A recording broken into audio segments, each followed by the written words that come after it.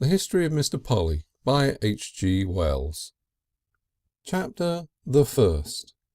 Beginnings and the Bazaar. Section 1. "Hole," said Mr. Polly, and then for a change and with greatly increased emphasis, "'Ole." He paused, and then broke out with one of his private and peculiar idioms. "Oh, beastly, silly wheeze of a hole!" He was sitting on a stile between two threadbare looking fields and suffering acutely from indigestion.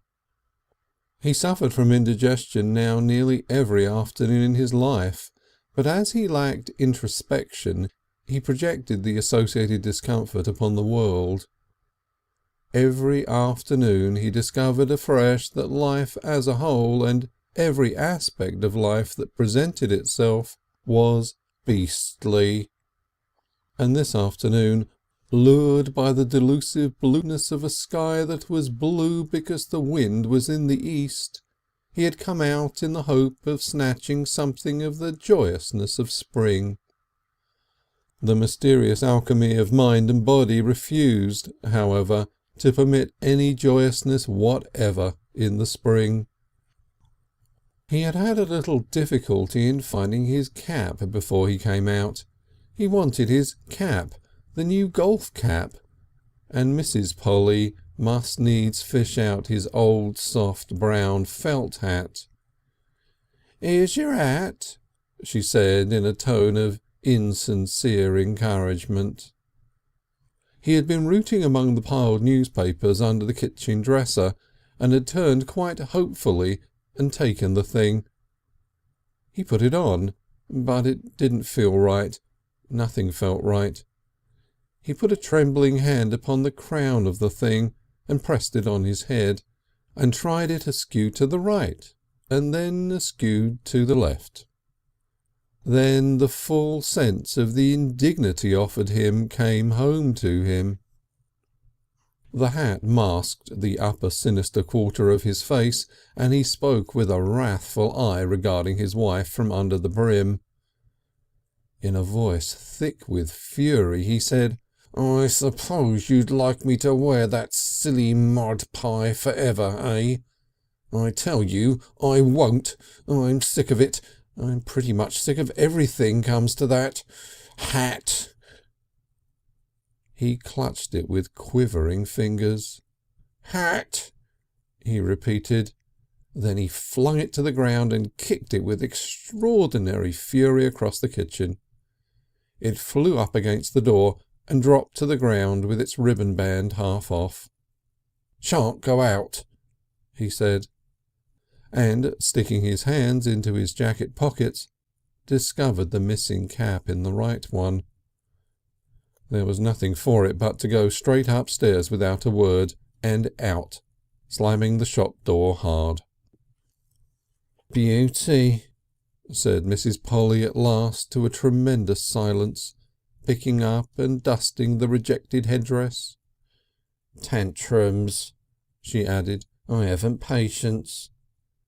And moving with the slow reluctance of a deeply offended woman, she began to pile together the simple apparatus of their recent meal for transportation to the scullery sink. The repast she had prepared for him did not seem to her to justify his ingratitude. There had been the cold pork from Sunday and some nice cold potatoes, and Rashdall's mixed pickles, of which he was inordinately fond. He had eaten 3 gherkins, 2 onions, a small cauliflower head and several capers, with every appearance of appetite, and indeed with avidity, and there had been cold suet pudding to follow with treacle, and then a nice bit of cheese. It was the pale, hard sort of cheese he liked. Red cheese, he declared, was indigestible. He had also had 3 big slices of greyish baker's bread, and had drunk the best part of the jugful of beer. But there seems no pleasing some people. "Tantrums," said Mrs. Polly at the sink, struggling with the mustard on his plate, and expressing the only solution of the problem that occurred to her. And Mr. Polly sat on the stile and hated the whole scheme of life, which was at once excessive and inadequate as a solution. He hated Foxbourne. He hated Foxbourne High Street. He hated his shop and his wife and his neighbours, every blessed neighbour, and with indescribable bitterness he hated himself. "Why did I ever get in this silly hole?" he said. "Why did I ever?" He sat on the stile and looked with eyes that seemed blurred with impalpable flaws at a world in which even the spring buds were wilted, the sunlight metallic, and the shadows mixed with blue-black ink. To the moralist I know he might have served as a figure of sinful discontent, but that is because it is the habit of moralists to ignore material circumstances, if indeed one may speak of a recent meal as a circumstance, with Mr. Polly circum. Drink, indeed, our teachers will criticise nowadays, both as regards quantity and quality. But neither church nor state nor school will raise a warning finger between a man and his hunger and his wife's catering. So on nearly every day of his life Mr. Polly fell into a violent rage and hatred against the outer world in the afternoon, and never suspected that it was this inner world to which I am with such masterly delicacy alluding, that was thus reflecting its sinister disorder upon the things without. It is a pity that some human beings are not more transparent. If Mr. Polly, for example, had been transparent or even passably translucent, then perhaps he might have realised, from the Laocoon struggle he would have glimpsed, that indeed he was not so much a human being as a civil war. Wonderful things must have been going on inside Mr. Polly. Oh, wonderful things. It must have been like a badly managed industrial city during a period of depression. Agitators, acts of violence, strikes of the forces of the law and order doing their best, rushings to and fro, upheavals, the Marseillaise, tumbrils, the rumble and thunder of the tumbrils. I do not know why the east wind aggravates life to unhealthy people. It made Mr. Polly's teeth seem loose in his head, and his skin feel like a misfit, and his hair a dry, stringy exasperation. Why cannot doctors give us an antidote to the east wind? "Never have the sense to get your hair cut till it's too long," said Mr. Polly, catching sight of his shadow. "You blighted, degenerated paintbrush! Ugh!" And he flattened down the projecting tails with an urgent hand. Section 2. Mr. Polly's age was exactly 35 years and a half. He was a short, compact figure and a little inclined to a localised embonpoint. His face was not unpleasing, the features fine but a trifle too pointed about the nose to be classically perfect. The corners of his sensitive mouth were depressed. His eyes were ruddy brown and troubled, and the left one was round with more of wonder in it than its fellow. His complexion was dull and yellowish. That, as I have explained, on account of those civil disturbances. He was, in the technical sense of the word, clean-shaved, with a small, sallow patch under the right ear and a cut on the chin. His brow had the little puckerings of a thoroughly discontented man, little wrinklings and lumps, particularly over his right eye, and he sat with his hands in his pockets, a little askew on the stile, and swung one leg. "Hole," he repeated presently. He broke into a quavering song. "Rotten, beastly, silly hole." His voice thickened with rage, and the rest of his discourse was marred by an unfortunate choice of epithets. He was dressed in a shabby black morning coat and vest. The braid that bound these garments was a little loose in places. His collar was chosen from stock and with projecting corners, technically a wing poke. That and his tie, which was new and loose and rich in colouring, had been selected to encourage and stimulate customers, for he dealt in gentlemen's outfitting. His golf cap, which was also from stock and aslant over his eye, gave his mystery a desperate touch. He wore brown leather boots because he hated the smell of blacking. Perhaps after all it was not simply indigestion that troubled him. Behind the superficialities of Mr. Polly's being moved a larger and vaguer distress. The elementary education he had acquired had left him with the impression that arithmetic was a flunky science and best avoided in practical affairs, but even the absence of bookkeeping and a total inability to distinguish between capital and interest could not blind him for ever to the fact that the little shop in the High Street was not paying. An absence of returns, a construction of credit, a depleted till, the most valiant resolves to keep smiling, could not prevail for ever against these insistent phenomena. One might bustle about in the morning before dinner and in the afternoon after tea and forget that huge dark cloud of insolvency that gathered and spread in the backgrounds, but it was part of the desolation of these afternoon periods, these grey spaces of time after meals, when all one's courage had descended to the unseen battles of the pit, that life seemed stripped to the bone, and one saw with a hopeless clearness. Let me tell the history of Mr. Polly from the cradle to these present difficulties. First the infant mewling and puking in its nurse's arms.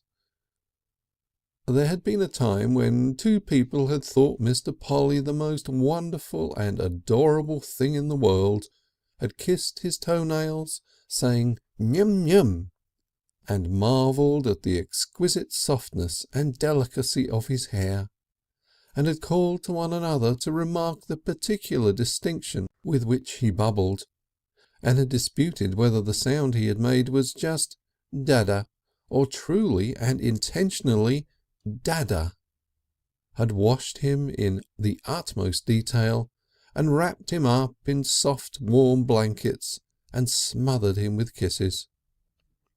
A regal time that was, and 34 years ago, and a merciful forgetfulness barred Mr. Polly from ever bringing its careless luxury, its autocratic demands and instant obedience into contrast with his present condition of life. These two people had worshipped him from the crown of his head to the soles of his exquisite feet, and also they had fed him rather unwisely, for no one had ever troubled to teach his mother anything about the mysteries of a child's upbringing, though of course the monthly nurse and her charwoman gave some valuable hints, and by his 5th birthday the perfect rhythms of his nice new exterior were already darkened with perplexity. His mother died when he was 7. He began only to have distinctive memories of himself in the time when his education had already begun. I remember seeing a picture of education in some place. I think it was education, but quite conceivably it represented the Empire teaching her sons, and I have a strong impression that it was a wall painting upon some public building in Manchester or Birmingham or Glasgow, but very possibly I'm mistaken about that. It represented a glorious woman with a wise and fearless face stooping over her children and pointing them to far horizons. The sky displayed the pearly warmth of a summer dawn, and all the painting was marvellously bright, as if with the youth and hope of the delicately beautiful children in the foreground. She was telling them, one felt, of the great prospect of life that opened before them, of the spectacle of the world, the splendours of sea and mountain they might travel and see, the joys of skill they might acquire, of effort and the pride of effort, and the devotions and nobilities it was theirs to achieve. Perhaps she even whispered of the warm triumphant mystery of love that comes at last to those who have patience and unblemished hearts. She was reminding them of their great heritage as English children, rulers of more than 1/5 of mankind, of the obligation to do and to be the best that such a pride of empire entails, of their essential nobility and knighthood, and the restraints and the charities and the undisciplined strength that is becoming in knights and rulers.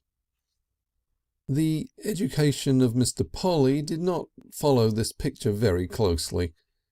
He went for some time to a national school which was run on severely economical lines to keep down the rates by a largely untrained staff. He was set sums to do that he did not understand, and that no one made him understand.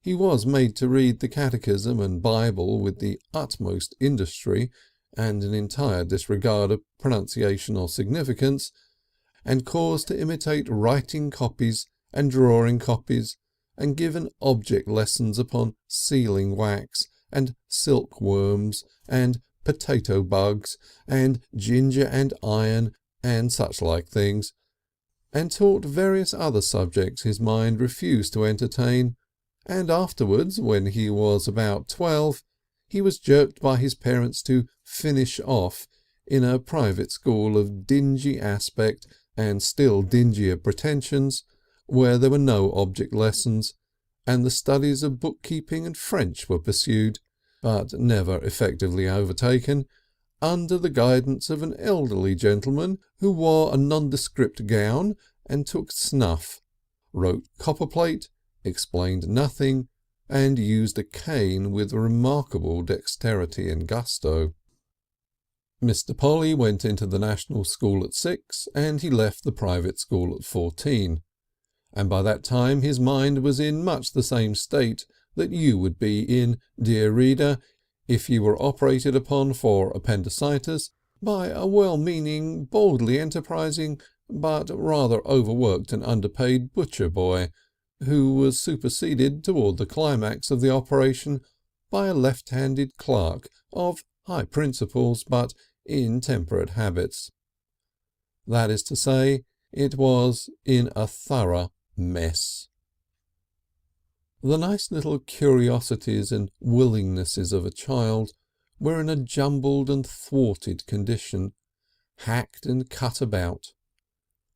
The operators had left, so to speak, all their sponges and ligatures in the mangled confusion, and Mr. Polly had lost much of his natural confidence so far as figures and sciences and languages and the possibilities of learning things were concerned.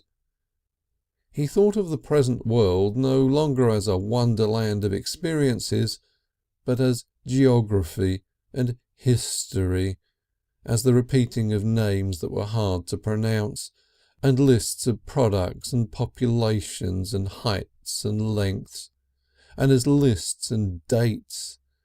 Oh, and boredom indescribable. He thought of religion as the recital of more or less incomprehensible words that were hard to remember, and of the divinity as a limitless being having the nature of a schoolmaster and making infinite rules, known and unknown rules, that were always ruthlessly enforced, and with an infinite capacity for punishment, and, most horrible of all to think of, limitless powers of espial, so that to the best of his ability he did not think of that unrelenting eye. He was uncertain about the spelling and pronunciation of most of the words in our beautiful but abundant and perplexing tongue. That especially was a pity, because words attracted him, and under happier conditions he might have used them well. He was always doubtful whether it was 8 sevens or 9 eights that was 63.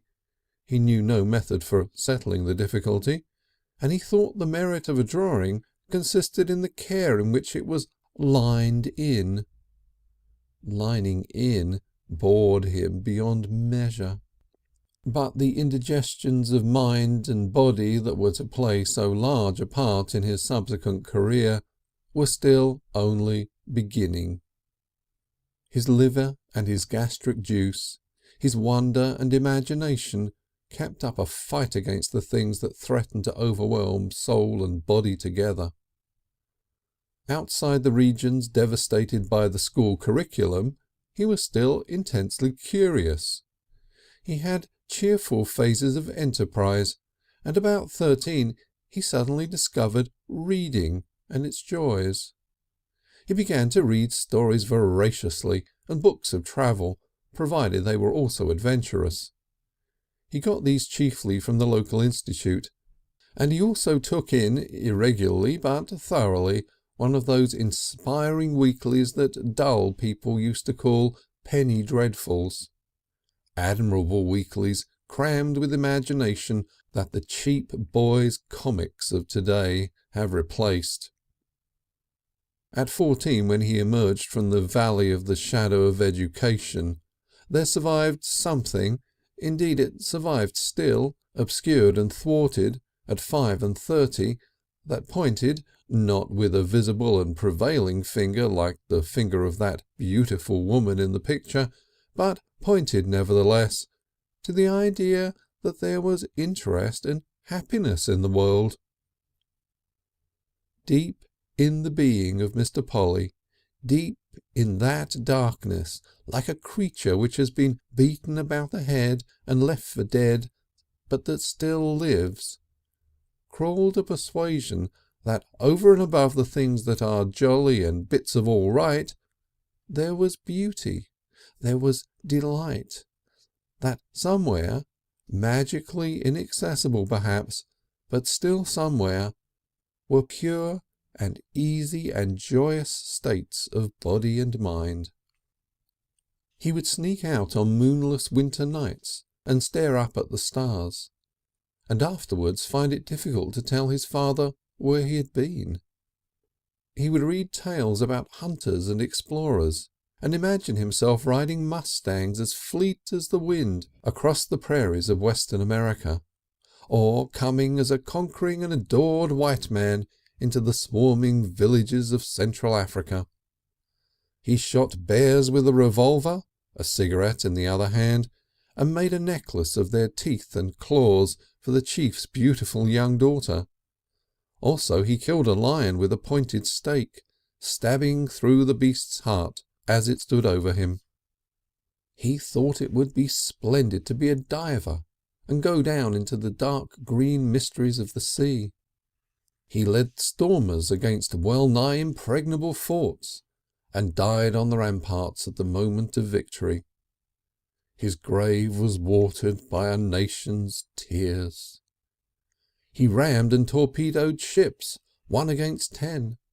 He was beloved by queens in barbaric lands, and reconciled whole nations to the Christian faith. He was martyred, and took it very calmly and beautifully, not only once but twice after the revivalist week. It did not become a habit with him. He explored the Amazon and found, newly exposed by the fall of a great tree, a rock of gold. Engaged in these pursuits, he would neglect the work immediately in hand, sitting somewhat slackly on the form and projecting himself in a manner tempting to a schoolmaster with a cane, and twice he had books confiscated. Recalled to the realities of life, He would rub himself or sigh deeply as the occasion required, and resume his attempts to write as good as copperplate. He hated writing. The ink always crept up his fingers, and the smell of ink offended him. He was filled with unexpressed doubts. Why should writing slope down from right to left? Why should downstrokes be thick and upstrokes thin? Why should the handle of one's pen point over one's right shoulder? His copybooks toward the end foreshadowed his destiny, and took the form of commercial documents. "Dear Sir," they ran, "referring to your esteemed order of the 26th ult, we beg to inform you," and so on. The compression of Mr. Polly's mind and soul in the educational institutions of his time was terminated abruptly by his father between his 14th and 15th birthday. His father, who had long since forgotten the time when his son's little limbs seemed to have come straight from God's hand, and when he had kissed 5 minute toenails in a rapture of loving tenderness, remarked, "It's time that dratted boy did something for a living." And a month or so later Mr. Polly began that career in business that led him at last to the sole proprietorship of a bankrupt outfitter's shop, and to the stile on which he was sitting. End of Chapter 1, Section 1. Chapter 1, Section 2 of the History of Mr. Polly. 3. Mr. Polly was not naturally interested in hosiery and gentlemen's outfitting. At times, indeed, he urged himself to a spurious curiosity about that trade, but presently something more congenial came along and checked the effort.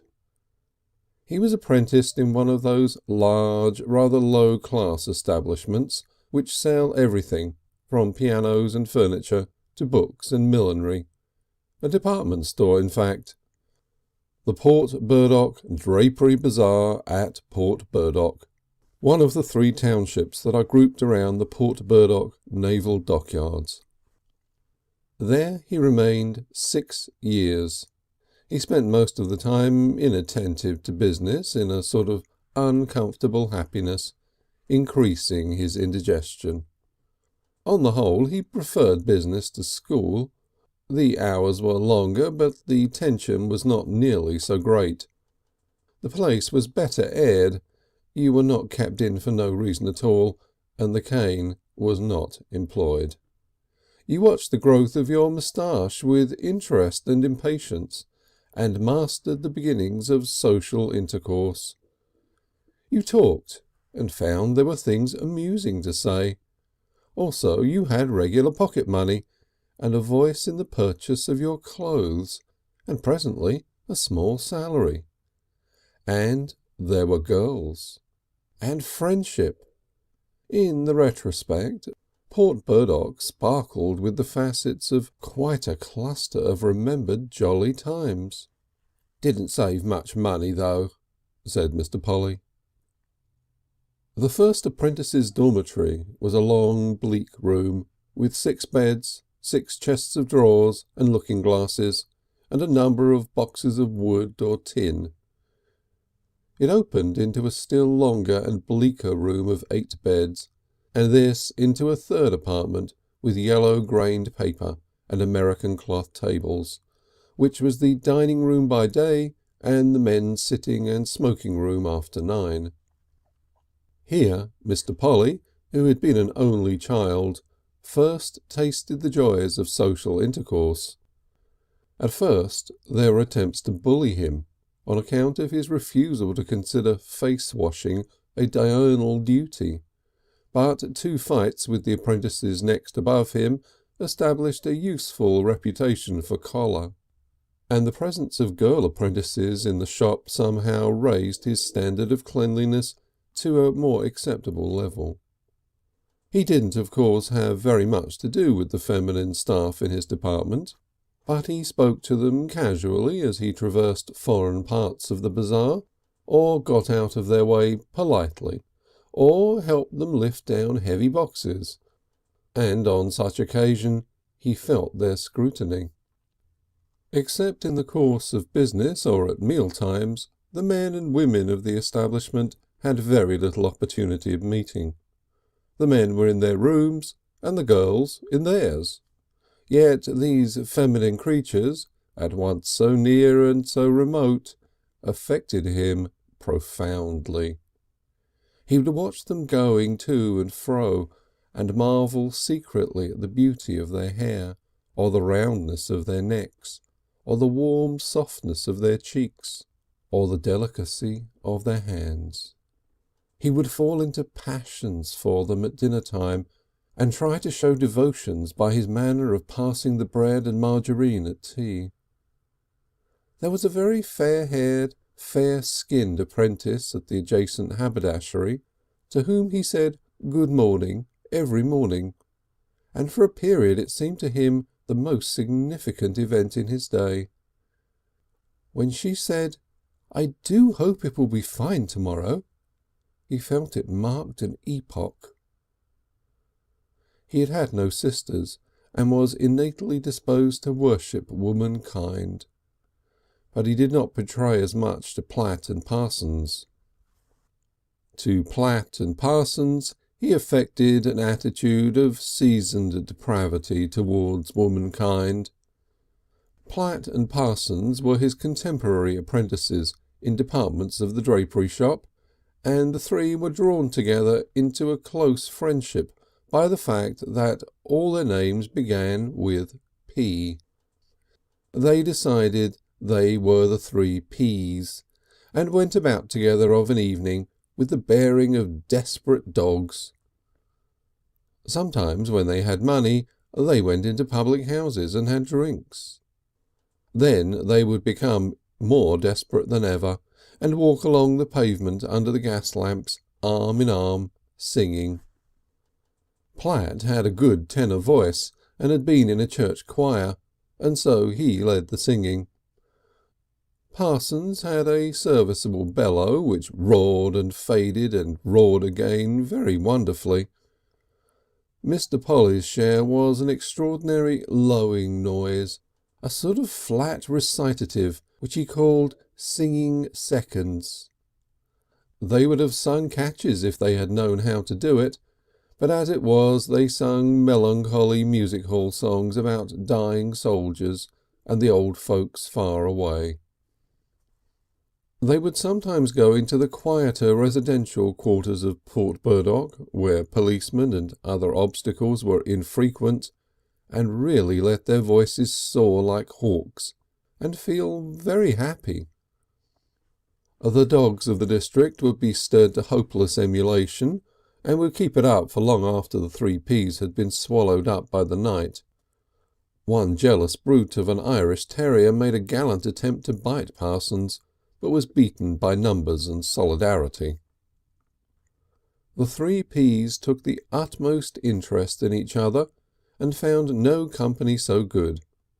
They talked about everything in the world, and would go on talking in their dormitory after the gas was out until the other men were reduced to throwing boots.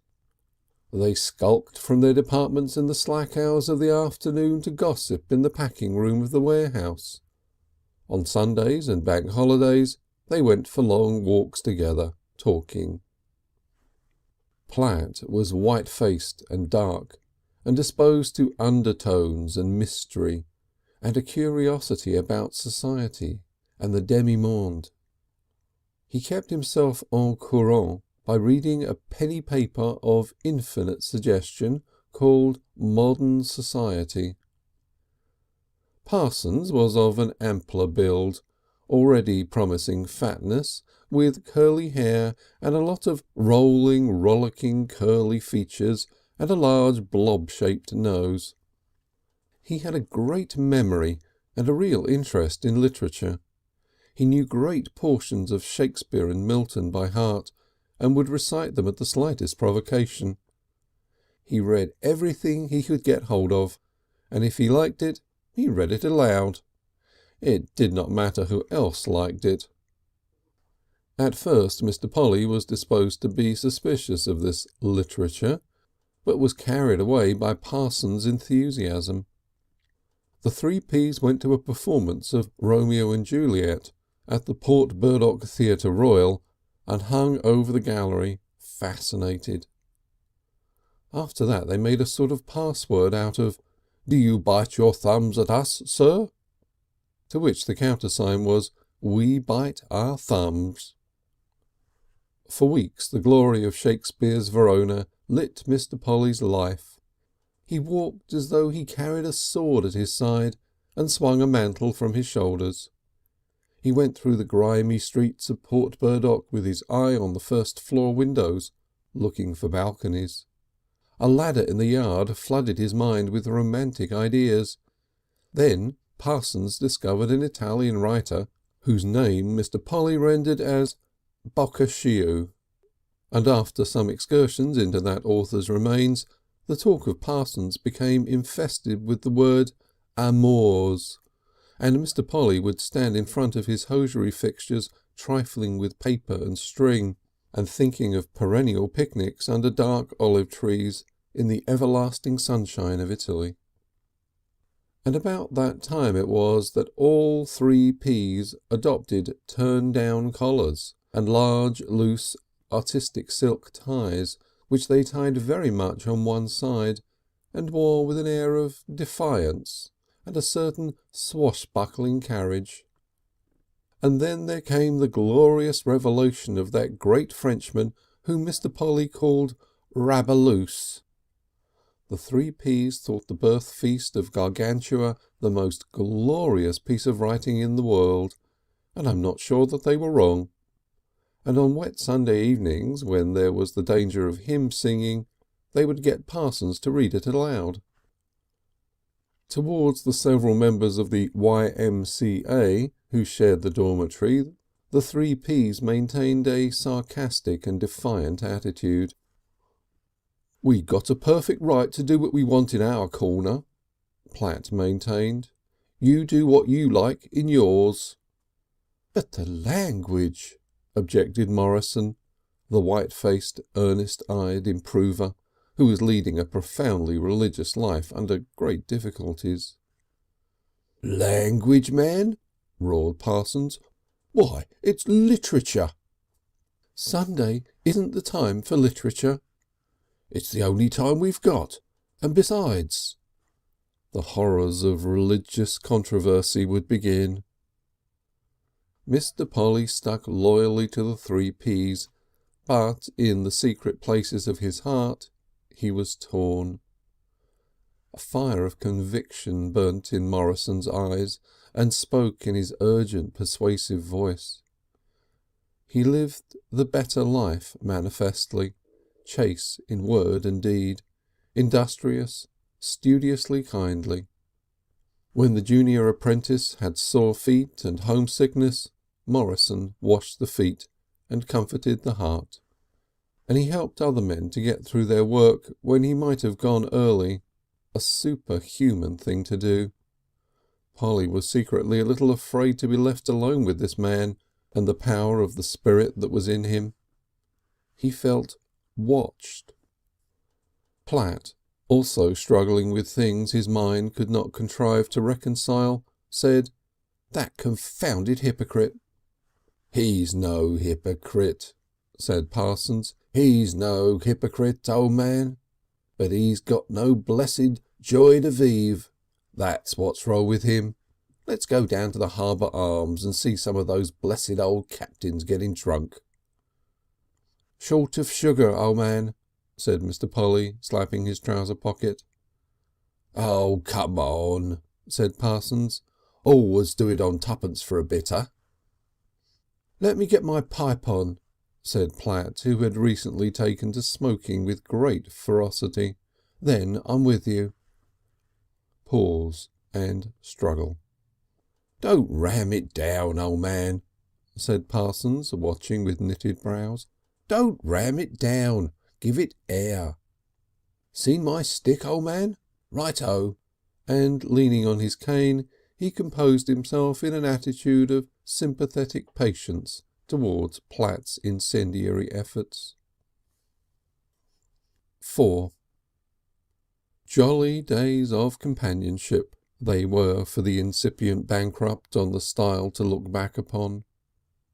The interminable working hours of the bazaar had long since faded from his memory, except for one or two conspicuous rows and one or two larks, but the rare Sundays and holidays shone out like diamonds among pebbles.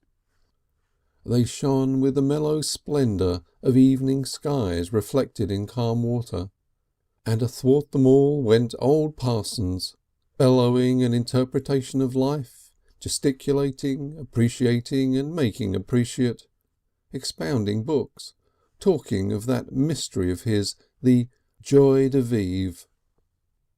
There were some particularly splendid walks on bank holidays. The 3 Ps would start on Sunday morning early and find a room in some modest inn and talk themselves asleep, and return singing through the night, or having an argy-bargy about the stars, on Monday evening.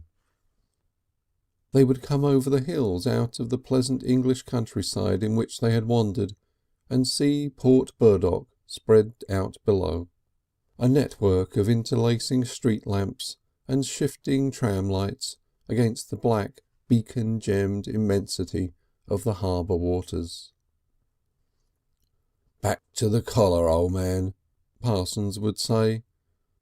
There is no satisfactory plural to "old man," so he always used it in the singular. "Don't mention it," said Platt. And once they got a boat for the whole summer day, and rowed up past the moored ironclads and the black old hulks and the various shipping of the harbour, past a white troop ship, and past the trim front and the ships and interesting vistas of the dockyard, to shallow channels and rocky weedy wildernesses of the upper harbour. And Parsons and Mr. Polly had a great dispute and quarrel that day as to how far a big gun could shoot. The country over the hills behind Port Burdock is all that an old-fashioned, scarcely disturbed English countryside should be. In those days the bicycle was still rare and costly, and the motor car had yet to come and stir up rural serenities.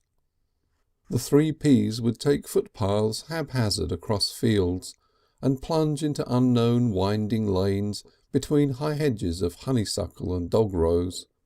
Greatly daring, they would follow green bridle paths through primrose-studded undergrowths, or wander waist-deep in the bracken of beech woods. About 20 miles from Port Burdock there came a region of hop gardens and hoast-crowned farms, and further on, to be reached only by cheap tickets at bank holiday times, was a sterile ridge of very clean roads and red sand pits and pine and gorse and heather. The 3 Ps could not afford to buy bicycles, and they found boots the greatest item of their skimpy expenditure. They threw appearance to the winds at last, and got ready-made working men's hobnails. There was much discussion and strong feeling in this step in the dormitory. There is no countryside like the English countryside for those who have learned to love it. Its firm yet gentle lines of hill and dale, its ordered confusion of features, its deer parks and downlands, its castles and stately houses, its hamlets and old churches, its farms and ricks and great barns and ancient trees, its pools and ponds and shining threads of rivers, its flower-starred hedgerows, its orchards and woodland patches, its village greens and kindly inns. Other countrysides have their pleasant aspects, but none such variety, none that shines so steadfastly through the year. Picardy is pink and white and pleasant in the blossom time. Burgundy goes on with its sunshine and wild hillsides and cramped vineyards, a beautiful tune repeated and repeated. Italy gives salitas and wayside chapels and chestnuts and olive orchards. The Ardennes has its woods and gorges.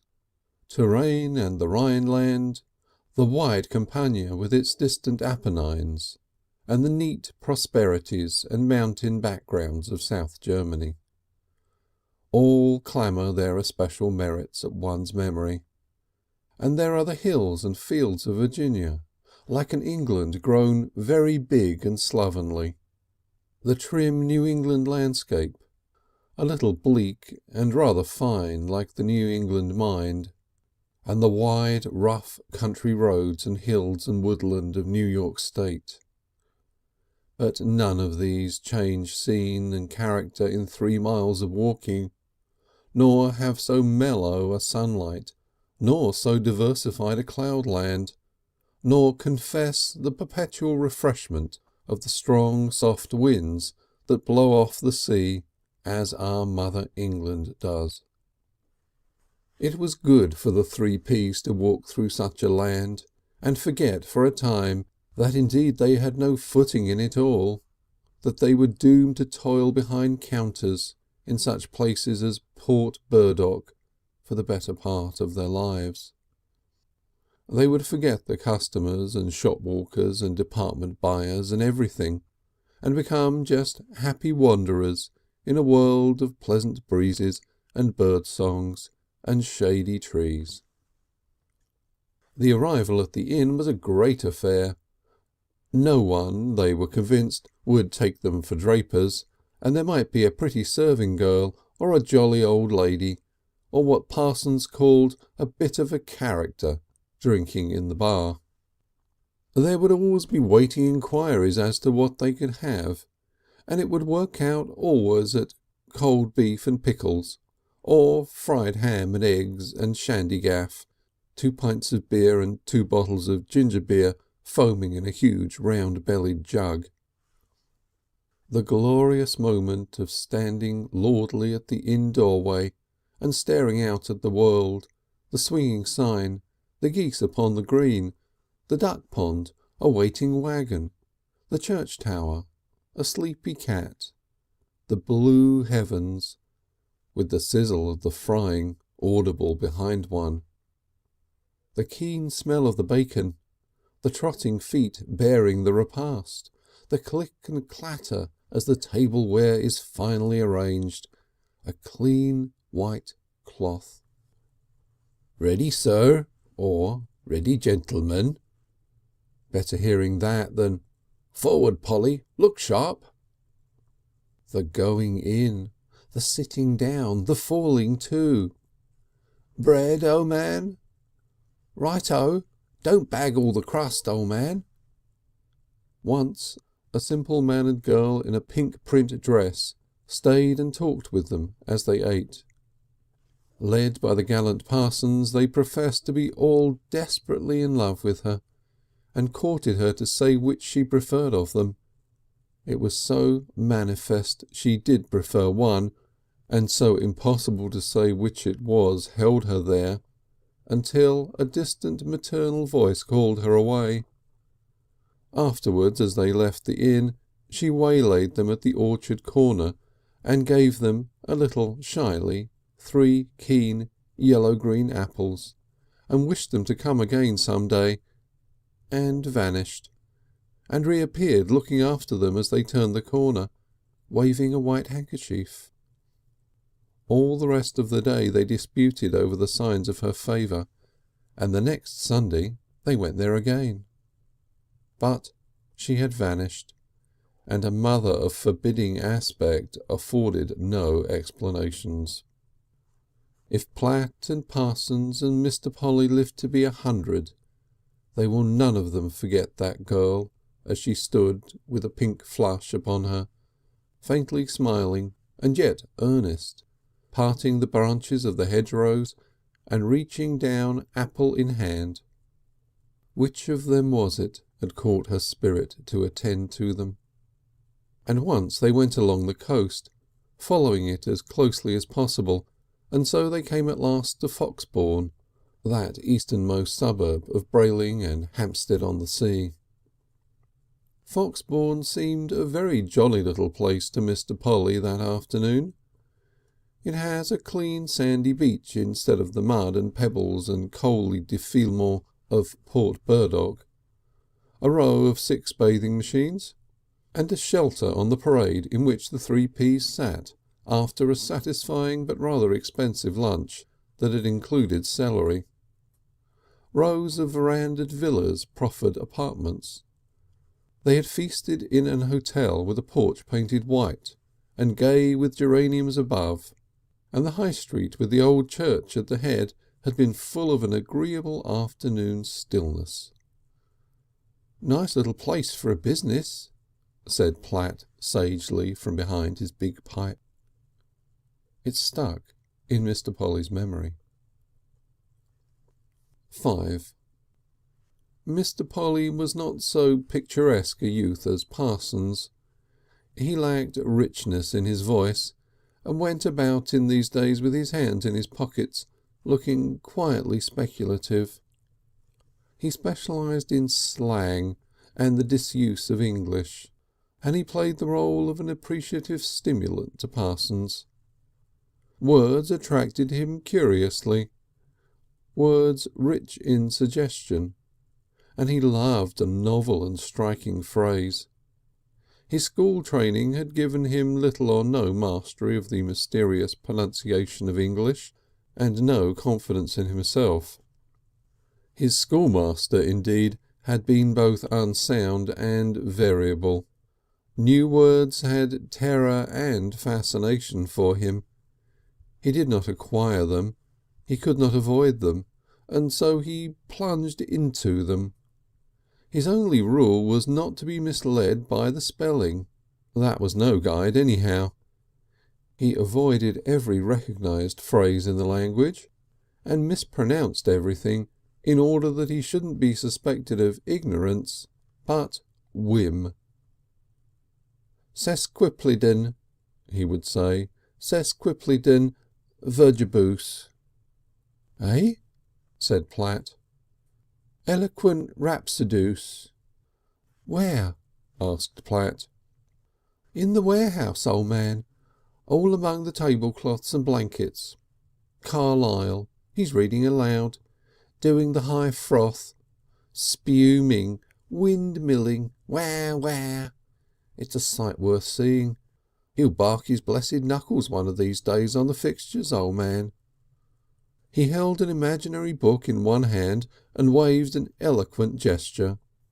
"Here too shall every hero, insomuch as notwithstanding for evermore, come back to reality." He parodied the enthusiastic Parsons. "So that in fashion and thereby upon things and not under things, articulariously, he stands." "I should laugh if the governor dropped on him," said Platt. "He'd never hear him coming." "The old man's drunk with it. Fair drunk," said Polly. "I never did. It's worse than when he got on to Rabaloose." End of chapter 1. Chapter 2. The Dismissal of Parsons. 1. Suddenly Parsons got himself dismissed. He got himself dismissed under circumstances of peculiar violence that left a deep impression on Mr. Polly's mind. He wondered about it for years afterwards, trying to get the rights of the case. Parsons' apprenticeship was over. He had reached the status of an improver, and he dressed the window of the Manchester department. By all the standards available, he dressed it very well. By his own standards he dressed it wonderfully.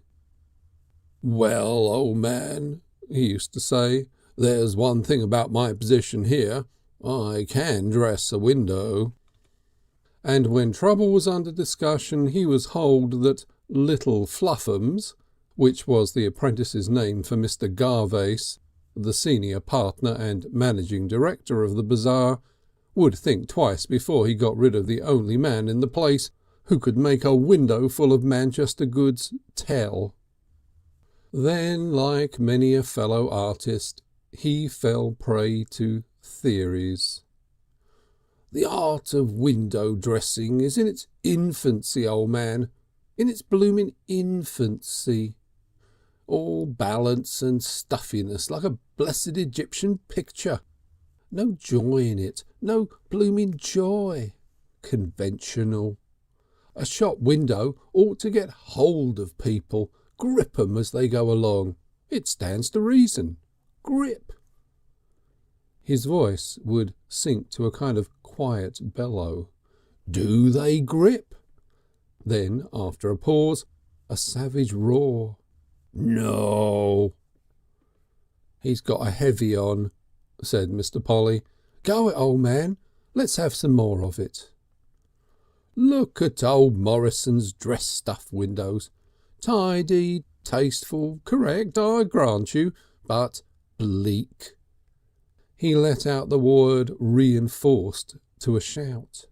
Bleak. Bleak, echoed Mr. Polly. Just pieces of stuff in rows, rows of tidy little puffs. Perhaps one bit just unrolled. Quiet tickets.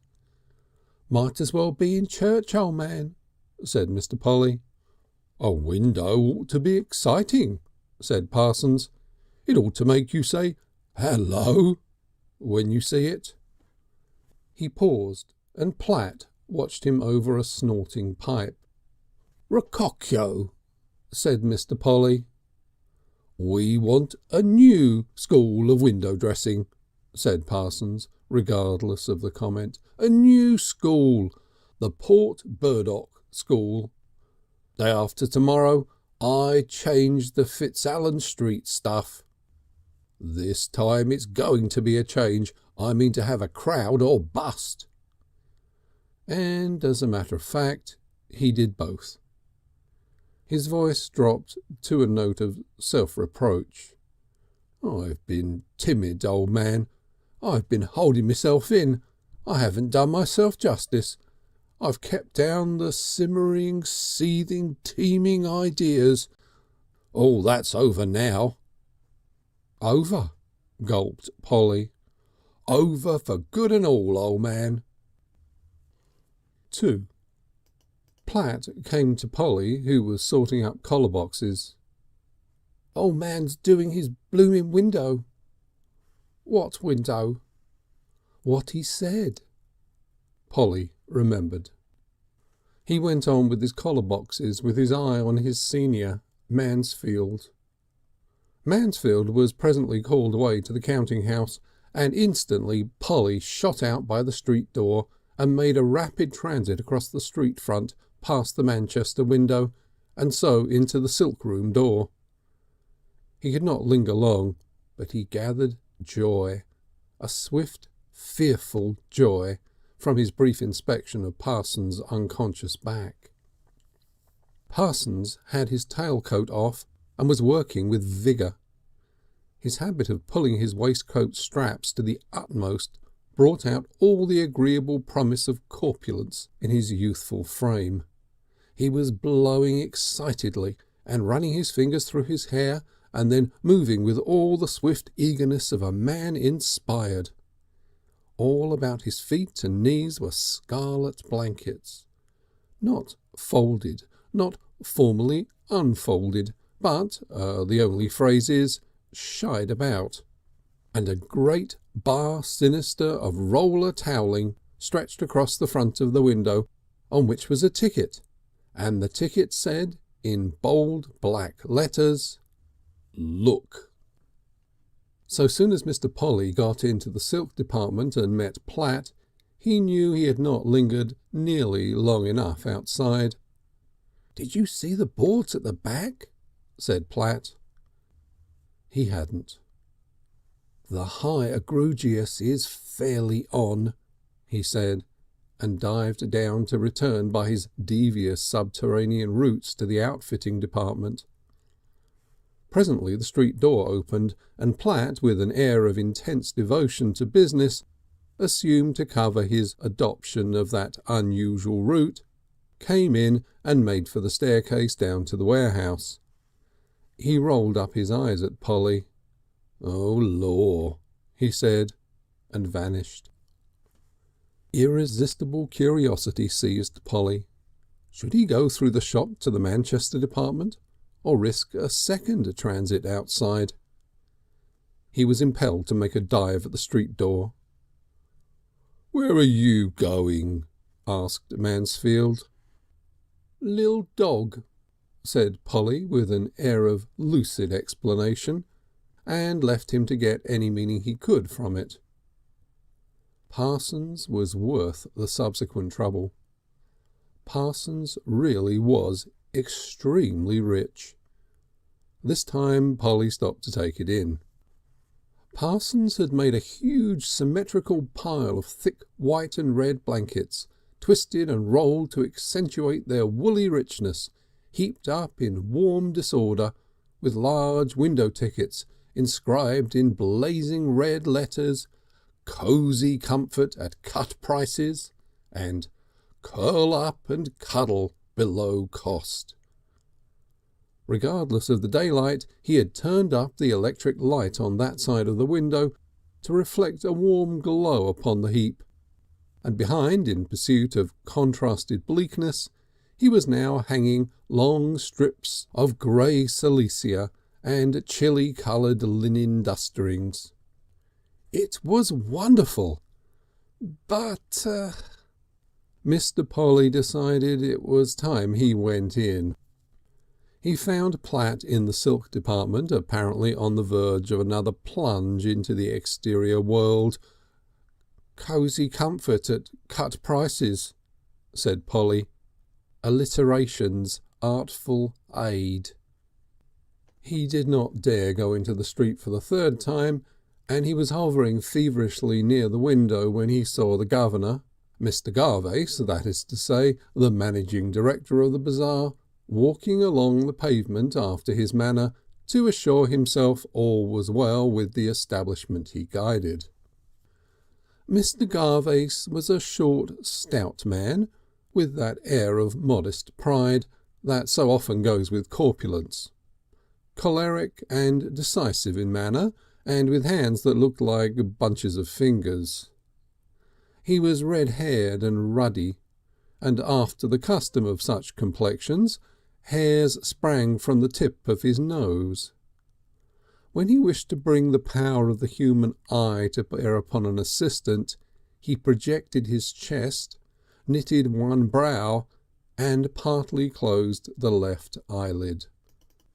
An expression of speculative wonder overspread the countenance of Mr. Polly. He felt he must see. Yes, whatever happened, he must see. "Want to speak to Parsons, sir," he said to Mr. Mansfield, and deserted his post hastily, dashed through the intervening departments, and was in position behind a pile of Bolton sheeting as the governor came in out of the street. "What on earth do you think you're doing with that window, Parsons?" began Mr. Garvace. Only the legs of Parsons and the lower part of his waistcoat and an intervening inch of shirt were visible. He was standing inside the window on the steps, hanging up the last strip of his background from the brass rail across the ceiling. Within, the Manchester shop window was cut off by a partition, rather like the partition of an old-fashioned church pew, from the general space of the shop. There was a panelled barrier, that is to say, with a little door like a pew door in it. Parsons' face appeared, staring with round eyes at his employer. Mr. Garvace had to repeat his question. "Dressing it, sir, on new lines."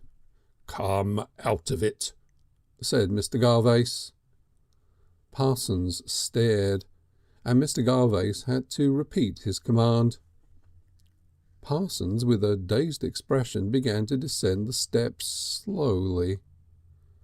Mr. Garvace turned around. "Where's Morrison? Morrison?" Morrison appeared. "Take this window over," said Mr. Garvace, pointing his bunch of fingers at Parsons. "Take all this muddle out and dress it properly." Morrison advanced and hesitated. "I beg your pardon, sir," said Parsons with an immense politeness, "but this is my window."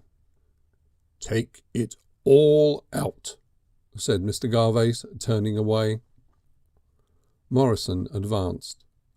Parsons shut the door with a click that arrested Mr. Garvace. "Come out of that window," he said. "You can't dress it. If you want to play the fool with a window." "This window's all right," said the genius in window dressing, and there was a little pause. "Open the door and go right in," said Mr. Garvace to Morrison. "You leave that door alone, Morrison," said Parsons.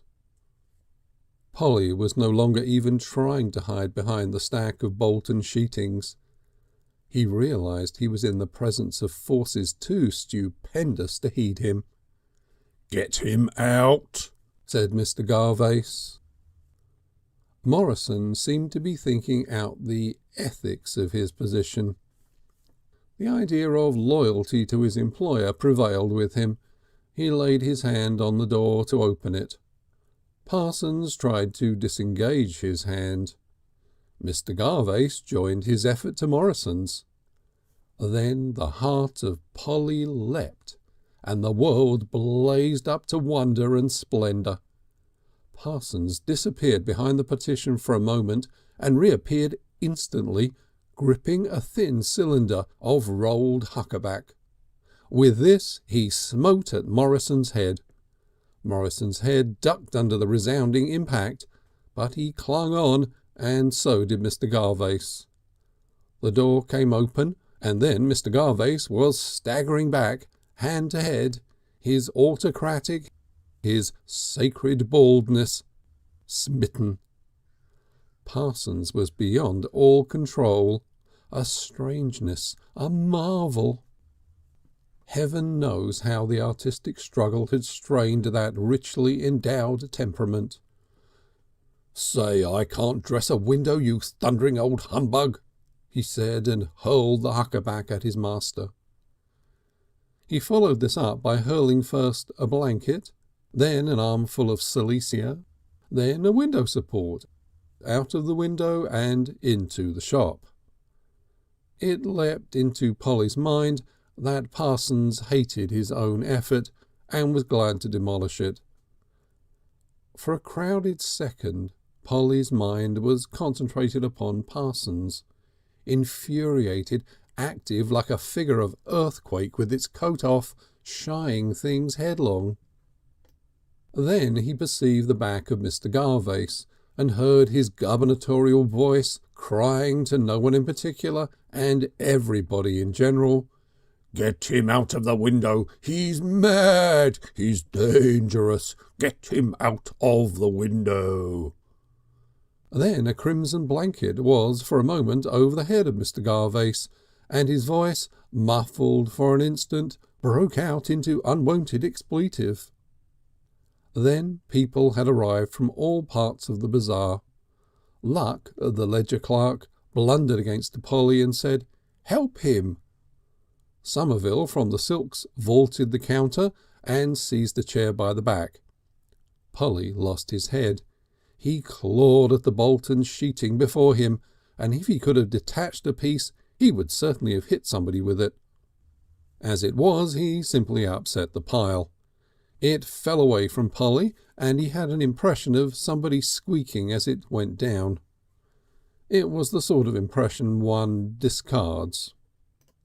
The collapse of the pile of goods just sufficed to end his subconscious efforts to get something to hit somebody with, and his whole attention focused itself upon the struggle in the window.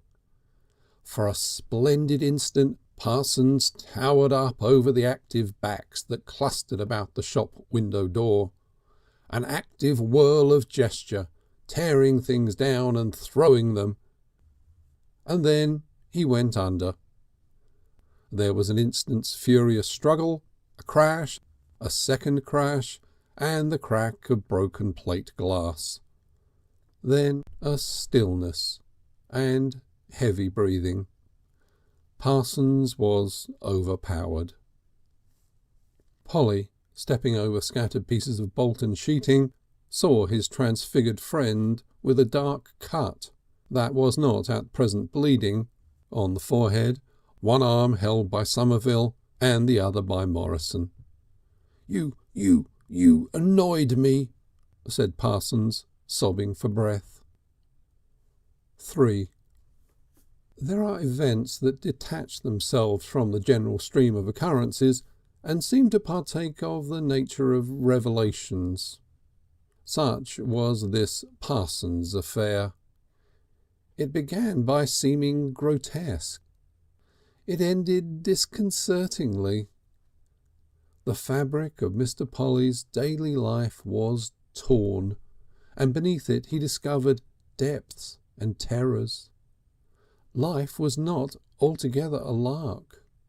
The calling in of a policeman seemed at the moment a pantomime touch. But when it became manifest that Mr. Garvace was in a fury of vindictiveness, the affair took on a different complexion. The way in which the policeman made a note of everything and aspirated nothing impressed the sensitive mind of Polly profoundly. Polly presently found himself straightening up ties to the refrain of "He then hit you on the head and..." In the dormitory that night Parsons had become heroic. He sat on the edge of the bed with his head bandaged, packing very slowly and insisting over and again, "He ought to have left my window alone, old man. He oughtn't to have touched my window." Polly was to go to the police court in the morning as a witness. The terror of that ordeal almost overshadowed the tragic fact that Parsons was not only summoned for assault but swapped and packing his box. Polly knew himself well enough to know that he would make a bad witness. He felt sure of one fact only, namely that he then hit him on the head and... All the rest danced about in his mind now, and how it would dance about on the morrow heaven only knew. Would there be a cross-examination? Is it perjury to make a slip? People did sometimes perjure themselves. Serious offence. Platt was doing his best to help Parsons and inciting public opinion against Morrison, but Parsons would not hear of anything against Morrison. "He was all right, old man, according to his lights," said Parsons. "It isn't him I complain of." He speculated on the morrow. "I shall have to pay a fine," he said. "No good trying to get out of it. It's true. I hit him. I hit him." He paused and seemed to be seeking an exquisite accuracy. His voice sank to a confidential note. "On the head. About here." He answered the suggestion of a bright junior apprentice in a corner of the dormitory. "What's the good of a cross summons?" he replied, "with old Corks the chemist and Mottishead the house agent and all that lot on the bench? Humble pie, that's my meal tomorrow, old man. Humble pie." Packing went on for a time. "But Lord, what a life it is," said Parsons, giving his deep notes scope. 10:35, a man trying to do his duty, mistaken perhaps, but trying his best. 10:40, ruined, ruined. He lifted his voice to a shout. Ruined, and dropped it to like an earthquake. "Heated altercation," said Polly. "Like a blooming earthquake," said Parsons with the notes of a rising wind. He meditated gloomily upon his future, and a colder chill invaded Polly's mind. "Likely to get another crib, ain't I, with assaulted the governor on my reference. I suppose, though, he wouldn't give me refs. Hard enough to get a crib at the best of times," said Parsons. "You ought to go round with the show, old man," said Mr. Polly. Things were not so dreadful in the police court as Mr. Polly had expected. He was given a seat with other witnesses against the wall of the court, and after an interesting larceny case, Parsons appeared and stood, not in the dock, but at the table. By that time Mr. Polly's legs, which had been tucked up at first under his chair out of respect to the court, were extended straight before him, and his hands were in his trouser pockets. He was inventing names for the 4 magistrates on the bench, and had got to the grave and reverend Signor and the palatial Boko, when his thoughts were recalled to gravity by the sound of his name. He rose with alacrity, and was fielded by an expert policeman from a brisk attempt to get into the vacant dock. The clerk to the justices repeated the oath with incredible rapidity. "Right-o," said Mr. Polly, but quite respectfully, and kissed the book. His evidence was simple and quite audible, after one warning from the superintendent of police to "speak up." He tried to put in a good word for Parsons by saying that he was naturally of a choleric disposition, but the start and the slow grin of enjoyment upon the face of the grave and reverend Signor with the palatial Boko suggested that the word was not so good as he had thought it. The rest of the bench was frankly puzzled, and there were hasty consultations. "You mean he has a hot temper?" said the presiding magistrate. "I mean he has a hot temper," replied Polly, magically incapable of aspirates for the moment. "You don't mean he catches cholera?" "I mean he's easily put out." "Then why didn't you say so?" said the presiding magistrate. Parsons was bound over. He came for his luggage while everyone was in the shop, and Garvace would not let him invade the business to say good-bye. When Mr. Polly went upstairs for margarine and bread and tea, he slipped on into the dormitory at once to see what was happening further in the Parsons case. But Parsons had vanished. There was no Parsons, no trace of Parsons. His cubicle was swept and garnished. For the first time in his life, Polly had a sense of irreparable loss. A minute or so after, Platt dashed in. "Oh," he said, and then discovered Polly. Polly was leaning out of the window and did not look around. Platt went up to him. "He's gone already," said Platt. "Might have stopped to say good-bye to a chap." There was a little pause before Polly replied.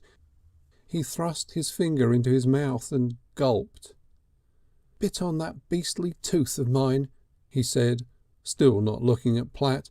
"It's made my eyes water, something chronic. Anyone might think I was doing a blooming pipe by the look of me."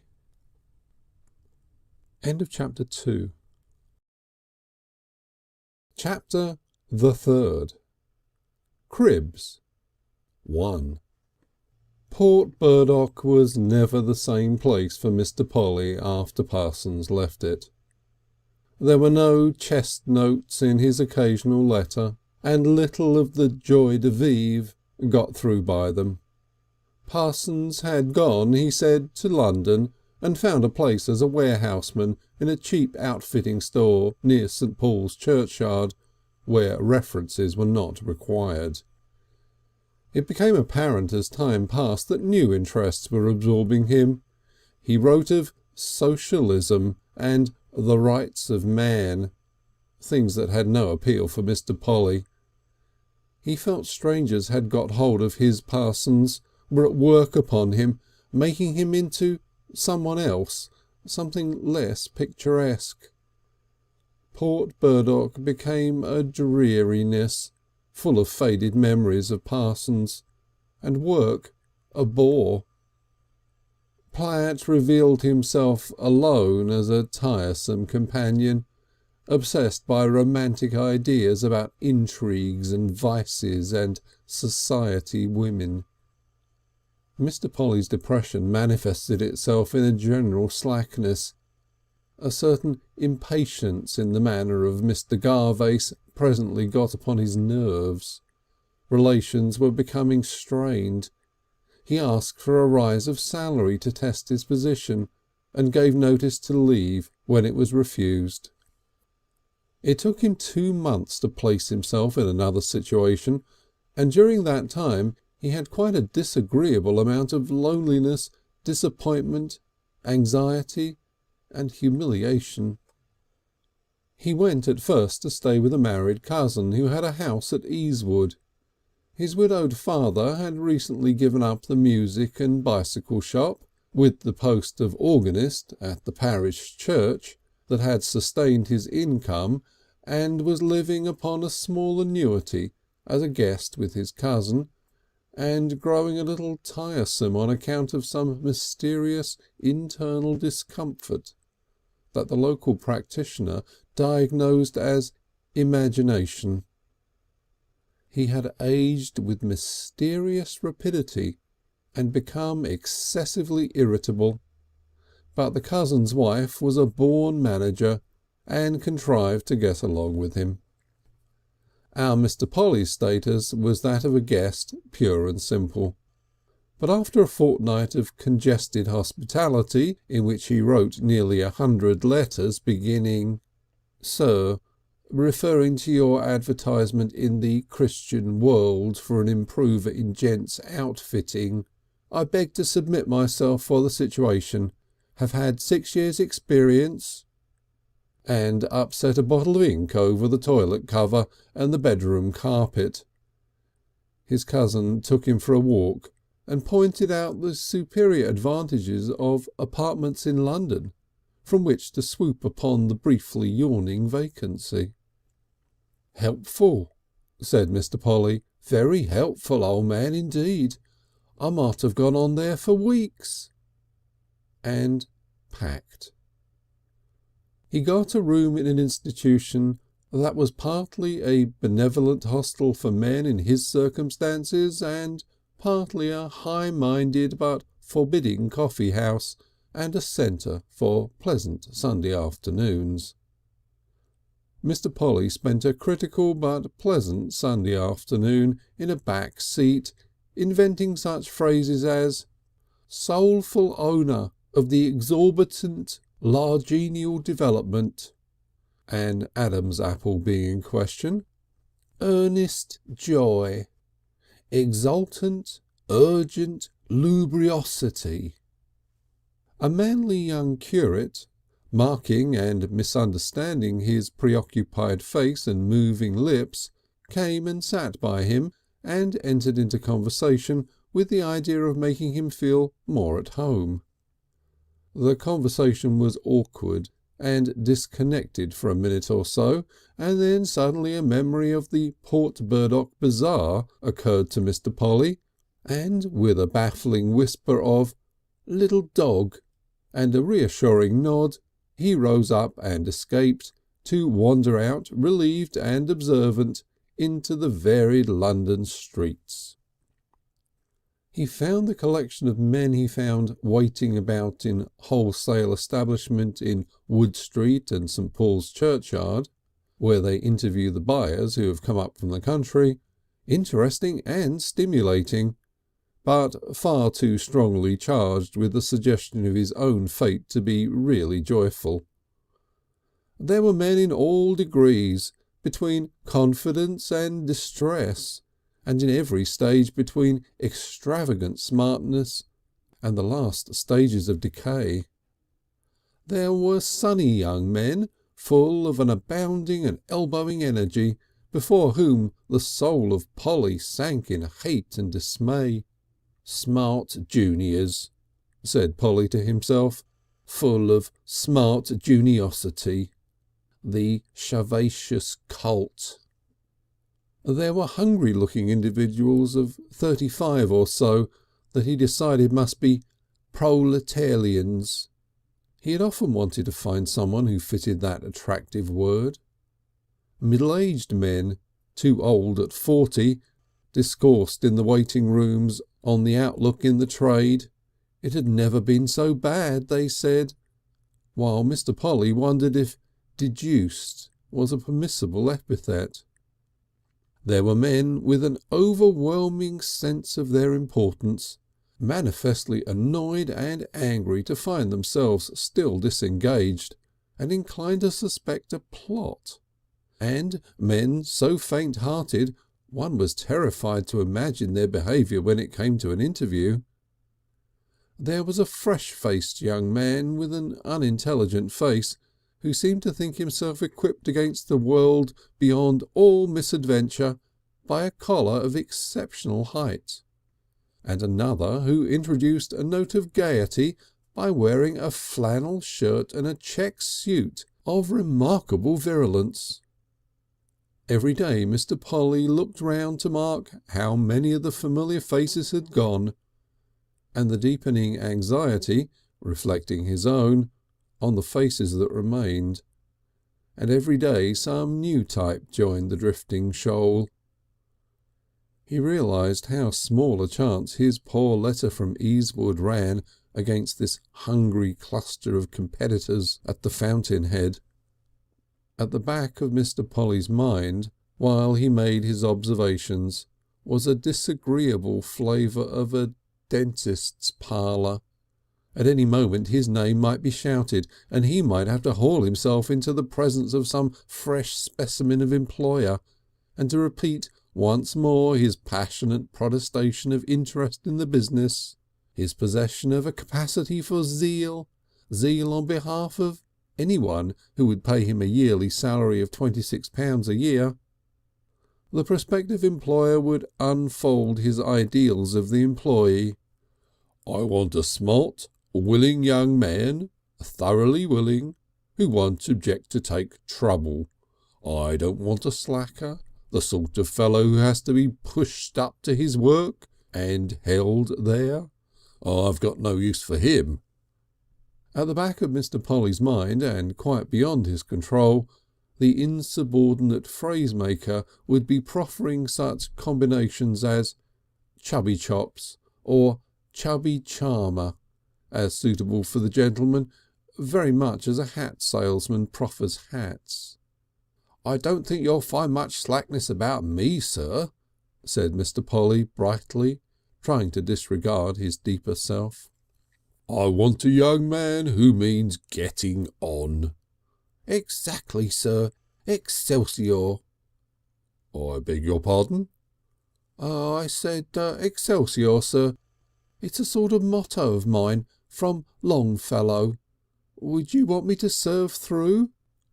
The chubby gentleman explained and reverted to his ideals with a faint air of suspicion. "Do you mean getting on?" he asked. "I hope so, sir," said Mr. Polly. "Get on or get out, eh?" Mr. Polly made a rapturous noise, nodded appreciation, and said indistinctly, "Quite my style." "Some of my people have been with me 20 years, said the employer.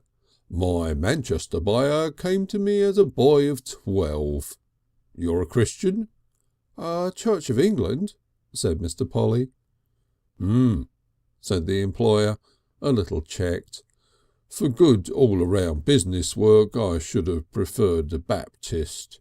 Still—" He studied Mr. Polly's tie, which was severely neat and businesslike, as became an aspiring outfitter. Mr. Polly's conception of his own prose and expression was rendered by that uncontrollable phrasemonger at the back as obsequies deference. "I am inclined," said the prospective employer in a conclusive manner, "to look up your reference." Mr. Polly stood up abruptly. "Thank you," said the employer, and dismissed him. "Chump chops. How about chump chops?" said the phrasemonger with an air of inspiration. "I hope then to hear from you, sir," said Mr. Polly in his best salesman manner. "If everything is satisfactory," said the prospective employer. 2. A man whose brain devotes its hinterland to making odd phrases and nicknames out of ill-conceived words, whose conception of life is a lump of auriferous rock to which all the value is given by rare veins of unbusinesslike joy, who reads Boccaccio and Rabelais and Shakespeare with gusto, and uses Stertornius Shover and Smart Junior as terms of bitterest opprobrium, is not likely to make a great success under modern business conditions. Mr. Polly dreamt always of picturesque and mellow things, and had an instinctive hatred of the strenuous life. He would have resisted the spell of ex-President Roosevelt, or General Baden-Powell, or Mr. Peter Carey, or the late Dr. Samuel Smiles quite easily, and he loved Falstaff and Hudibras and coarse laughter, and the old England of Washington Irving, and the memory of Charles II's courtly days. His progress was necessarily slow. He did not get rises. He lost situations. There was something in his eye employers did not like. He would have lost his places oftener if he had not been at times an exceptionally brilliant salesman, rather carefully neat, and a slow but very fair window dresser. He went from situation to situation. He invented a great wealth of nicknames. He conceived enmities and made friends, but none so richly satisfying as Parsons. He was frequently but mildly and discursively in love, and sometimes he thought of that girl who had given him a yellow-green apple. He had an idea, amounting to a flattering certainty, whose youthful freshness it was had stirred her to self-forgetfulness, and sometimes he thought of Foxbourne sleeping prosperously in the sun, and he began to have moods of discomfort and lassitude and ill temper due to the beginnings of indigestion. Various forces and suggestions came into his life and swayed him for longer and shorter periods. He went to Canterbury and came under the influence of Gothic architecture. There was a blood affinity between Mr. Polly and the Gothic. In the Middle Ages he would no doubt have sat upon a scaffolding and carved out penetrating and none too flattering portraits of church dignitaries upon the capitals. And when he strolled with his hands behind his back along the cloisters behind the cathedral and looked at the rich grass plot in the centre, he had the strangest sense of being at home, far more than he had ever been at home before. "Portly capons," he used to murmur to himself, under the impression that he was naming a characteristic type of medieval churchman. He liked to sit in the nave during the service and look through the great gates at the candles and choristers, and listen to the organ-sustained voices. But the transepts he never penetrated because of the charge for admission. The music and the long vista of the fretted roof filled him with a vague and mystical happiness that he had no words, even mispronounceable words, to express. But some of the smug monuments in the aisles got a wreath of epithets.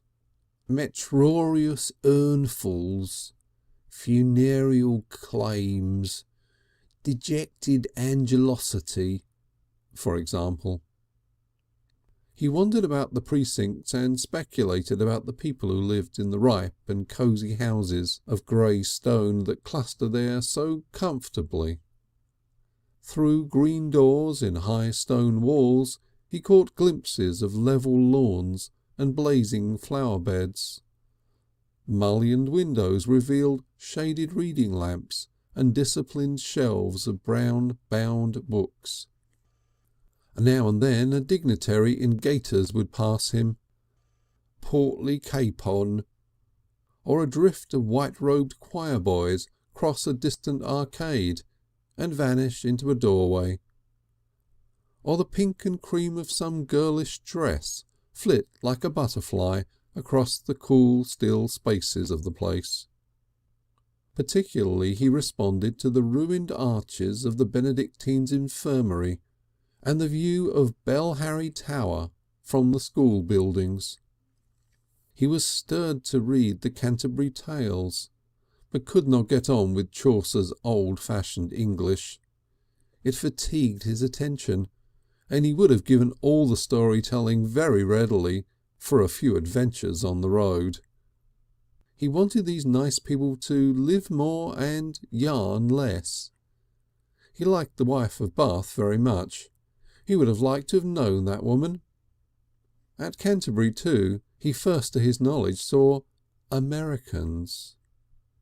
His shop did a good class trade in Westgate Street, and he would see them go on the way to stare at Chaucer's Chequers, and then turn down Mercy Lane to Prior Goldstone's gate.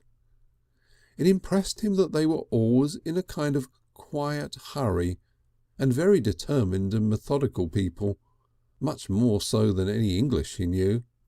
Cultured rapacity, he tried. Ferocious return to the heritage. He would expound them, incidentally, to his attendant apprentices. He had overheard a little lady putting her view to a friend near the Christchurch gate. The accent and intonation had hung in his memory, and he would reproduce them more or less accurately. Now, does this Marlowe monument really and truly matter? He had heard the little lady inquire. We've no time for sideshows and second-rate stunts, maybe. We just want the big, simple things of the place. Just the broad, elemental Canterbury proposition. What is it saying to us? I want to get right hold of that, and then have tea in the very room that Chaucer did, and hustle to get that 8:14 train back to London. He would go over these precious phrases, finding them full of an indescribable flavour. Just the broad elemental Canterbury proposition, he would repeat. He would try to imagine Parsons confronted with Americans. For his own part he knew himself to be altogether inadequate. Canterbury was the most congenial situation Mr. Polly ever found during those wander years, albeit a very desert so far as companionship went.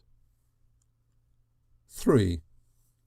It was after Canterbury that the universe became really disagreeable to Mr. Polly. It was brought home to him not so much vividly as with a harsh and ungainly insistence that he was a failure in his trade. It was not the trade he ought to have chosen, though what trade he ought to have chosen was by no means clear. He made great but irregular efforts and produced a forced smartness that, like a cheap dye, refused to stand sunshine. He acquired a sort of parsimony also, in which acquisition he was helped by one or two phrases of absolute impecuniosity. But he was hopeless in competition against the naturally gifted, the born hustlers, the young men who meant to get on. He left the Canterbury place very regretfully. He and another commercial gentleman took a boat one Sunday afternoon at Starry-on-the-Sour, when the wind was in the west, and sailed it very happily eastward for an hour. They had never sailed a boat before, and it seemed simple and wonderful. When they turned they found the river too narrow for tacking, and the tide running out like a sluice. They battled back to Sturry in the course of 6 hours, at a shilling for the first hour and 6p for each hour thereafter, rowing a mile in an hour and a half or so, until the turn of the tide came to help them. And then they had a night walk to Canterbury, and found themselves remorselessly locked out. The Canterbury employer was an amiable, religious-spirited man, and he would probably not have dismissed Mr. Polly if that unfortunate tendency to phrase things had not shocked him. "A tide's a tide, sir," said Mr. Polly, feeling that things were not so bad. "I've no lunatic power to alter that." It proved impossible to explain to the Canterbury employer that this was not a highly disrespectful and blasphemous remark. "And besides, what good are you to me this morning, do you think?" said the Canterbury employer, "with your arms pulled out of your sockets." So Mr. Polly resumed his observations in the Wood Street warehouses once more, and had some dismal times. The shoal of fish waiting for the crumbs of employment seemed larger than ever. He took counsel with himself. Should he chuck the outfitting?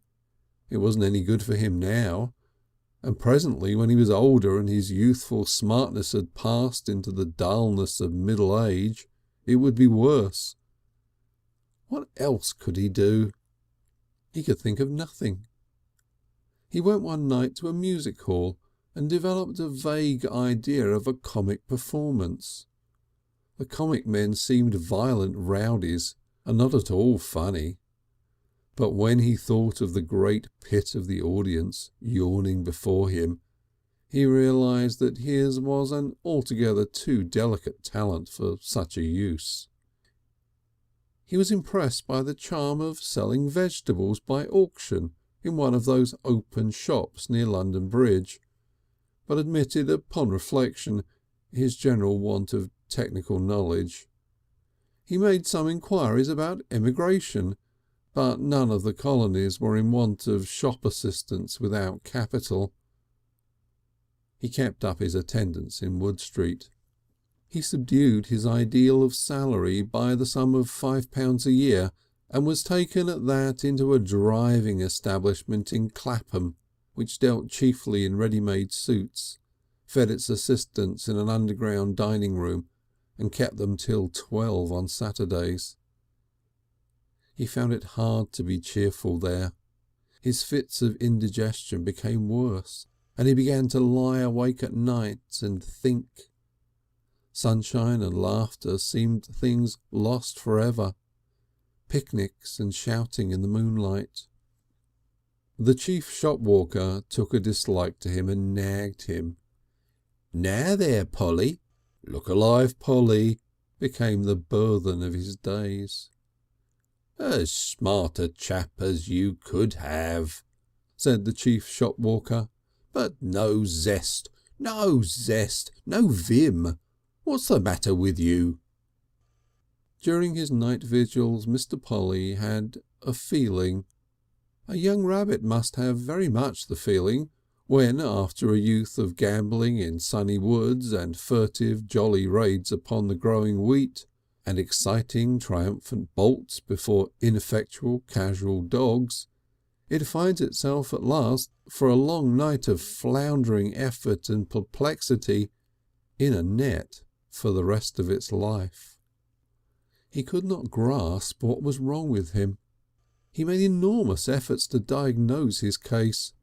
Was he really just a lazy slacker who ought to buck up? He couldn't find it in him to believe it.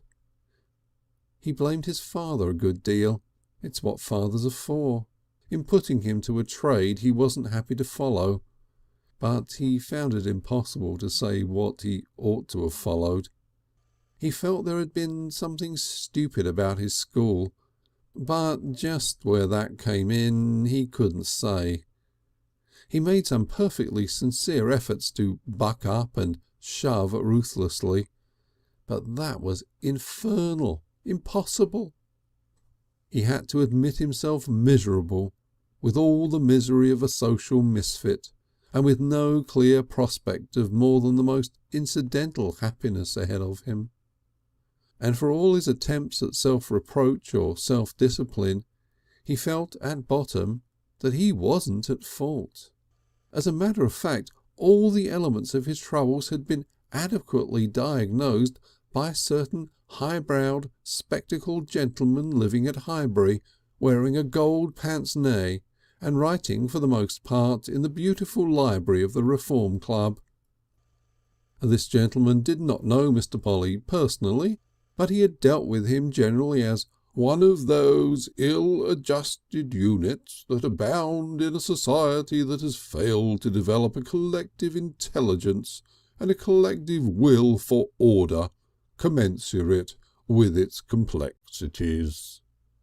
But phrases of that sort had no appeal for Mr. Polly. End of chapter 3. Chapter 4, Section 1. Mr. Polly, an orphan. 1. Then a great change was brought about in the life of Mr. Polly by the death of his father. His father had died suddenly.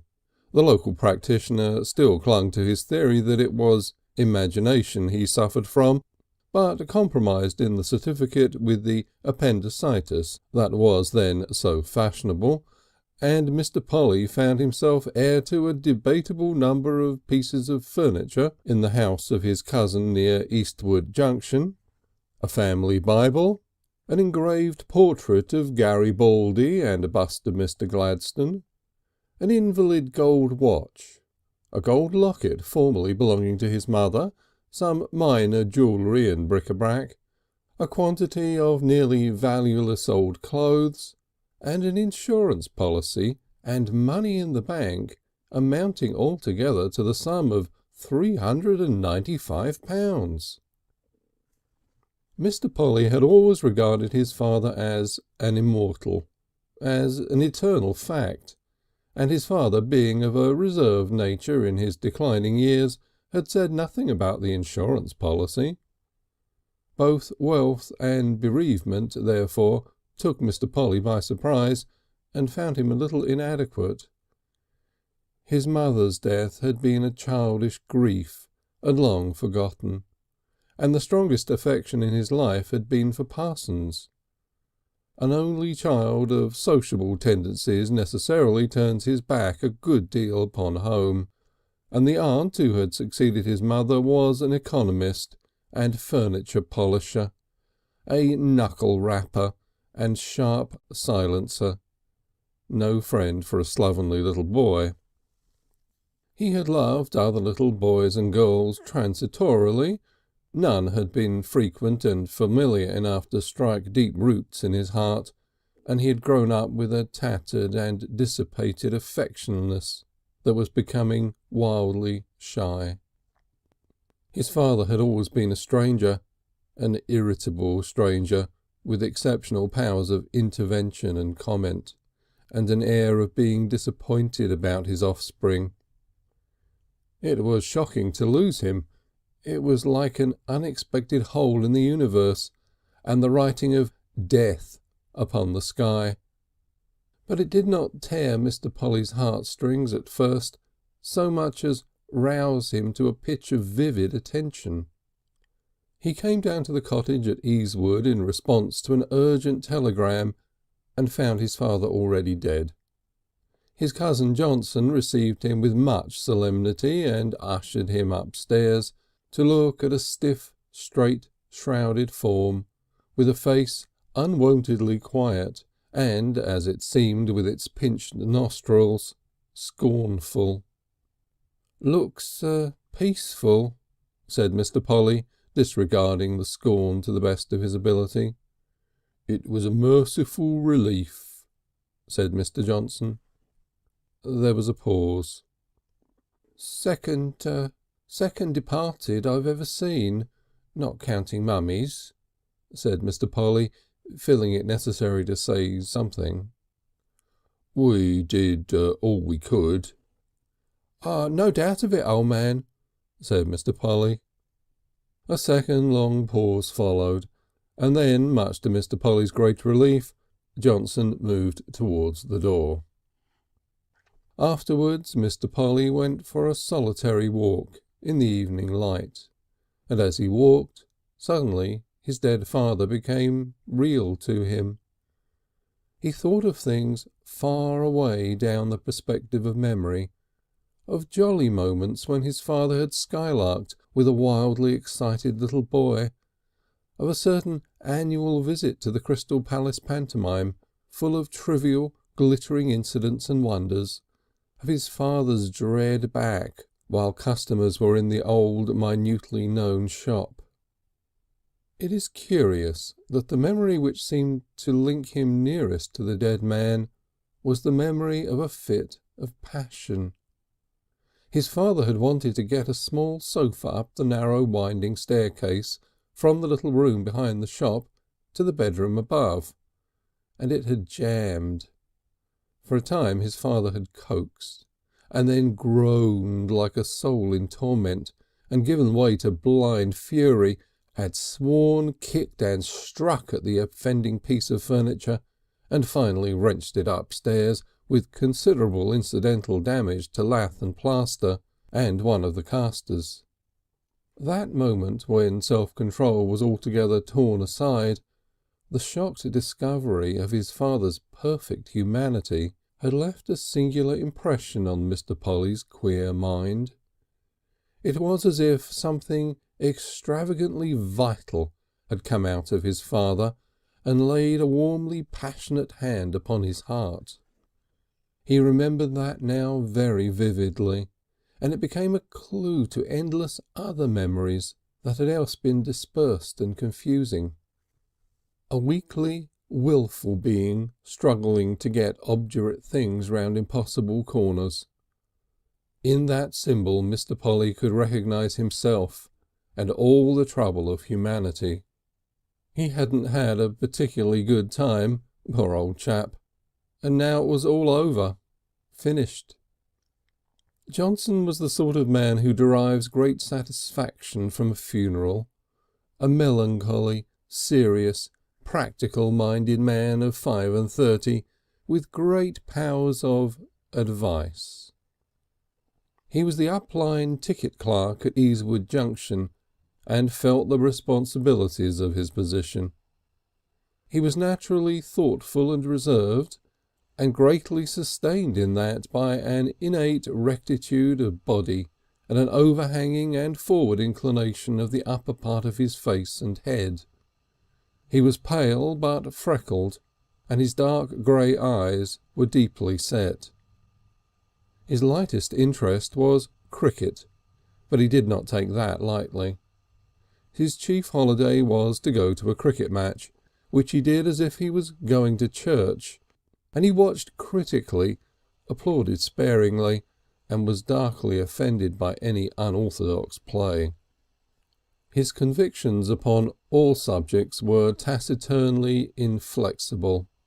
He was an obstinate player of draughts and chess, and an earnest and persistent reader of The British Weekly.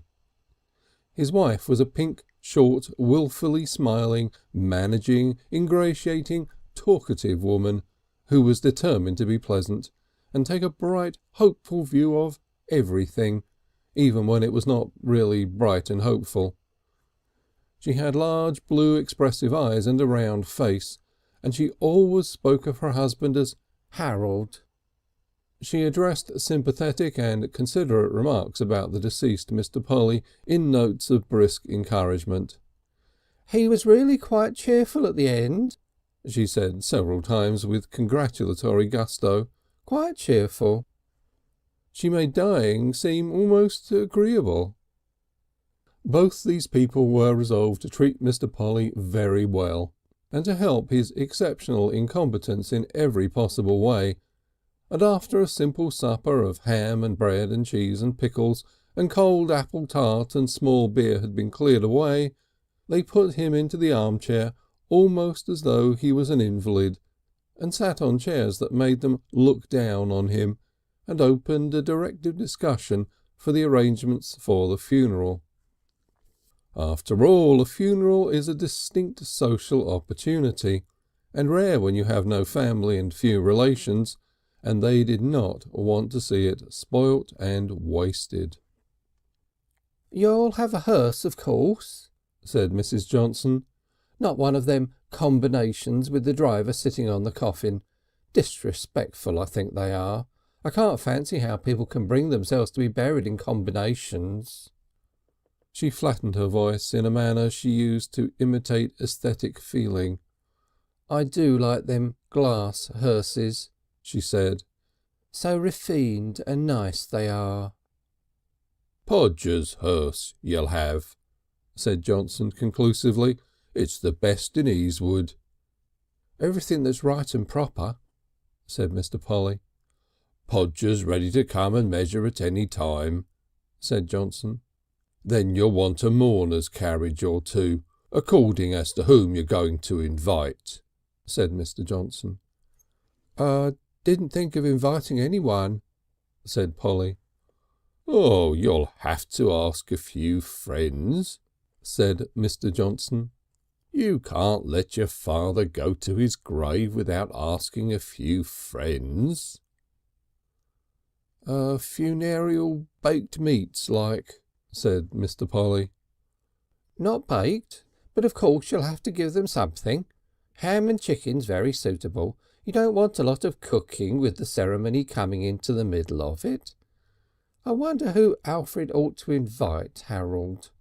Just the immediate relations? One doesn't want a great crowd of people, and one doesn't want not to show respect."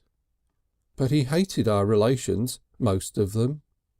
"He's not hating them now," said Mrs. Johnson. "You may be sure of that. It's just because of that I think they ought to come, all of them, even your Auntie Mildred." "A bit vultural, isn't it?" said Mr. Polly, unheeded. "Wouldn't be more than 12 or 13 people if they all came," said Mr. Johnson. "We could have everything put out ready in the back room, and the gloves and the whisky in the front room, and while we were all at the ceremony, Bessie could bring it all into the front room on a tray and put it out nice and proper. There'd have to be whisky and sherry or port for the ladies." "Where will you get your mourning?" asked Johnson abruptly. Mr. Polly had not yet considered this by-product of sorrow. "Haven't thought of it yet, old man." A disagreeable feeling spread over his body, as though he was blackening as he sat. He hated black garments. "I suppose I must have mourning," he said. "Well," said Johnson, with a solemn smile. "Got to see it through," said Mr. Polly indistinctly. "If I were you," said Johnson, "I should get ready-made trousers. That's all you really want. And a black satin tie and a top hat with a deep mourning band. And gloves." "Jet cufflinks he ought to have, as chief mourner," said Mrs. Johnson. "Not obligatory," said Johnson. "It shows respect," said Mrs. Johnson. "It shows respect, of course," said Johnson. And then Mrs. Johnson went on with the utmost gusto to the details of the casket, while Mr. Polly sat more and more deeply drooping into the armchair, assenting with a note of protest to all they said. After he had retired for the night, he remained for a long time perched on the edge of the sofa which was his bed, staring at the prospect before him. "Chasing the old man about up to the last," he said. He hated the thought and elaboration of death as a healthy animal must hate it. His mind struggled with unwonted social problems. "Got to put them away somehow, I suppose," said Mr. Polly. "Wish I'd looked him up a bit more while he was alive," said Mr. Polly. 2. Bereavement came to Mr. Polly before the realisation of opulence and its anxieties and responsibilities. That only dawned upon him on the morrow, which chanced to be Sunday, as he walked with Johnson before church time about the tangle of struggling building enterprises that constituted the rising urban district of Easewood. Johnson was off duty that morning and devoted the time very generously to the admonitory discussion of Mr. Polly's worldly outlook. "Don't seem to get the hang of the business somehow," said Mr. Polly. "Too much blooming humbug in it for my way of thinking." "If I were you," said Mr. Johnson, "I should push for a first-class place in London. Take almost nothing and live on my reserves. That's what I should do." "Come the heavy," said Mr. Polly. "Get a better class reference." There was a pause. "Think of investing your money?" asked Johnson. "Hardly got used to the idea of having it yet, old man." "You'll have to do something with it. Give you nearly £20 a year if you invest it properly." "Haven't seen it yet in that light," said Mr. Polly defensively. "There's no end of things you could put it into." "It's getting it out again I shouldn't feel sure of. I'm no sort of financier. Sooner back horses." "I wouldn't do that if I was you." "Not my style, old man." "It's a nest egg," said Johnson. Mr. Polly made an indeterminate noise. "There's building societies," Johnson threw out in a speculative tone. Mr. Polly with detached brevity admitted that there were. "You might lend it on mortgage," said Johnson. "Very safe form of investment." "Shan't think anything about it. Not till the old man's underground," said Mr. Polly with an inspiration. They turned a corner that led towards the junction. "Might do worse," said Johnson. "Then put it into a small shop." At the moment this remark made very little appeal to Mr. Polly, but afterwards it developed. It fell into his mind like some small obscure seed and germinated. "These shops aren't in a bad position," said Johnson. The row he referred to gaped in the late painful stage in building before the healing touch of the plasterer assuages the roughness of the brickwork. The space for the shop yawned an oblong gap below, framed above by an iron girder. Windows and fittings to suit tenant, a board at the end of the row promised, and behind was the door space and a glimpse of stairs going up to the living rooms above.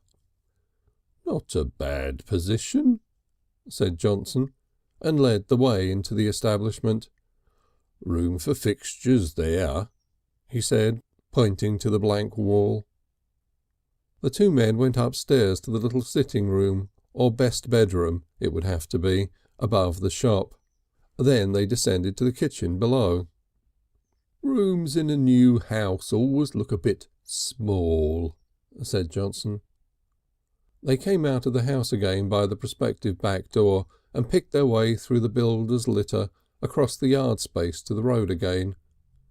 They drew nearer the junction to where a pavement and shops, already opened and active, formed the commercial centre of Easewood. On the opposite side of the way the side door of a flourishing little establishment opened, and a man and his wife and a little boy in a sailor suit came into the street. The wife was a pretty woman in brown, with a floriferous straw hat, and the group was altogether very Sundayfied and shiny and spick and span.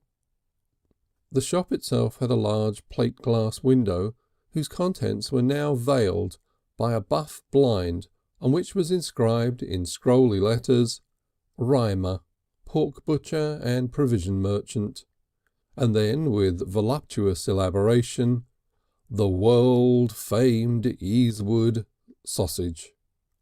Greetings were exchanged between Mr. Johnson and this distinguished comestible. "Off to church already?" said Johnson. "Walking across the fields to Little Dorrington," said Mr. Rymer. "Very pleasant walk," said Johnson. "Very," said Mr. Rymer. "Hope you'll enjoy it," said Mr. Johnson. "That chap's done well," said Johnson sotto voce as they went on. "Came here with nothing, practically, 4 years ago, and thin as a lath. Look at him now." "He's worked hard, of course," said Johnson, improving the occasion. Thought fell between the cousins for a space. "Some men can do one thing," said Johnson, "and some another. For a man who sticks to it, there's a lot to be done in a shop." End of chapter 4, section 1. Chapter 4, section 2. 3. All the preparations for the funeral ran easily and happily under Mrs. Johnson's skilful hands. On the eve of the sad event she produced a reserve of black sateen, the kitchen steps and a box of tin tacks, and decorated the house with festoons and bows of black in the best possible taste. She tied up the knocker with black crape, and put a large bow over the corner of the steel engraving of Garibaldi, and swathed the bust of Mr. Gladstone that had belonged to the deceased with inky swathing. She turned the 2 vases that had views of Tivoli and the Bay of Naples round, so that these rather brilliant landscapes were hidden, and only the plain blue enamel showed, and she anticipated the long contemplated purchase of a tablecloth for the front room, and substituted a violet purple cover for the now very worn and faded raptures and roses in plushette that hitherto had done duty there. Everything that loving consideration could do to impart a dignified solemnity to her little home was done. She had released Mr. Polly from the irksome duty of issuing invitations, and as the moments of assembly drew near, she sent him and Mr. Johnson out into the long strip of garden at the back of the house to be free to put a finishing touch or so to her preparations. She sent them out together because she had a queer little persuasion at the back of her mind that Mr. Polly wanted to bolt from his sacred duties, and there was no way out of the garden except through the house. Mr. Johnson was a steady, successful gardener, and particularly good with celery and peas. He walked slowly along the narrow path down the centre, pointing out to Mr. Polly a number of interesting points in the management of peas, wrinkles neatly applied and difficulties wisely overcome, and all that he did for the comfort and propitiation of that fitful but rewarding vegetable. Presently a sound of nervous laughter and raised voices from the house proclaimed the arrival of the earlier guests, and the worst of that anticipatory tension was over. When Mr. Polly re-entered the house he found 3 entirely strange young women with pink faces, demonstrative manners and emphatic mourning, engaged in an incoherent conversation with Mrs. Johnson. All 3 kissed him with great gusto, after the ancient English fashion. "Are these your cousins Larkins?" said Mrs. Johnson. "That's Annie." Unexpected hug and smack. "That's Miriam." Resolute hug and smack. "And that's Minnie." Prolonged hug and smack. "Right ho," said Mr. Polly, emerging a little crumpled and breathless from this hearty introduction. "I see." "Here's Aunt Larkins," said Mrs. Johnson, as an elderly and stouter edition of the 3 young women appeared in the doorway. Mr. Polly backed rather faint-heartedly, But Aunt Larkins was not to be denied. Having hugged and kissed her nephew resoundingly, she gripped him by the wrists and scanned his features. She had a round, sentimental, freckled face. "I should have known him anywhere," she said with fervour. "Hark at mother," said the cousin called Annie. "Why, she's never set eyes on him before." "I should have known him anywhere," said Mrs. Larkins, "for Lizzie's child. You've got her eyes. It's a resemblance. And as for never seeing him, I've dandled him. Miss Imperence, I've dandled him." "You couldn't dandle him now, Ma," Miss Annie remarked with a shriek of laughter. All the sisters laughed at that. "Oh, the things you say, Annie," said Miriam, and for a time the room was full of mirth. Mr. Polly felt it incumbent upon him to say something. "My dandling days are over," he said. The reception of this remark could have convinced a far more modest character than Mr. Polly that it was extremely witty. Mr. Polly followed it up by another one almost equally good. "My turn to dandle," he said with a sly look at his aunt, and convulsed everyone. "Not me," said Mrs. Larkins, taking his point. "Thank you," and achieved a climax. It was queer, but they seemed to be easy people to get on with anyhow. They were still picking little ripples and giggles of mirth from the idea of Mr. Polly dandling Aunt Larkins, when Mr. Johnson, who had answered the door, ushered in a stooping figure who was at once hailed by Mrs. Johnson as "Why, Uncle Pentstemon!" Uncle Pentstemon was rather a shock. He was an aged rather than venerable figure. Time had removed the hair from the top of his head and distributed a small dividend of the plunder in little bunches carelessly and impartially over the rest of his features. He was dressed in a very big old frock coat and a long cylindrical top hat, which he kept on. He was very much bent, and he carried a rush basket from which protruded coy imitations of the lettuces and onions he had brought to grace the occasion.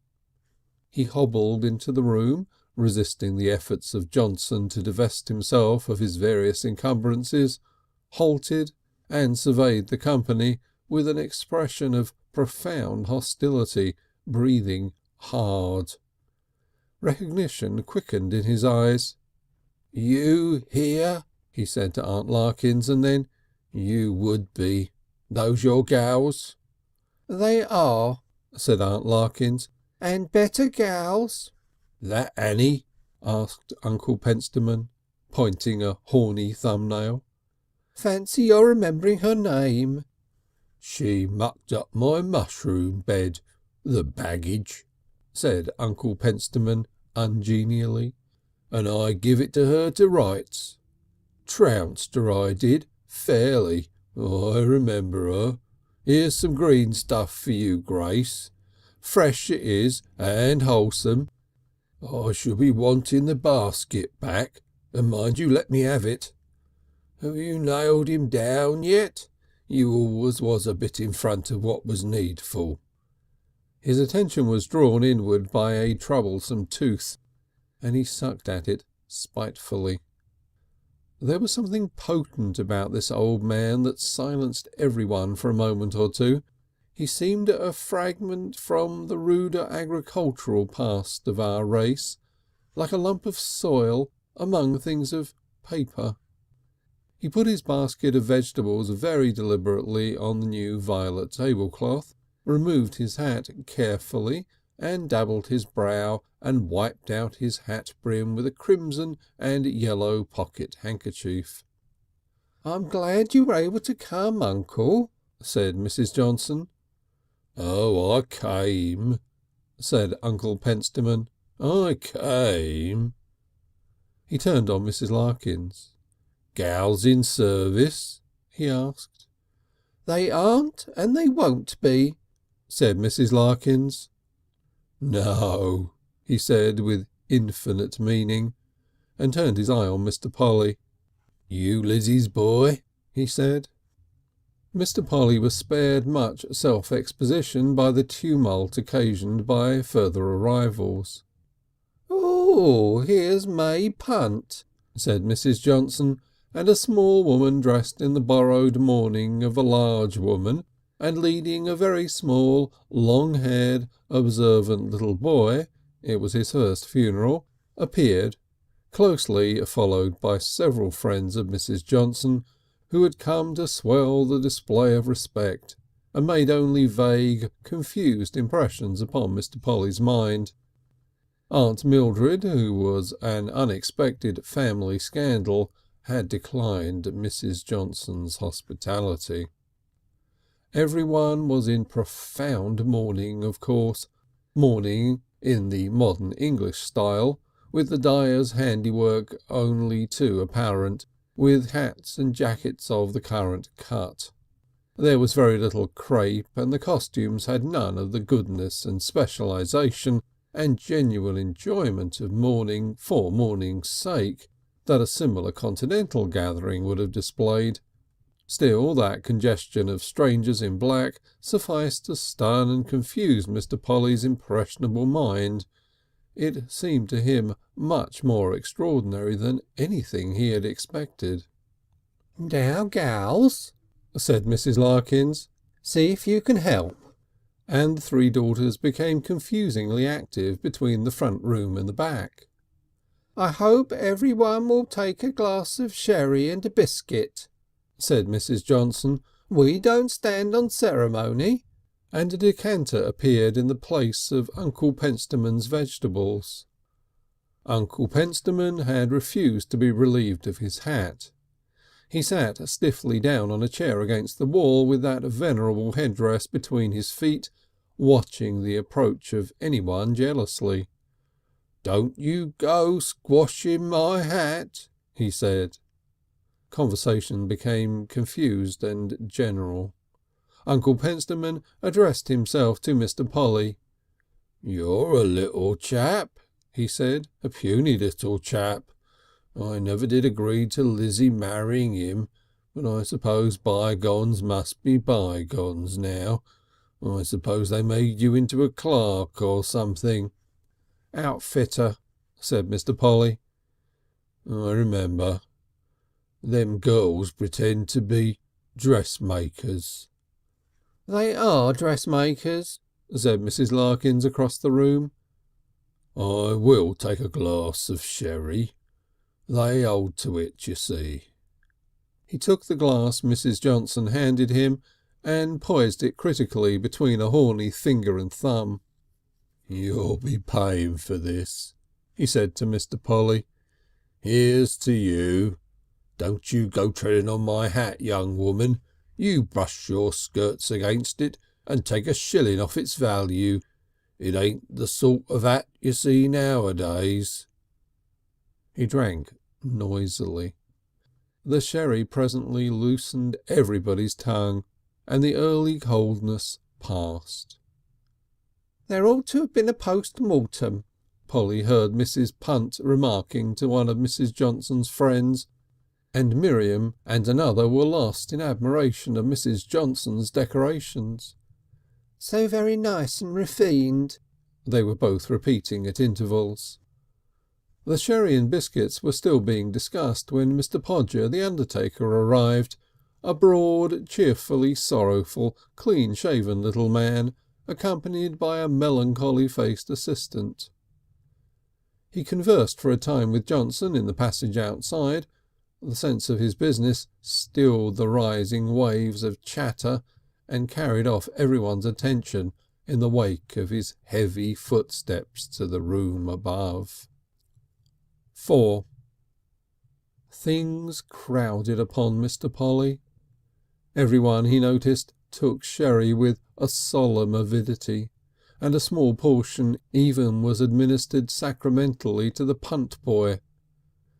There followed a distribution of black kid gloves and much trying on and humouring of fingers. "Good gloves," said one of Mrs. Johnson's friends. "There's a little pair there for Willie," said Mrs. Johnson triumphantly. Everyone seemed gravely content with the amazing procedure of the occasion.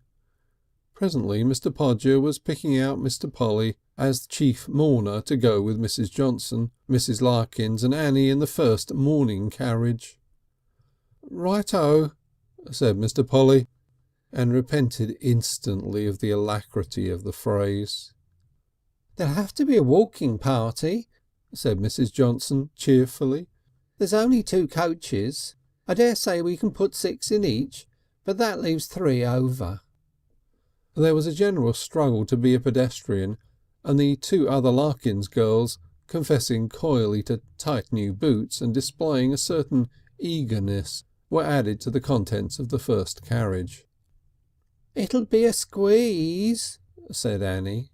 "I don't mind a squeeze," said Mr. Polly. He decided privately that the proper phrase for the result of that remark was hysterical cachinnations. Mr. Podger re-entered the room from a momentary supervision of the bumping business that was now proceeding down the staircase. "Bearing up," he said cheerfully, rubbing his hands together. "Bearing up." That struck very vividly in Mr. Polly's mind, and so did the close-wedged drive to the churchyard, bunched in between 2 young women in confused dull and shiny black, and the fact that the wind was bleak and the officiating clergyman had a cold and sniffed between his sentences. The wonder of life, the wonder of everything. What had he expected, that this should all be so astoundingly different? He found his attention converging more and more upon the Larkins cousins. The interest was reciprocal. They watched him with a kind of suppressed excitement, and became risible with his every word and gesture. He was more and more aware of their personal quality. Annie had blue eyes and a red attractive mouth, a harsh voice and a habit of extreme liveliness that even this occasion could not suppress. Minnie was fond, extremely free about the touching of hands and such like endearments. Miriam was quieter and regarded him earnestly. Mrs. Larkins was very happy in her daughters, and they had the naive affectionateness of those who see few people and find a strange cousin a wonderful outlet. Mr. Polly had never been very much kissed, and it made his mind swim. He did not know for the life of him whether he liked or disliked all or any of the Larkins cousins. It was rather attractive to make them laugh. They laughed at anything. There they were, tugging at his mind, and the funeral tugging at his mind too, and the sense of himself as chief mourner in a brand new silk hat with a broad mourning band. He watched the ceremony and missed his responses, and strange feelings twisted at his heartstrings. 5. Mr. Polly walked back to the house because he wanted to be alone. Miriam and Minnie would have accompanied him, but finding Uncle Pentstemon beside the chief mourner, they went on in front. "You're wise," said Uncle Pentstemon. "Glad you think so," said Mr. Polly, rousing himself to talk. "I like a bit of walking before a meal," said Uncle Pentstemon, and made a kind of large hiccup.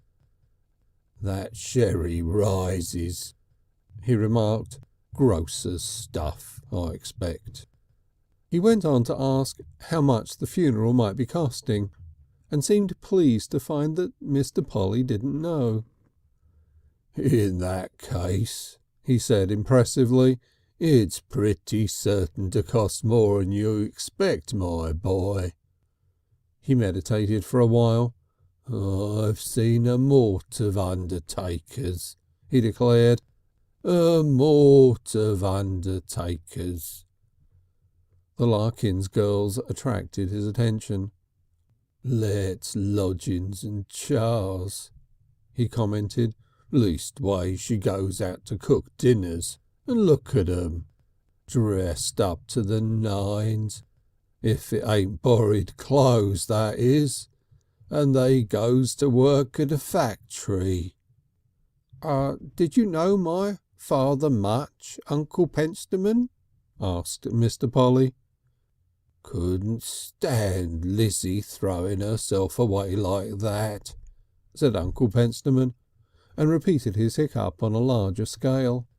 "That weren't good sherry," said Uncle Pentstemon with the first note of pathos Mr. Polly had detected in his quavering voice. The funeral in the rather cold wind had proved wonderfully appetising, and every eye brightened at the sight of the cold collation that was now spread in the front room. Mrs. Johnson was very brisk, and Mr. Polly, when he re-entered the house, found everyone sitting down. "Come along, Alfred," cried the hostess cheerfully. "We can't very well begin without you. Have you got the bottled beer ready to open, Betsy? Uncle, you'll have a drop of whisky, I expect." "Put it where I can mix it for myself," said Uncle Pentstemon, placing his hat very carefully out of harm's way on the bookcase. There were 2 cold boiled chickens, which Johnson carved with great care and justice, and a nice piece of ham, some brawn and a steak and kidney pie, a large bowl of salad and several sorts of pickles, and afterwards came cold apple tart, jam roll and a good piece of Stilton cheese, lots of bottled beer, some lemonade for the ladies and milk for Master Punt. A very bright and satisfying meal. Mr. Polly found himself seated between Mrs. Punt, who was very much preoccupied with Master Punt's table manners, and one of Mrs. Johnson's school friends, who was exchanging reminiscences of school days and news of how various common friends had changed and married with Mrs. Johnson. Opposite him was Miriam, and another of the Johnson circle, and also he had brawn to carve, and there was hardly room for the helpful Betsy to pass behind his chair, so that altogether his mind would have been amply distracted from any mortuary broodings, even if a wordy warfare about the education of the modern young woman had not sprung up between Uncle Pentstemon and Mrs. Larkins, and threatened for a time, in spite of a word or so in season from Johnson, to wreck all the harmony of the sad occasion. The general effect was after this fashion. First, an impression of Mrs. Punt on the right, speaking in a refined undertone. "You didn't, I suppose, Mr. Polly, think to have your poor father post-mortemed?" Lady on the left side breaking in. "I was just reminding Grace of the dear dead days beyond recall." Attempted reply to Mrs. Punt. "Didn't think of it for a moment. Can't I give you a piece of this brawn, can I?" Fragment from the left. "Grace and Beauty they used to call us, and we used to sit at the same desk." Mrs. Punt breaking out suddenly. "Don't swallow your fork, Willie. You see, Mr. Polly, I used to have a young gentleman, a medical student, lodging with me." Voice from down the table. "Alfred, I didn't give you very much." Bessie became evident at the back of Mr. Polly's chair, struggling wildly to get past. Mr. Polly did his best to be helpful. "Can you get past? Let me sit forward a bit. Right-o." Lady to the left going on valiantly and speaking to everyone who cares to listen, while Mrs. Johnson beams beside her.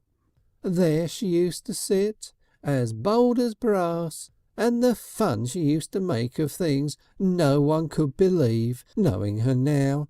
She used to make faces at the mistress through the—" Mrs. Punt keeping steadily on.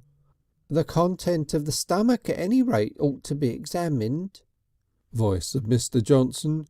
"Alfred, pass the mustard down." Miriam, leaning across the table. Alfred! Once she got us all kept in, the whole school. Miriam, more insistently. Alfred! Uncle Pentstemon, raising his voice defiantly. Trounce her again, I would, if she did as much now, that I would. Dratted mischief. Miriam, catching Mr. Polly's eyes. Alfred, this lady knows Canterbury. I've been telling her you've been there. Mr. Polly. Glad you know it. The lady, shouting. I like it. Mrs. Larkins, raising her voice. I won't have my girl spoken of, not by nobody, old or young. Pop. Imperfectly located. Mr. Johnson, at large. Ain't the beer up? It's the heated room. Bessie.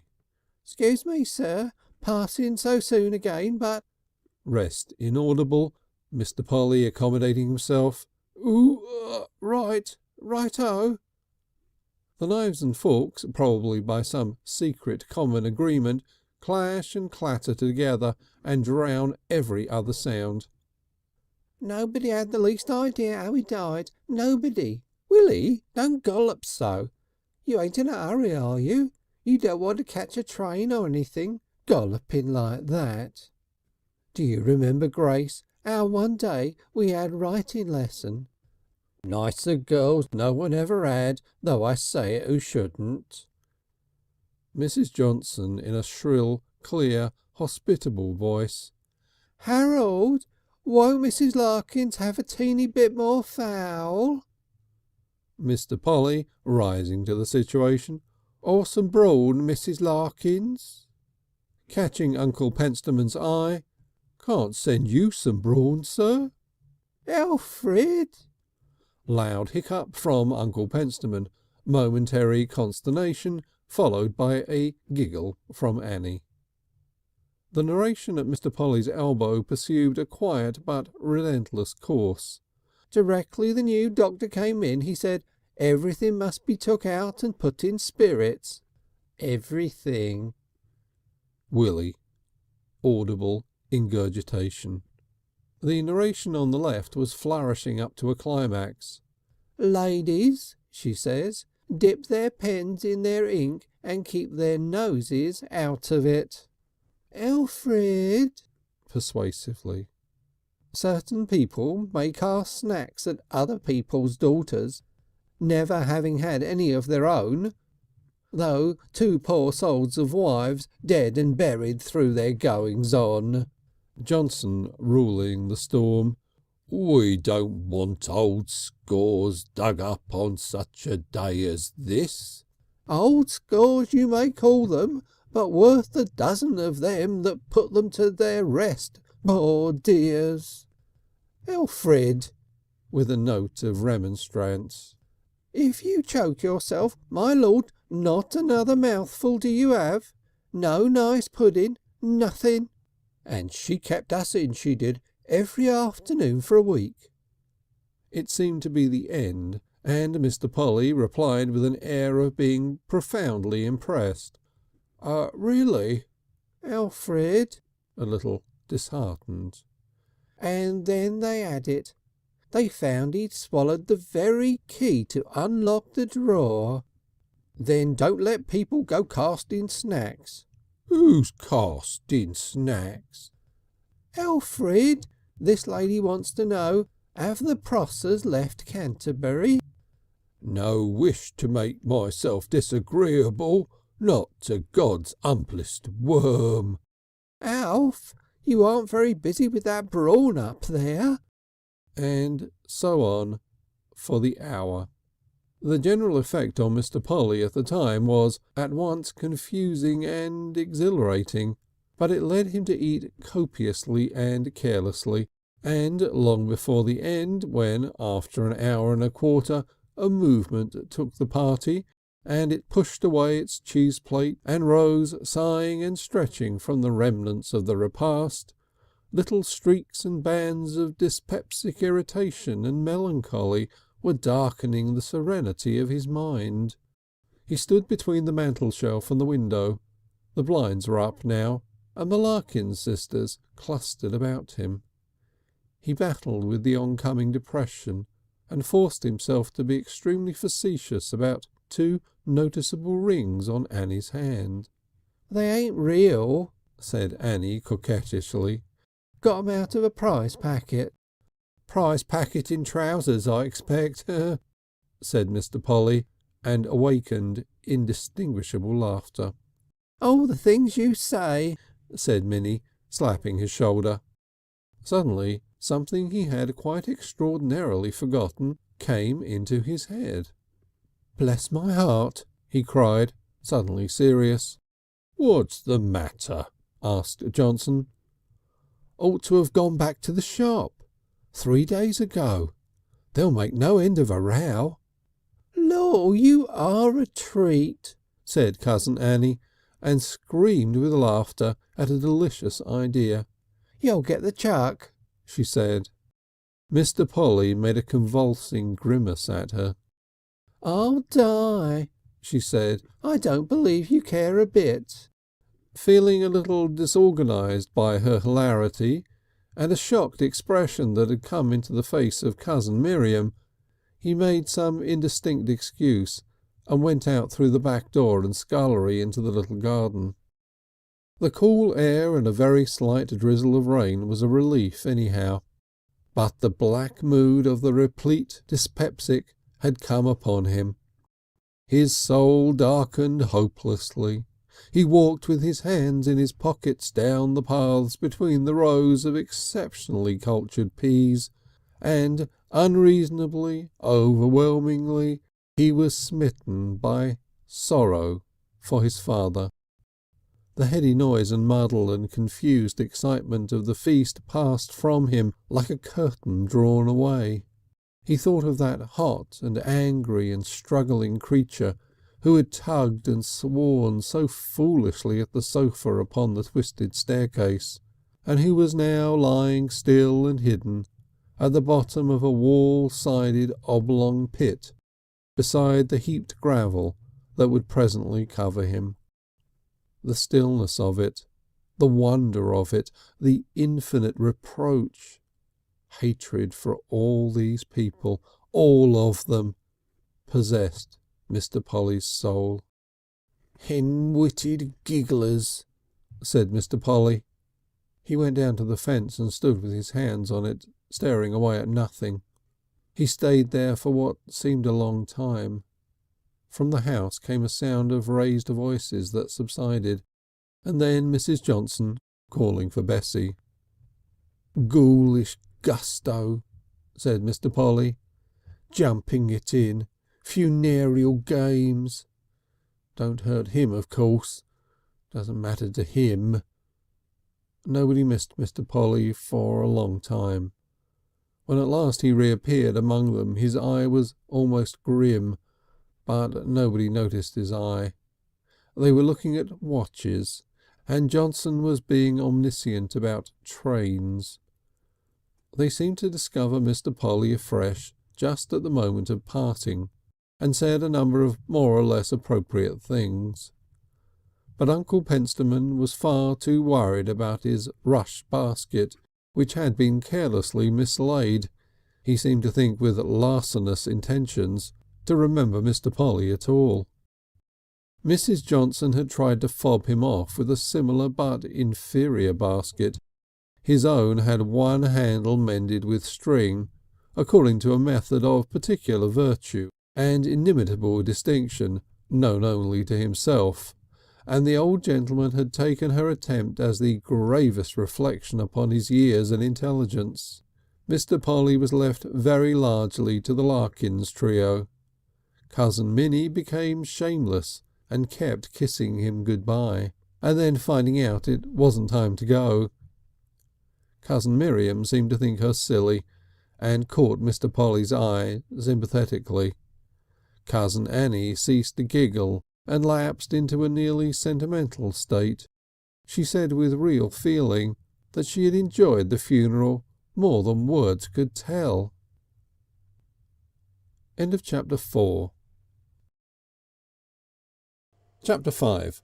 Mr. Polly takes a vacation. 1. Mr. Polly returned to Clapham from the funeral celebration prepared for trouble, and took his dismissal in a manly spirit. "You've merely anticipated me by a hair," he said politely, and he told them in the dormitory that he meant to take a little holiday before his next crib, though a certain inherited reticence suppressed the fact of the legacy.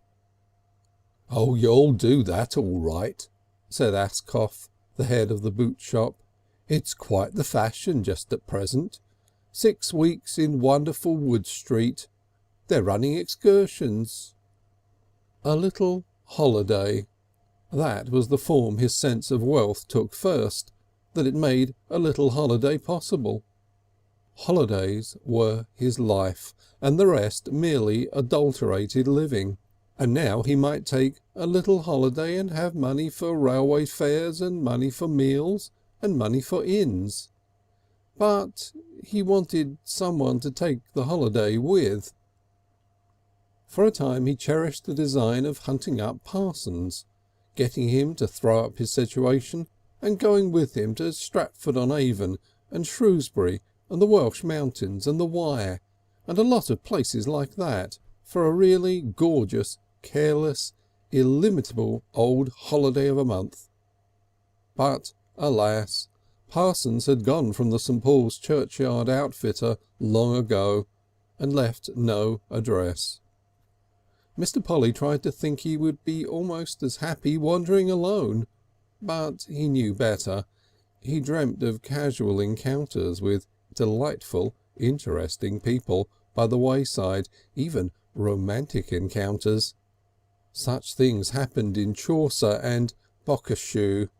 They happened with extreme facility in Mr. Richard Le Gallienne's very detrimental book, The Quest of the Golden Girl, which he had read at Canterbury, but he had no confidence they would happen in England to him. When, a month later, he came out of the Clapham side door at last into the bright sunshine of a fine London day, with a dazzling sense of limitless freedom upon him, he did nothing more adventurous than order the cabman to drive to Waterloo, and there take a ticket for Easewood. He wanted... What did he want most in life? I think his distinctive craving is best expressed as fun. Fun in companionship. He had already spent £1 or £2 upon 3 select feasts to his fellow assistants. Sprat suppers they were, and they had been a great and very successful Sunday pilgrimage to Richmond by Wandsworth and Wimbledon's open common, a trailing garrulous company walking about a solemnly happy host, to wonderful cold meat and salad at the Roebuck, a bowl of punch, and a bill to correspond. But now it was a weekday, and he went down to Easewood with his bag and portmanteau in a solitary compartment, and looked out of the window upon a world in which every possible congenial seemed either toiling or in a situation, or else looking for one with a gnawing and hopelessly preoccupying anxiety.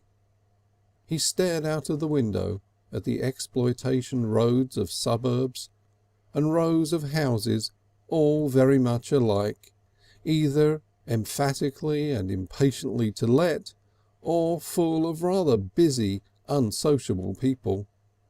Near Wimbledon he had a glimpse of golf links, and saw 2 elderly gentlemen who, had they chosen, might have been gentlemen of grace and leisure, addressing themselves to smite little hunted white balls great distances with the utmost bitterness and dexterity.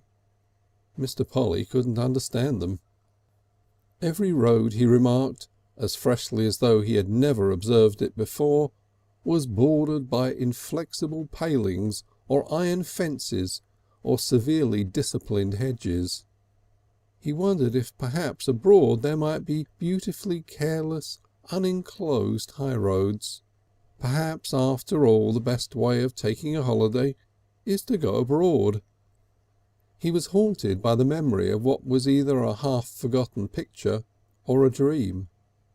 A carriage was drawn up by the wayside, and 4 beautiful people, 2 men and 2 women, graciously dressed, were dancing a formal ceremonious dance full of bows and curtsies, to the music of a wandering fiddler they had encountered. They had been driving one way and he walking another, a happy encounter with this obvious result. They might have come straight out of Happy Theleme, whose motto is, "Do what thou wilt." The driver had taken his 2 sleek horses out.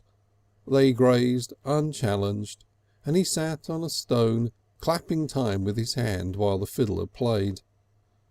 The shade of the trees did not altogether shut out the sunshine. The grass in the wood was lush and full of still daffodils. The turf they danced on was starred with daisies.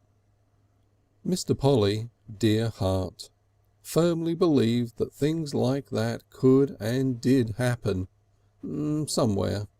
Only it puzzled him that morning that he never saw them happening. Perhaps they happened south of Guildford. Perhaps they happened in Italy. Perhaps they ceased to happen 100 years ago. Perhaps they happened just round the corner, on weekdays when all good Mr. Pollys are safely shut up in shops. And so dreaming of delightful impossibilities till his heart ached for them, he was rattled along in the suburban train to Johnson's discreet home, and the briskly stimulating welcome of Mrs. Johnson. 2. Mr. Polly translated his restless craving for joy and leisure into Harold Johnsonese by saying that he meant to look about him for a bit before going into another situation. It was a decision Johnson very warmly approved.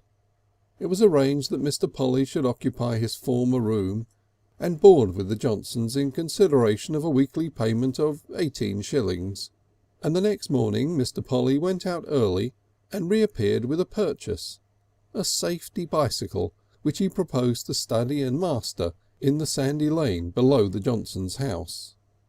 But over the struggles that preceded his mastery it is humane to draw a veil. And also Mr. Polly bought a number of books. Rabelais for his own, and the Arabian Nights, the works of Sterne, a pile of Tales from Blackwood, cheap in a second-hand bookshop, the plays of William Shakespeare, a second-hand copy of Belloc's Road to Rome, an odd volume of Purchas His Pilgrims, and The Life and Death of Jason. "Better get yourself a good book on bookkeeping," said Johnson, turning over perplexing pages. A belated spring was now advancing with great strides to make up for lost time. Sunshine and a stirring wind were poured out over the land. Fleets of towering clouds sailed upon tremendous missions across the blue seas of heaven. And presently Mr. Polly was riding, a little unstably, along unfamiliar Surrey roads, wondering always what was round the next corner, and marking his blackthorn and looking out for the first white flower buds of the May. He was perplexed and distressed, as indeed are all right-thinking souls, that there is no May in early May. He did not ride at the even pace sensible people use who have marked out a journey from one place to another and settled what time it will take them. He rode at variable speeds, and always as though he was looking for something that, missing, left life attractive still, but a little wanting in significance. And sometimes he was so unreasonably happy he had to whistle and sing, and sometimes he was incredibly, but not at all painfully, sad. His indigestion vanished with air and exercise, and it was quite pleasant in the evening to stroll about the garden with Johnson and discuss plans for the future. Johnson was full of ideas. Moreover, Mr. Polly had marked the road that led to Stamton, that rising populous suburb, and as his bicycle legs grew strong, his wheel, with a sort of inevitableness, carried him toward the row of houses in a back street in which his Larkins cousins made their home together. He was received with great enthusiasm. The street was a dingy little street, a cul-de-sac of very small houses in a row, each with an almost flattened bow window and a blistered brown door with a black knocker. He poised his bright new bicycle against the window and knocked and stood waiting, and felt himself in his straw hat and black serge suit a very pleasant and prosperous looking figure. The door was opened by Cousin Miriam. She was wearing a bluish print dress that brought out a kind of sallow warmth in her skin, and although it was nearly 4 o'clock in the afternoon, her sleeves were tucked up, as if for some domestic work, above the elbows, showing her rather slender but very shapely yellowish arms. The loosely pinned bodice confessed a delicately rounded neck. For a moment she regarded him with suspicion and a faint hostility, and then recognition dawned in her eyes. "Why," she said, "it's Cousin Alfred." "Thought I'd look you up," he said. "Fancy you coming to see us like this," she answered. They stood confronting one another for a moment, while Miriam collected herself for the unexpected emergency. "Explorations, menanderings," said Mr. Polly, indicating the bicycle. Miriam's face betrayed no appreciation of the remark. "Wait a minute," she said, coming to a rapid decision, "and I'll tell Ma." She closed the door on him abruptly, leaving him a little surprised in the street. "Ma!" he heard her calling, and swift speech followed, the import of which he didn't catch. Then she reappeared.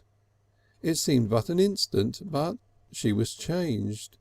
The arms had vanished into the sleeves, the apron had gone, a certain pleasing disorder of the hair had been at least reproved.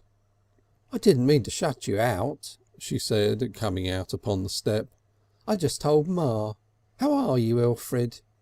You are looking well. I didn't know you rode a bicycle. Is it a new one?" She leaned upon his bicycle. "Bright it is," she said. "What a trouble you must have to keep it clean." Mr. Polly was aware of a rustling transit across the passage, and of the house suddenly full of hushed but strenuous movement. "It's plated mostly," said Mr. Polly. "What do you carry in that little bag thing?" she asked, and then branched off to, "We're all in a mess today, you know. It's my cleaning day today. I'm not a bit tidy, I know, but I do like to have a go at things now and then. You've got to take us as you find us, Alfred. Mercy we wasn't out." She paused. She was talking against time. "I'm glad to see you again," she repeated. "Couldn't keep away," said Mr. Polly gallantly. "Had to come over and see my pretty cousins again." Miriam did not answer for a moment. She coloured deeply. "You do say things," she said. She stared at Mr. Polly, and his unfortunate sense of fitness made him nod his head towards her, regard her firmly with a round brown eye, and add impressively, "I don't say which of them." Her answering expression made him realise for an instant the terrible dangers he trifled with. Avidity flared up in her eyes. Minnie's voice came happily to dissolve the situation. "Hello, Alfred," she said from the doorstep. Her hair was just passably tidy, and she was a little effaced by a red blouse, but there was no mistaking the genuine brightness of her welcome. He was to come in to tea, and Mrs. Larkins, exuberantly genial, in a floriferous but dingy flannel dressing gown, appeared to confirm that. He brought in his bicycle and put it in the narrow empty passage, and everyone crowded into a small untidy kitchen, whose table had been hastily cleared of the debris of the midday repast. "You must come in here," said Mrs. Larkins, "for Miriam's turning out the front room. I never did see such a girl for cleaning up. Miriam's holiday's a scrub. You've caught us on the hop, as the saying is, but welcome all the same. Pity Annie's at work today. She won't be home till 7. Miriam put chairs and attended to the fire. Minnie edged up to Mr. Polly and said, "I am glad to see you again, Alfred," with a warm contiguous intimacy that betrayed a broken tooth. Mrs. Larkins got out the tea things and descanted on the noble simplicity of their lives and how he "mustn't mind our simple ways." They enveloped Mr. Polly with a geniality that intoxicated his amiable nature. He insisted upon helping lay the things and created enormous laughter by pretending not to know where plates and knives and cups ought to go. "Who'm I going to sit next?" he said, and developed voluminous amusement by attempts to arrange the plates so that he could rub elbows with all three. Mrs. Larkins had to sit down in the Windsor chair by the grandfather clock, which was dark with dirt and not going, to laugh at her ease with his well-acted perplexity. They got seated at last, and Mr. Polly struck a vein of humour in telling them how he learned to ride the bicycle. He found the mere repetition of the word wobble sufficient to produce almost indistinguishable mirth. "No foreseeing little accidentalist misadventures," he said. "None whatsoever." Giggle from Minnie. "Stout elderly gentleman, shirt sleeves, large straw waste paper basket sort of hat, starts to cross the road, going to the oil shop. Prodic refreshment of oil can." "Don't say you ran him down," said Mrs. Larkins, gasping. "Don't say you ran him down, Alfred." "Run him down? Not me, madam. I never run anything down. Wobble, ring the bell, wobble, wobble." Laughter and tears. "No one's going to run him down. Here's the bell. Wobble, gust of wind. Off comes the hat, smack into the wheel. Wobble. Lord, what's going to happen? Hat crossed the road. Old gentleman after it. Bell, shriek. He ran into me. Didn't ring his bell. Hadn't got a bell. Just ran into me. Over I went, clinging to his venerable head. Down he went with me clinging to him. Oil can bump, bump into the road." Interlude while Minnie is attended to for crumb in the windpipe. "Well, what happened to the old man with the oil can?" said Mrs. Larkins. "We sat about among the debris and had a bit of an argument. I told him he oughtn't to have come out wearing such a dangerous hat, flying at things. Said if he couldn't control his hat, he ought to leave it at home. High old jawbonious argument we had, I tell you. I tell you, sir. I tell you, sir. Wah, infurious. But that's the sort of thing that's constantly happening, you know, on a bicycle. People run into you, hens and cats and dogs and things. Everything seems to have its mark on you, everything." "You never run into anything?" "Never, so help me," said Mr. Polly very solemnly. "Never, he say," squeaked Minnie.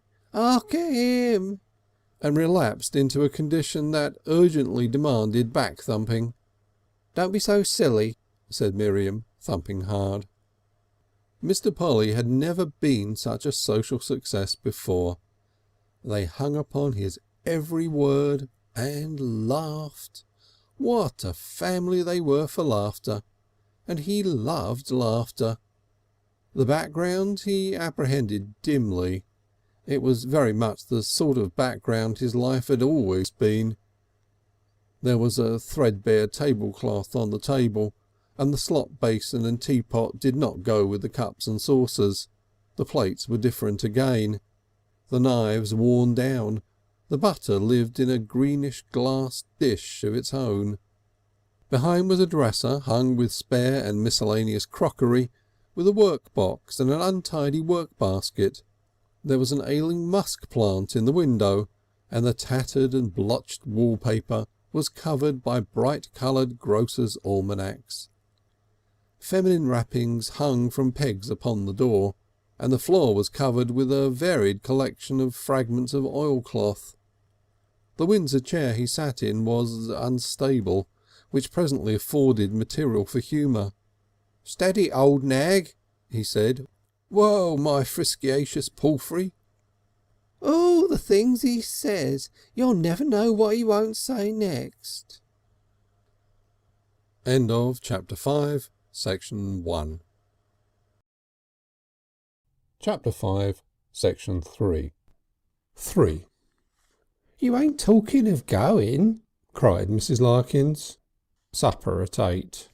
"Stay to supper with us now you have come over," said Mrs. Larkins, with collaborating cries from Minnie. "Have a bit of a walk with the gals and then come back to supper. You might all go and meet Annie while I straighten up and lay things out." "You're not to go touching the front room, mind," said Miriam. "Who's going to touch your front room?" said Mrs. Larkins, apparently forgetful for a moment of Mr. Polly. Both girls dressed with some care while Mrs. Larkins sketched the better side of their characters, and then the three young people went out to see something of Stamton. In the streets their risible mood gave way to a self-conscious propriety that was particularly evident in Miriam's bearing. They took Mr. Polly to the Stamton Recreation Ground, at least that was what they called it, with its handsome custodian's cottage, its asphalt paths, its Jubilee drinking fountain, its clumps of wallflower and daffodils, and so to the new cemetery, and a distant view of the Surrey hills, and round by the gasworks to the canal to the factory, that presently disgorged a surprised and radiant Annie. "Hello!" said Annie. It is very pleasant to every properly constituted mind to be the centre of an amiable interest for one's fellow creatures, and when one is a young man conscious of becoming mourning and a certain wit, and the fellow creatures are three young and ardent and sufficiently expressive young women who dispute for the honour of walking by one's side, one may be excused a secret exultation. They did dispute. "I'm going to have him now," said Annie. "You two've been having him all the afternoon. Besides, I've got something to say to him." She had something to say to him. It came presently. "I say," she said abruptly, "I did get them rings out of a prize package." What rings?" asked Mr. Polly. "What you saw at your poor father's funeral. You made out they meant something.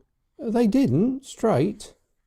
"Then some people have been very remiss about their chances," said Mr. Polly, understanding. "They haven't had any chances," said Annie. "I don't believe in making oneself too free with people." "Nor me," said Mr. Polly. "I may be a bit larky and cheerful in my manner," Annie admitted, "but it don't mean anything. I ain't that sort." Right-o," said Mr. Polly. 4. It was past 10 when Mr. Polly found himself riding back towards Easewood in a broad moonlight, with a little Japanese lantern dangling from his handlebar and making a fiery circle of pinkish light on and around his front wheel. He was mightily pleased with himself and the day.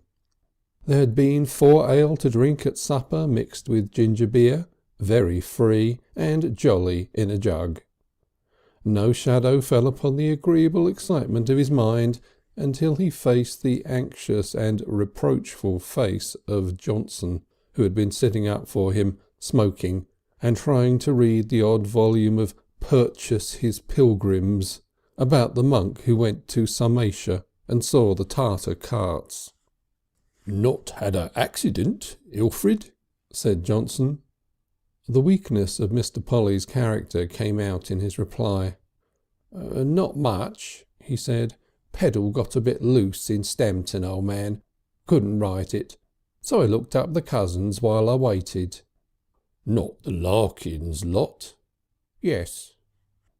Johnson yawned hugely and asked for and was given friendly particulars. "Well," he said, "better get to bed. I've been reading that book of yours. Rum stuff. Can't make it out quite. Quite out of date, I should say, if you ask me." "That's all right, old man," said Mr. Polly. "Not a bit of use for anything I can see." "Not a bit." "See any shops in Stamton?" "Nothing to speak of," said Mr. Polly. "Good night, old man." Before and after this brief conversation his mind ran on his cousins very warmly and prettily in the vein of high spring. Mr. Polly had been drinking at the poisoned fountains of English literature, fountains so unsuited to the needs of a decent clerk or shopman, fountains charged with the dangerous suggestion that it becomes a man of gaiety and spirit to make love, gallantly and rather carelessly. It seemed to him that evening to be handsome and humorous and practicable to make love to all his cousins. It wasn't that he liked any of them particularly, but he liked something about them. He liked their youth and femininity, their resolute high spirits, and their interest in him. They laughed at nothing and knew nothing, and Minnie had lost a tooth and Annie screamed and shouted, but they were interesting, intensely interesting. And Miriam wasn't so bad as the others. He had kissed them all and had been kissed in addition several times by Minnie. Osculatory exercise. He buried his nose in his pillow and went to sleep, to dream of anything rather than getting on in the world, as a sensible young man in his position ought to have done. And now Mr. Polly began to lead a divided life. With the Johnsons he professed to be inclined, but not so conclusively inclined as to be inconvenient, to get a shop for himself, to be, to use the phrase he preferred, looking for an opening. He would ride off in the afternoon upon that research, remarking that he was going to cast a strategical eye on Chertsey or Weybridge. But if not all roads, still a great majority of them led by however devious ways to Stamton and to laughter and increasing familiarity. Relations developed with Annie and Mirry and Miriam. Their various characters were increasingly interesting. The laughter became perceptibly less abundant. Something of the fizz had gone from the first opening. Still, these visits remained wonderfully friendly and upholding. Then back he would come to grave but evasive discussions with Johnson. Johnson was really anxious to get Mr. Polly into something. His was a reserved, honest character, and he would really have preferred to see his lodger doing things for himself than receive his money for housekeeping. He hated waste, anybody's waste, much more than he desired profit. But Mrs. Johnson was all for Mr. Polly's loitering. She seemed much more human and likeable of the two to Mr. Polly. He tried at times to work up enthusiasm for the various avenues to well-being his discussion with Johnson opened, but they remained disheartening prospects. He imagined himself wonderfully smartened up, acquiring style and value in a London shop, but the picture was stiff and unconvincing. He tried to rouse himself to enthusiasm by the idea of his property increasing by leaps and bounds, by £20 a year or so, let us say each year, in a well-placed little shop, the corner shop Johnson favoured. There was a certain picturesque interest in imagining cut-throat economies, but his heart told him there would be little in practising them. And then it happened to Mr. Polly that real romance came out of dreamland into life, and intoxicated and gladdened him with sweetly beautiful suggestions, and left him. She came and left him as that dear lady leaves so many of us, alas, not sparing him one jot or one tittle of the hollowness of her retreating aspect. It was all the more to Mr. Polly's taste that the thing should happen as things happen in books.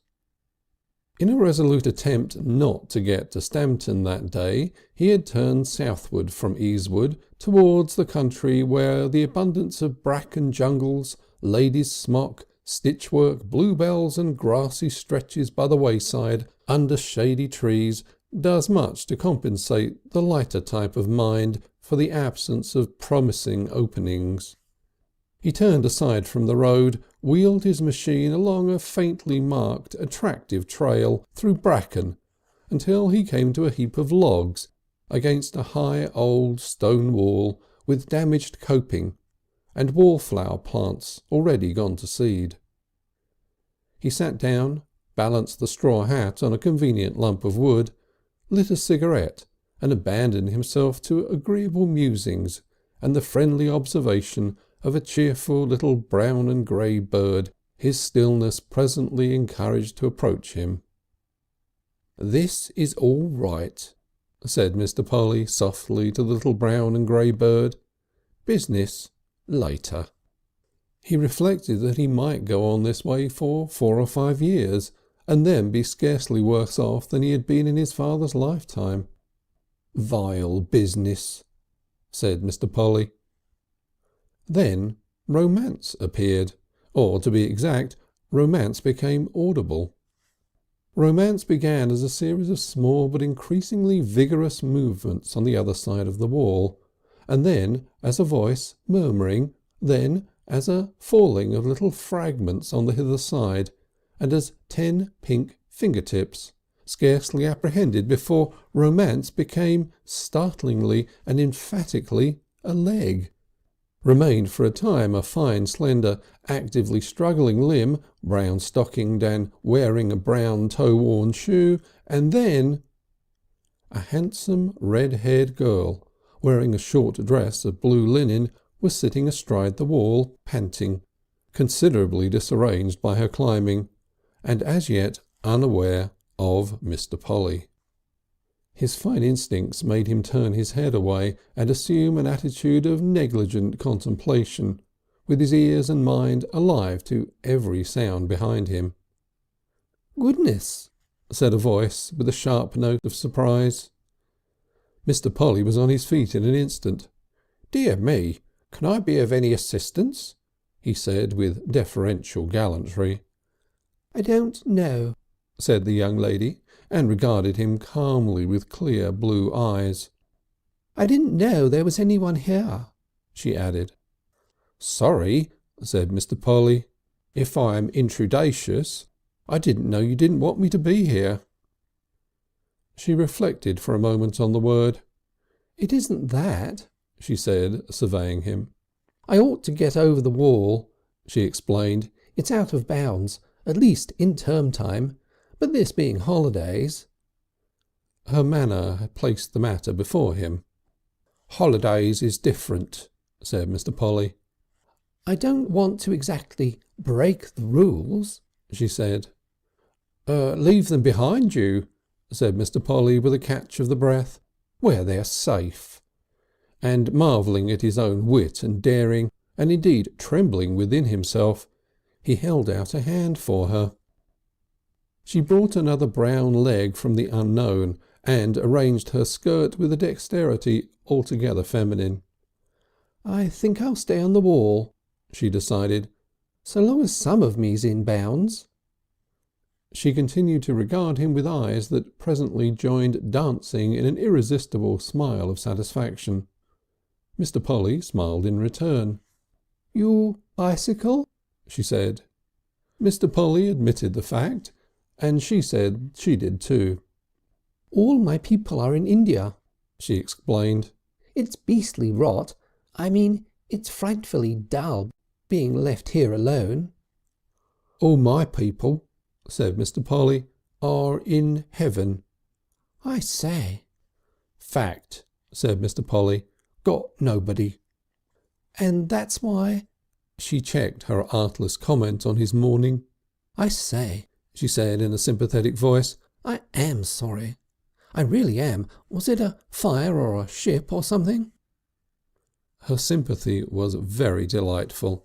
He shook his head. "The ordinary table of mortality," he said. "First one and then another." Behind his outward melancholy, delight was dancing wildly. "Are you lonely?" asked the girl. Mr. Polly nodded. "I was just sitting here in melancholy retrospectatiousness," he said, indicating the logs, and again a swift thoughtfulness swept across her face. "There's no harm in our talking," she reflected. "It's a kindness. Won't you get down?" She reflected and surveyed the turf below and the scene around and him.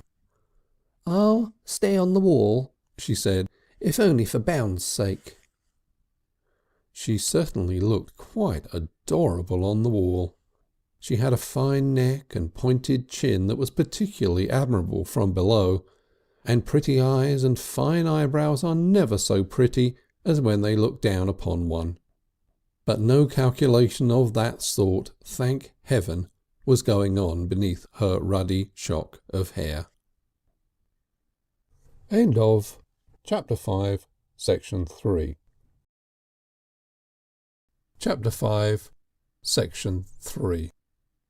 6. "Let's talk," she said, and for a while they were both tongue-tied. Mr. Polly's literary proclivities had taught him that under such circumstances a strain of gallantry was demanded, and something in his blood repeated that lesson. "You made me feel like one of those old knights," he said, "who rode about the country looking for dragons and beautiful maidens and chivalrous adventures." "Ooh," she said. "Why?" "Beautiful maiden," he said. She flushed under her freckles with the quick bright flush those pretty red-haired people have. "Nonsense," she said. "You are. I'm not the first to tell you that.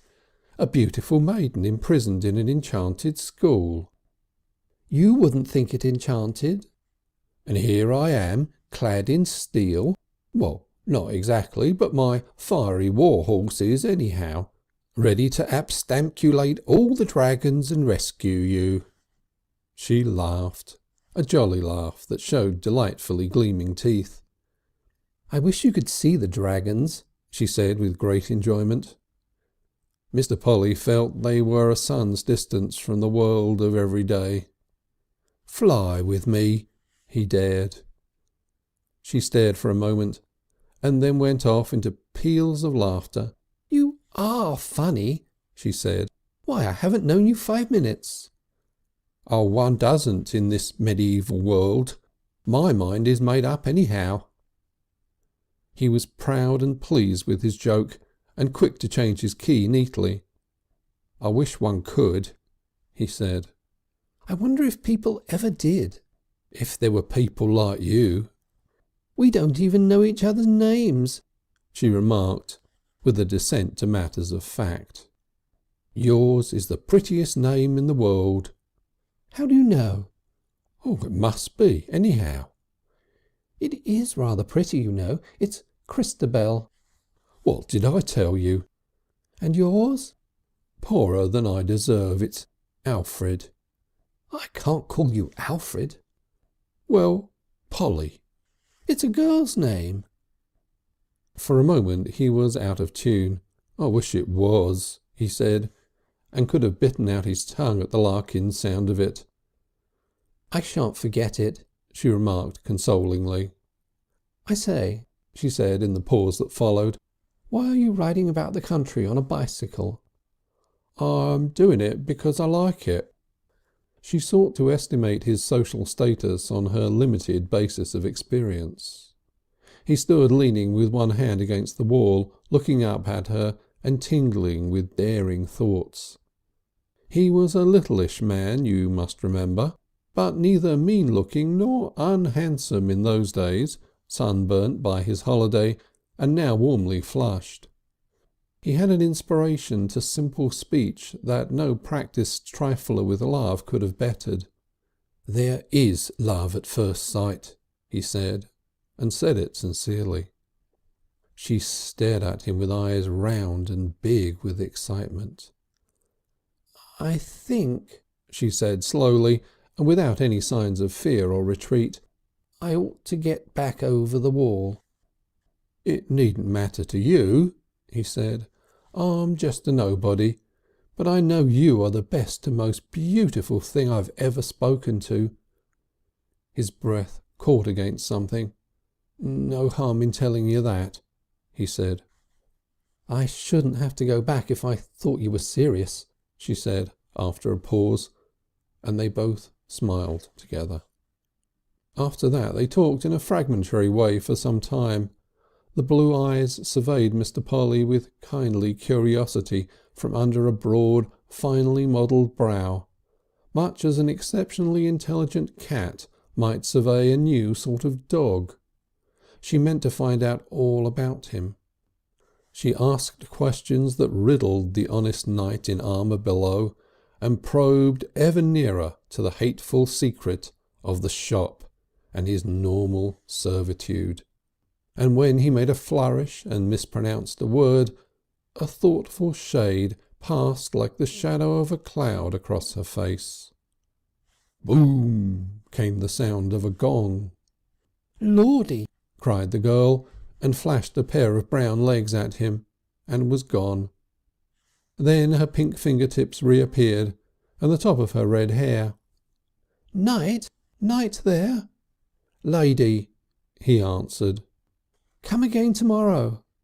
"At your command, but—" "Yes?" "Just one finger." "What do you mean?" "To kiss." The rustle of retreating footsteps and silence. But after he had waited next day for 20 minutes, she reappeared, a little out of breath with the effort to surmount the wall, and head first this time. It seemed to him that she was lighter and more daring, and altogether prettier than the dreams and enchanted memories that had filled the interval. 7. From first to last their acquaintance lasted 10 days.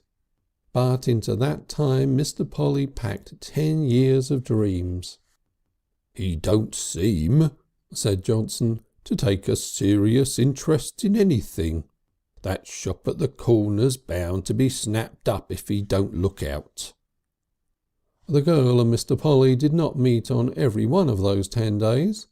One was a Sunday, and she could not come, and on the 8th the school reassembled, and she made vague excuses. All their meetings amounted to this, that she sat on the wall, more or less in bounds as she expressed it, and let Mr. Polly fall in love with her and try to express it below. She sat in a state of irresponsible exaltation, watching him, and at intervals prodding a vivisecting point of encouragement into him, with that strangely passive cruelty which is natural to her sex and age. And Mr. Polly fell in love, as though the world had given way beneath him, and he had dropped through into another, into a world of luminous clouds and of desolate, hopeless wildernesses of desiring, and of wild valleys of unreasonable ecstasies, a world whose infinite miseries were finer, and in some inexplicable way sweeter than the purest gold of everyday life, whose joys, they were indeed but the merest remote glimpses of joy, were brighter than a dying martyr's vision of heaven. Her smiling face looked down upon him out of heaven. Her careless pose was the living body of life. It was senseless, it was utterly foolish, but all that was best and richest in Mr. Polly's nature broke like a wave and foamed up at that girl's feet, and died, and never touched her.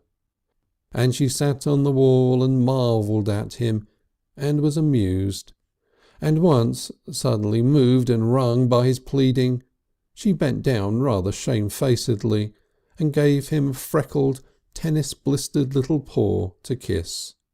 And she looked into his eyes and suddenly felt a perplexity, a curious swimming of the mind that made her recoil and stiffen, and wonder afterwards, and dream. And then, with some dim instinct of self-protection, she went and told her 3 best friends, great students of character all, of this remarkable phenomenon she had discovered on the other side of the wall. "Look here," said Mr. Polly, "I'm wild for the love of you. I can't keep up this gesticulations game any more. I'm not a knight. Treat me as a human man.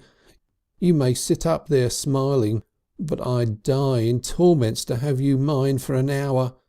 I'm nobody and nothing. But look here, will you wait for me for 5 years? You're just a girl yet, and it wouldn't be hard." "Shut up," said Christabel in an aside he did not hear, and something he did not see touched her hand. "I've always been just dilettanting about till now, but I could work. I've just woke up. Wait till I've got a chance with all the money I've got." "But you haven't got much money." "I've got enough to take a chance with, some sort of a chance. I'd find a chance. I'll do that anyhow. I'll go away. I mean what I say. I'll stop trifling and shirking. If I don't come back, it won't matter. If I do..." Her expressions had become uneasy. Suddenly she bent down towards him. "Don't," she said in an undertone. "Don't what?" "Don't go on like this. You're different. Go on being the knight who just wants to kiss my hand at his... what do you call it?" The ghost of a smile curved her face. "Girdroom." "But..." Then, through a pause, they both stared at each other, listening. A muffled tumult on the other side of the wall asserted itself. "Shut up, Rosie," said a voice. "I tell you I will see. I can't half hear. Give me a leg up. You idiot, he'll see you. You're spoiling everything." The bottom dropped out of Mr. Polly's world.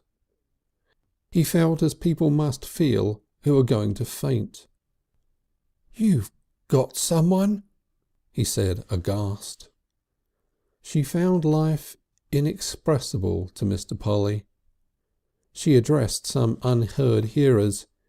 "You filthy little beasts!" she cried with a sharp note of agony in her voice, and swung herself back over the wall and vanished. There was a squeal of pain and fear and a swift, fierce altercation. For a couple of seconds he stood agape.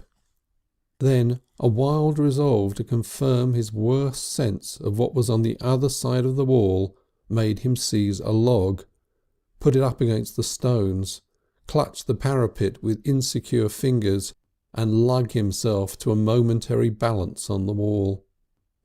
Romance and his goddess had vanished. A red-haired schoolgirl with a pigtail was wringing the wrist of a schoolfellow who shrieked with pain and cried, "Mercy! Mercy! Ooh, Christabel!" "You idiot!" cried Christabel. "You giggling idiot!" 2 other young ladies made off through the beech trees from this outburst of savagery. Then the grip of Mr. Polly's fingers gave, and he hit his chin against the stones, and slipped clumsily to the ground again, scraping his cheek against the wall and hurting his shin against the log by which he had reached the top. Just for a moment he crouched against the wall. He swore, staggered to the pile of logs and sat down. He remained very still for some time with his lips pressed together. "Fool!" he said at last. "You blithering fool!" and began to rub his shin as though he had just discovered its bruises. Afterwards he found his face was wet with blood, which was nonetheless red stuff from the heart because it came from slight abrasions. End of Chapter 5. Chapter 6, Section 1. Miriam. It is an illogical consequence of one human being's ill treatment that we should fly immediately to another, but that's the way it is with us. It seemed to Mr. Polly that only a human touch could assuage the smart of his humiliation. Moreover, it had for some undefined reason to be a feminine touch, and the number of women in his world was limited. He thought of the Larkins family, the Larkins whom he had not now been near for 10 long days. Healing people, they seemed to him now, healing, simple people. They had good hearts, and he had neglected them for a mirage. If he rode over to them, he would be able to talk nonsense and laugh and forget the whirl of memories and thoughts that were spinning round and round so unendurably in his brain. "Law," said Mrs. Larkins, "come in. You're quite a stranger, Alfred." "Been seeing to business," said the unveracious Polly. "None of 'em ain't at home, but Miriam's just out to do a bit of shopping. Won't let me shop, she won't, because I'm so careless. She's a wonderful manager, that girl. Minnie's got some work at the carpet place. Hope it won't make her ill again. She's a loving, delicate sort, is Minnie. Come into the front parlour. It's a bit untidy, but you've got to take us as you find us. What you been doing to your face?" "Bit of a scrace with the bicycle," said Mr. Polly. "Trying to pass a carriage on the on side, and he drew up and ran me against a wall." Mrs. Larkins scrutinised it. "You ought to have someone look after your scraces," she said. "That's all red and rough. It ought to be cold creamed. Bring your bicycle into the passage and come in." She straightened up a bit, that is to say, she increased the dislocation of a number of scattered articles, put a work basket on the top of several books, swept 2 or 3 dog-eared numbers of the Lady's Own Novelist from the table into the broken armchair, and proceeded to sketch together the tea things with various such interpolations as "Law, if I ain't forgot the butter." All the while she talked of Annie's good spirits and the cleverness of her millinery, and of Minnie's affection, and Miriam's relative love of order and management. Mr. Polly stood by the window uneasily and thought how good and sincere was the Larkins' tone. It was well to be back again. "You're a long time finding that shop of yours," said Mrs. Larkins. "Don't do to be precipitous," said Mr. Polly. "No," said Mrs. Larkins. "Once you got it, you got it. Like choosing a husband. You better see you got it good. I kept Larkins hesitating 2 years, I did, until I felt sure of him. A handsome man he was, as you can see by the looks of the girls, but handsome is as handsome does. You'd like a bit of jam to your tea, I expect? I hope they'll keep their men waiting when the time comes. I tell them if they think of marrying, it only shows they don't know when they're well off. Here's Miriam." Miriam entered with several parcels in a net and a peevish expression. "Mother," she said, "you might have prevented my going out with the net with the broken handle. I've been cutting my fingers with the string all the way home." Then she discovered Mr. Polly, and her face brightened. "Hello, Alfred," she said. "Where have you been all this time?" Looking round," said Mr. Polly. "Found a shop?" One or two likely ones, but it takes time. You've got the wrong cups, mother." She went into the kitchen, disposed of her purchases, and returned with the right cups. "What you done to your face, Alfred?" she asked, and came and scrutinised his scratches. "All rough it is." He repeated his story of the accident, and she was sympathetic in a pleasant, homely way. "You are quiet today," she said as they sat down to tea. "Meditatious," said Mr. Polly. Quite by accident he touched her hand on the table, and she answered his touch. Why not? Thought Mr. Polly, and looking up caught Mrs. Larkins' eye and flushed guiltily. But Mrs. Larkins, with unusual restraint, said nothing. She merely made a grimace, enigmatical, but in its essence friendly. Presently Minnie came in with some vague grievance against the manager of the carpet-making place about his method of estimating piecework. Her account was redundant, defective and highly technical, but redeemed by a certain earnestness. "I'm never within a sixpence of what I reckon to be," she said. "It's a bit too hot." Then Mr. Polly, feeling that he was being conspicuously dull, launched into a description of the shop he was looking for and the shops he had seen. His mind warmed up as he talked. "Found your tongue again?" said Mrs. Larkins. He had. He began to embroider the subject and work upon it. For the first time it assumed picturesque and desirable qualities in his mind. It stimulated him to see how readily and willingly they accepted his sketches. Bright ideas appeared in his mind from nowhere. He was suddenly enthusiastic. "When I get this shop of mine I shall have a cat. Must make home for a cat, you know." "What, to catch the mice?" said Mrs. Larkins. "No, sleep in the window. A veritable signor of a cat. Tabby. Cat's no good if it isn't tabby. Cat I'm going to have, and a canary. Didn't think of that before, but a cat and a canary seem to go, you know. Summer weather I shall sit at breakfast in the little room behind the shop, sun streaming in the window to rights, cat on a chair, canary singing, and Mrs. Polly." "Hello," said Mrs. Larkins. "Mrs. Polly frying an extra bit of bacon. Bacon singing, cat singing, canary singing, kettle singing. Mrs. Polly." "But who's Mrs. Polly going to be?" said Mrs. Larkins. "Figment of the imagination, ma'am," said Mr. Polly. "Put in to fill up picture.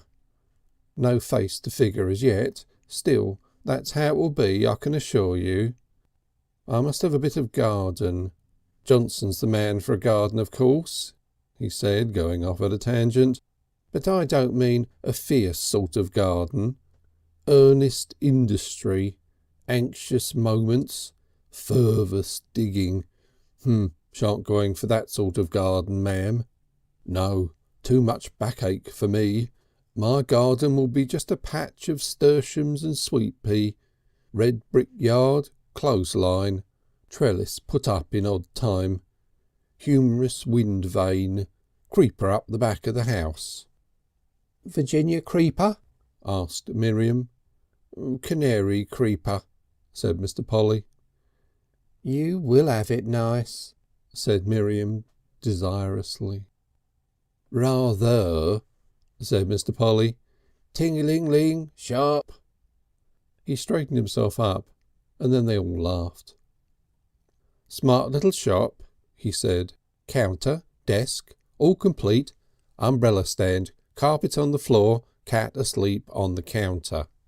Ties and hose on a rail over the counter. All right."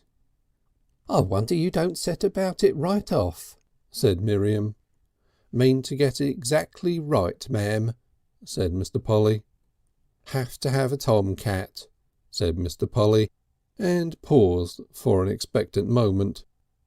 "Wouldn't do to open shop one morning, you know, and find the window full of kittens. Can't sell kittens." When tea was over he was left alone with Minnie for a few minutes, and an odd intimation of an incident occurred that left Mr. Polly rather scared and shaken. A silence fell between them, an uneasy silence. He sat with his elbows on the table looking at her.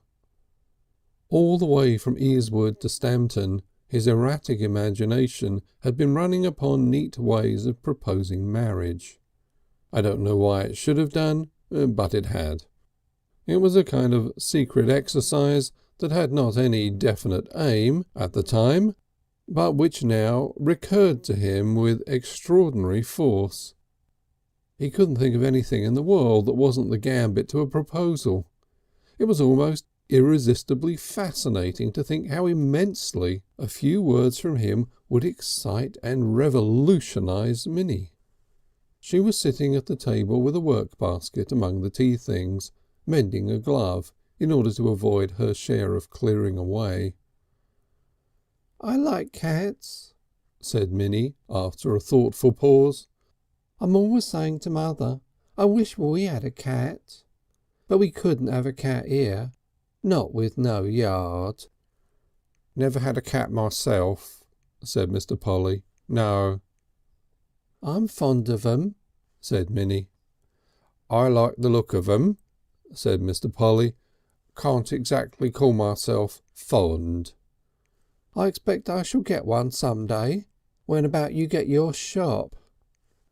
"I shall have my shop all right before long," said Mr. Polly. "Trust me, canary bird and all."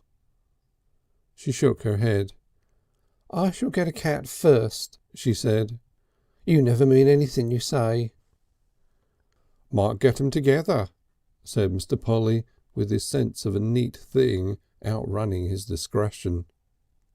"Why, how do you mean?" said Minnie, suddenly alert. "Shop and cat thrown in," said Mr. Polly in spite of himself, and his head swam and he broke out into a cold sweat as he said it. He found her eyes fixed on him with an eager expression. "Mean to say—" she began as if for verification. He sprang to his feet and turned to the window. "Little dog," he said, and moved doorward hastily. "Eating my bicycle tire, I believe," he explained, and so escaped. He saw his bicycle in the hall and cut it dead.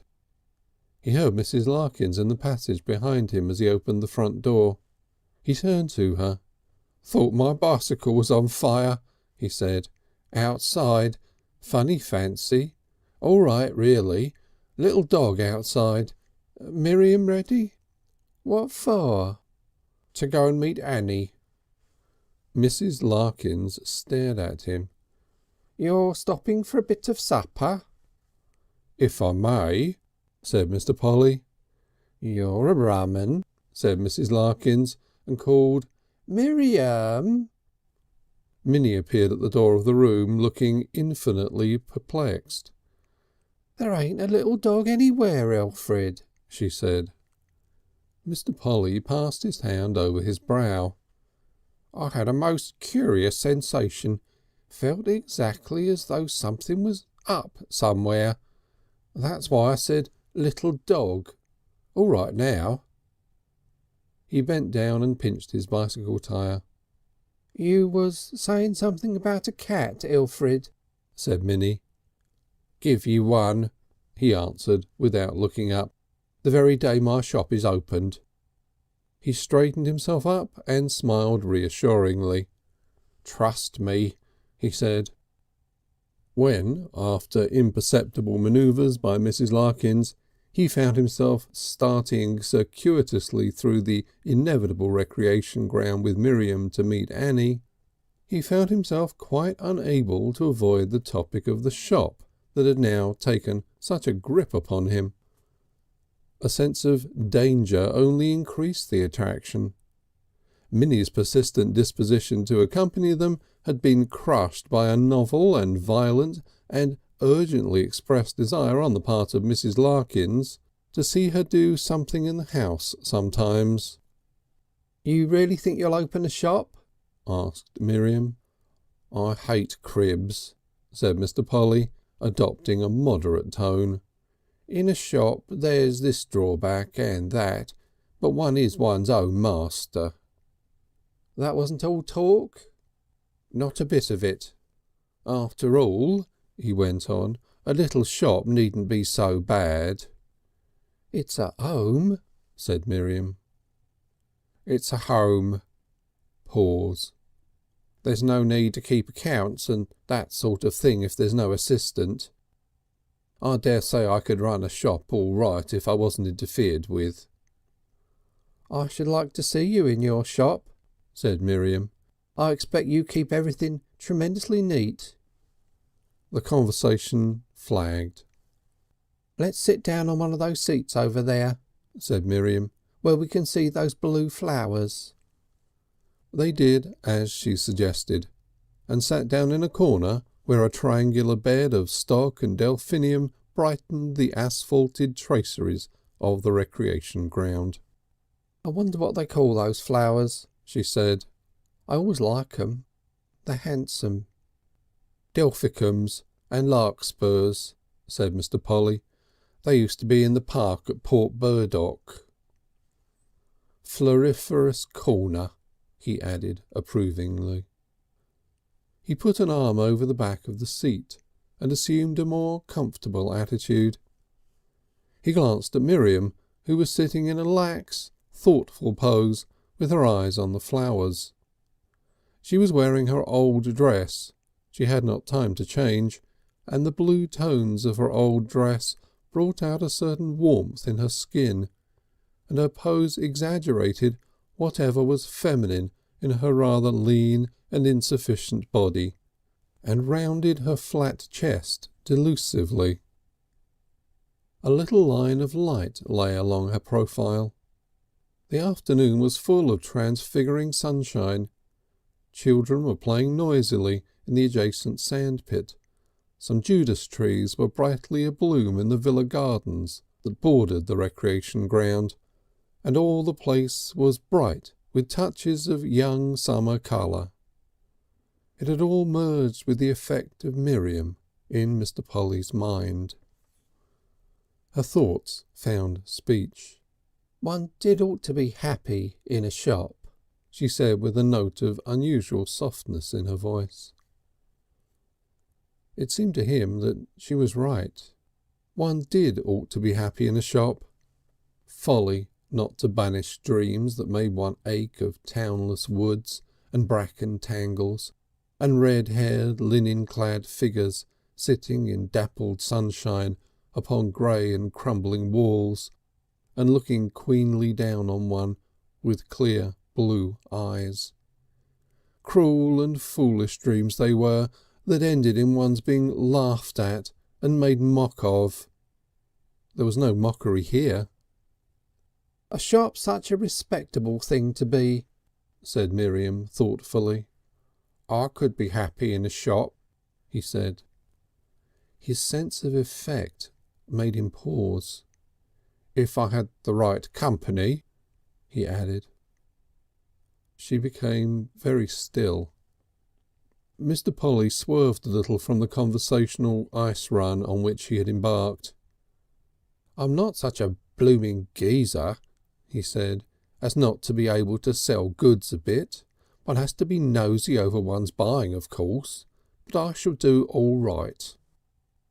He stopped and felt falling through the aching silence that followed. "If you get the right company," said Miriam. "I shall get that all right." "You don't mean you've got someone?" He found himself plunging. "I've got someone in my eye this minute," he said. "Alfred," she said, turning on him, "you don't mean—" Well, did he mean? "I do," he said. Not really." She clutched her hands to keep still. He took the conclusive step. "Well, you and me, Miriam, in a little shop with a cat and a canary." He tried too late to get back to a hypothetical note. "Just suppose it." "You mean," said Miriam, "you're in love with me, Alfred?" What possible answer can a man give to such a question but "Yes"?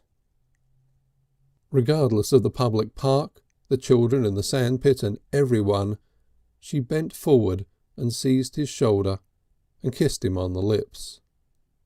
Something lit up in Mr. Polly at the touch. He put an arm about her and kissed her back, and felt an irrevocable act was sealed. He had a curious feeling that it would be very satisfying to marry and have a wife.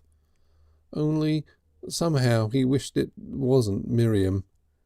Her lips were very pleasant to him, and the feel of her in his arm. They recoiled a little from each other and sat for a moment flushed and awkwardly silent. His mind was altogether incapable of controlling its confusion. "I didn't dream," said Miriam. "You cared. Sometimes I thought it was Annie, sometimes Minnie." "Always liked you better than them," said Mr. Polly. "I loved you, Alfred," said Miriam, "ever since we met at your poor father's funeral. Leastways, I would have done if I had thought. You didn't seem to mean anything you said." "I can't believe it," she added. "Nor I," said Mr. Polly. "You mean to marry me and start that little shop?" "As soon as ever I find it," said Mr. Polly. "I'd no more idea when I came out with you." "Nor me." "It's like a dream." They said no more for a little while. "I got to pinch myself to think it's real," said Miriam.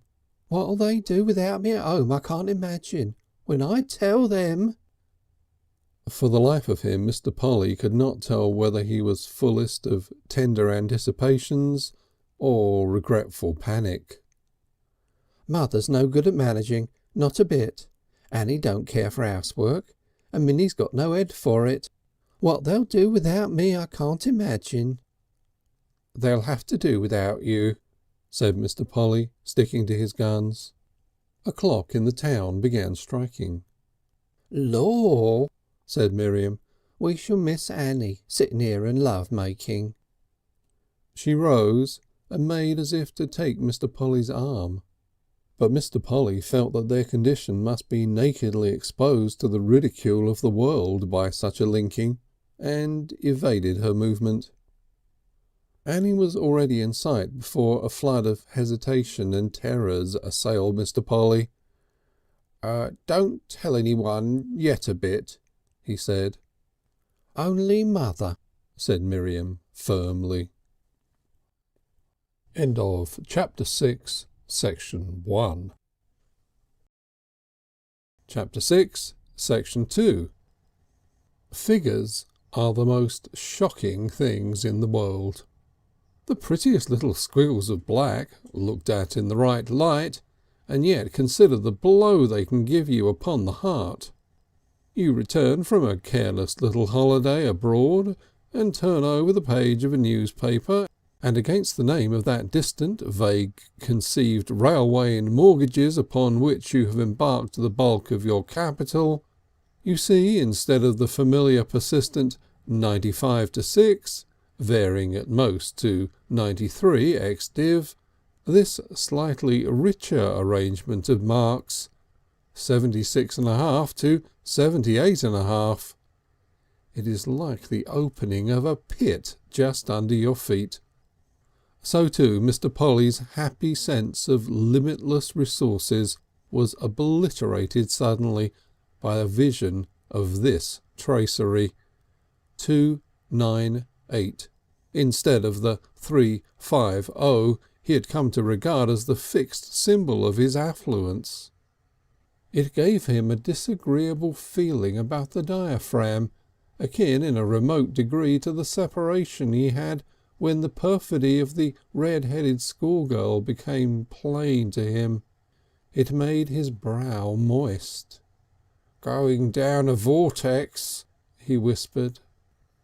By a characteristic feat of subtraction he decided that he must have spent £62. "Funereal baked meats," he said, recalling possible items. The happy dream in which he had been living, of long warm days, of open roads, of limitless unchecked hours, of infinite time to look about him, vanished like a thing enchanted. He was suddenly back in the hard old economic world that exacts work, that limits range, that discourages phrasing and dispels laughter. He saw Wood Street and its fearful suspenses yawning beneath his feet. And also he had promised to marry Miriam, and on the whole rather wanted to. He was distraught at supper. Afterwards, when Mrs. Johnson had gone to bed with a slight headache, he opened a conversation with Johnson. "It's about time, old man, I saw about doing something," he said. "Riding about and looking at shops, all very debonairious, old man, but it's time I took one for keeps." "What did I tell you?" said Johnson. "How do you think that corner shop of yours will figure out?" Mr. Polly asked. "You're really meaning it?" "If it's a practical proposition, old man, assuming it's practicable, what's your idea of the figures?" Johnson went to the chiffonier, got out a letter and tore off the back sheet. "Let's figure it out," he said with solemn satisfaction. "Let's see the lowest you could do it on." He squared himself to the task, and Mr. Polly sat beside him like a pupil, watching the evolution of the grey distasteful figures that were to dispose of his little hoard. "What running expenses have we got to provide for?" said Johnson, wetting his pencil. "Let's have them first. Rent?" At the end of an hour of hideous speculations, Johnson decided, "It's close, but you'll have a chance." Said Mr. Polly. "What more does a brave man want?" "One thing you can do quite easily. I've asked about it." "What's that, old man?" said Mr. Polly. "Take the shop without the house above it." "I suppose I might put my head in to mind it," said Mr. Polly, "and get a job with my body." "Not exactly that, but I thought you'd save a lot if you stayed on here, being all alone as you are." "Never thought of that, old man," said Mr. Polly, and reflected silently upon the needlessness of Miriam. "We're talking of £80 for stock," said Johnson. "Of course 75 is £5 less, isn't it? Not much else we can cut." "No," said Mr. Polly. "It's very interesting all this," said Johnson, folding up the half sheet of paper and unfolding it. "I wish sometimes I had a business of my own instead of a fixed salary. You'll have to keep books, of course." "One wants to know where one is." "I should do it all by double entry," said Johnson. "A little troublesome at first, but far the best in the end." "Let me see the paper," said Mr. Polly, and took it with the feeling of a man who takes a nauseating medicine, and scrutinised his cousin's neat figures with listless eyes. "Well," said Johnson, rising and stretching, "bed. Better sleep on it, old man." "Right-o," said Mr. Polly without moving, and indeed he could as well have slept upon a bed of thorns. He had a dreadful night. It was like the end of the annual holiday, only infinitely worse. It was like a newly arrived prisoner's backward glance at the trees and heather through the prison gates. He had to go back to harness, and he was as fitted to go in harness as the ordinary domestic cat. At night, fate, with the quiet complacency, and indeed at times the very face and gestures of Johnson, guided him towards that undesired establishment at the corner near the station. "Oh Lord!" he cried, "I'd rather go back to Cribs. I should keep my money anyhow." Fate never winced. "Run away to sea," whispered Mr. Polly, but he knew he wasn't man enough. "Cut my blooming throat." Some braver strain urged him to think of Miriam, and for a little while he lay still. "Well, old man," said Johnson when Mr. Polly came down to breakfast, and Mrs. Johnson looked up brightly. Mr. Polly never had felt breakfast so unattractive before. "Just a day or so more, old man, to turn it over in my mind," he said. "You'll get the place snapped up," said Johnson. There were times in those last few days of coyness with his destiny when his engagement seemed the most negligible of circumstances, and times, and these happened for the most part at nights, after Mrs. Johnson had indulged everybody in a Welsh rarebit, when it assumed so sinister and portentous an appearance as to make him think of suicide. And there were times too when he very distinctly desired to be married, now that the idea had got into his head, at any cost. Also he tried to recall all the circumstances of his proposal, time after time, and never quite succeeded in recalling what had brought the whole thing off. He went over to Stamton with a becoming frequency and kissed all his cousins, and Miriam especially, a great deal, and found it very stirring and refreshing. They all appeared to know, and Minnie was tearful but resigned. Mrs. Larkins met him and indeed enveloped him in unwonted warmth, and there was a big pot of household jam for tea, and he could not make up his mind to sign his name to anything about the shop, though it crawled nearer and nearer to him, though the project had materialised now to the extent of a draft agreement with the place for his signature indicated in pencil. One morning, just after Mr. Johnson had gone to the station, Mr. Polly wheeled his bicycle out into the road, went up to his bedroom, packed his long white nightdress, a comb and a toothbrush in a manner that was off-hand as he could make it, informed Mrs. Johnson, who was manifestly curious, that he was off for a day or two to clear his head, and fled forthright into the road, and mounting, turned his wheels towards the tropics and the equator and the south coast of England, and indeed more particularly to where the little village of Fishbourne slumbers and sleeps. When he returned 4 days later, he astonished Johnson beyond measure by remarking so soon as the shop project was reopened, "I've took a little contraption at Fishbourne, old man, that I fancy suits me better." He paused and then added in a manner, if possible even more offhand, "Oh, and I'm going to have a bit of a nuptial over at Stamton with one of the Larkins cousins." "Nuptial?" said Johnson. "Wedding bells, old man. Benedictine collapse."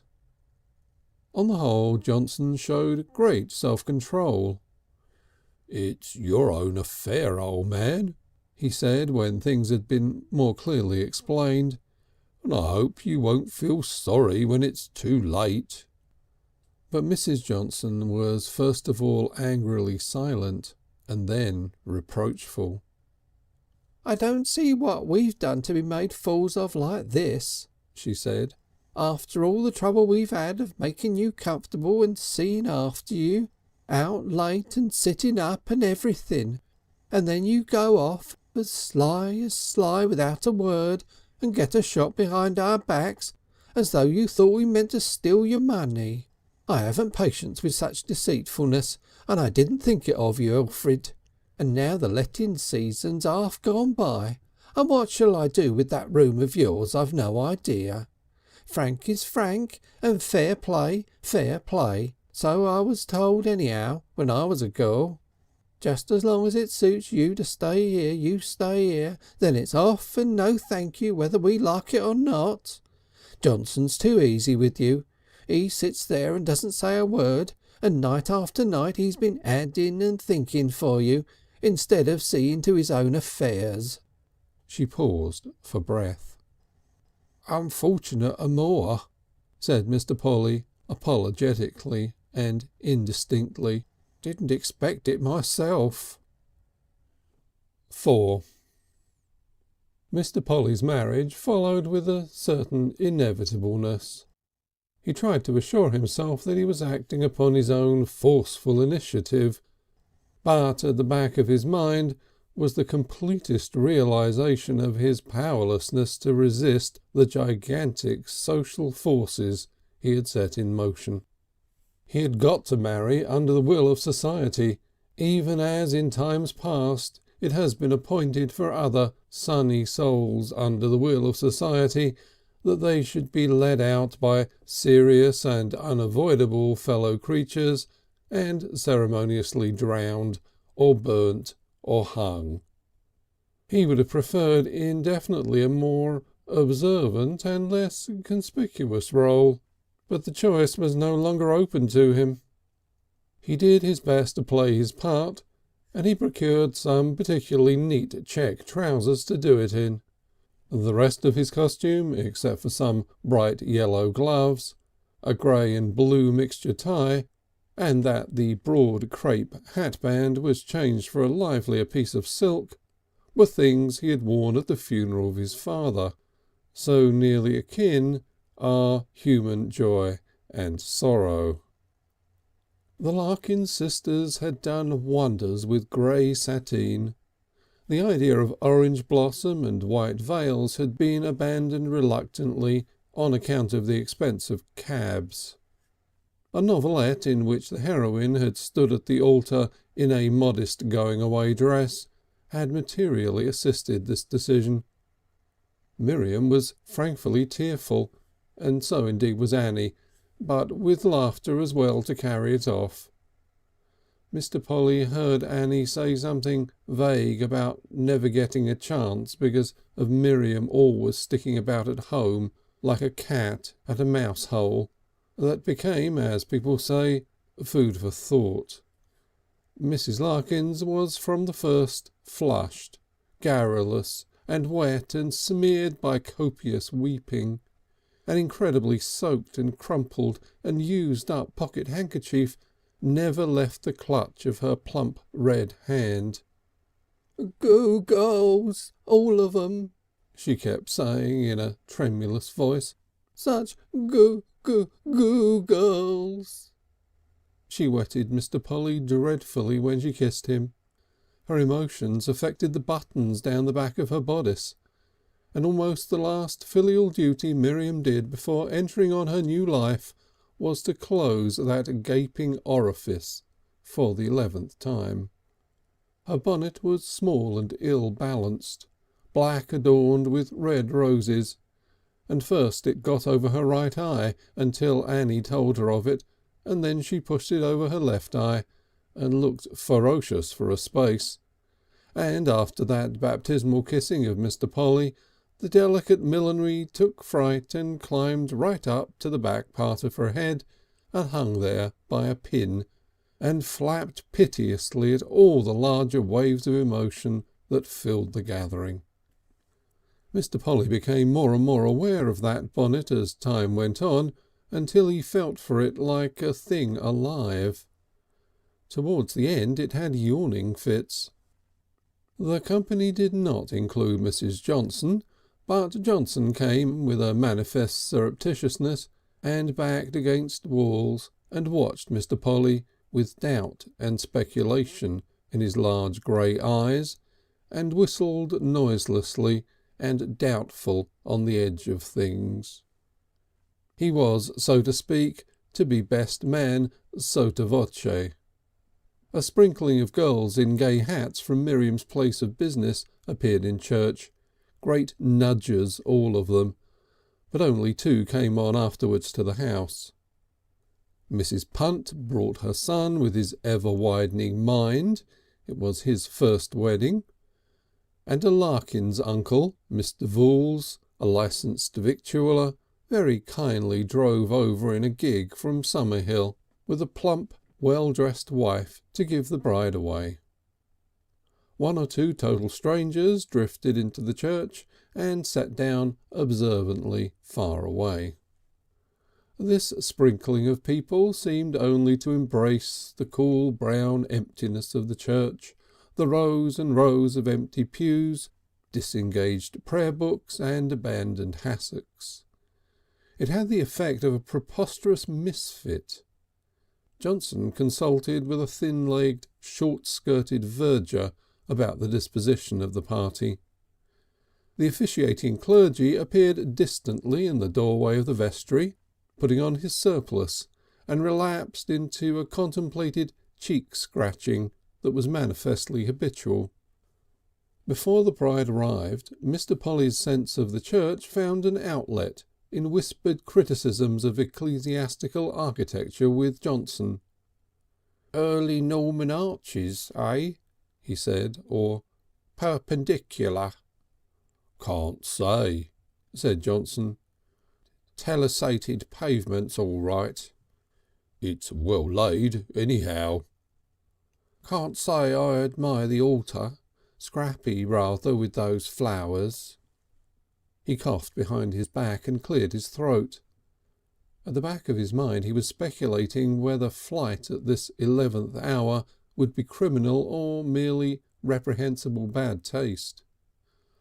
A murmur from the nudgers announced the arrival of the bridal party. The little procession from a remote door became one of the enduring memories of Mr. Polly's life. The little verger had bustled to meet it and arrange it according to tradition and morality. In spite of Mrs. Larkins' "Don't take her from me yet," he made Miriam go first with Mr. Voules. The bridesmaids followed, and then himself, hopelessly unable to disentangle himself from the whispering maternal anguish of Mrs. Larkins. Mrs. Voules, a compact rounded woman with a square expressionless face, imperturbable dignity, and a dress of considerable fashion, completed the procession. Mr. Polly's eyes fell first upon the bride. The sight of her filled him with a curious stir of emotion, alarm, desire, affection, respect, and a queer element of reluctant dislike, all played their part in that complex eddy. The grey dress made her a stranger to him, made her stiff and commonplace. She was not even the rather drooping form that had caught his facile sense of beauty when he had proposed to her in the recreation ground. There was something too that did not please him in the angle of her hat. It was indeed an ill-conceived hat, with large aimless rosettes of pink and grey. Then his mind passed to Mrs. Larkins and the bonnet that was to gain such a hold upon him. It seemed to be flag signalling as she advanced, and to the eager, unrefined sisters he was acquiring. A freak of fancy set him wondering where and when in the future a beautiful girl with red hair might march along some splendid aisle. Never mind. He became aware of Mr. Voules. He became aware of Mr. Voules as a watchful blue eye of intense forcefulness. It was the eye of a man who has got hold of a situation. He was a fat, short, red-faced man, clad in a tight-fitting tailcoat of black and white check, with a coquettish bow tie under the lowest of a number of crisp little red chins. He held the bride under his arm with an air of invincible championship, and his free arm flourished a grey top hat of an equestrian type. Mr. Polly instantly learned from the eye that Mr. Voules knew all about his longing for flight. Its azure pupil glowed with disciplined resolution. It said, "I've come to give this girl away, and give her away I will. I'm here now, and things have to go on all right, so don't think of it any more." And Mr. Polly didn't. A faint phantom of a certain little dog that had just hovered beneath the threshold of consciousness vanished into black impossibility. Until the conclusive moment of the service was attained, the eye of Mr. Voules watched Mr. Polly relentlessly, and then instantly he relieved guard and blew his nose into a voluminous and richly patterned handkerchief, and sighed and looked around for the approval and sympathy of Mrs. Voules, and nodded to her brightly, like one who has always foretold a successful issue to things. Mr. Polly felt then like a marionette that has just dropped off its wire, but it was long before that release arrived. He became aware of Miriam breathing close to him. "Hello," he said, and feeling that was clumsy and would meet the eye's disapproval. "Grey dress suits you no end." Miriam's eyes shone under her hat brim. "Not really," she whispered. "You're all right," he said, with the feeling of observation and criticism stiffening his lips. He cleared his throat. The verger's hand pushed at him from behind. Someone was driving Miriam toward the altar rail and the clergyman. "We're in for it," said Mr. Polly to her sympathetically. "Where? Here? Right-o." He was interested for a moment or so in something indescribably habitual in the clergyman's pose. What a lot of weddings he must have seen. Sick he must be of them. "Don't let your attention wander," said the eye. "Got the ring?" whispered Johnson. "Pawned it yesterday," answered Mr. Polly, and then had a dreadful moment under that pitiless scrutiny while he felt in the wrong waistcoat pocket. The officiating clergy sighed deeply, began and married them wearily and without any hitch. "Dear beloved, we gathered gather sight to God and face this congregation, joined gather man, woman, holy matrimony which is obly state, stooted by God in times man's innocency." Mr. Polly's thoughts wandered wide and far, and once again something like a cold hand touched his heart, and he saw a sweet face in sunshine under the shadow of trees. Someone was nudging him. It was Johnson's finger diverted his eyes to the crucial place in the prayer book to which they had come. "Wilt thou lover, comforter, honour, keeper, sickness and health? Say, I will." Mr. Polly moistened his lips. "I will," he said hoarsely. Miriam, nearly inaudible, answered some similar demand. Then the clergyman said, "Who gives one to be married to this man?" "Well, I'm doing that," said Mr. Voules in a refreshingly full voice and looking round at the church. "You see, me and Martha Larkins being cousins." He was silenced by the clergyman's rapid grip directing the exchange of hands. "Pete after me," said the clergyman to Mr. Polly. "Take thee Miriam, wed wife." take the Miriam wed wife, said Mr. Polly. Have hold this day forward. Have hold this day forward. Bet worse, rich po. Bet worse, rich po. Then came Miriam's turn. Lego hands, said the clergyman. Got the ring? No? On the book. So, here, Pete off for me. With this ring I thee wed. With this ring I thee wed. And so it went on, blurred and hurried, like the momentary vision of an utterly beautiful thing seen through the smoke of a passing train.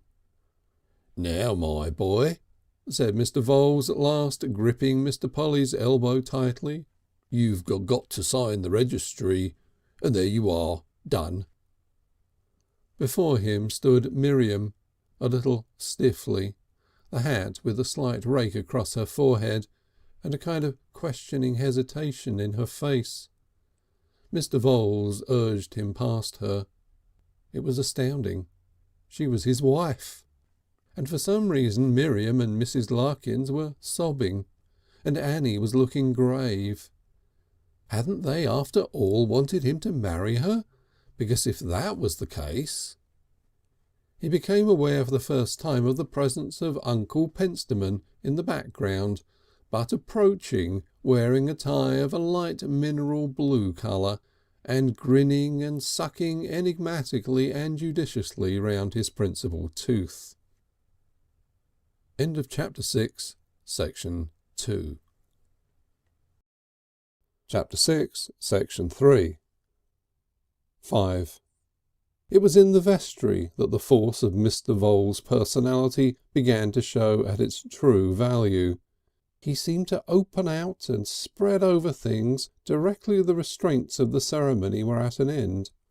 "Everything," he said to the clergyman. "Excellent."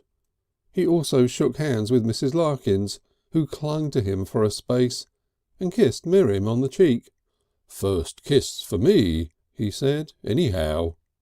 He led Mr. Polly to the register by the arm, and then got chairs for Mrs. Larkins and his wife, and then turned on Miriam. "Now, young people," he said. "One, or I shall again." "That's right," said Mr. Voules. "Same again, miss." Mr. Polly was overcome with modest confusion, and turning found a refuge from this publicity in the arms of Mrs. Larkins.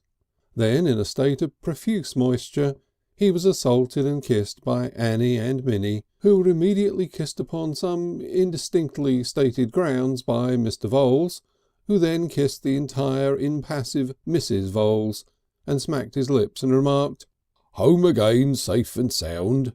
Then, with a strange harrowing cry, Mrs. Larkins seized upon and bedewed Miriam with kisses. Annie and Minnie kissed each other, and Johnson went abruptly to the door of the vestry and stared into the church, no doubt with ideas of sanctuary in his mind. "Like a bit of a kiss round sometimes," said Mr. Voules, and made a kind of hissing noise with his teeth, and suddenly smacked his hands together with great éclat several times. Meanwhile the clergyman scratched his cheek with one hand and fiddled the pen with the other, and the verger coughed protestingly. "The dog cart's just outside," said Mr. Voules. "No walking home today for the bride, ma'am." "Not going to drive us?" cried Annie. "The happy pair, miss. Your turn soon." "Oh, get out," said Annie. "I shan't marry, ever." "You won't be able to help it. You'll have to do it, just to disperse the crowd." Mr. Voules laid his hand upon Mr. Polly's shoulder. "The bridegroom gives his arm to the bride. Hand across and down the middle. Prump, prump, prump, prump, prump, prump." Mr. Polly found himself and the bride leading the way toward the western door. Mrs. Larkins passed close to Uncle Pentstemon, sobbing too earnestly to be aware of him. "Such a goo girl," she sobbed. "Didn't think I'd come, did you?" said Uncle Pentstemon, but she swept past him, too busy with the expression of her feelings to observe him. "She didn't think I'd come, I lay," said Uncle Pentstemon, a little foiled, but effecting an auditory lodgment upon Johnson. "I don't know," said Johnson uncomfortably. "I suppose you were asked. How are you getting on?" "I was asked," said Uncle Pentstemon, and brooded for a moment. "I goes about seeing wonders," he added, and then in a sort of entranced undertone, "one of her girls getting married. That's what I mean by wonders. Lord's goodness, whoa!" "Nothing the matter?" asked Johnson. "Got it in the back for a moment. Going to be a change of weather, I suppose," said Uncle Pentstemon. "I brought her a nice present too, what I got in this parcel. Valuable old tea caddy that used to be my mother's. What I kept my baccy in for years and years, till the hinge at the back got broke.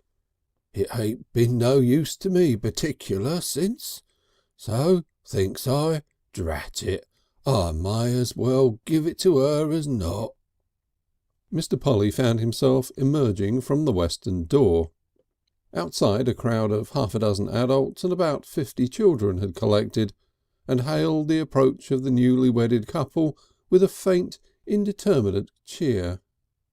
All the children were holding something in little bags, and his attention was caught by the expression of vindictive concentration upon the face of a small, big-eared boy in the foreground.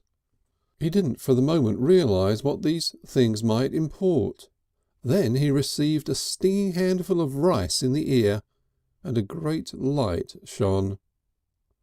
"Not yet, you young fool," he heard Mr. Voules saying behind him, and then a second handful spoke against his hat.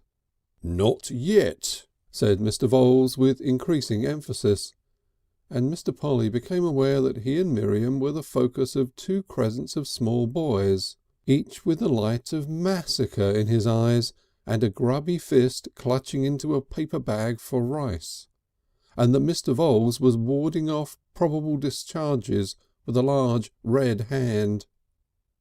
The dog cart was in charge of a loafer, and the horse and the whip were adorned with white favours, and the back seat was confused but not untenable with hampers. "Up we go," said Mr. Voules. "Old birds in front and young ones behind." An ominous group of ill-restrained rice-throwers followed them up as they mounted. "Get your handkerchief for your face," said Mr. Polly to his bride, and took the place next the pavement with considerable heroism, held on, gripped his hat, shut his eyes, and prepared for the worst. "Off," said Mr. Voules, and a concentrated fire came stinging Mr. Polly's face. The horse shied, and when the bridegroom could look at the world again, it was manifest the dog cart had just missed an electric train by a hair's breadth, and far away outside the church railings the verger and Johnson were battling with an active crowd of small boys for the life of the rest of the Larkins family. Mrs. Punt and her son had escaped across the road, the son trailing and stumbling at the end of a remorseless arm, but Uncle Pentstemon, encumbered by the tea caddy, was the centre of a little circle of his own, and appeared to be dratting them all very heartily. Remoter, a policeman approached with an air of tranquil unconsciousness. "Steady, you idiot, steady!" cried Mr. Voules, and then over his shoulder, "I brought that rice. I like old customs. Whoa, steady!" The dog cart swerved violently, and then, evoking a shout of groundless alarm from a cyclist, took a corner, and the rest of the wedding party was hidden from Mr. Polly's eyes. 6. "We'll get the stuff into the house before the old gal comes along," said Mr. Voules, "if you hold the hoss." "What about the key?" asked Mr. Polly. "I got the key. Coming." And while Mr. Polly held the sweating horse and dodged the foam that dripped from its bit, the house absorbed Miriam and Mr. Voules all together. Mr. Voules carried in various hampers he had brought with him, and finally closed the door behind him. For some time Mr. Polly remained alone with his charge in the little blind alley outside the Larkins' house, while the neighbours scrutinised him from behind their blinds. He reflected that he was a married man, and that he must look very much like a fool, that the head of the horse is a silly shape, and its eye a bulger. He wondered what the horse thought of him, and whether it really liked being held and patted on the neck, or whether it only submitted out of contempt. Did it know he was married? Then he wondered if the clergyman had thought him much of an ass, and then whether the individual lurking behind the lace curtains of the front room next door was a man or a woman. A door opened over the way, and an elderly gentleman in a kind of embroidered fez appeared smoking a pipe with a quiet, satisfied expression. He regarded Mr. Polly for some time with mild but sustained curiosity. Finally he called. "Aye." "Hello," said Mr. Polly. "You needn't hold that horse," said the old gentleman. "Spirited beast," said Mr. Polly, and, with some faint analogy to ginger beer in his mind, "he's up today." "He won't turn hisself around," said the old gentleman, "anyhow, and there ain't no way through for him to go." "Verbum sap," said Mr. Polly, and abandoned the horse and turned to the door. It opened to him just as Mrs. Larkins on the arm of Johnson, followed by Annie, Minnie, two friends, Mrs. Punt and her son, and at a slight distance Uncle Pentstemon, appeared round the corner. "They're coming," he said to Miriam, and put an arm about her and gave her a kiss. She was kissing him back when they were startled violently by the shying of two empty hampers into the passage. Then Mr. Voules appeared, holding a third. "Here, you'll have plenty of time for that presently," he said. "Get these hampers away before the old girl comes. I got a cold collation here to make her sit up. My eye!" Miriam took the hampers, and Mr. Polly, under compulsion from Mr. Voules, went into the little front room.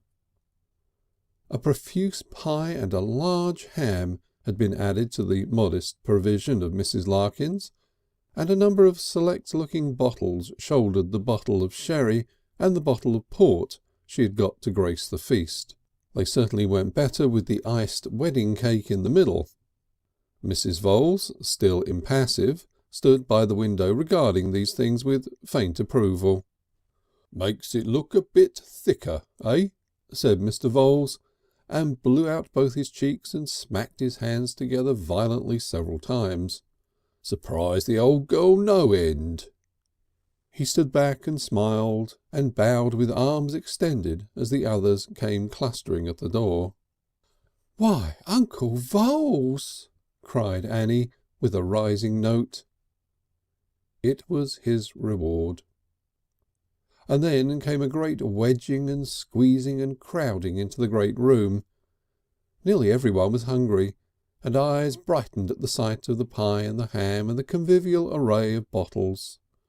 "Sit down, everyone," cried Mr. Voules. "Leaning against anything counts as sitting, and it makes it easier to shake down the grub."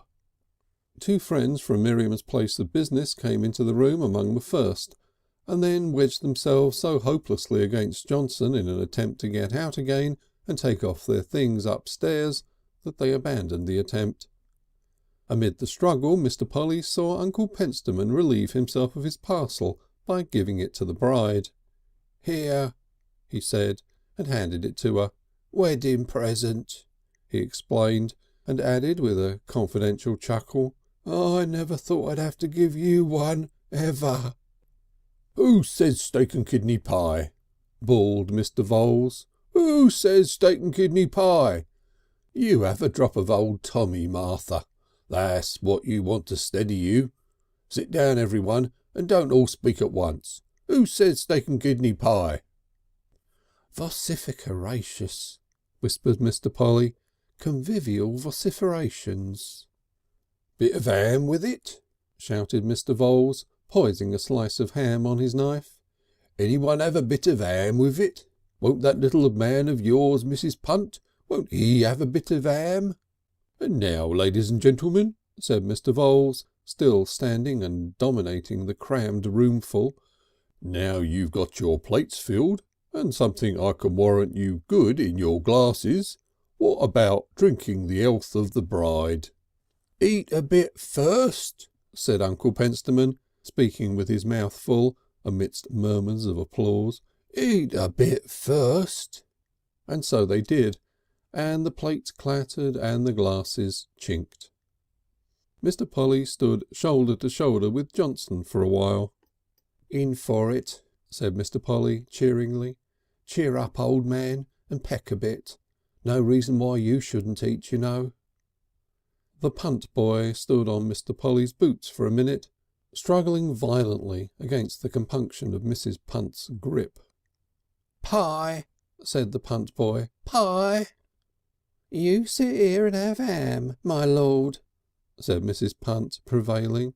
"Pie you can't have and you won't." "Lor bless my heart, Mrs. Punt," protested Mr. Voules. "Let the boy have a bit if he wants it, wedding and all." "You haven't had him sick in your hands, Uncle Voules," said Mrs. Punt, "else you wouldn't want to humour his fancies as you do." "I can't help feeling it's a mistake, old man," said Johnson in a confidential undertone. "I can't help feeling you've been rash. Let's hope for the best." "Always glad of good wishes, old man," said Mr. Polly. "You'd better have a drink or something. Anyhow, sit down to it." Johnson subsided gloomily, and Mr. Polly secured some ham and carried it off and sat himself down on the sewing machine on the floor in the corner to devour it. He was hungry and a little cut off from the rest of the company by Mrs. Voules' hat and back, and he occupied himself for a time with ham and his own thoughts. He became aware of a series of jangling concussions on the table. He craned his neck and discovered that Mr. Voules was standing up and leaning forward over the table in a manner distinctive of after-dinner speeches, tapping upon the table with a black bottle. "Ladies and gentlemen," said Mr. Voules, raising his glass solemnly in the empty desert of sound he had made, and paused for a second or two. "Ladies and gentlemen, the bride." He searched his mind for some suitable wreath of speech and brightened at last with discovery. "Here's luck to her," he said at last. "Here's luck," said Johnson, hopelessly but resolutely, and raised his glass. Everybody murmured, "Here's luck." "Luck," said Mr. Polly, unseen in his corner, lifting a forkful of ham. "That's all right," said Mr. Voules with a sigh of relief at having brought off a difficult operation. "And now, who's for a bit more pie?" For a time conversation was fragmentary again, but presently Mr. Voules rose from his chair again. He had subsided with a contented smile after his first oratorical effort and produced a silence by renewed hammering. "Ladies and gents," he said, "fill up for the second toast, the happy bridegroom."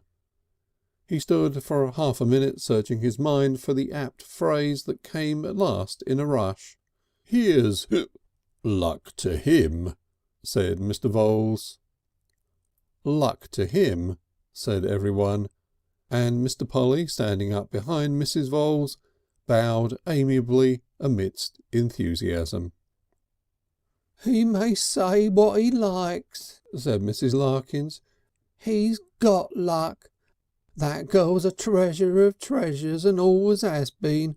ever since she tried to nurse her own little sister, but being 3 at the time and fell the full flight of stairs from top to bottom, no hurt that any outward eye has ever seen, but always ready and helpful, always tidying and busy, a treasure I must say, and a treasure I will say, giving no more than her due." She was silenced altogether by a rapping sound that would not be denied. Mr. Voules had been struck by a fresh idea and was standing up and hammering with the bottle again. "The third toast, ladies and gentlemen," he said. "Fill her up, please. The mother of the bride.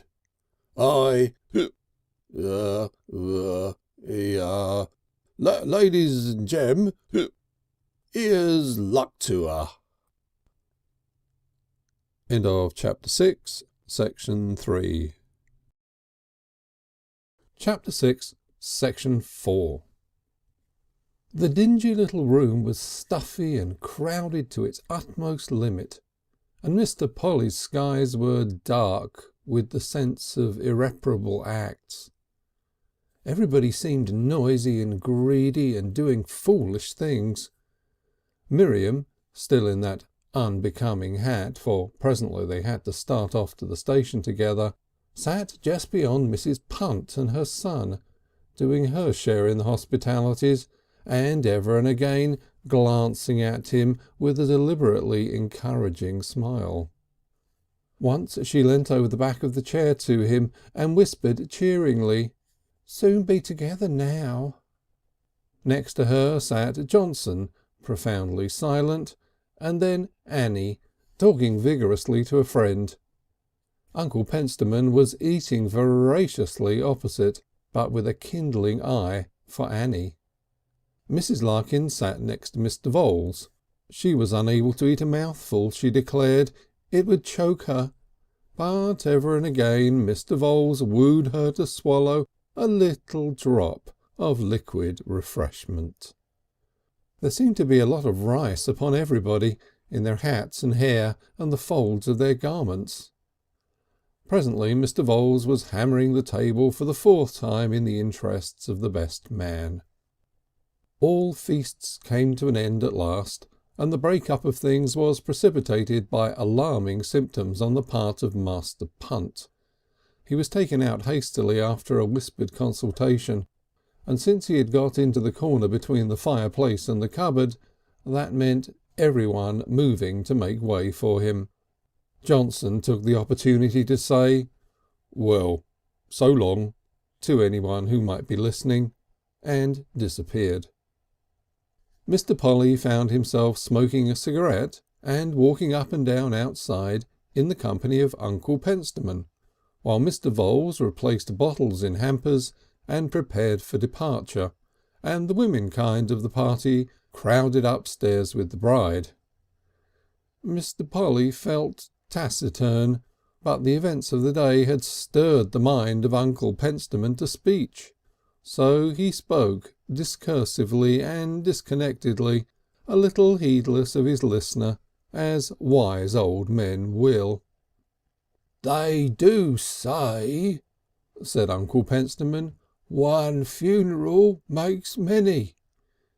This time it's a wedding, but it's all very much of a muchness," said Uncle Pentstemon.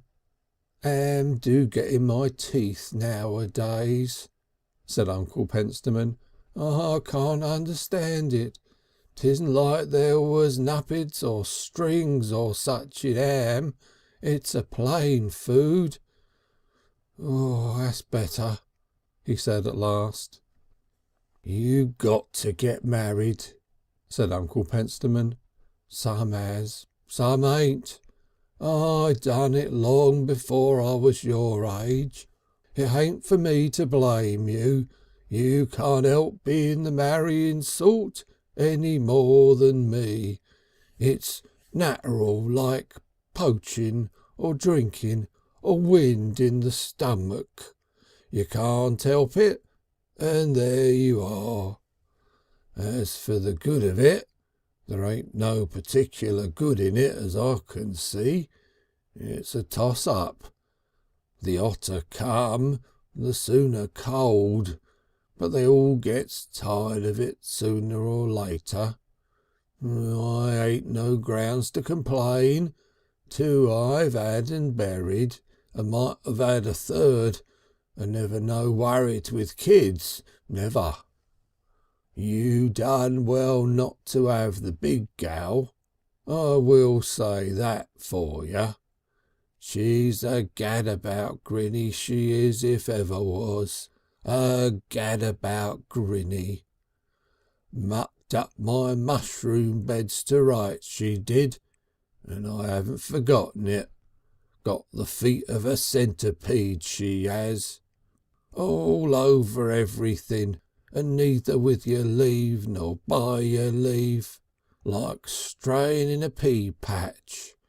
Cluck, cluck, trying to laugh it off.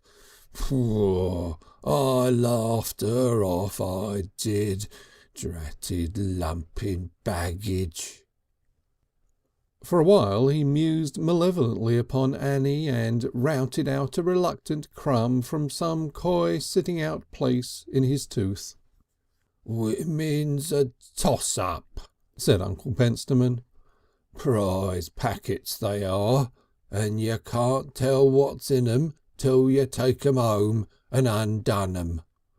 Never was a bachelor married yet that didn't buy a pig in a poke. Never. Marriage seems to change the very natures in 'em through and through. You can't tell what they weren't turning to, nohow. I seen the nicest girls go wrong," said Uncle Pentstemon, and added with unusual thoughtfulness, "Not that I mean you got one of that sort. The worst sort's the grizzler," Uncle Pentstemon resumed. "If ever I had a grizzler, I'd up and hit her on the head with something pretty quick. I don't think I could abide a grizzler," said Uncle Pentstemon. "I'd liefer have a lump about like that other gal, I would indeed. I lay I'd make her stop laughing after a bit for all her airs, and mind where her clumsy great feet went. A man's got to tackle 'em, whatever they be," said Uncle Pentstemon, summing up the shrewd observation of an old world lifetime. "Good or bad," said Uncle Pentstemon, raising his voice fearlessly, "a man's got to tackle 'em." At last it was time for the 2 young people to catch the train for Waterloo en route for Fishbourne. They had to hurry, and as a concluding glory of matrimony they travelled second class and were seen off by all the rest of the party except the Punts. Master Punt being now, beyond any question, unwell. Off. The train moved out of the station.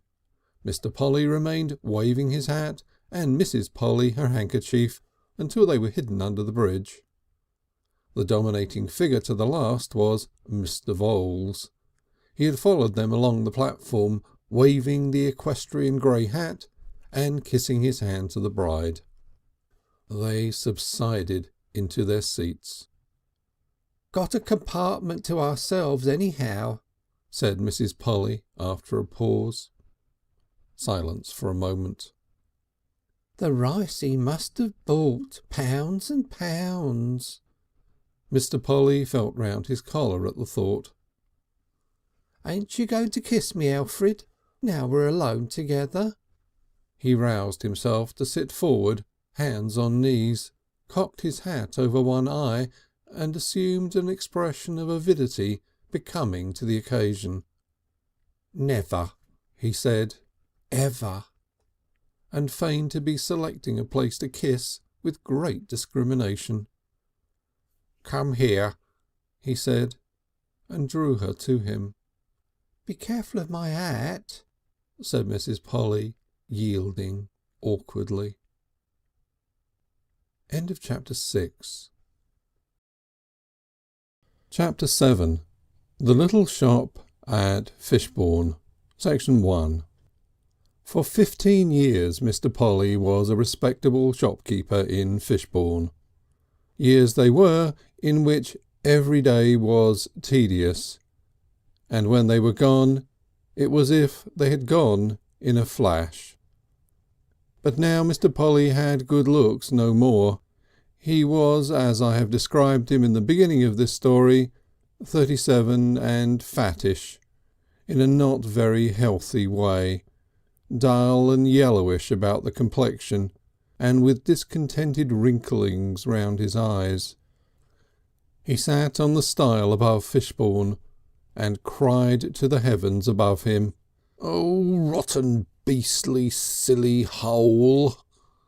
And he wore a rather shabby black morning coat and vest, and his tie was richly splendid, being from stock, and his golf cap aslant over one eye. 15 years ago, and it might have seemed to you that the queer little flower of Mr. Polly's imagination must be altogether withered and dead, and with no living seed left in any part of him. But indeed it still lived as an insatiable hunger for bright and delightful experiences, for the gracious aspects of things, for beauty. He still read books when he had a chance, books that told of glorious places abroad and glorious times, that wrung a rich humour from life and contained the delight of words freshly and expressively grouped.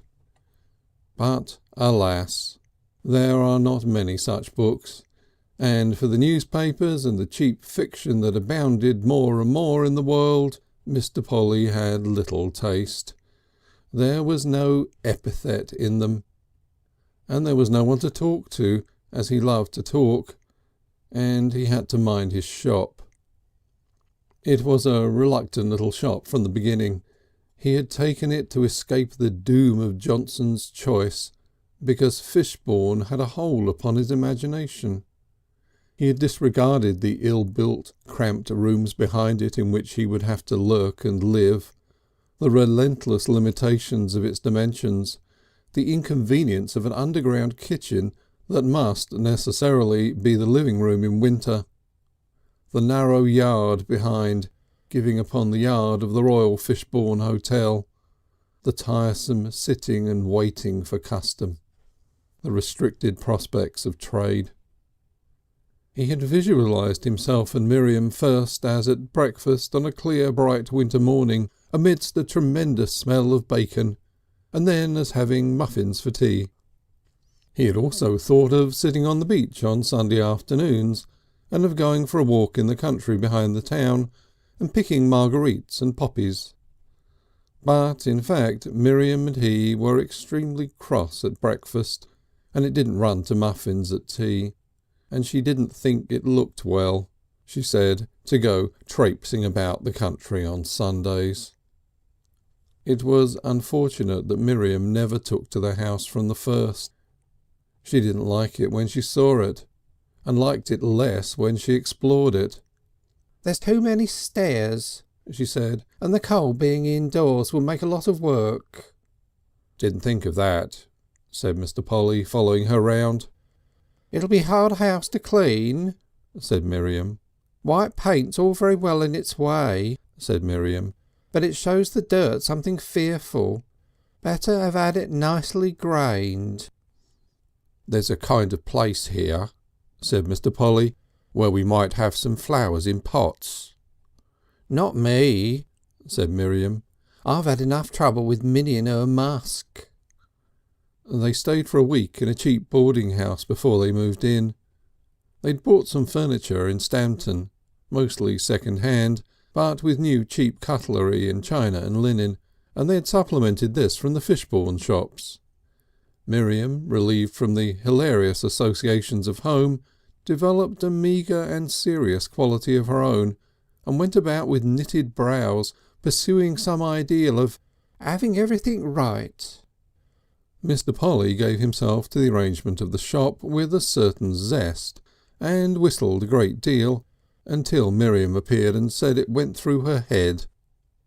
As soon as he had taken the shop he had fitted the window with aggressive posters announcing in no measured terms that he was going to open, and now he was getting his stuff put out, he was resolved to show Fishbourne what window dressing could do.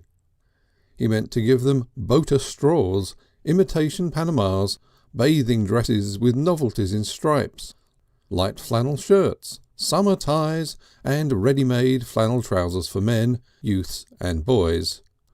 Incidentally, he watched the small fishmonger over the way and had a glimpse of the china dealer next door, and wondered if a friendly nod would be out of place. On the first Sunday in this new life, he and Miriam arrayed themselves with great care, he in his wedding funeral hat and coat, she in her going-away dress, and went processionally to church, a more respectable looking couple you could hardly imagine, and looked about them.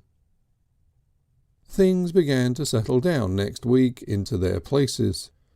A few customers came, chiefly for bathing suits and hat guards, and on Saturday night the cheapest straw hats and ties, and Mr. Polly found himself more and more drawn towards the shop door and the social charm of the street. He found the china dealer unpacking a crate at the edge of the pavement and remarked that it was a fine day. The china dealer gave a reluctant assent and plunged into the crate in a manner that presented no encouragement to a loquacious neighbour. "Zealacious commerciality," whispered Mr. Polly to that unfriendly back view. Miriam combined earnestness of spirit with great practical incapacity. The house was never clean or tidy, but always being frightfully disarranged for cleaning or tidying up, and she cooked because food had to be cooked, and with a sound moralist's entire disregard of the quality of the consequences.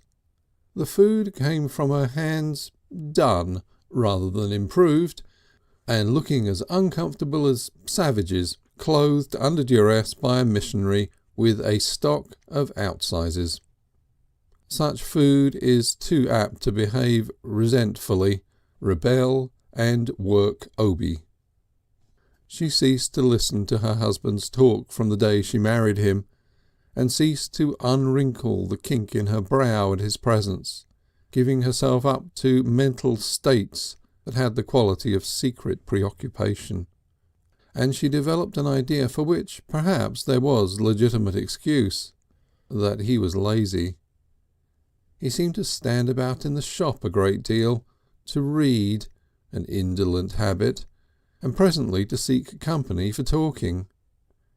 He began to attend the bar parlour of the God's Providence Inn with some frequency, and would have done so regularly in the evening if cards, which bored him to death, had not arrested conversation.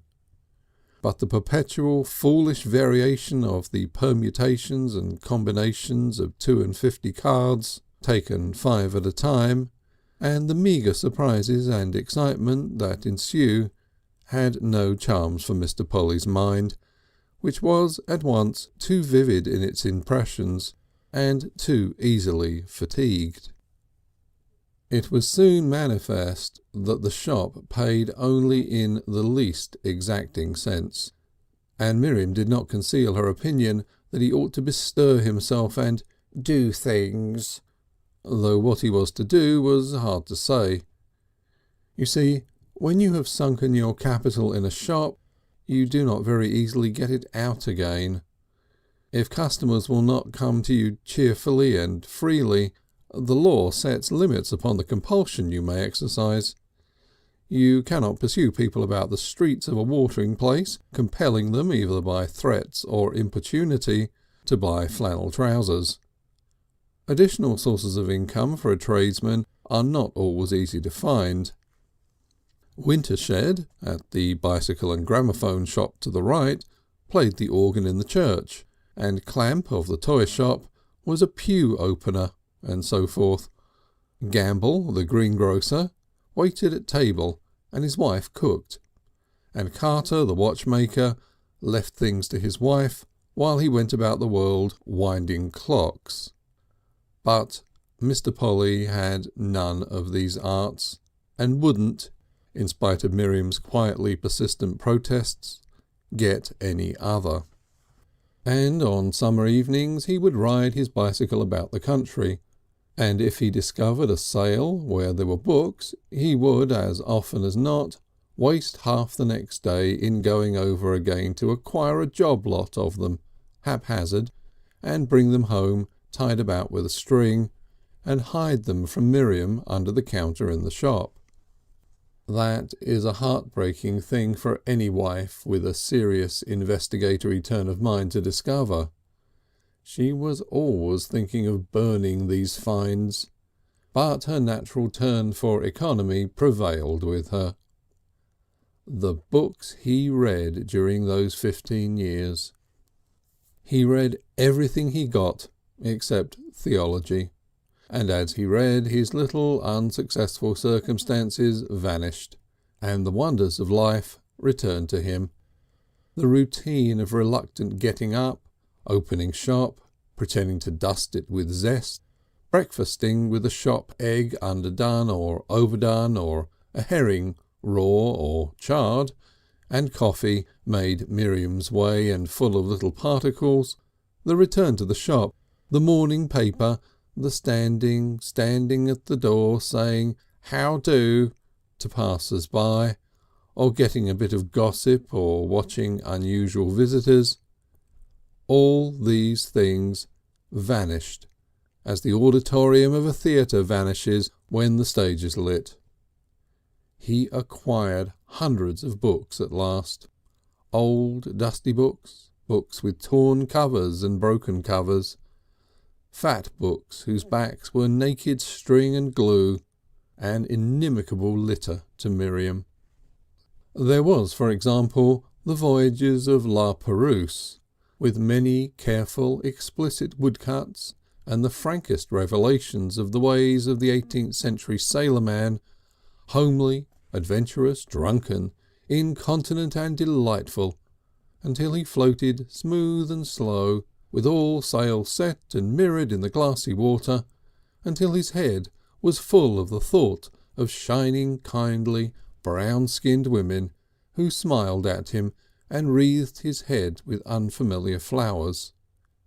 He had, too, a piece of a book about the lost palaces of Yucatan, whose vast terraces buried in primordial forest, of whose makers there is now no human memory.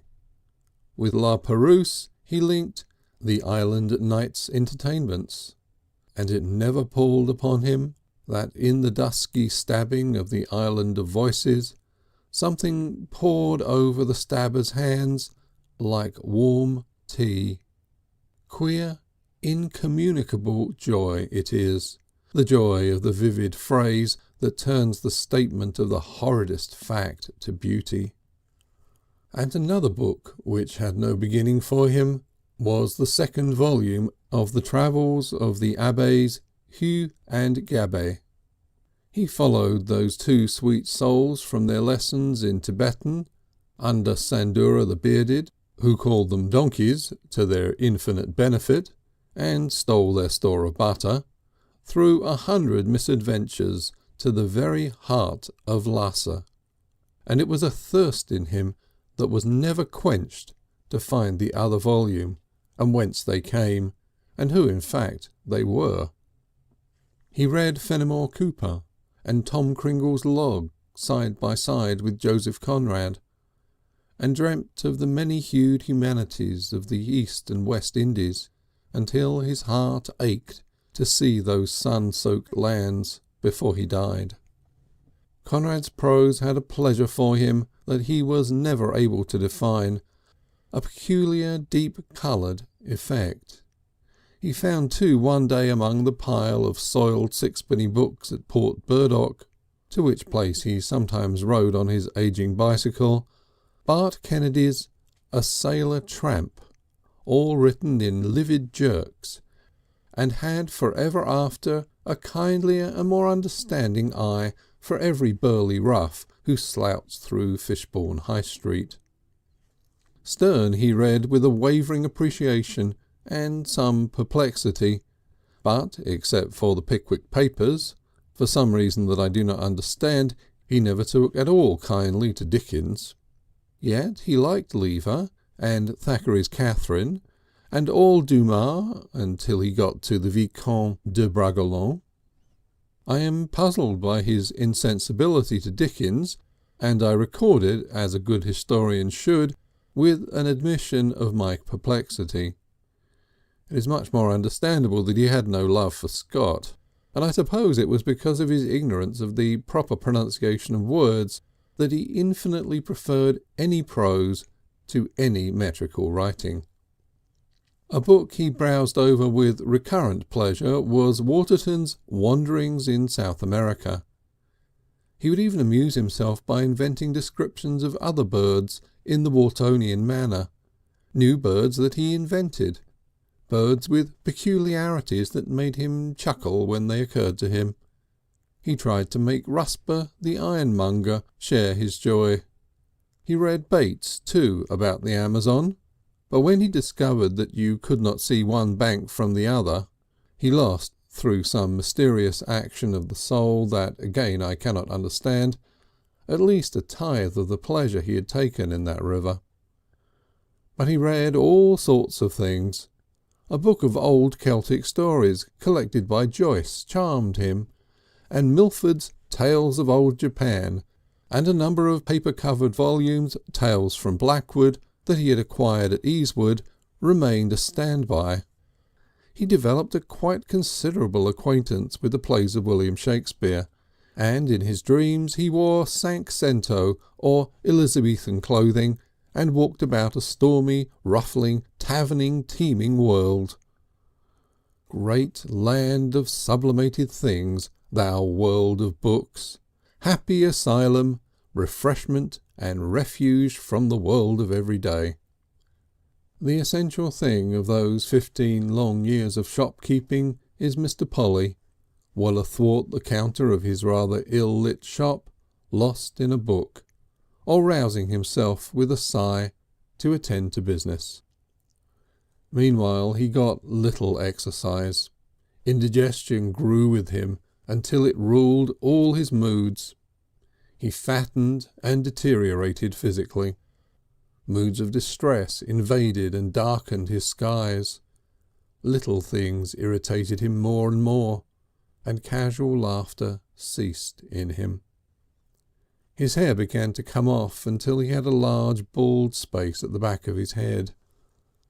Suddenly one day it came to him, forgetful of those books and all he had lived and seen through them, that he had been in his shop for exactly 15 years, that he would soon be 40, and that his life during that time had not been worth living, that it had been in apathetic and feebly hostile and critical company, ugly in detail and mean in scope, and that it had brought him at last to an outlook utterly hopeless and grey.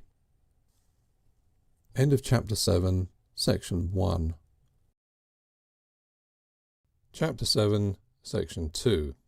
I have already had occasion to mention, indeed I have quoted, a certain high-browed gentleman living at Highbury, wearing a golden pince-nez, and writing for the most part in that beautiful room, the library of the Reform Club. There he wrestles with what he calls social problems, in a bloodless but at times I think one must admit an extremely illuminating manner. He has a fixed idea that something called a collective intelligence is wanted in the world, which means in practice that you and I and everyone have to think about things frightfully hard and pool the results, and oblige ourselves to be shamelessly and persistently clear and truthful, and support and respect, I suppose, a perfect horde of professors and writers and artists and ill-groomed difficult people, instead of using our brains in a moderate, sensible way to play golf and bridge, pretending a sense of humour prevents our doing anything else with them, and generally taking life in a nice, easy, gentlemanly way, confound him. Well, this dome-headed monster of intellect alleges that Mr. Polly was unhappy entirely through that.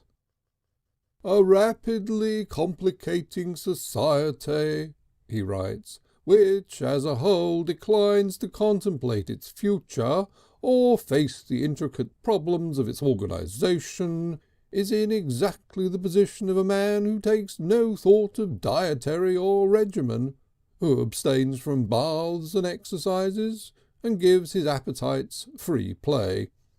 It accumulates useless and aimless lives as a man accumulates fat and morbid products in his blood. It declines in its collective efficiency and vigour and secretes discomfort and misery. Every phase of its evolution is accompanied by a maximum of avoidable distress and inconvenience and human waste.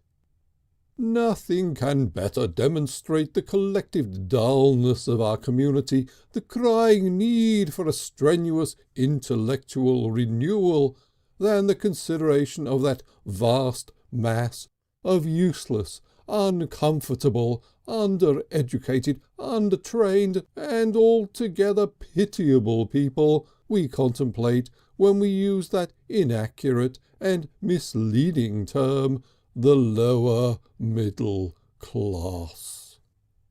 A great proportion of the lower middle class should properly be assigned to the unemployed and the unemployable.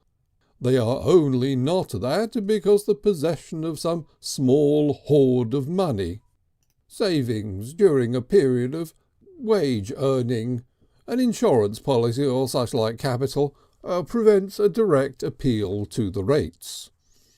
But they are doing little or nothing for the community in return for what they consume. They have no understanding of any relation of service to the community. They have never been trained, nor their imaginations touched to any social purpose.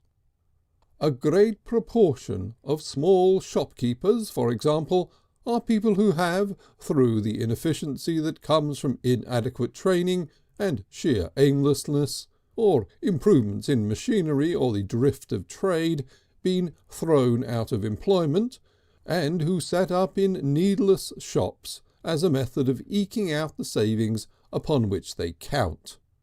They contrive to make 60 or 70% of their expenditure. The rest is drawn from the shrinking capital. Essentially their lives are failures. Not the sharp and tragic failure of the labourer who gets out of work and starves, but a slow chronic process of consecutive small losses, which may end, if the individual is exceptionally fortunate, in an impoverished deathbed before actual bankruptcy or destitution supervenes. Their chances of ascendant means are less in their shops than in any lottery that was ever planned.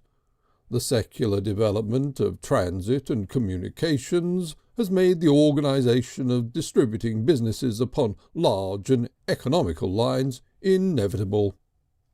Except in the chaotic confusion of newly opened countries, the day when a man might earn an independent living by unskilled or practically unskilled retailing has gone for ever. Yet every year sees the melancholy procession towards petty bankruptcy and imprisonment for debt go on, and there is no statesmanship in us to avert it. Every issue of every trade journal has its 4 or 5 columns of abridged bankruptcy proceedings, nearly every item in which means the financial collapse of another struggling family upon the resources of the community, and continually a fresh supply of superfluous artisans and shop assistants coming out of employment with savings or help from relations, of widows with a husband's insurance money, of the ill-trained sons of parsimonious fathers, which replaces the fallen in the ill-equipped jerry-built shops that everywhere abound. I quote these fragments from a gifted, if unpleasant, contemporary for what they're worth. I feel this has come in here as the broad aspect of this history. I come back to Mr. Polly, sitting upon his gate, swearing in the east wind, and I, so returning, have a sense of floating across unabridged abysses between the general and the particular. There, on the one hand, is the man of understanding, seeing clearly, I suppose he sees clearly, the big processes that dooms millions of lives to thwarting and discomfort and unhappy circumstances, and giving us no help, no hint by which we may get that better collective will and intelligence which would dam the stream of human failure. And, on the other hand, Mr. Polly sitting on his gate, untrained, unwarned, confused, distressed, angry, seeing nothing except that he is, as it were, nettled in greyness and discomfort, with life dancing all about him.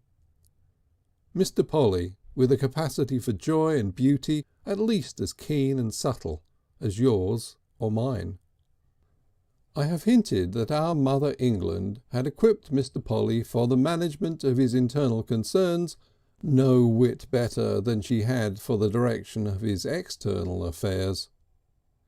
With a careless generosity she affords her children a variety of foods unparalleled in the world's history, and including many condiments and preserved preparations novel to the human economy.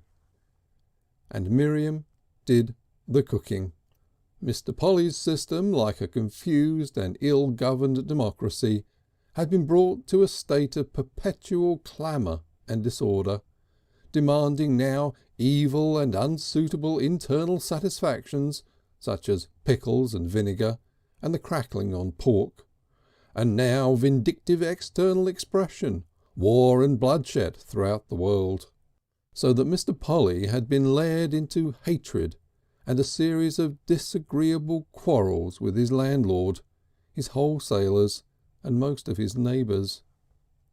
Rumbold, the china dealer next door, seemed hostile from the first for no apparent reason, and always unpacked his crates with a full back to his new neighbour, and from the first Mr. Polly resented and hated that uncivil breath of expressionless humanity, wanted to prod it, kick it, satirise it. But you cannot satirise a hack if you have no friend to nudge while you do it. At last Mr. Polly could stand it no longer. He approached and prodded Rumbold. "Hello," said Rumbold, standing suddenly erect, and turned about. "Can't we have some other point of view?" said Mr. Polly. "I'm tired of the end elevation." "Eh?" said Mr. Rumbold, frankly puzzled. "Of all the vertebraceous animals, man alone raises his face to the sky. Oh, man! Well, why invert it?" Rumbold shook his head with a helpless expression. "Don't like so much arreary pensy." Rumbold distressed in utter obscurity. "In fact, I'm sick of your turning your back on me, see?" A great light shone on Rumbold. "That's what you're talking about," he said. "That's it," said Polly. Rumbold scratched his ear with the 3 strawy jampots he held in his hand. "Way the wind blows, I expect," he said. "But what's the fuss?" "No fuss," said Mr. Polly. "Passing remark. I don't like it, old man. That's all." "Can't help it if the wind blows my straw," said Mr. Rumbold, still far from clear about it. "It isn't ordinary civility," said Mr. Polly. "Got to unpack how it suits me. Can't unpack with the straw blowing in one's eyes." "Needn't unpack like a pig rooting for truffles, need you?" "Truffles?" "Needn't unpack like a pig." Mr. Rumbold apprehended something. "Pig?" he said, impressed. "You calling me a pig?" "It's the side I seem to get of you." "Here," said Mr. Rumbold, suddenly fierce and shouting and marking his point with gesticulating jampots. "You go indoors. I don't want no row with you, and I don't want you to row with me. I don't know what you're after, but I'm a peaceable man, teetotaler too, and a good thing if you was. See? You go indoors." "You mean to say I'm asking you civilly to stop unpacking with your back to me?" "Pig ain't civil, and you ain't sober. You go indoors and let me go unpacking. You're excited." "Do you mean?" Mr. Polly was foiled. He perceived an immense solidity about Rumbold. "Get back to your shop and let me get on with my business," said Mr. Rumbold. "Stop calling me pigs, see? Sweep your pavement." "I came here to make a civil request." "You came here to make a row. I don't want no truck with you, see? I don't like the looks of you, see? And I can't stay standing here all day arguing, see?" A pause of mutual inspection. It occurred to Mr. Polly that probably he was to some extent in the wrong. Mr. Rumbold, blowing heavily, walked past him, deposited the jampots in his shop with an immense affectation that there was no Mr. Polly in the world, returned, turned a scornful back on Mr. Polly, and dived to the interior of the crate. Mr. Polly stood baffled. Should he kick this solid mass before him? Should he administer a resounding kick? No. He plunged his hands deeply into his trouser pockets, began to whistle, and returned to his own doorstep with an air of profound unconcern. There for a time, to the tune of Men of Harlech, he contemplated the receding possibility of kicking Mr. Rumbold hard. It would be splendid, and for the moment satisfying, but he decided not to do it. For indefinable reasons he could not do it. He went indoors and straightened up his dress ties very slowly and thoughtfully. Presently he went to the window and regarded Mr. Rumbold obliquely. Mr. Rumbold was still unpacking. Mr. Polly had no human intercourse thereafter with Rumbold for 15 years. He kept up a hate. There was a time when it seemed as if Rumbold might go, but he had a meeting of his creditors and then went on unpacking as obtusely as ever. Hinks, the saddler, 2 shops further down the street, was a different case.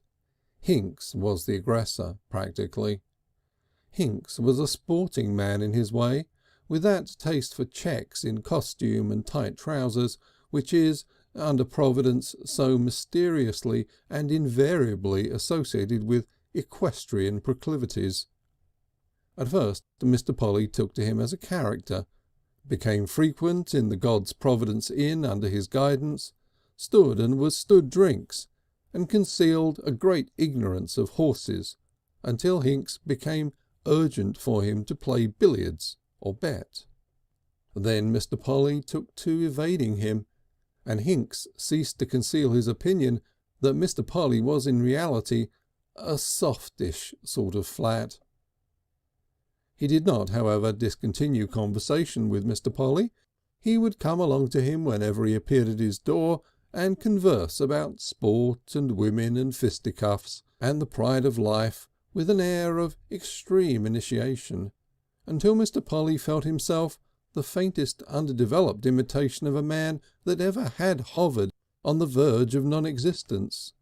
So he invented phrases for Hinks' clothes, and took Rusper, the ironmonger, into his confidence upon the weaknesses of Hinks. He called him the checkered careerist, and spoke of his patterned legs as shivery shanks. Good things of this sort are apt to get round to people. He was standing at his door one day, feeling bored, when Hinks appeared down the street, stood still and regarded him with a strange malignant expression for a space. Mr. Polly waved a hand in rather belated salutation. Mr. Hinks spat on the pavement and appeared to reflect. Then he came towards Mr. Polly portentously and paused, and spoke between his teeth in an earnest, confidential tone. "You've been flapping your mouth about me, I'm told," he said. Mr. Polly felt suddenly spiritless. "Not that I know of," he answered. "Not that you know of, be blowed. You've been flapping your mouth." "I don't see it," said Mr. Polly. "Don't see it, be blowed. You go flapping your silly mouth about me and I'll give you a poke in the eye. See?" Mr. Hinks regarded the effect of this coldly but firmly, and spat again. "Understand me?" he inquired. "Don't recollect," began Mr. Polly. "Don't recollect, be blowed. You've flapped your mouth a damn too sight much. This place gets more of your mouth than it wants. Seen this?" And Mr. Hinks, having displayed a freckled fist of extraordinary size and pudginess in an ostentatiously familiar manner to Mr. Polly's close inspection by sight and smell, turned it about this way and that, and shook it gently for a moment or so, and replaced it carefully in his pocket as for future use, receded slowly and watchfully for a pace, and then turned away as if to other matters, and ceased to be, even in outward seeming, a friend. End of chapter 7, section 2. Chapter 7, section 3. Mr. Polly's intercourse with all his fellow tradesmen was tarnished sooner or later by some such adverse incident, until not a friend remained to him, and loneliness made even the shop door terrible. Shops bankrupted all about him, and fresh people came and new acquaintances sprang up, but sooner or later a discord was inevitable. The tension under which these badly fed, poorly housed, bored and bothered neighbours lived made it inevitable. The mere fact that Mr. Polly had to see them every day, that there was no getting away from them, was in itself sufficient to make them almost unendurable to his fretfully active mind. Among other shopkeepers in the High Street there was Chuffles the grocer, a small, hairy, silently intent polygamist, who was given rough music by the youth of the neighbourhood because of a scandal about his wife's sister, who was nevertheless totally uninteresting. And Tonks, the second grocer, an old man with an older, very enfeebled wife, both submerged by piety. Tonks went bankrupt, and was succeeded by a branch of the National Provision Company, with a young manager exactly like a fox, except that he barked. The toy and sweetstuff shop was kept by an old woman of repellent manners, and so was the little fish shop at the end of the street. The Berlin wool shop, having gone bankrupt, became a newspaper shop, then fell to a haberdasher in consumption, and finally to a stationer. The three shops at the end of the street wallowed in and out of insolvency in the hands of a bicycle repairer and dealer, a gramophone dealer, a tobacconist, a sixpenny halfpenny bazaar keeper, a shoemaker, a greengrocer, and the exploiter of a cinematograph peep show. But none of them supplied friendship to Mr. Polly. These adventurers in commerce were all more or less distraught souls, driving without intelligible comment before the gale of fate. The two milkmen of Fishbourne were brothers who had quarrelled about their father's will and started in opposition to each other. One was stone deaf and no use to Mr. Polly, and the other was a sporting man with a natural dread of epithet who sided with Hinks. So it was all about him. On every hand, it seemed, were uncongenial people, uninteresting people, or people who conceived the deepest distrust and hostility towards him, a magic circle of suspicious, preoccupied and dehumanized humanity. So the poison in his system poisoned the world without. But Boomer, the wine merchant, and Tashingford, the chemist, it be noted, were fraught with pride, and held themselves to be a cut above Mr. Polly. They never quarrelled with him, preferring to bear themselves from the outset as though they had already done so. As his internal malady grew upon Mr. Polly, and he became more and more of a battleground of fermenting foods and warring juices, he came to hate the very sight, as people say, of every one of these neighbours. They were every day and all the days just the same, echoing his own stagnation. They pained him all round the top and back of his head. They made his legs and arms weary and spiritless. The air was tasteless by reason of them. He lost his human kindliness. In the afternoon he would hover in the shop, bored to death with his business and his home and Miriam, and yet afraid to go out because of his inflamed and magnified dislike and dread of these neighbours. He could not bring himself to go out and run the gauntlet of the observant windows and the cold, estranged eyes. One of his last friendships was with Rusper, the ironmonger. Rusper took over Worthington's shop about 3 years after Mr. Polly opened. He was a tall, lean, nervous, convulsive man with an upturned, back-thrown, oval head, who read newspapers and the Review of Reviews assiduously, had belonged to a literary society somewhere once, and had some defect of the palate that at first gave his lightest word a charm and interest for Mr. Polly. It caused a peculiar clicking sound, as though he had something between a giggle and a gas meter at work in his neck. His literary admirations were not precisely Mr. Polly's literary admirations. He thought books were written to enshrine great thoughts, and that art was pedagogy in fancy dress.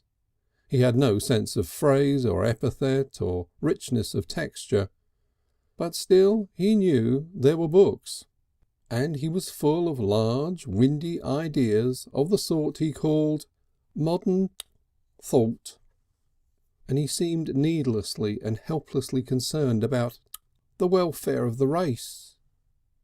Mr. Polly would dream about that at nights.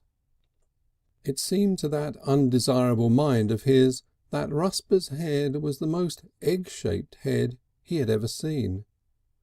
The similarity weighed upon him, and when he found an argument growing warm with Rusper, he would say, "Boil it some more, old man, boil it harder," or 6 minutes at least.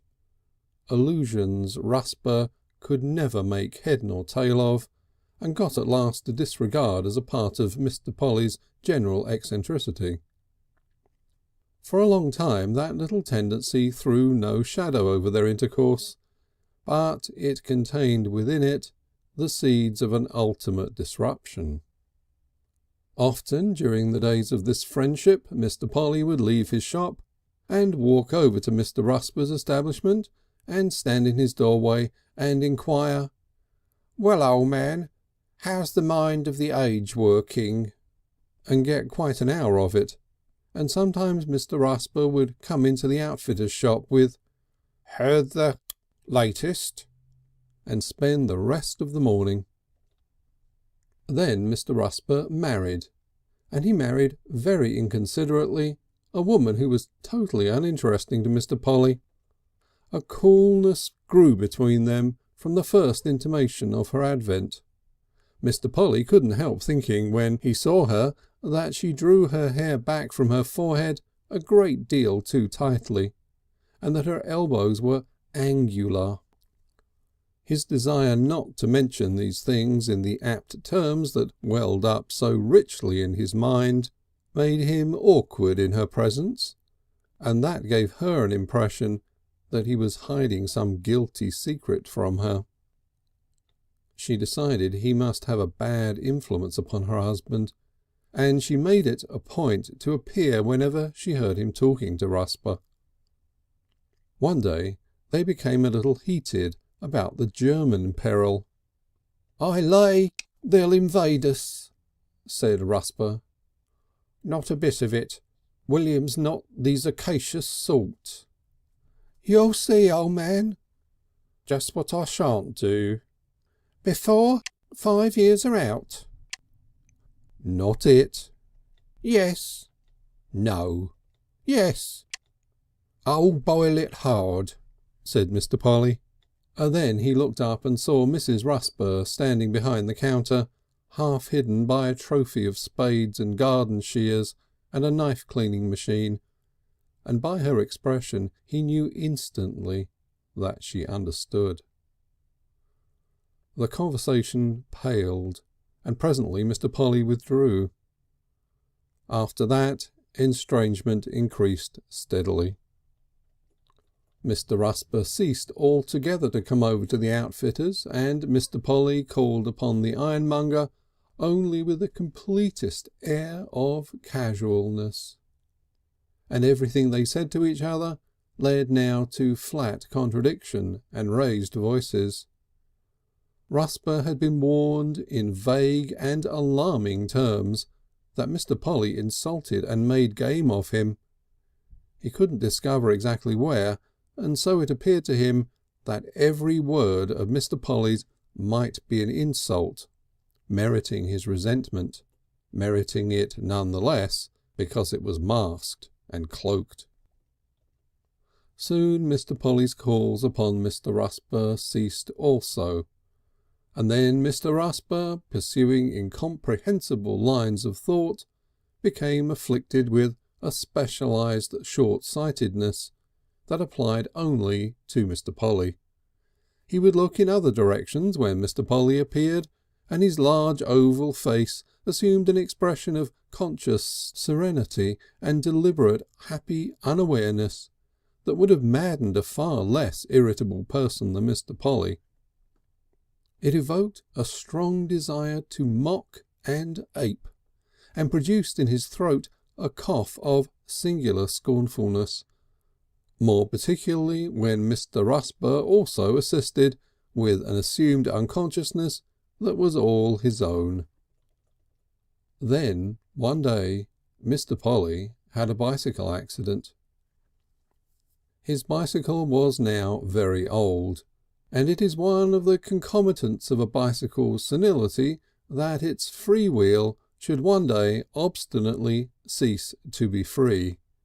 It corresponds to that epoch in human decay when an old gentleman loses an incisor tooth.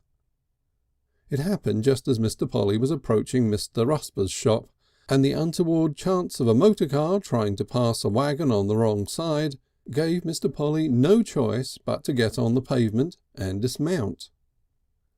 He was always accustomed to take his time and step off his left pedal at its lowest point, but the jamming of the free-wheel gear made that lowest moment a transitory one, and the pedal was lifting his foot for another revolution before he realised what had happened. Before he could dismount according to his habit, the pedal had to make a revolution, and before it could make a revolution, Mr. Polly found himself among the various sonorous things with which Mr. Rusper adorned the front of his shop. Zinc dustbins, household pails, lawn mowers, rakes, spades, and all manner of clattering things. Before he got among them, he had one of those agonising moments of helpless wrath and suspense that seem to last ages, in which one seems to perceive everything and think of nothing but words that are better forgotten. He sent a column of pails thundering across the doorway and dismounted with one foot in a sanitary dustbin amidst an enormous uproar of falling ironmongery. "Put all over the place," he cried, and found Mr. Rusper emerging from his shop with the large tranquillities of his countenance puckered to anger, like the frowns in the brow of a reefing sail. He gesticulated speechlessly for a moment. "D'yer doin'?" he said at last. "Tin man traps," said Mr. Polly. "D'yer doin'? Dressing all over the pavement as though the blessed town belonged to you." And Mr. Polly, in attempting a dignified movement, realised his entanglement with the dustbin for the first time. With a low, embittering expression he kicked his foot about in it for a moment very noisily, and finally sent it thundering to the curb. On its way it struck a pail or so. Then Mr. Polly picked up his bicycle and proposed to resume his homeward way. But the hand of Mr. Rusper arrested him. Put all back. Put back yourself. You got put back. Get out of the way." Mr. Rusper laid one hand on the bicycle handle and the other gripped Mr. Polly's collar urgently, whereupon Mr. Polly said, "Let go," and again, "D'you hear? Let go," and then drove his elbow with considerable force into the region of Mr. Rusper's midriff, whereupon Mr. Rusper, with a loud impassioned cry resembling "Whoa!" more than any other a combination of letters, released the bicycle handle, seized Mr. Polly by the cap and hair, and bore his head and shoulders downward.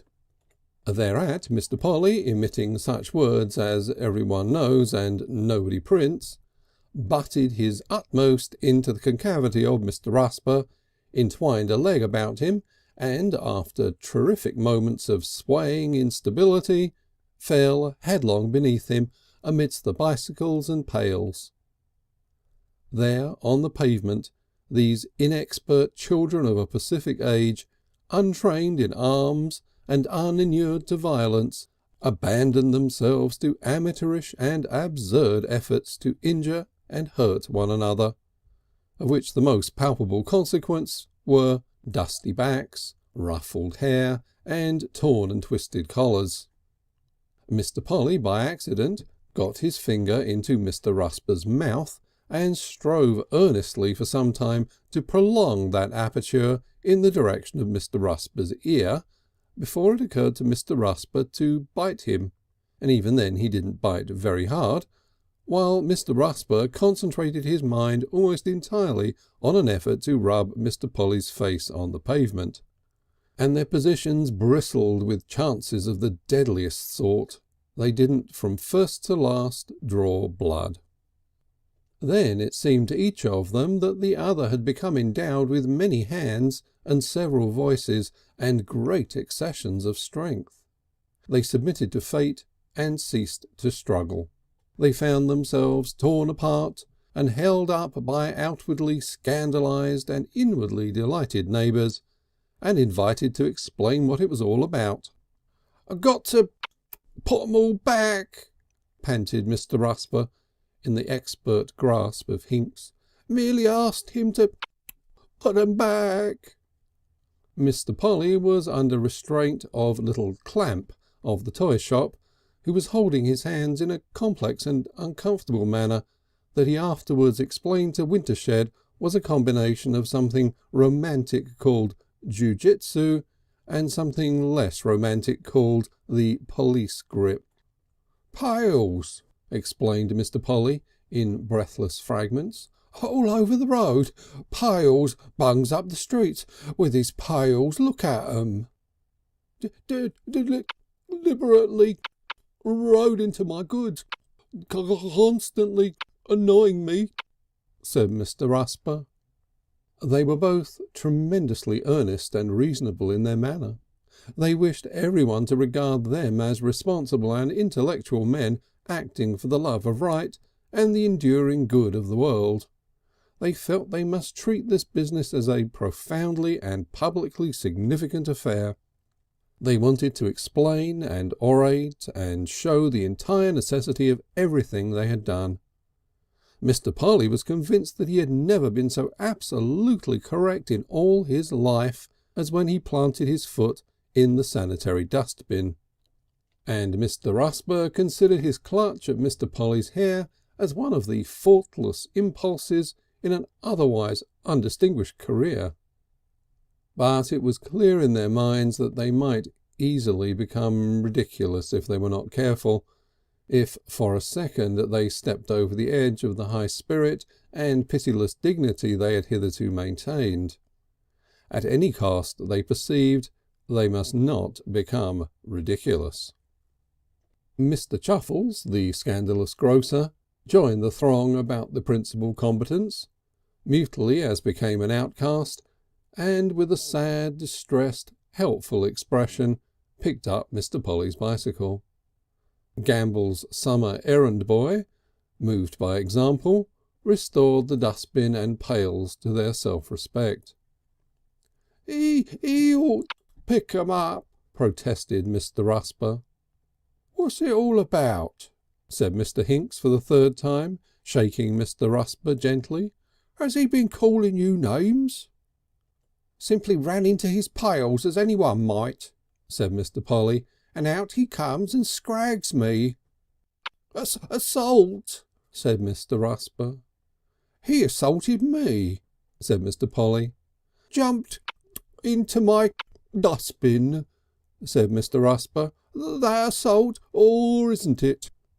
"You'd better drop it," said Mr. Hinks. "Great pity they can't behave better, both of 'em," said Mr. Chuffles, glad for once to find himself morally unassailable. "Anyone see it begin?" said Mr. Wintershed. "I was in the shop," said Mrs. Rusper suddenly from the doorstep, piercing the little group of men and boys with the sharp horror of an unexpected woman's voice. "If a witness is wanted, I suppose I've got a tongue. I suppose I've got a voice in seeing my own husband injured. My husband went out and spoke to Mr. Polly, who was jumping off his bicycle all among our pails and things, and immediately he butted him in the stomach. Immediately, most savagely, butted him. Just after his dinner too, and him far from strong. I could have screamed, but Rusper caught hold of him right away. I will say that for Rusper."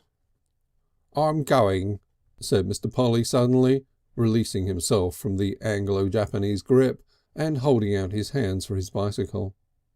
"Teach you to leave things alone," said Mr. Rusper with an air of one who has given a lesson. The testimony of Mrs. Rusper continued relentlessly in the background.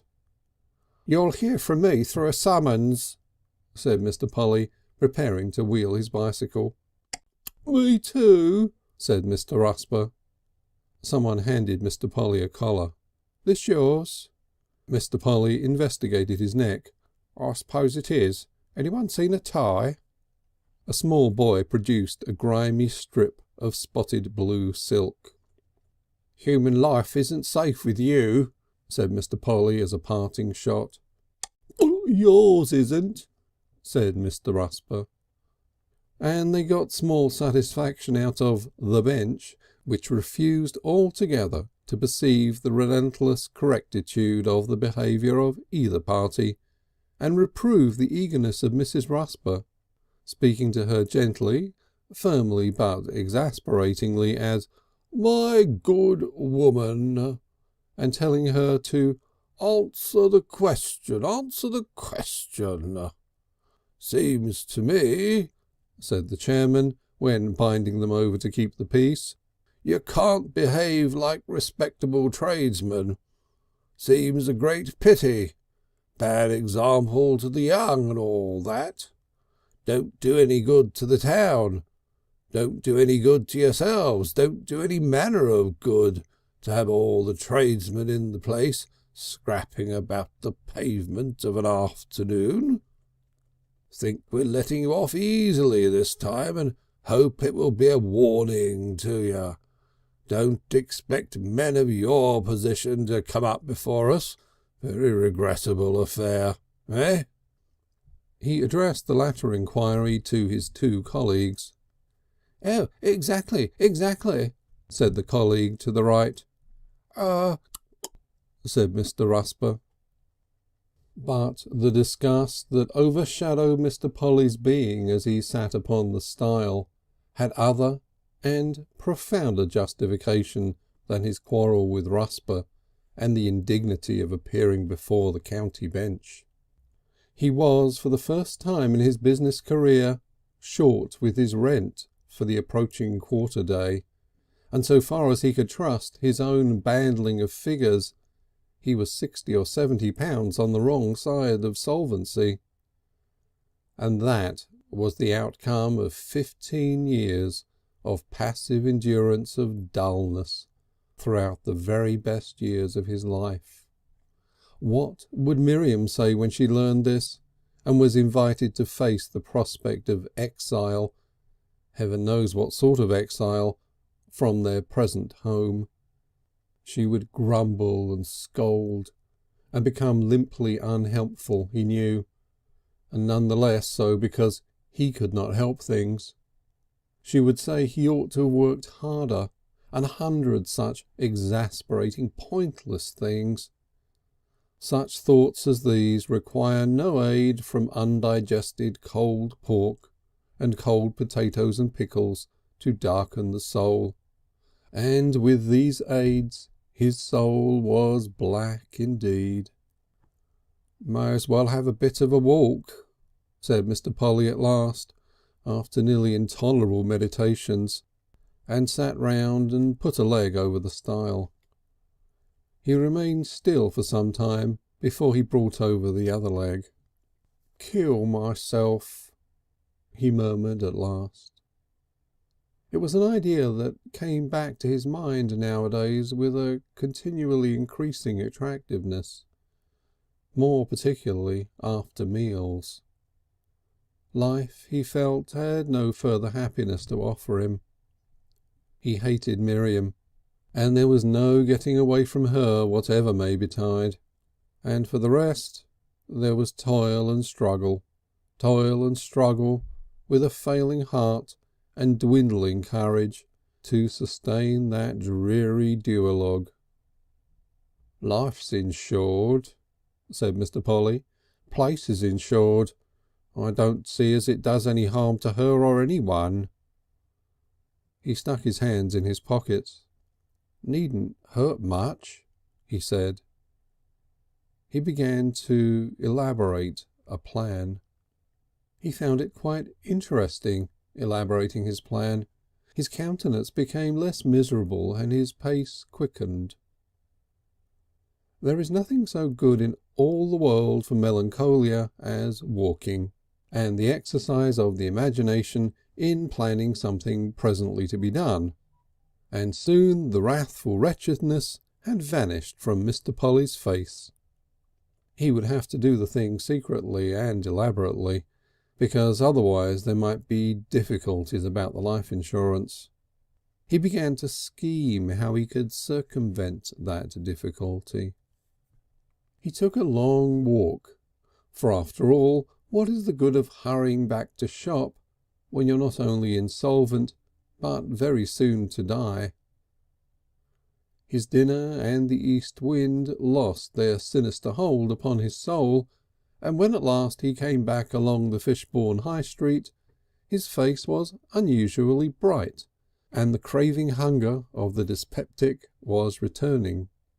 So he went into the grocer's and bought a ruddily decorated tin of brightly pink fish-like substance known as deep sea salmon. This he was resolved to consume regardless of cost, with vinegar and salt and pepper as a relish to his supper. He did, and since he and Miriam rarely talked, and Miriam thought honour and his recent behaviour demanded a hostile silence, he ate fast and copiously, and soon gloomily. He ate alone, for she refrained, to mark her sense of his extravagance. Then he prowled into the High Street for a time, thought it an infernal place, tried his pipe and found it foul and bitter, and retired wearily to bed. He slept for an hour or so, and then woke up to the contemplation of Miriam's hunched back and the riddle of life, and this bright, attractive idea of ending for ever and ever and ever all the things that were locking him in, this bright idea that shone like a baleful star above all the reek and darkness of his misery. End of chapter 7. Chapter 8. Making an End to Things. Section 1. Mr. Polly designed his suicide with considerable care and quite a remarkable altruism. His passionate hatred for Miriam vanished directly the idea of getting away from her for ever became clear in his mind. He found himself full of solicitude then for her welfare. He did not want to buy his release at her expense. He had not the remotest intention of leaving her unprotected with a painfully dead husband and a bankrupt shop on her hands. It seemed to him that he could contrive to secure for her the full benefit of both his life insurance and his fire insurance if he managed things in a tactful manner. He felt happier than he had done for years scheming out this undertaking, albeit it was perhaps a larger and somberer kind of happiness than had fallen to his lot before. It amazed him to think he had endured this monotony of misery and failure for so long. But there were some queer doubts and questions in the dim, half-lit background of his mind that he had very resolutely to ignore. "Sick of it," he had to repeat to himself aloud to keep his determination clear and firm. His life was a failure. There was nothing more to hope for but unhappiness. Why shouldn't he? His project was to begin the fire with the stairs that led from the ground floor to the underground kitchen and scullery. This he would soak with paraffin and assist with firewood and paper and a brisk fire in the coal cellar underneath. He would smash a hole or so in the stairs to ventilate the blaze and have a good pile of boxes and paper and a convenient chair or so in the shop above. He would have the paraffin can upset and the shop lamp, as if awaiting refilling, at a convenient distance in the scullery ready to catch. Then he would smash the house lamp on the staircase. A fall with that in his hand would be the ostensible cause of the blaze, and then he would cut his throat at the top of the kitchen stairs, which would then become his funeral pyre. He would do all this on Sunday morning when Miriam was at church, and it would appear that he had fallen downstairs with the lamp and been burnt to death. There was really no flaw whatever that he could see in the scheme.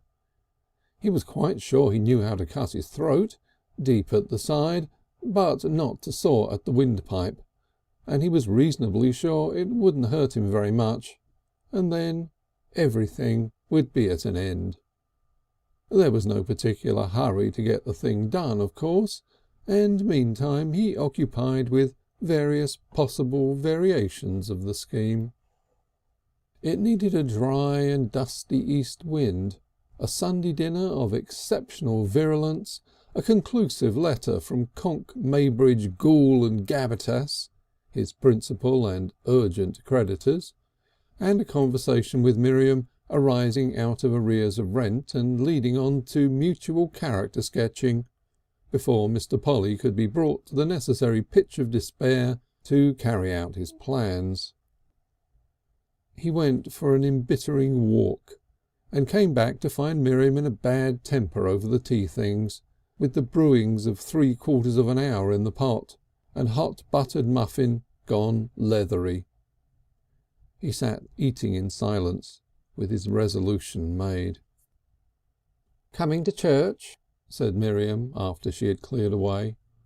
"Rather. I've got a lot to be grateful for," said Mr. Polly. "You got what you deserve," said Miriam. "'Pose I have," said Mr. Polly, and went and stared out of the back window at the despondent horse in the hotel yard. He was still standing there when Miriam came downstairs, dressed for church. Something in his immobility struck home to her. "You'd better come to church than mope," she said. "I shan't mope," he answered. She remained still for a moment. Her presence irritated him. He felt that in another moment he should say something absurd to her, make some last appeal for that understanding she had never been able to give. "Oh, go to church," he said. In another moment the outer door slammed upon her. "Good riddance," said Mr. Polly. He turned about. "I've had my whack," he said. He reflected. "I don't see she'll have any cause to holler," he said. "Beastly home, beastly life." For a space he remained thoughtful. "Here goes," he said at last. For 20 minutes Mr. Polly busied himself about the house, making his preparations very neatly and methodically. He opened the attic windows in order to make sure of a good draught through the house, and drew down the blinds at the back and shut the kitchen door to conceal his arrangements from casual observation. At the end he would open the door on the yard and so make a clean, clear draught right through the house. He hacked at and wedged off the tread of a stair. He cleared out the coals from under the staircase and built a neat fire of firewood and paper there. He splashed about paraffin and arranged the lamps and can even as he had designed, and made a fine, inflammable pile of things in the little parlour behind the shop. "Looks pretty arsonical," he said as he surveyed it all. "Wouldn't do to have a caller now. Now for the stairs." "Plenty of time," he assured himself, and took the lamp, which was to explain the whole affair, and went to the head of the staircase between the scullery and the parlour. He sat down in the twilight with the unlit lamp beside him and surveyed things. He must light the fire in the coal cellar under the stairs, open the back door, then come up very quickly and light the paraffin puddles on each step, then sit down here and cut his throat. He drew his razor from his pocket and felt the edge. It wouldn't hurt much, and in 10 minutes he would be undistinguishable ashes in the blaze. And this was the end of life for him. The end. And it seemed to him now that life had never begun for him, never.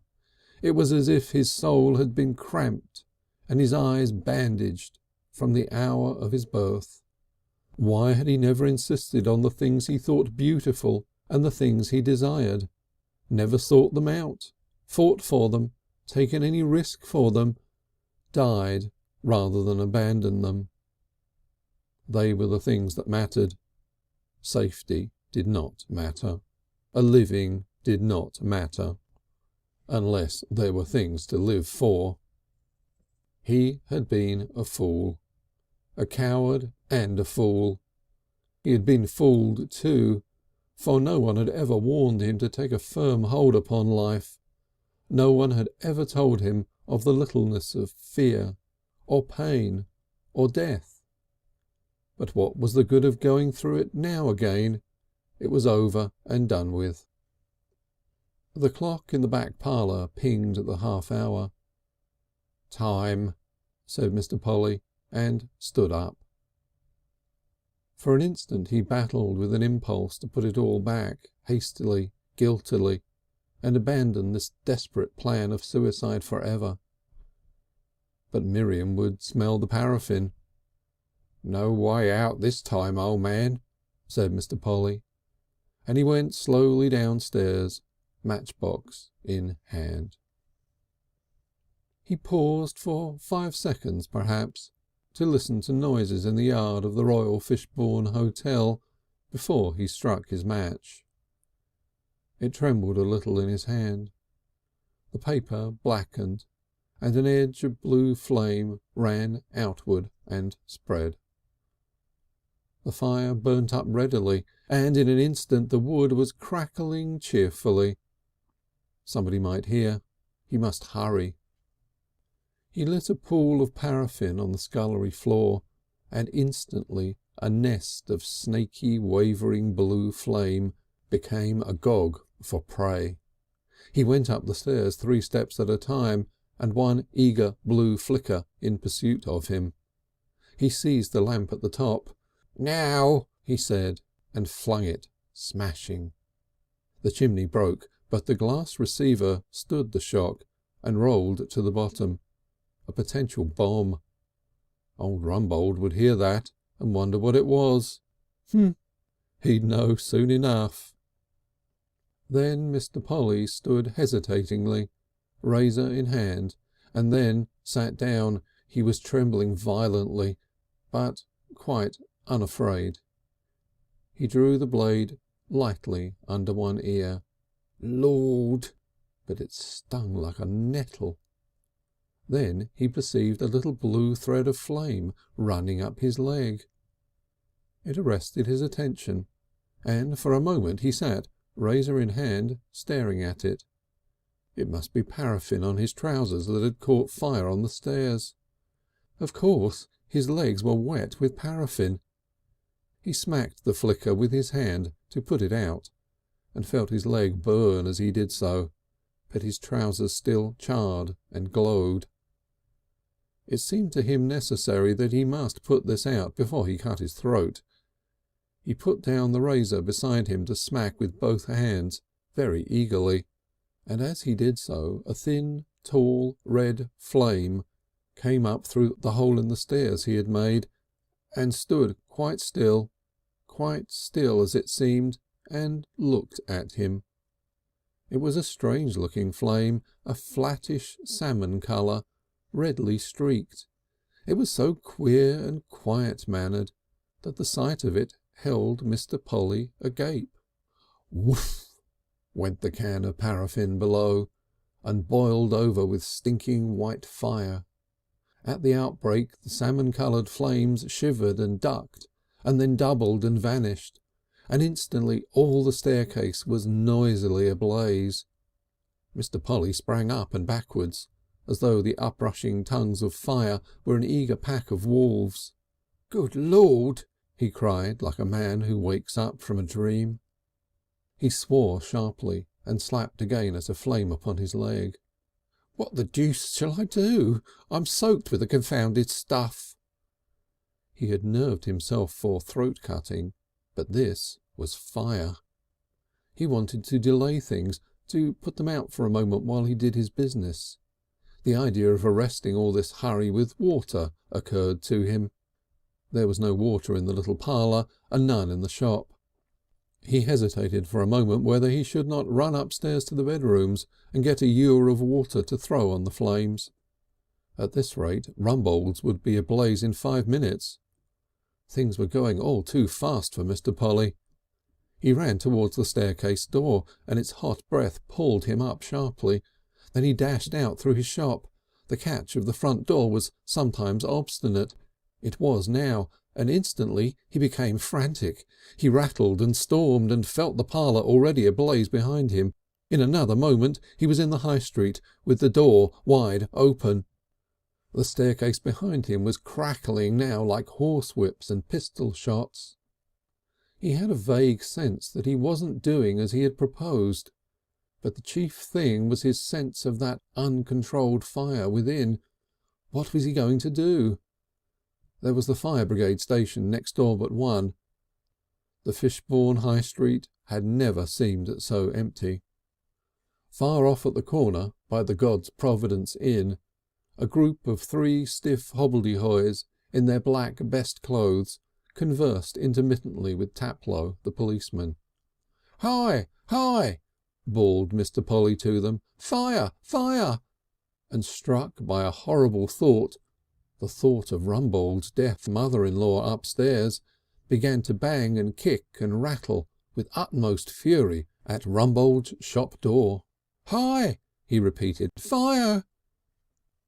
That was the beginning of the great Fishbourne fire, which burned its way sideways into Mr. Rusper's piles of crates and straw, and backwards to the petrol and stabling of the Royal Fishbourne Hotel, and spread from that basis until it seemed half Fishbourne would be ablaze. The east wind, which had been gathering in strength all that day, fanned the flame. Everything was dry and ready, and the little shed beyond Rumbould's, in which the local fire brigade kept its manual, was alight before the Fishbourne fire hose could be saved from disaster. In marvellously little time a great column of black smoke, shot with red streamers, rose out of the middle of the High Street, and all Fishbourne was alive with excitement. Much of the respectable elements of Fishbourne society was in church or chapel. Many, however, had been tempted by the blue sky and the hard freshness of spring to take walks inland, and there had been the usual disappearance of loungers and conversationalists from the beach and the back streets, when at the hour of 6 the shooting of bolts and the turning of keys had ended the British Ramadan, that weekly interlude of drought our law imposes. The youth of the place were scattered on the beach or playing in backyards, under threat if their clothes were dirtied, and the adolescent were disposed in pairs among the more secluded corners to be found upon the outskirts of the place. Several godless youths, seasick but fishing steadily, were tossing about the sea in old Tarbol's, the infidel's boat, and the Clamps were entertaining cousins from Port Burdock. Such few visitors as Fishbourne could boast in the spring were at church or on the beach. To all these that column of smoke did, in a manner, address itself. "Look here," it said, "this, within limits, is your affair. What are you going to do?" The 3 hobbledehoys, had it been a weekday and they in working clothes, might have felt free to act, but the stiffness of black was upon them, and they simply moved to the corner by Rusper's to take a better view of Mr. Polly beating at the door. The policeman was a young, inexpert constable, with far too lively a sense of the public house. He put his head inside the private bar to the horror of everyone there. But there was no breach of the law, thank heaven. "Polly's and Rumbould's on fire," he said, and vanished again. A window in the top story over Boomer's shop opened, and Boomer, captain of the fire brigade, appeared, staring out with a blank expression. Still staring, he began to fumble with collar and tie. Manifestly he had to put on his uniform. Hinks' dog, which had been lying on the pavement outside Wintershed's, woke up, and having regarded Mr. Polly suspiciously for some time, growled nervously and went round the corner into Granville Alley. Mr. Polly continued to beat and kick at Rumbould's door. Then the public houses began to vomit forth the less desirable elements of Fishbourne society. Boys and men were moved to run and shout, and more windows went up as the stir increased. Tashingford, the chemist, appeared at his door in shirt sleeves and an apron, with his photographic plate holders in his hand. And then, like a vision of purpose, came Mr. Gamble, the greengrocer, running out of Clayford's alley and buttoning on his jacket as he ran. His great brass fireman's helmet was on his head, hiding it all but the sharp nose, the firm mouth, the intrepid chin. He ran straight to the fire station and tried the door, and turned about and met the eye of Boomer still at his upper window. "The key!" cried Mr. Gamble. "The key!" Mr. Boomer made some inaudible explanation about his trousers and half a minute. "Seen old Rumbold?" cried Mr. Polly, approaching Mr. Gamble. "Gone over Downford for a walk," said Mr. Gamble. "He told me, but look here, we haven't got the key." "Lord!"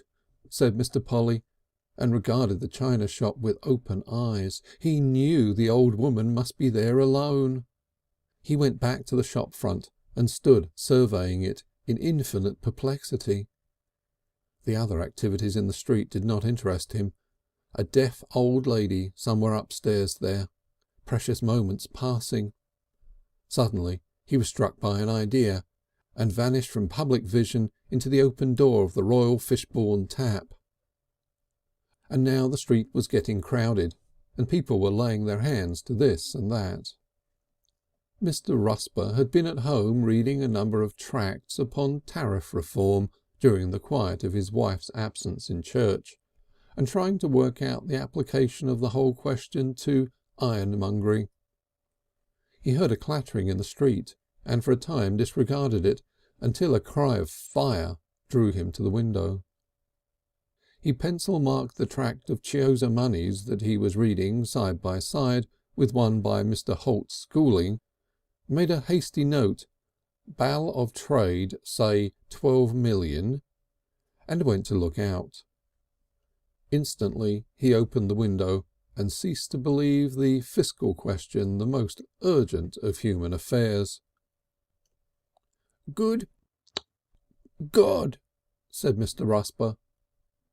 And now the rapidly spreading blaze had forced the partition into Mr. Rumbold's premises, swept across his cellar, clambered his garden wall by means of his well-tarred mushroom shed, and assailed the engine house. It stayed not to consume, but ran as a thing that seeks its quarry. Mr. Polly's shop and upper parts were already a furnace, and black smoke was coming out of Rumbold's cellar gratings. The fire in the engine house showed only as a sudden rush of smoke from the back, like something suddenly blown up. The fire brigade, still much under strength, were now hard at work in the front of the latter building. They had got the door open all too late.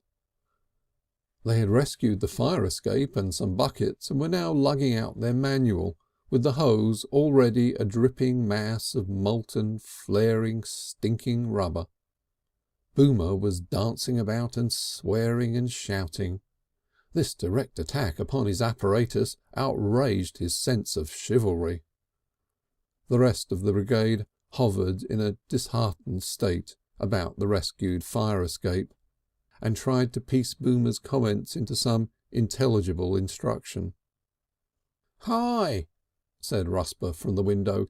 "What's up?" Gamble answered him out of his helmet. "Hose!" he cried. "Hose gone!" "I got hose!" cried Rusper. He had. He had a stock of several thousand feet of hose, garden hose of various qualities and calibres, and now he felt it was time to use it. In another moment his shop door was open, and he was hurling pails, garden syringes and rolls of garden hose out upon the pavement. He cried, "Undo it!" to the gathering crowd in the roadway. They did. Presently 100 ready hands were unrolling and spreading and tangling up and twisting and hopelessly involving Mr. Rusper's stock of hose, sustained by an unquenchable assurance that presently it would in some manner contain and convey water, and Mr. Rusper on his knees, ing violently, became incredibly busy with wires and brass junctions and all sorts of mysteries. "Fix it to the bathroom tap," said Mr. Rusper. Next door to the fire station was Mantell and Throbson's, the little Fishbourne branch of that celebrated firm, and Mr. Boomer, seeking in a teeming mind for a plan of action, had determined to save this building. "Someone telephone to the Port Burdock and Hampstead-on-Sea fire brigades," he cried to the crowd, and then to his fellows. "Cut away the woodwork of the fire station," and so led the way into the blaze with a whirling hatchet that effected wonders in no time in ventilation. But it was not, after all, such a bad idea of his. Mantell and Throbson's were separated from the fire station in front by a covered glass passage, and at the back the roof of a big outhouse sloped down to the fire station leads. The sturdy longshoremen who made up the bulk of the fire brigade assailed the glass roof of the passage with extraordinary gusto, and made a smashing of glass that drowned for a time the rising uproar of the flames. A number of willing volunteers started off to the new telephone office in obedience to Mr. Boomer's request, only to be told with cold official politeness by the young lady at the exchange that all had been done on her own initiative 10 minutes ago. She parleyed with these heated enthusiasts for a space, and then returned to the window.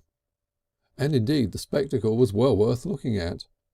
The dusk was falling, and the flames were showing brilliantly at half a dozen points.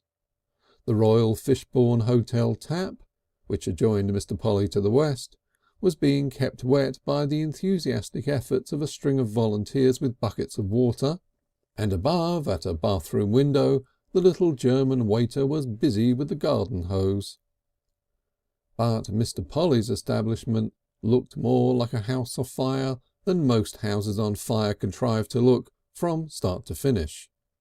Every window showed eager flickering flames, and flames like serpents' tongues were licking out of 3 large holes in the roof, which was already beginning to fall in.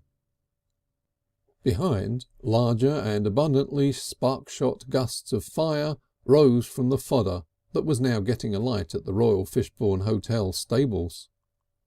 Next door to Mr. Polly, Mr. Rumbold's house was disgorging black smoke from the gratings that protected its underground windows, and smoke and occasional shivers of flame were also coming out of its first-floor windows. The fire station was better alight at the back than in the front, and its woodwork burnt pretty briskly with peculiar greenish flickerings and a pungent flavour. In the street an inaggressively disorderly crowd clambered over the rescued fire escape and resisted the attempts of the 3 local constables to get it away from the danger of Mr. Polly's tottering façade. A cluster of busy forms danced and shouted and advised on the noisy and the smashing attempt to cut off Mantell and Throbson's from the fire station that was still in ineffectual progress. Further, a number of people appeared to be destroying interminable red and grey snakes under the heated direction of Mr. Rusper. It was as if the High Street had a plague of worms, and beyond, again, the more timid and less active crowded in front of an accumulation of arrested traffic. Most of the men were in sabbatical black, and this and the white and starched quality of the women and children in their best clothes gave a note of ceremony to the whole affair. For a moment the attention of the telephone clerk was held by the activity of Mr. Tashingford the chemist, who, regardless of everyone else, was rushing across the road, hurling fire grenades into the fire station and running back for more, and then her eyes lifted to the slanting outhouse roof that went up to a ridge behind the parapet of Mantell and Throbson's. An expression of incredulity came into the telephone operator's eyes and gave place to hard activity.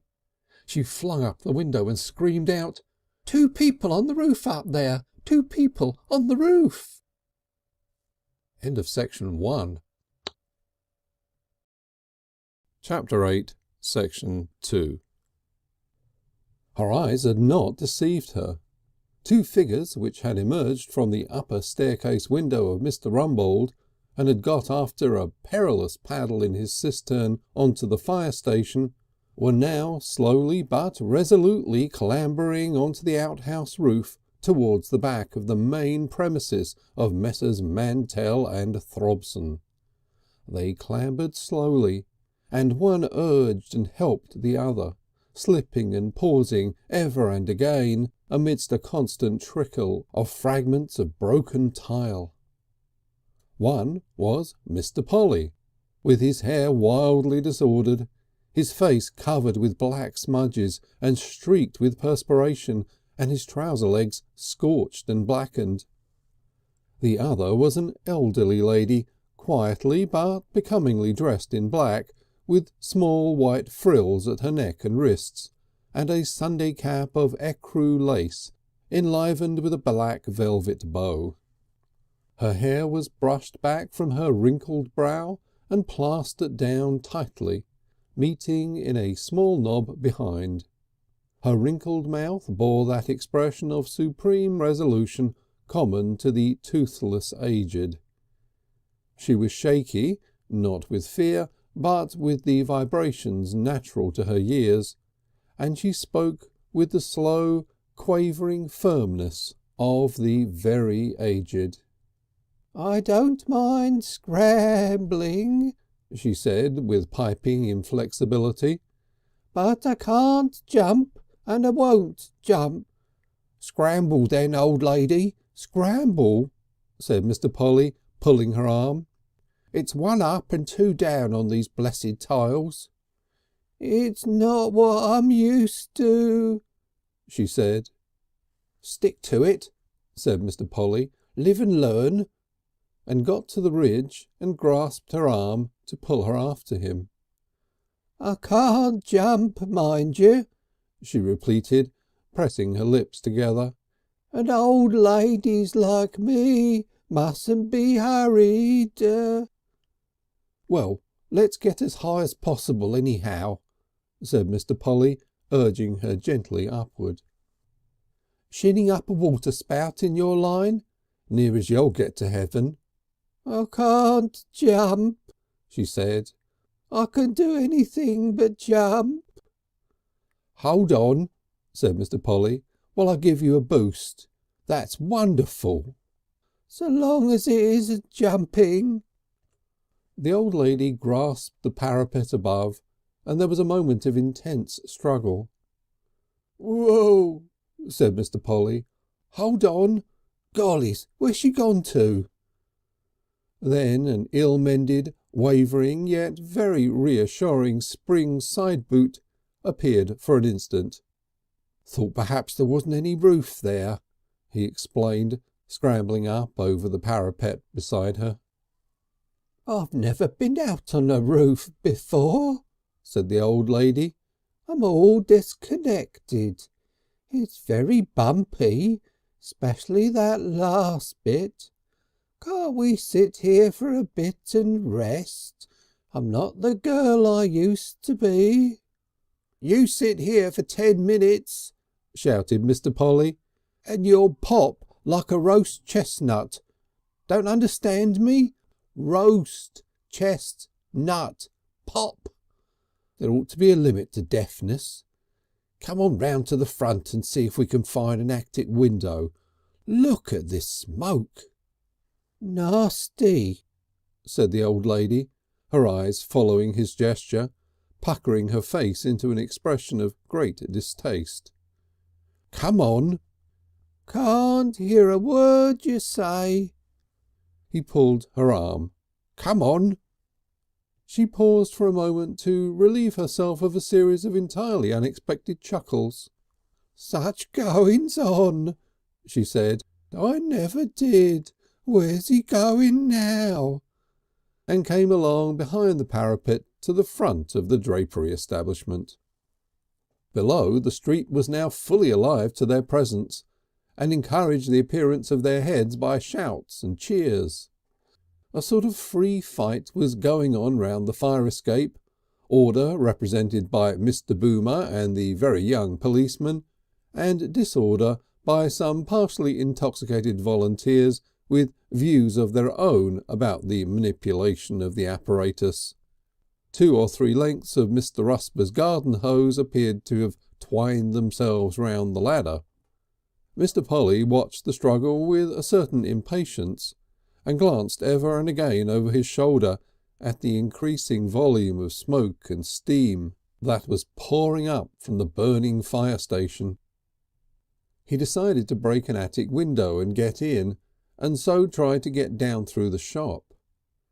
He found himself in a little bedroom and returned to fetch his charge, but for some time he could not make her understand his purpose. "Got to come at once," he shouted. "I haven't had such a time for years," said the old lady. "We've got to get down through the house." "Can't do no jumping," said the old lady. "No." She yielded reluctantly to his grasp. She stared over the parapet. "Running and scurrying about like black beetles in a kitchen," she said. "We've got to hurry." "Mr. Rumbold, he's a very quiet man. He likes everything quiet. He'll be surprised to see me here. Why, there he is." She fumbled in her garments mysteriously and at last produced a wrinkled pocket handkerchief and began to wave it. "Oh, come on!" cried Mr. Polly, and seized her. He got her into the attic, but the staircase, he found, was full of suffocating smoke, and he dared not venture below the next floor. He took her into a long dormitory, shut the door on those pungent and pervasive fumes, and opened the window to discover the fire escape was now against the house, and all Fishbourne boiling with excitement, as an immensely helmeted and active and resolute little figure ascended. In another moment the rescuer stared over the window sill, heroic, but just a trifle self-conscious and grotesque. "Lawks a mussy," said the old lady. "Wonders and wonders. Why, it's Mr. Gamble, hiding his head in that thing. Ooh, I never did." "Can we get her out?" said Mr. Gamble. "There's not much time." "He might get stuck in it." "You'll get stuck in it," said Mr. Polly. "Come along." "Not for jumping, I don't," said the old lady, understanding his gestures rather than his words. "Not a bit of it. I bain't no good at jumping, and I won't." They urged her gently but firmly towards the window. "You let me do it my own way," said the old lady at the sill. "I could do it better if he'd take it off." "Oh, come on." "It's worse than Carter's style," she said, "before they mended it, with a cow looking at you." Mr. Gamble hovered protectingly below. Mr. Polly steered her aged limbs from above. An anxious crowd below babbled advice and did its best to upset the fire escape. Within, streamers of black smoke were pouring up through the cracks in the floor. For some seconds the world waited, while the old lady gave herself up to reckless mirth again. "Such times," she said, and "poor Rumbold." Slowly they descended, and Mr. Polly remained at the post of danger, steadying the long ladder until the old lady was in safety below and sheltered by Mr. Rumbold, who was in tears, and the young policeman from the urgent congratulations of the crowd. The crowd was full of such an impotent passion to participate. Those nearest wanted to shake her hand. Those remoter cheered. "The first fire I was ever in, and likely to be my last. It's a scurrying, hurrying business, but I'm real glad I haven't missed it," said the old lady, as she was borne, rather than led, towards the refuge of the Temperance Hotel. Also she was heard to remark, "He was saying something about hot chestnuts. I haven't had no hot chestnuts." Then the crowd became aware of Mr. Polly awkwardly negotiating the top rungs of the fire escape. "Here he comes!" cried a voice, and Mr. Polly descended into the world again, out of the conflagration he had lit to be his funeral pyre, moist, excited and tremendously alive amidst a tempest of applause. As he got lower and lower, the crowd howled like a pack of dogs at him. Impatient men, unable to wait for him, seized and shook his descending boots, and so brought him to earth with a run. He was rescued with difficulty from an enthusiast who wished to slake at his own expense and to his own accompaniment a thirst altogether heroic. He was hauled into the Temperance Hotel and flung like a sack, breathless and helpless, into the wet tear embrace of Miriam. With the dusk and the arrival of some county constabulary, and first one and presently two other fire engines from Port Burdock and Hampstead-on-Sea, the local talent of Fishbourne found itself forced back into a secondary, less responsible and more observant role. I will not pursue the story of the fire to its ashes, nor will I do more than glance at the unfortunate Mr. Rusper, a modern Laocoon, vainly trying to retrieve his scattered hose amidst the tramplings and rushings of the Port Burdock experts. In a small sitting room of the Fishbourne Temperance Hotel, a little group of Fishbourne tradesmen sat and conversed in fragments, and anon went to the window and looked out upon the smoking desolation of their homes across the way, and anon sat down again. They and their families were the guests of old Lady Bargrave, who had displayed the utmost sympathy and interest in their misfortunes. She had taken several people into her own house at Everdene, and engaged the Temperance Hotel as a temporary refuge, and personally superintended the housing of Mantell and Throbson's homeless assistants. The Temperance Hotel became and remained extremely noisy and congested, with people sitting about everywhere, conversing in fragments, and totally unable to get themselves to bed.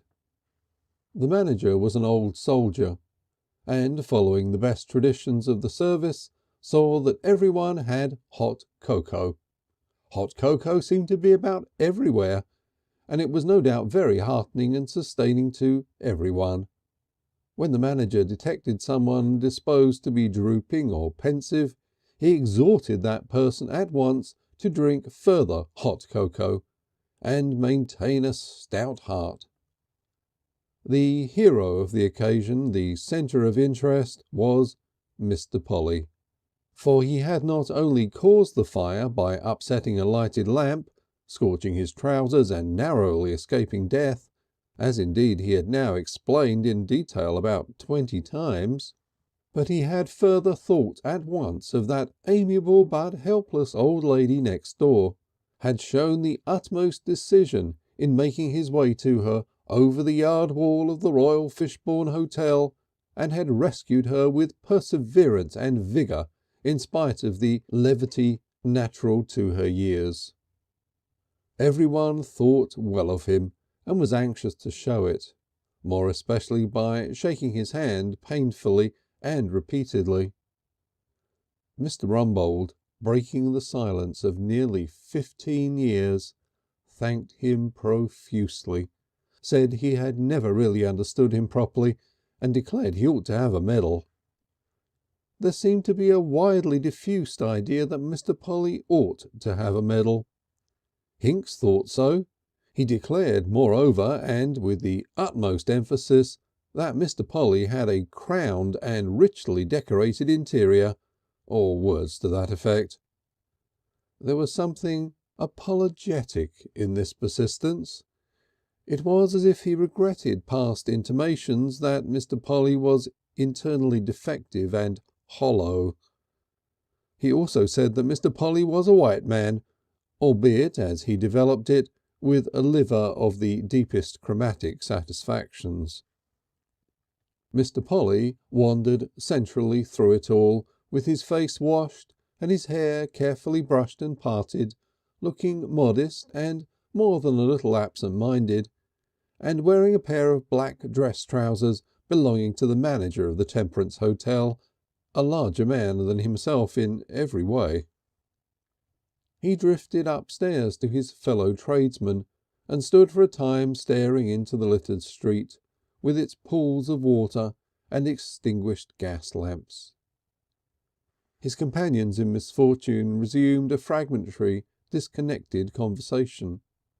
They touched now on one aspect of the disaster and now on another, and there were intervals of silence. More or less empty cocoa cups were distributed over the table, mantelshelf and piano, and in the middle of the table was a tin of biscuits, into which Mr. Rumbold, sitting round-shoulderedly, dipped ever and again in an absent-minded way, and munched like a distant shooting of coals. It added to the solemnity of the affair that nearly all of them were in their black Sunday clothes. Little Clamp was particularly impressive and dignified in a wide open frock coat, a Gladstone-shaped paper collar, and a large white and blue tie. They felt that they were in the presence of a great disaster, the sort of disaster that gets into the papers and is even illustrated by blurred photographs of the crumbling ruins. In the presence of that sort of disaster all honourable men are lugubrious and sententious. And yet it is impossible to deny a certain element of elation. Not one of those excellent men was but already realising that a great door had opened, as it were, in the opaque fabric of destiny, that they were to get their money again that had seemed shrunken for ever beyond any hope in the deeps of retail trade. Life was already in their imagination rising like a phoenix from the flames. "I suppose there'll be a public subscription," said Mr. Clamp. "Not for those who're insured," said Mr. Wintershed. "I was thinking of them assistants from Mantell and Throbson's. They must have lost nearly everything." "They'll be looked after all right," said Mr. Rumbold. "Never fear." Pause. "I'm insured," said Mr. Clamp with unconcealed satisfaction. "Royal Salamander." "Same here," said Mr. Wintershed. "Mine's the Glasgow Sun," Mr. Hinks remarked. "Very good company. You insured, Mr. Polly?" "He deserves to be," said Rumbold. "Rather," said Hinks. "Blowed if he don't. Hard lines it would be, if there wasn't something for him." "Commercial and general," answered Mr. Polly over his shoulder, still staring out of the window. "Oh, I'm all right." The topic dropped for a time, though manifestly it continued to exercise their minds. "It's cleared me out of a lot of old stock," said Mr. Wintershed. "That's one good thing." The remark was felt to be in rather questionable taste, and still more so was his next comment. "Rusper's a bit sick it didn't reach him." Everyone looked uncomfortable, and no one was willing to point the reason why Rusper should be a bit sick. "Rusper's been playing a game of his own," said Hinks. "Wonder what he thought he was up to, sitting in the middle of the road with a pair of tweezers he was, and about a yard of wire mending something. Wonder he wasn't run over by the Port Burdock engine." Presently a little chat sprung up on the causes of fires, and Mr. Polly was moved to tell how it had happened for the 120th time. His story had now become as circumstantial and exact as the evidence of a police witness. "Upset the lamp," he said. "I'd just lighted it. I was going upstairs and my foot slipped against one where the treads was a bit rotten, and down I went, Thing was aflame in a moment. He yawned at the end of the discussion and moved doorward. "So long," said Mr. Polly. "Good night," said Mr. Rumbold. "You played a brave man's part. If you don't get a medal—" He left an eloquent pause. "'Ear, 'ear," said Mr. Wintershed and Mr. Clamp. "Good night, old man," said Mr. Hinks. "Good night, all," said Mr. Polly. He went slowly upstairs. The vague perplexity common to popular heroes pervaded his mind. He entered the bedroom and turned up the electric light. It was quite a pleasant room, one of the best in the Temperance Hotel, with a nice clean flowered wallpaper and a very large looking glass. Miriam appeared to be asleep, and her shoulders were humped up under the clothes in a shapeless, forbidding lump that Mr. Polly had found utterly loathsome for 15 years. He went softly over to the dressing table and surveyed himself thoughtfully. Presently he hitched up the trousers. "Miles too big for me," he remarked. "Funny not to have a pair of breeches of one's own. Like being born again. Naked came I into this world." Miriam stirred and rolled over and stared at him. "Hello," she said. "Hello." "Come to bed?" "It's 3." Pause, while Mr. Polly disrobed slowly. "I've been thinking," said Miriam, "it isn't going to be so bad after all. We shall get your insurance. We can easily begin all over again." Said Mr. Polly. She turned her face away from him and reflected. "Get a better house," said Miriam, regarding the wallpaper pattern.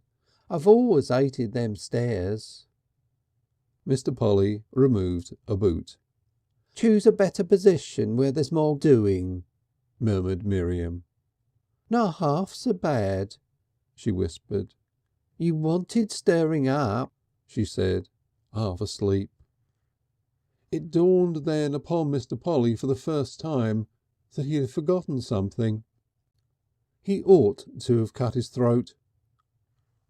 The fact struck him as remarkable, but as now no longer of any particular urgency. It seemed a thing far off in the past, and he wondered why he had not thought of it before. Odd thing life is. If he had done it, he would never have seen this clean and agreeable apartment with the electric light. His thoughts wandered into a question of detail. Where could he have put the razor down? Somewhere in the little room behind the shop, he supposed, but he couldn't think where more precisely. Anyhow, it didn't matter now. He undressed himself calmly, got into bed and fell asleep almost immediately. End of Chapter 8. Chapter 9, Section 1. The Potwell Inn. But when a man has broken through the paper walls of everyday circumstance, those unsubstantial walls that hold so many of us securely prisoned from the cradle to the grave, he has made a discovery. If the world does not please you, you can change it. Determine to alter it at any price, and you can change it altogether. You may change it to something sinister and angry, to something appalling. But it may be that you will change it to something brighter, something more agreeable, and at the worst, something much more interesting. There is only one sort of man who is absolutely to blame for his own misery, and that is the man who finds life dull and dreary. There are no circumstances in the world that determined action cannot alter, unless perhaps they are the walls of a prison cell, and even those will dissolve and change, I am told, into the infirmary compartment at any rate, for the man who can fast with resolution. I give these things as facts and information, and with no moral intimations.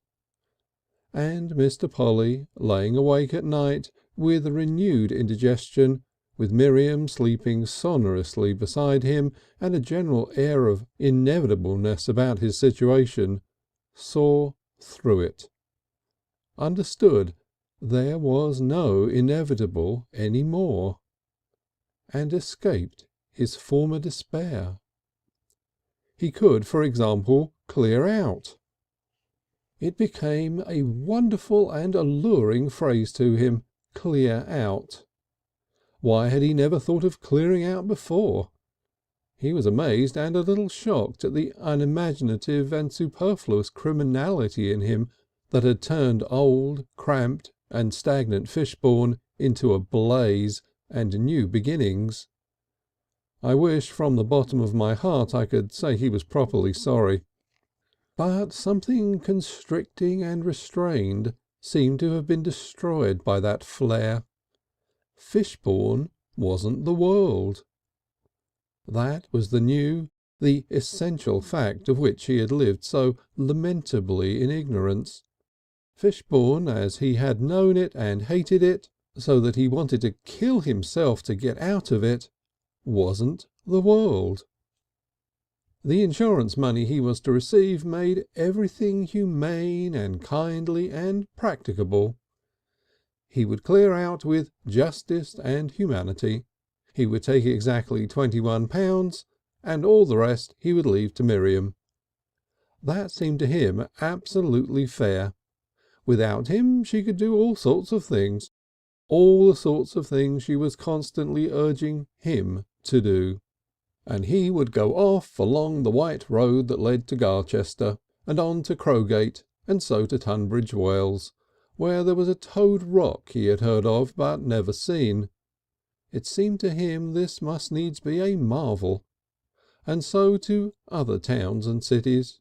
He would walk and loiter by the way, and sleep in inns at night, and get odd jobs here and there, and talk to strange people.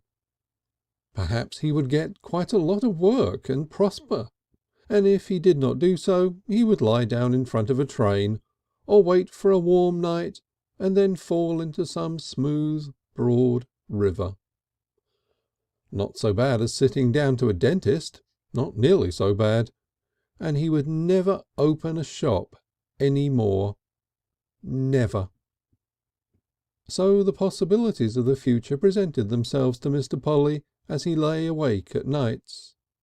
It was springtime, and in the woods, so soon as one got out of reach of the sea wind, there would be anemones and primroses. A month later, a leisurely and dusty tramp, plump equatorially and slightly bald, with his hands in his pockets and his lips puckered to a contemplative whistle, strolled along the river bank between Uppingdon and Potwell.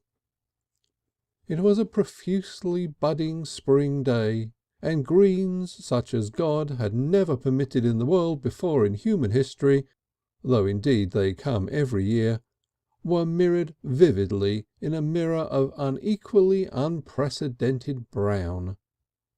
For a time the wanderer stopped and stood still, and even the thin whistle died away from his lips as he watched a water vole run to and fro upon a little headland across the stream. The vole plopped into the water and swam and dived, and only when the last ring of its disturbance had vanished did Mr. Polly resume his thoughtful course to nowhere in particular. For the first time in many years he had been leading a healthy human life, living constantly in the open air, walking every day for 8 or 9 hours, eating sparingly, accepting every conversational opportunity, not even disdaining the discussion of possible work. And beyond mending a hole in his coat that he had made while negotiating barbed wire with a borrowed needle and thread in a lodging house, he had done no work at all. neither had he worried about business or about times and seasons. And for the first time in his life he had seen the aurora borealis. So far the holiday had cost him very little. He had arranged it on a plan that was entirely his own. He had started out with 4 £5 notes and £1 divided into silver, and he had gone by train from Fishbourne to Ashington. At Ashington he had gone to the post office, obtained a registered letter, and sent his 4 £5 notes with a short brotherly note addressed to himself at Gilhampton post office. He sent this letter to Gilhampton for no other reason in the world that he liked the name of Gilhampton and the rural suggestion of its containing county, which was Sussex, and having so dispatched it, he set himself to discover, mark down and walk to Gilhampton, and so recover his resources. And having got to Gilhampton at last, he changed his £5 note, bought £4 postal orders, and repeated his manoeuvre with £19. After a lapse of 15 years he rediscovered this interesting world, about which so many people go incredibly blind and bored. He went along country roads while all the birds were piping and chirruping and cheeping and singing, and looked at fresh new things, and felt as happy and irresponsible as a boy with an unexpected half-holiday. And if ever the thought of Miriam returned to him, he controlled his mind.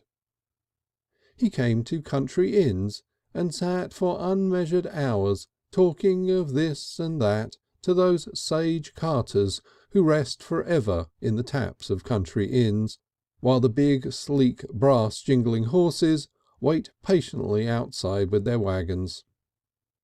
He got a job with some van people who were wandering about the country with swings and a steam roundabout, and remained with them for 3 days, until one of their dogs took a violent dislike to him and made his duties unpleasant. He talked to tramps and wayside labourers. He snoozed under hedges by day and in outhouses and hayricks at night.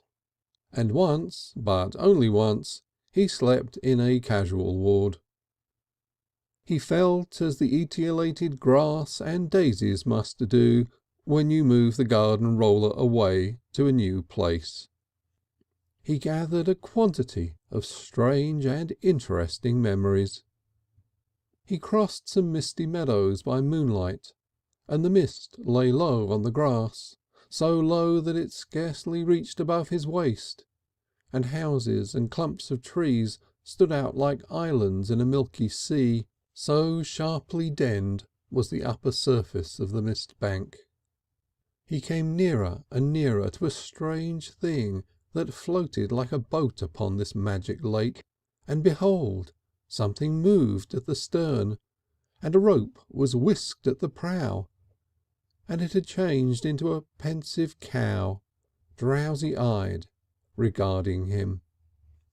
He saw a remarkable sunset in a new valley near Maidstone, a very red and clear sunset, a wide redness under a pale cloudless heaven, and with the hills all round the edge of the sky a deep purple blue and clear and flat, looking exactly as he had seen mountains painted in pictures.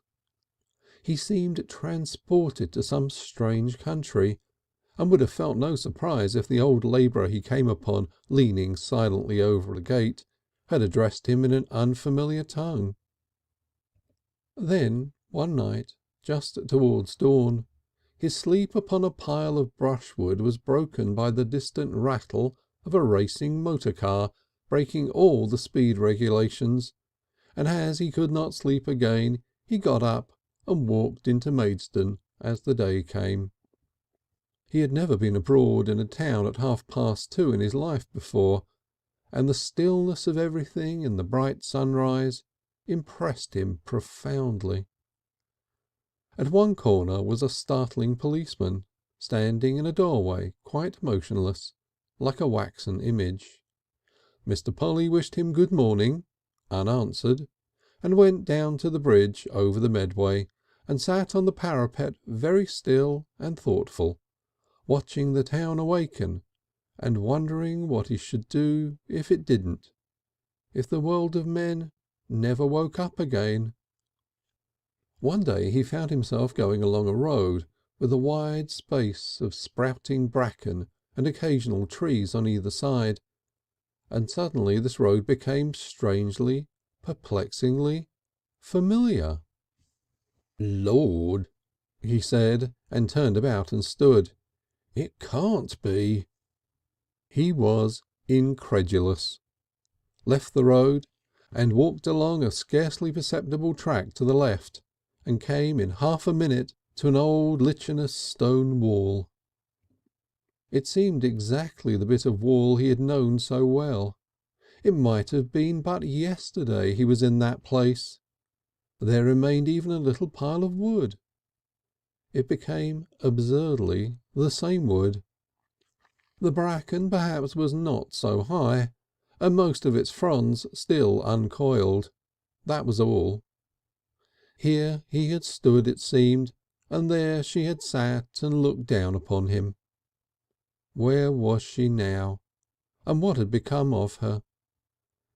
He counted the years back, and marvelled that beauty should have called to him with so imperious a voice and signified nothing. He hoisted himself with some difficulty to the top of the wall, and off under the two beeches 2 schoolgirls, small, insignificant, pig-tailed creatures, with heads of blonde and black, with their arms twined about each other's necks, no doubt telling each other the silliest secrets. But that girl with the red hair, was she a countess? Was she a queen? Children perhaps. Had sorrow dared to touch her? Had she forgotten altogether? A tramp sat by the roadside thinking, and it seemed to the man in the passing motor car he must needs be plotting for another pot of beer.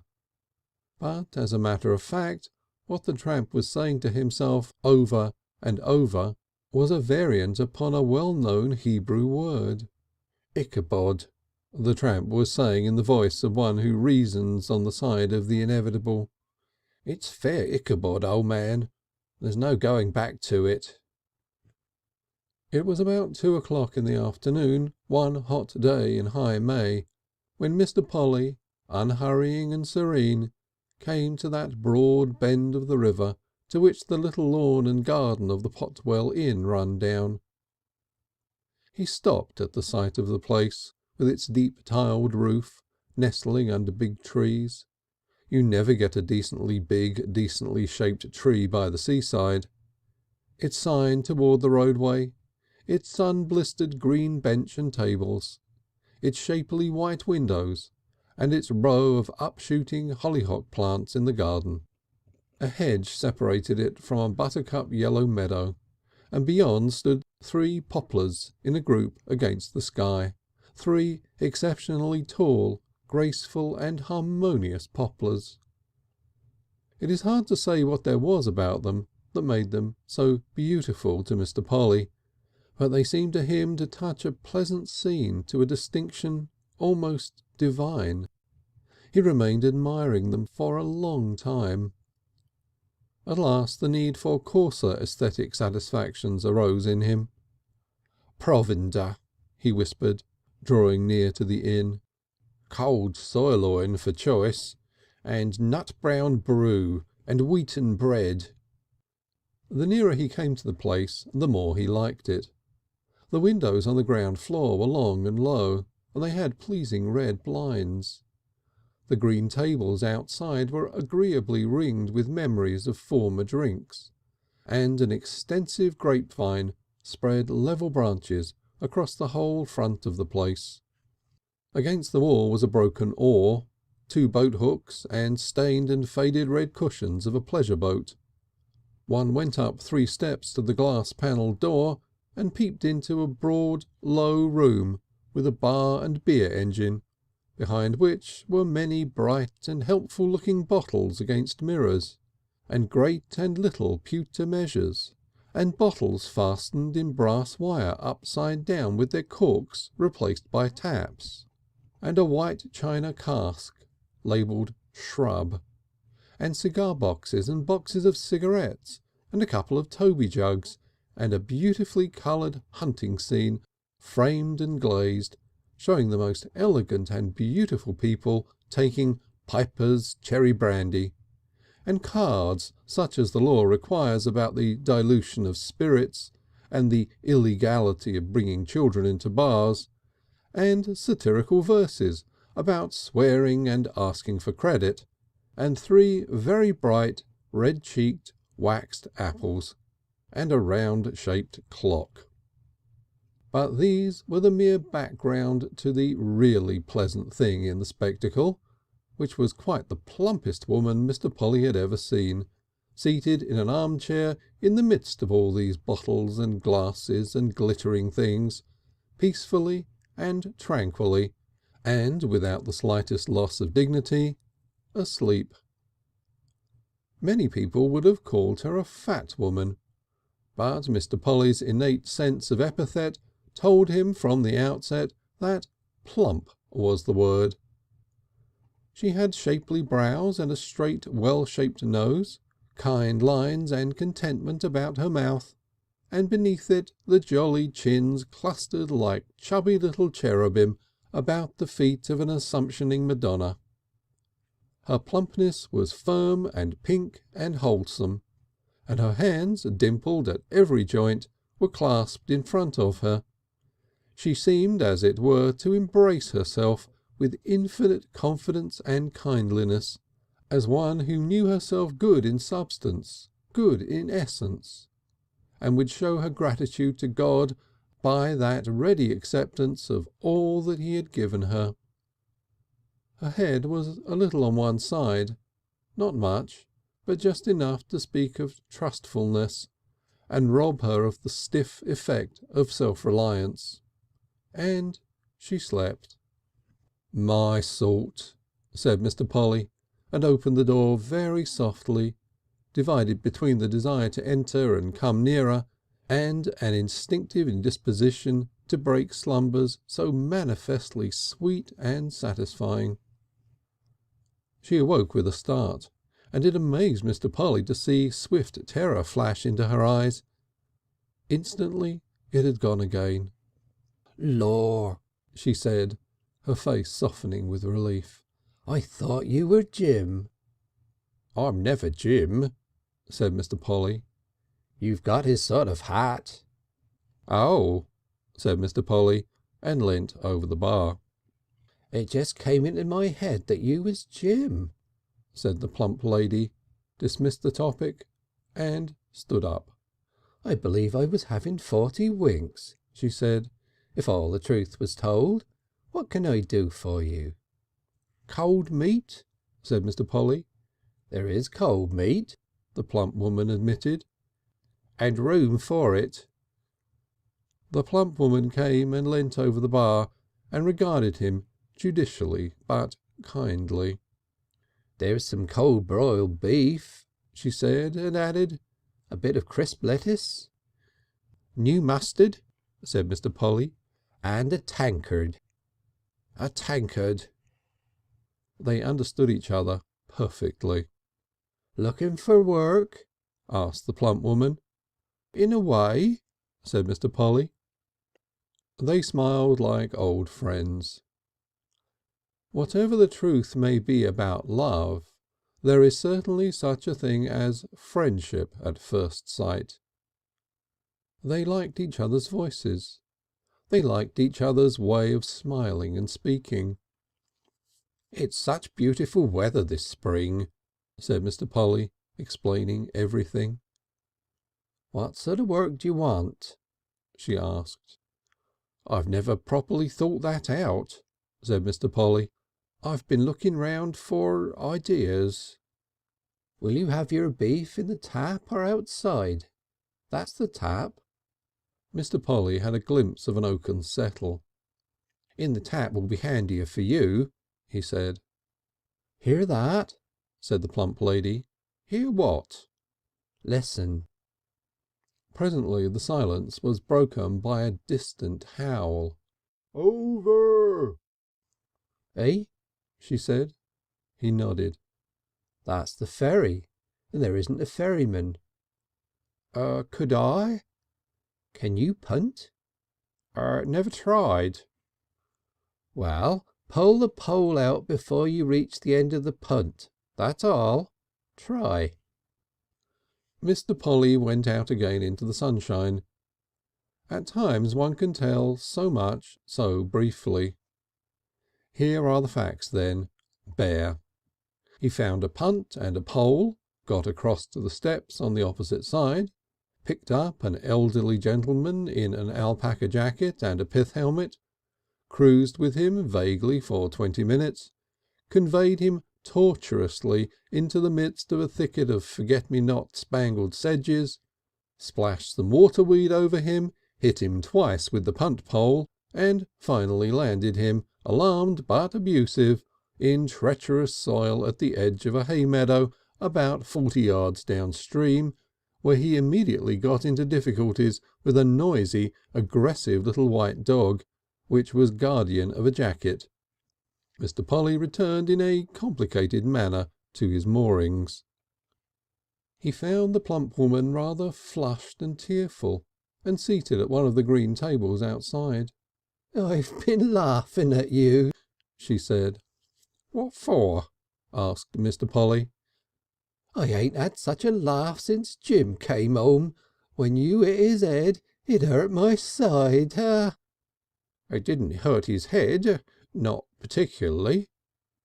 She waved her head. "Did you charge him anything?" "Gratis," said Mr. Polly. "I never thought of it." The plump woman pressed her hands to her side and laughed silently for a space.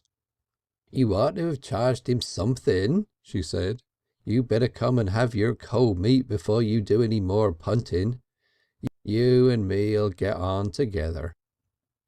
Presently she came and stood watching him eat. "You eat better than you punt," she said, and then, "I daresay you could learn to punt." "Wax to receive and marble to retain," said Mr. Polly. "This beef is a bit of all right, ma'am. I could have done differently if I hadn't been punting on an empty stomach. There's a queer feeling as the pole goes in." "I've never held with fasting," said the plump woman. "You want a ferryman?" "I want an odd man about the place." "Well, I'm odd all right. What's your wages?" "Not much, but you'll get tips and pickings. I've a sort of feeling it would suit you." "I've a sort of feeling it would. What's the duties? Fetch and carry, ferry, garden, wash bottles, ceteris paribus?" "That's about it," said the fat woman. "Give me a trial." "I've more than half a mind, or I wouldn't have said anything about it. I suppose you're all right. You've got a sort of half respectable look about you. I suppose you haven't done anything." "Oh, bit of arson," said Mr. Polly, as if he jested. "So long as you haven't the habit," said the plump woman. "My first time, ma'am," said Mr. Polly, munching his way through an excellent big leaf of lettuce. "And my last." "It's all right if you haven't been to prison," said the plump woman. "It isn't what a man's happened to do makes him bad. We all happen to do things at times. It's bringing it home to him and spoiling his self-respect does the mischief. You don't look a wrong 'un. Have you been to prison?" "Never." "Nor a reformatory, nor any institution?" "Not me. Do I look reformed?" "Can you paint and carpenter a bit?" "Well, I'm ripe for it." "Have a bit of cheese?" "If I might." And the way she brought the cheese showed Mr. Polly that the business was settled in her mind.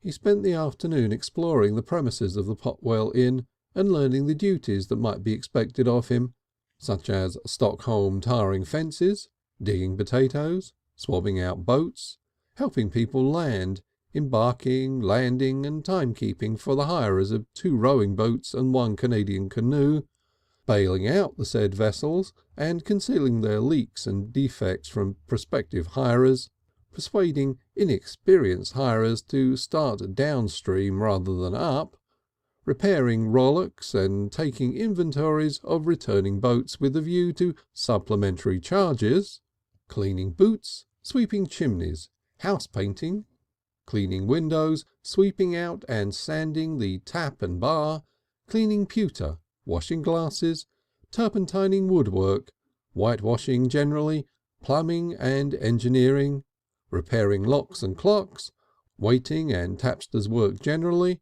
beating carpets and maps, cleaning bottles and saving corks, taking into the cellar, moving, tapping and connecting beer casks and their engines, blocking and destroying wasps' nests, doing forestry with several trees, drowning superfluous kittens, and dog fancying as required, assisting in the rearing of ducklings and the care of various poultry, beekeeping, stabling, baiting and grooming horses and asses, cleaning and gearing motor cars and bicycles, inflating tyres and repairing punctures, recovering the bodies of drowned persons from the river as required, and assisting people in trouble in the water, first aid and sympathy, improvising and superintending a bathing station for visitors, attending inquests and funerals in the interests of the establishment, scrubbing floors and all the ordinary duties of scullion, the ferry, chasing hens and goats from the adjacent cottages out of the garden, making up paths and superintending drainage, gardening generally, delivering bottled beer and soda water siphons to the neighbourhood, running miscellaneous errands, removing drunken and offensive persons from the premises by tact or muscle as occasion required, keeping in with the local policeman, defending the premises in general and the orchard in particular from depredators. "Can but try it," said Mr. Polly towards tea time. "When there's nothing else on hand I suppose I might do a bit of fishing." Section 9, Section 2. Mr. Polly was particularly charmed by the ducklings. They were piping about among the vegetables in the company of their foster mother, and as he and the plump woman came down the garden path, the little creatures mobbed them, and ran over their boots and in between Mr. Polly's legs, and did their best to be trodden down and killed after the manner of ducklings all the world over. Mr. Polly had never been near young ducklings before, and their extreme blondness and the delicate completeness of their feet and beaks filled him with admiration. It is open to question whether there is anything more friendly in the world than a very young duckling. It was with the utmost difficulty that he tore himself away to practise punting, with the plump woman coaching from the bank. Punting, he found, was difficult, but not impossible, and towards 4 o'clock he succeeded in conveying a second passenger across the sundering flood from the inn to the unknown. As he returned, slowly indeed, but now one might say surely, to the peg to which the punt was moored, he became aware of a singularly delightful human being awaiting him on the bank. She stood with her legs very wide apart, her hands behind her back and her head a little on one side, watching his gestures with an expression of disdainful interest. She had black hair and brown legs, and a buff short frock and very intelligent eyes, and when he reached a sufficient proximity she remarked, "Hello." "Hello," said Mr. Polly, and saved himself in the nick of time from disaster. "Silly," said the young lady, and Mr. Polly lunged nearer. "What are you called?" "Polly." "Liar." "Why?" "I'm Polly." "Then I'm Alfred, but I meant to be Polly. I was first. All right, I'm going to be the ferryman. I see. You'll have to punt better. You should have seen me earlier in the afternoon. I can imagine it. I've seen the others. What others? Mr. Polly had now landed and was fastening up the punt. Wham has scooted. Scooted? He conies and scoots them. He'll scoot you too, I expect. A mysterious shadow seemed to fall athwart the sunshine and pleasantness of the Potwell Inn. I'm not a scooter, said Mr. Polly. Uncle Jim is. She whistled a little flatly for a moment and threw small stones at a clump of meadowsweet that sprang from the bank. Then she remarked, "When Uncle Jim comes back he'll cut your insides out. Perhaps, very likely, he'll let me see." There was a pause. "Who's Uncle Jim?" Mr. Polly asked in a faded voice. "Don't you know who Uncle Jim is? He'll show you. He's a scorcher, is Uncle Jim. He only came back just a little time ago, and he scooted 3 men. He don't like strangers about, don't Uncle Jim. He can swear. He's going to teach me, soon as I can whistle properly." "Teach you to swear?" cried Mr. Polly, horrified. "And spit," said the little girl proudly. "He says I'm the gamest little beast he ever came across, ever." For the first time in his life it seemed to Mr. Polly that he had come across something sheerly dreadful.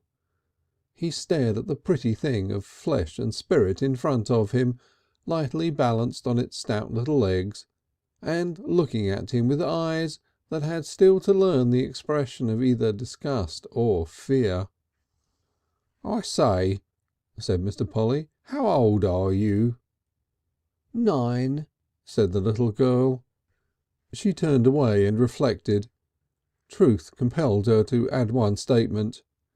"He's not what I should call handsome, not Uncle Jim," she said, "but he's a scorcher and no mistake. Grandma don't like him." Mr. Polly found the plump woman in the big bricked kitchen, lighting a fire for tea. He went to the root of the matter at once. "I say," he asked, "who's Uncle Jim?" The plump woman blanched and stood still for a moment. A stick fell out of the bundle in her hand, unheeded. "That little granddaughter of mine been saying things?" she asked faintly. "Bits of things," said Mr. Polly.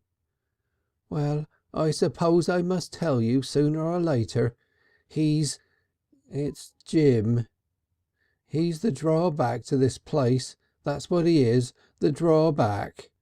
I hoped you mightn't hear so soon. Very likely he's gone."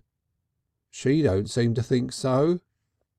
"He hasn't been near the place these 2 weeks and more," said the plump woman. "But who is he?" "I suppose I've got to tell you," said the plump woman. "She says he scoots people," Mr. Polly remarked after a pause. "He's my sister's own son." The plump woman watched the crackling fire for a space. "I suppose I got to tell you," she repeated. She softened towards tears. "I try not to think of it, and day and night he's haunting me. I try not to think of it. I've been easy going my whole life, but I'm that worried and afraid, with death and ruin threatened and evil all about me. I don't know what to do. My own sister's son, and me a widow woman, and helpless against his doings." She put down the sticks he held upon the fender and felt for her handkerchief. She began to sob and talk quickly. "I wouldn't mind nothing else half so much if he'd leave that child alone, but he goes talking to her. If I leave her a moment he's talking to her, teaching her words and giving her ideas." "That's a bit thick," said Mr. Polly. "Thick!" cried the plump woman. "It's horrible! And what am I to do? He's been here 3 times now, 6 days and a week and part of a week, and I pray to God night and day he may never come back again. Praying, oh, back he's come sure as fate. He takes my money and he takes my things. He won't let no man stay here to protect me or do the boats or work the ferry. The ferry's getting a scandal. They stand and shout and scream and use language. Oh, if I complain they'll say I'm helpless to manage here. They'll take away my licence and out I shall go, and it's all the living I can get, and he knows it, and he plays on it, and he don't care. And here I am. I'd send the child away, but I got nowhere to send the child. I buys him off when it comes to that, and back he comes, worse than ever, prowling about and doing evil. And not a soul to help me, not a soul. I just hoped there might be a day or 2 before he comes back again. I was just hoping. I'm the sort that hopes." Mr. Polly was reflecting on the flaws and drawbacks that seemed to be inseparable from all the more agreeable things in life. Biggish sort of man, I expect?" asked Mr. Polly, trying to get the situation in all its bearings. But the plump woman did not heed him. She was going on with her fire making and retelling in disconnected fragments the fearfulness of Uncle Jim. "There was always something a bit wrong with him," she said, "but nothing you might have hoped for, not till they took him and carried him off and reformed him. He was cruel to the hens and chickens, it's true, and stuck a knife into another boy, but then I've seen him that nice to a cat. Nobody could have been kinder. I'm sure he didn't do no harm to that cat, what anybody ever tries to make out of it. I never listened to that. It was the reformatory that ruined him. They put him along of a lot of London boys, full of ideas of wickedness, and because he didn't mind pain, and he don't, I'll admit, try as I would, that made him think himself a hero. Them boys laughed at the teachers they set above them, laughed and mocked at them, and I don't suppose they was the best teachers in the world. I don't suppose, and I don't suppose anyone sensible does suppose, that anyone who goes to be a teacher or a chaplain or a warder in a reformatory home goes and changes right away into an angel of grace from heaven, and, oh Lord, where was I? What did they send him to the reformatory for? Playing truant and stealing. He stole right enough, stole the money from an old woman, and what was I to do when it came to the trial but say what I knew? And him like a viper a-looking at me, more like a viper than a human boy. He leans on the bar and looks at me. "All right, Aunt Flo," he says, "just that and nothing more." Time after time I've dreamed of it, and now he's come. "They've reformed me," he says, "and made me a devil, and devil I mean to be to you. So out with it," he says. "What did you give him last time?" asked Mr. Polly. £3 golden pounds, said the plump woman. "That won't last very long," he says, "but there ain't no hurry. I'll be back in a week about. If I wasn't one of the hoping sort." She left the sentence unfinished. Mr. Polly reflected. "What sort of a size is he?" he asked. "I'm not one of your Herculaneous sort, if you meant that. Nothing very wonderful biceptually." "You will scoot," said the plump woman with conviction rather than bitterness. "You'd better scoot now, and I'll try and find some money for him to go away with when he comes. It ain't reasonable to expect you to do anything but scoot. But I suppose it's the way of a woman in trouble to try to get help from a man, and hope. I'm the hoping sort." How long's he been about?" asked Mr. Polly, ignoring his own outlook. "Oh, 3 months it is come the 7th since he come in by that back door, and I ain't seen eyes on him for 7 long years. He stood in the door watching me, and suddenly he let off a yelp like a dog, and there he was grinning at the fright he'd given me. 'Good old Auntie Flo,' he says. 'Ain't you delighted to see me?' he says, 'now I'm reformed.'" The plump lady went to the sink and filled the kettle. "I never did like him," she said, standing at the sink. "And seeing him there, with his teeth all black and broken, perhaps I didn't give him much of a welcome at first, not what would have been kind to him. 'Lord,' I said, 'it's Jim.' 'It's Jim,' he said, 'like a bad shilling, like a damned bad shilling, Jim and trouble. You all of you wanted me reformed, and now you got me reformed. I'm a reformed character, warranted all right, and turned out as such. Ain't you going to ask me in, Auntie dear? Come in,' I said. 'I won't have it said I wasn't ready to be kind to you.' He comes in and shuts the door. Down he sits in that chair. 'I come to torment you,' he says, 'you old something,' and begins at me. No human being could have ever been called such things before. It made me cry out. And now,' he says, 'just to show I ain't afraid of hurting you,' he says, and ups and twists my wrist." Mr. Polly gasped. "I could stand even his violence," said the plump woman, "if it wasn't for the child."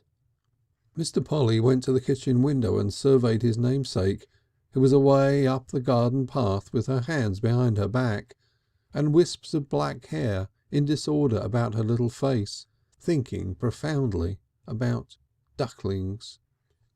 "You two oughtn't be left," he said. The plump woman stared at his back with hard hope in her eyes. "I don't see that it's my affair," said Mr. Polly. The plump woman resumed her business with the kettle. "I'd like to have a look at him before I go," said Mr. Polly, thinking aloud, and added, "somehow. Not my business, of course." "Lord!" he cried with a start at a noise in the bar. "Who's that?" "Only a customer," said the plump woman. Mr. Polly made no rash promises, and thought a great deal. "It seems a good sort of crib," he said, and added, "for a chap who's looking for trouble." But he stayed on and did various things out of the list I have already given, and worked the ferry, and it was 4 days before he saw anything of Uncle Jim. And so resistant is the human mind to things not yet experienced, that he could easily have believed in that time that there was no such person in the world as Uncle Jim. The plump woman, after her one outbreak of confidence, ignored the subject, and little Polly seemed to have exhausted her impressions in her first communication, and engaged her mind now with a simple directness in the study and subjugation of the new human being Heaven had sent into her world. The first unfavourable impression of his punting was soon effaced. He could nickname ducklings very amusingly, create boats out of wooden splinters, and stalk and fly from imaginary tigers in the orchard with a convincing earnestness that was surely beyond the power of any other human being. She conceded at last that he should be called Mr. Polly in honour of her, Miss Polly, even as he desired. Uncle Jim turned up in the twilight. Uncle Jim appeared with none of the disruptive violence Mr. Polly had dreaded. He came quite softly. Mr. Polly was going down the lane behind the church that led to the Potwell Inn after posting a letter to the lime juice people at the post office. He was walking slowly after his habit and thinking discursively. With a sudden tightening of the muscles he became aware of a figure walking noiselessly beside him. His first impression was of a face singularly broad above and with a wide empty grin as its chief feature below, of a slouching body and dragging feet. "'Arf a mo'," said the figure, as if in response to his start, and speaking in a hoarse whisper. "'Arf a mo', mister. You the new bloke at the Potwell Inn?" Mr. Polly felt evasive. "Suppose I am," he replied hoarsely, and quickened his pace. "'Arf a mo'," said Uncle Jim, taking his arm. "We ain't doing a," sanguinary, "marathon. It ain't a," decorated, "cinder track. I want a word with you, mister. See?" Mr. Polly wriggled his arm free and stopped. "What is it?" he asked, and faced the terror. "I just want a," decorated, "word with you. See? Just a friendly word or two. Just to clear up any blooming errors. That's all I want. No need to be so," richly decorated, "proud. If you are the new bloke at Potwell Inn, not a bit of it. See?" Uncle Jim was certainly not a handsome person. He was short, shorter than Mr. Polly, with long arms and lean big hands. A thin and wiry neck stuck out of his grey flannel shirt and supported a big head that had something of the snake in the convergent lines of its broad knotty brow, meanly proportioned face and pointed chin. His almost toothless mouth seemed a cavern in the twilight. Some accident had left him with one small and active and one large and expressionless reddish eye, and wisps of straight hair strayed from under the blue cricket cap he wore pulled down obliquely over the latter. He spat between his teeth and wiped his mouth untidily with the soft side of his fist. "You got to blurry well shift," he said. "See?" "Shift?" said Mr. Polly. "How?" "'Cause the Potwell Inn's my beat. See?" Mr. Polly had never felt less witty. "How's it your beat?" he asked. Uncle Jim thrust his face forward and shook his open hand, bent like a claw, under Mr. Polly's nose. "Not your blooming business," he said. "You got to shift." "Suppose I don't," said Mr. Polly. "You got to shift." The tone of Uncle Jim's voice became urgent and confidential. "You don't know who you're up against," he said. "It's a kindness I'm doing to warn you, see? I'm just one of these blokes who don't stick at things, see? I don't stick at nothing." Mr. Polly's manner became detached and confidential, as though the matter and the speaker interested him greatly, but didn't concern him overmuch. "What do you think you'll do?" he asked. "If you don't clear out?" "Yes." "Gaw!" said Uncle Jim. "You better. Here." He gripped Mr. Polly's wrist with a grip of steel, and in an instant Mr. Polly understood the relative quality of their muscles. He breathed an uninspiring breath into Mr. Polly's face. "What won't I do?" he said. "Once I start in on you." He paused, and the night about them seemed to be listening. "I'll make a mess of you," he said in his hoarse whisper. "I'll do you injuries. I'll hurt you. I'll kick you ugly, see? I'll hurt you in horrible ways, horrible ugly ways." He scrutinised Mr. Polly's face. "You'll cry," he said, "to see yourself. See? Cry you will." "You've got no right," began Mr. Polly. "Right?" His note was fierce. "Ain't the old woman me aunt?" He spoke still closer. "I'll make a gory mess of you. I'll cut bits off of you." He receded a little. "I got no quarrel with you," he said. "It's too late to go tonight," said Mr. Polly.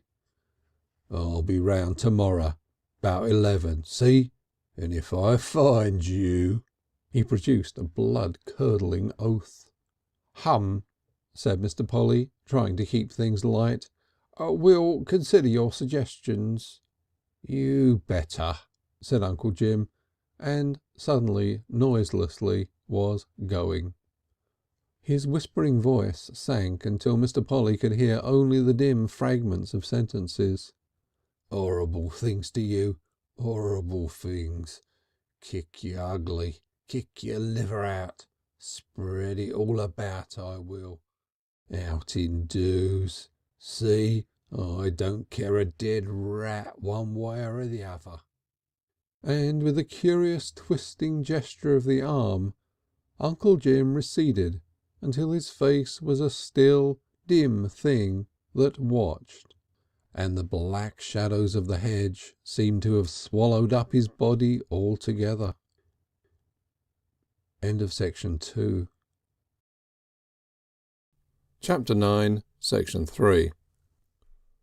Next morning, about 10:30, Mr. Polly found himself seated under a clump of fir trees by the roadside, and about 3.5 miles from the Potwell Inn. He was by no means sure whether he was taking a walk to clear his mind, or leaving that threat-marred paradise for good and all. His reason pointed a lean, unhesitating finger along the latter course. After all, the thing was not his quarrel. That agreeable plump woman, agreeable, motherly, comfortable as she might be, wasn't his affair. That child with the mop of black hair, who combined so magically the charm of mouse and butterfly and flitting bird, who was daintier than a flower and softer than a peach, was no concern of his. Good heavens, what were they to him? Nothing. Uncle Jim, of course, had a claim, a sort of claim. If it came to duty and chucking up this attractive, indolent, observant, humorous, tramping life, there were those who had a right to him, a legitimate right, a prior claim on his protection and chivalry. Why not listen to the call of duty and go back to Miriam now? He had had a very agreeable holiday. And while Mr. Polly sat thinking these things as well as he could, he knew that if only he dared to look up, the heavens had opened and a clear judgment on his case was written across the sky. He knew now as much as a man can know of life. He knew he had to fight or perish.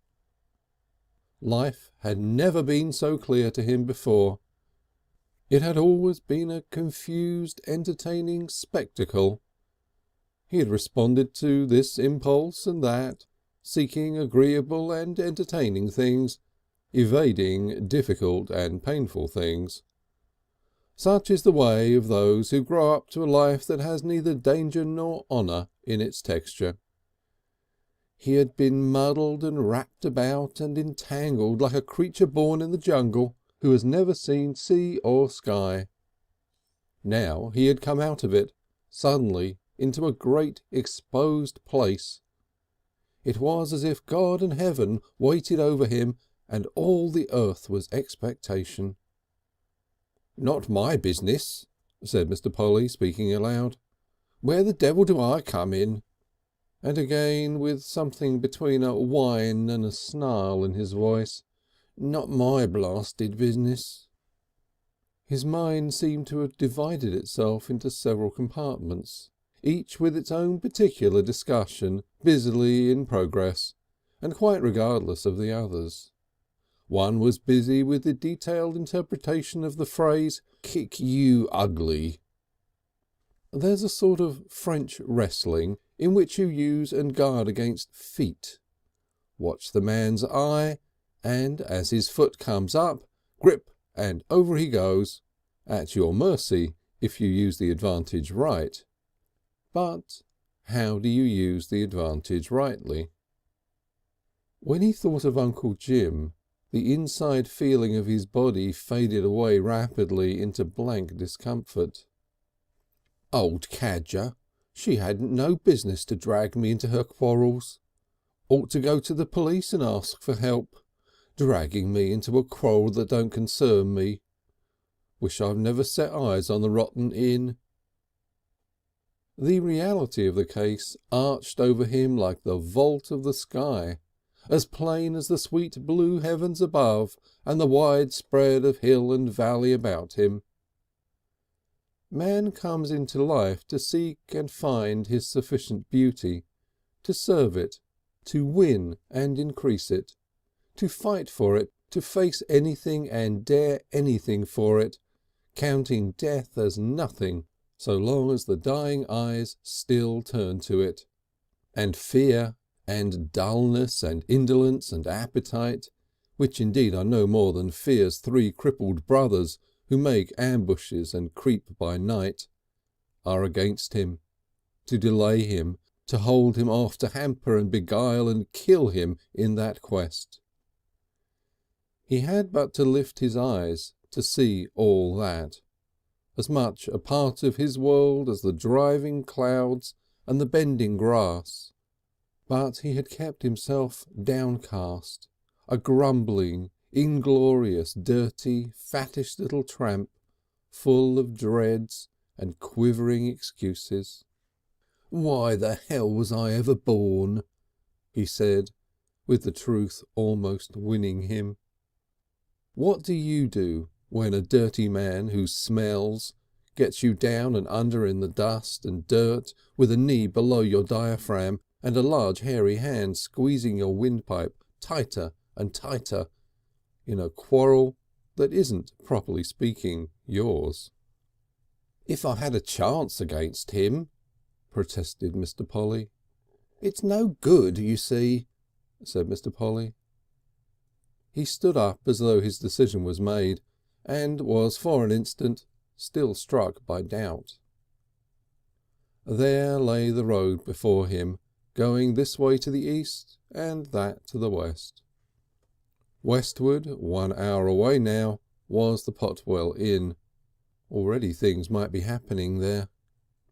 Eastward was the wise man's course, a road dipping between hedges to a hop garden and a wood, and presently no doubt reaching an inn, a picturesque church perhaps, a village and fresh company. The wise man's course. Mr. Polly saw himself going along it, and tried to see himself going along it with all the self-applause a wise man feels. But somehow it wouldn't come like that. The wise man fell short of happiness for all his wisdom. The wise man had a paunch and round shoulders and red ears and excuses. It was a pleasant road, and why the wise man should not go along it merry and singing, full of summer happiness, was a miracle to Mr. Polly's mind. But confound it! The fact remained, the figure went slinking. Slinking was the only word for it, and would not go otherwise than slinking. He turned his eyes westward, as if for an explanation. And if the figure was no longer ignoble, the prospect was appalling. "One kick in the stomach would settle a chap like me," said Mr. Polly. "Oh God!" cried Mr. Polly, and lifted his eyes to heaven and said for the last time in that struggle, "It isn't my affair." And so saying he turned his face towards the Potwell Inn. He went back, neither halting nor hastening in his pace after this last decision, but with a mind feverishly busy. If I get killed, I get killed, and if he gets killed, I get hung. Don't seem just somehow. Don't suppose I shall just frighten him off. The private war between Mr. Polly and Uncle Jim for the possession of the Potwell Inn fell naturally into three chief campaigns. There was, first of all, the great campaign which ended in the triumphant eviction of Uncle Jim from the inn premises. Then came next, after a brief interval, the futile invasions of the premises by Uncle Jim that culminated in the Battle of the Dead Eel, and after some months of involuntary truce, there was the last supreme conflict of the Night's Surprise. Each of these campaigns merits a section to itself. Mr. Polly entered the inn discreetly. He found the plump woman seated in her bar, her eyes astare, her face white and wet with tears. "Oh, God!" she was saying over and over again. "Oh, God!" The air was full of a spirituous reek, and on the sanded boards in front of the bar were the fragments of a broken bottle and an overturned glass. She turned her despair at the sound of his entry, and despair gave place to astonishment. "You come back," she said. "Rather," said Mr. Polly. "He's mad drunk and looking for her." "Where is she?" "Locked upstairs." "Haven't you sent to the police?" "No one to send." "I'll see to it," said Mr. Polly. "Out this way?" She nodded. He went to the crinkly paned window and peered out. Uncle Jim was coming down the garden path towards the house, his hands in his pockets, singing hoarsely. Mr. Polly remembered afterwards with pride and amazement that he felt neither faint nor rigid.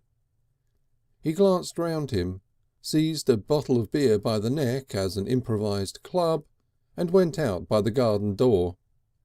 Uncle Jim stopped amazed.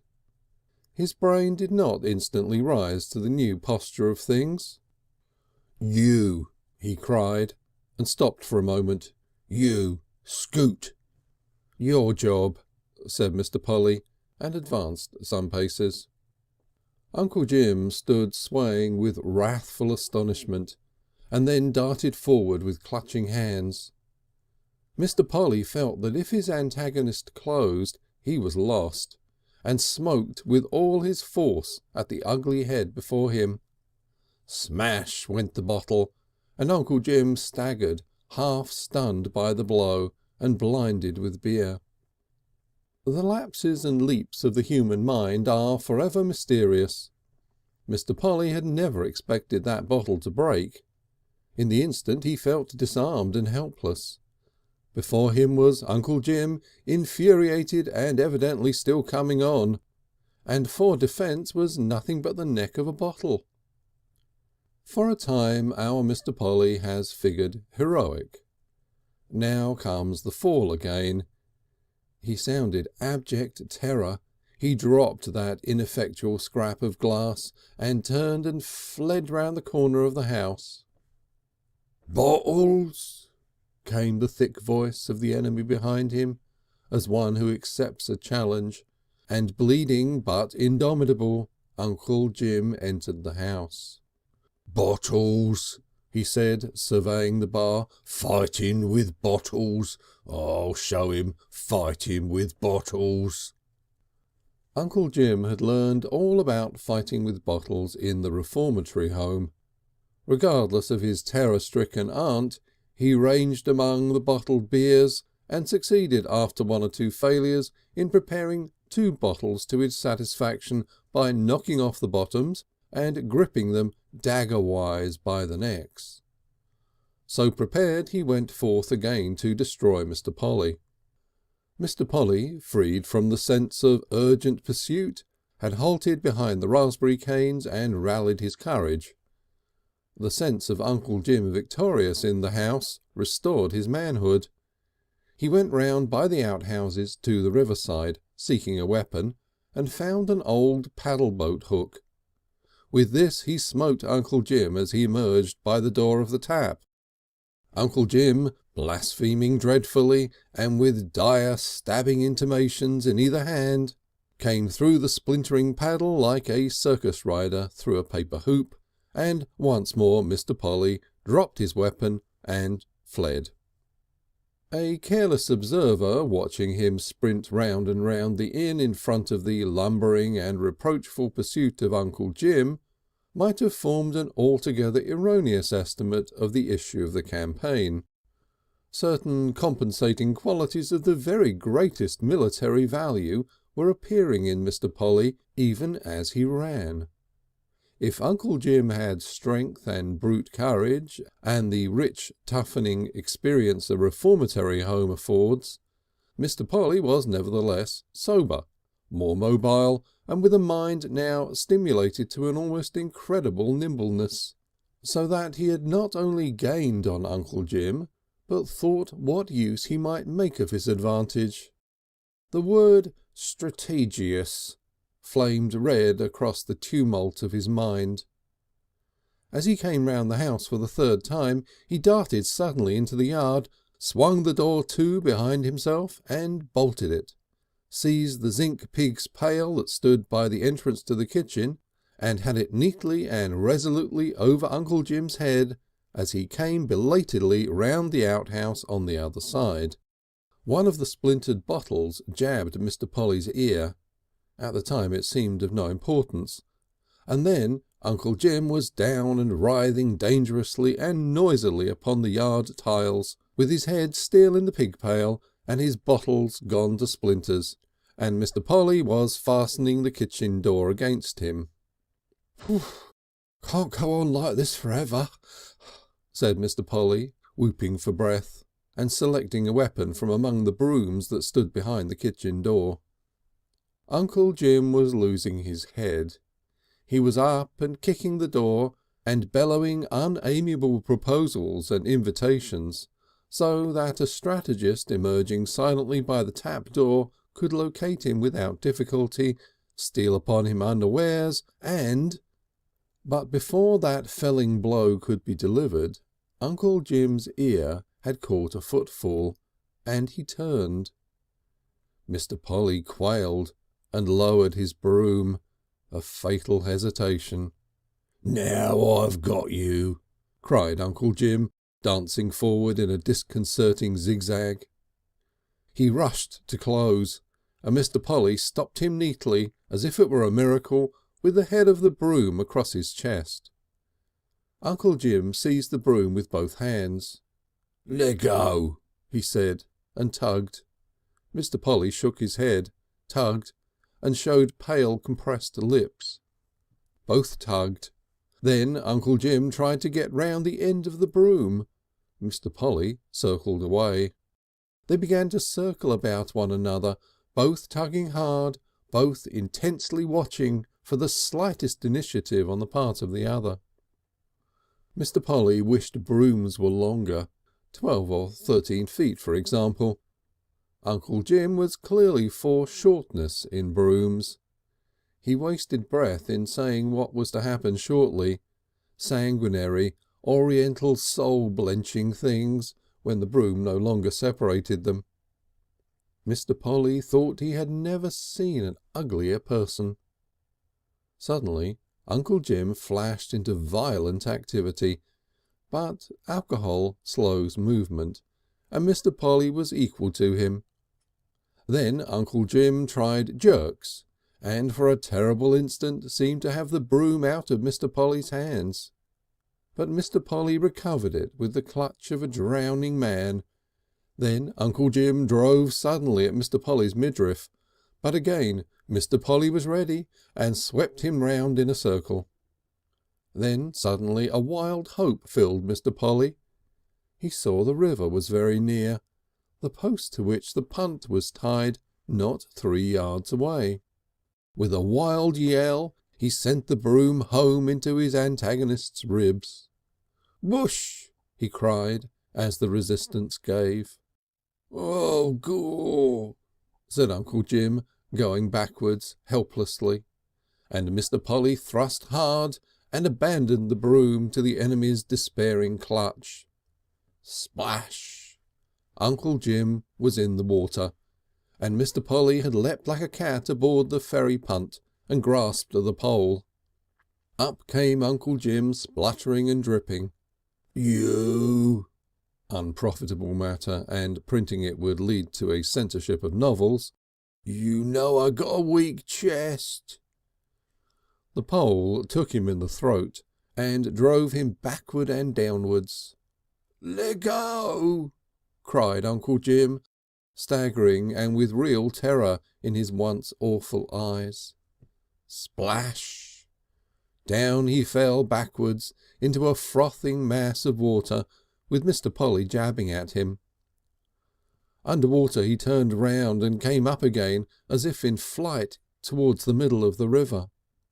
Directly his head reappeared, Mr. Polly had him between the shoulders and under again, bubbling thickly. A hand clutched and disappeared. It was stupendous. Mr. Polly had discovered the heel of Achilles. Uncle Jim had no stomach for cold water. The broom floated away, pitching gently on the swell. Mr. Polly, infuriated with victory, thrust Uncle Jim under again and drove the punt round on its chain in such a manner that when Uncle Jim came up for the fourth time, and now he was nearly out of his depth, too buoyed up to walk, and apparently nearly helpless, Mr. Polly, fortunately for them both, could not reach him. Uncle Jim made the clumsy gestures of those who struggle insecurely in the water. "Keep out," said Mr. Polly. Uncle Jim, with a great effort, got a footing, emerged until his armpits were out of the water, until his waistcoat buttons showed one by one, till scarcely two remained, and made for the camp sheeting. "Keep out," cried Mr. Polly, and leapt off the punt and followed the movement of his victim along the shore. "I tell you I've got a weak chest," said Uncle Jim moistly. "This ain't fair fighting," said Uncle Jim, almost weeping, and all his terrors had gone. "Keep out," said Mr. Polly, with an accurately poised pole. "I tell you I've got to land, you fool," said Uncle Jim, with a sort of despairing wrathfulness, and began moving downstream. "You keep out," said Mr. Polly in parallel movement. "Don't you ever land on this place again." Slowly, argumentatively and reluctantly, Uncle Jim waded downstream. He tried threats, he tried persuasion, he even tried a belated note of pathos. Mr. Polly remained inexorable, if in secret a little perplexed as to the outcome of the situation. "This cold's getting to my marrow," said Uncle Jim. "You want cooling. You keep out in it," said Mr. Polly. They came round the bend into sight of Nicholson's 8, where the backwater runs down to the Potwell Mill, and there, after much parley and several feints, Uncle Jim made a desperate effort and struggled into clutch of the overhanging osiers on the island, and so got out of the water with the mill stream between them. He emerged dripping and muddy and vindictive. "By Gor," he said, "I'll skin you for this." "You keep out or I'll do worse for you," said Mr. Polly. The spirit was out of Uncle Jim for the time, and he turned away to struggle through the osiers towards the mill, leaving a shining trail of water among the green-grey stems. Mr. Polly returned slowly and thoughtfully to the inn, and suddenly his mind began to bubble with phrases. The plump woman stood at the top of the steps that led up to the inn door to greet him. "Law!" she cried as he drew near. "Hasn't he killed you?" "Do I look like it?" said Mr. Polly. But where's Jim? Gone off. He was mad drunk and dangerous. I put him in the river. That toned down his alkalaceous frenzy. I gave him a bit of a doing altogether. Hasn't he hurt you? Not a bit of it. Then what's all that blood beside your ear? Mr. Polly felt. Quite a cut. Funny how one overlooks things. Heated moments. He must have done that when he jabbed about with those bottles. Hello, Kiddy. You venturing downstairs again? Ain't he killed you? Asked the little girl. Well, I wish I'd seen more of the fighting. Didn't you? All I saw was you running round the house and Uncle Jim after you. There was a little pause. I was leading him on, said Mr. Polly. Someone's shouting at the ferry, she said. Right-o, but you won't see any more of Uncle Jim for a bit. We've been having a bit of a conversazione about that. I believe it is Uncle Jim, said the little girl. Then he can wait. He turned round and listened for the words that drifted across from the little figure on the opposite bank. So far as he could judge, Uncle Jim was making an appointment for the morrow. He replied with a defiant movement of the punt pole. The little figure was convulsed for a moment, and then went on its way upstream, fiercely. So it was that the first campaign ended in an insecure victory. End of section 3. Chapter 9, section 4. The next day was Wednesday, and a slack day for the Potwell Inn. It was a hot, close day, full of the murmuring of bees. One or two people crossed by the ferry. An elaborately equipped fisherman stopped for cold meat and dry ginger ale in the bar parlour. Some haymakers came and drank beer for an hour, and afterwards sent jugs and jars by a boy to be replenished. That was all. Mr. Polly had risen early and was busy about the place meditating upon the probable tactics of Uncle Jim. He was no longer strung up to the desperate pitch of the first encounter, but he was grave and anxious. Uncle Jim had shrunken, as all antagonists that are boldly faced shrink, after the first battle, to the negotiable, the vulnerable. Formidable he was, no doubt, but not invincible.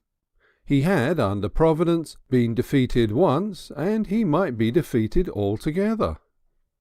Mr. Polly went about the place considering the militant possibilities of pacific things. Pokers, copper sticks, garden implements, kitchen knives, garden nets, barbed wire, oars, clotheslines, blankets, pewter pots, stockings and broken bottles. He prepared a club with a stocking and a bottle inside, upon the best East End model. He swung it round his head once, broke an outhouse window with a flying fragment of glass, and ruined the stocking beyond all darning. He developed a subtle scheme with the cellar flap as a sort of pitfall, but he rejected it finally because A, it might entrap the plump woman, and B, he had no use whatsoever for Uncle Jim in the cellar. He determined to wire the garden that evening, burglar fashion, against the possibilities of night attack. Towards 2 o'clock in the afternoon, 3 young men arrived in a capacious boat from the direction of Lamham, and asked permission to camp in the paddock. It was given all the more readily by Mr. Polly because he perceived in their proximity a possible check upon the self-expression of Uncle Jim.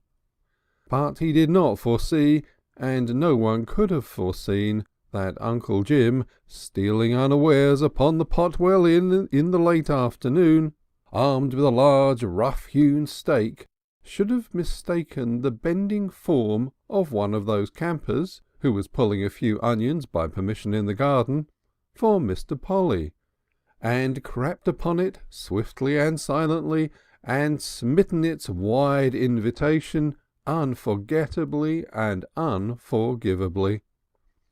It was an error impossible to explain. The resounding whack went up to heaven, the cry of amazement, and Mr. Polly emerged from the inn armed with the frying pan he was cleaning, to take his reckless assailant in the rear.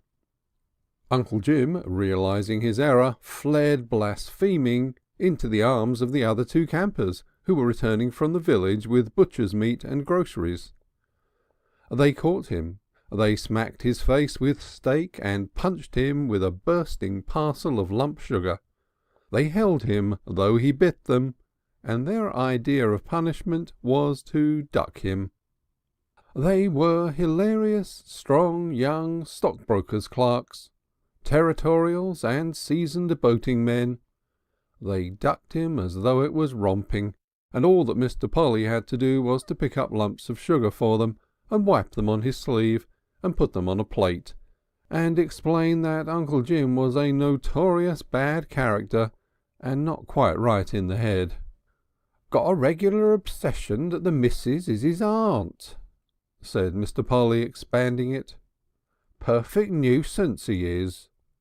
But he caught a glance of Uncle Jim's eye as he receded before the camper's urgency that boded ill for him, and in the night he had a disagreeable idea that perhaps his luck might not hold for the third occasion. That came soon enough, so soon indeed as the campers had gone. Thursday was the early closing day at Lammam, and next to Sunday the busiest part of the week at the Potwell Inn. Sometimes as many as 6 boats all at once would be moored against the ferry punt and hiring rowboats. People could either have a complete tea with jam, cake and eggs, a kettle of boiling water and find the rest, or refreshments à la carte, as they chose. They sat about, but usually the boiling waterers had a delicacy about using the tables, and grouped themselves humbly on the ground. The complete tears with jam and eggs got the best tablecloth on the table nearest the steps that led up to the glass-panelled door. The groups about the lawn were very satisfying to Mr. Polly's sense of amenity. To the right were the complete tears with everything heart could desire, then a small group of 3 young men in remarkable green and violet and pale blue shirts, and 2 girls in mauve and yellow blouses, with common teas and gooseberry jam at the green clothless table. Then on the grass down by the pollarded willow a small family of hot waterers with a hamper, a little troubled by wasps in their jam from the nest in the tree, and all in mourning, but happy otherwise, and on the lawn to the right a ginger-beer lot of apprentices without their collars, and very jocular and happy. The young people in the rainbow shirts and blouses formed the centre of interest. They were under the leadership of a gold-spectacled senior with a fluting voice and an air of mystery. He ordered everything, and showed a particular knowledge of the qualities of the Potwell jams, preferring gooseberry with much insistence. Mr. Polly watched him, christened him the beneficous influence, glanced at the prentices, and went inside and down into the cellar in order to replenish the stock of stone ginger beer, which the plump woman had allowed to run low during the preoccupations of the campaign. It was in the cellar that he first became aware of the return of Uncle Jim. He became aware of him as a voice not only hoarse but thick, as voices thicken under the influence of alcohol. "Where's that muddy-faced mongrel?" cried Uncle Jim. "Let him come out to me. Where's that blighted wisp with the punch pole? I got a word to say to him. Come out of it, you pot-bellied chunk of dirtiness, you. Come out and have your ugly face wiped. I got a thing for you. Hear me? He's hiding. That's what he's doing, said the voice of Uncle Jim, dropping for a moment to sorrow, and then with a great increment of wrathfulness, come out of my nest, you blinking cuckoo, you, or I'll cut your silly insides out.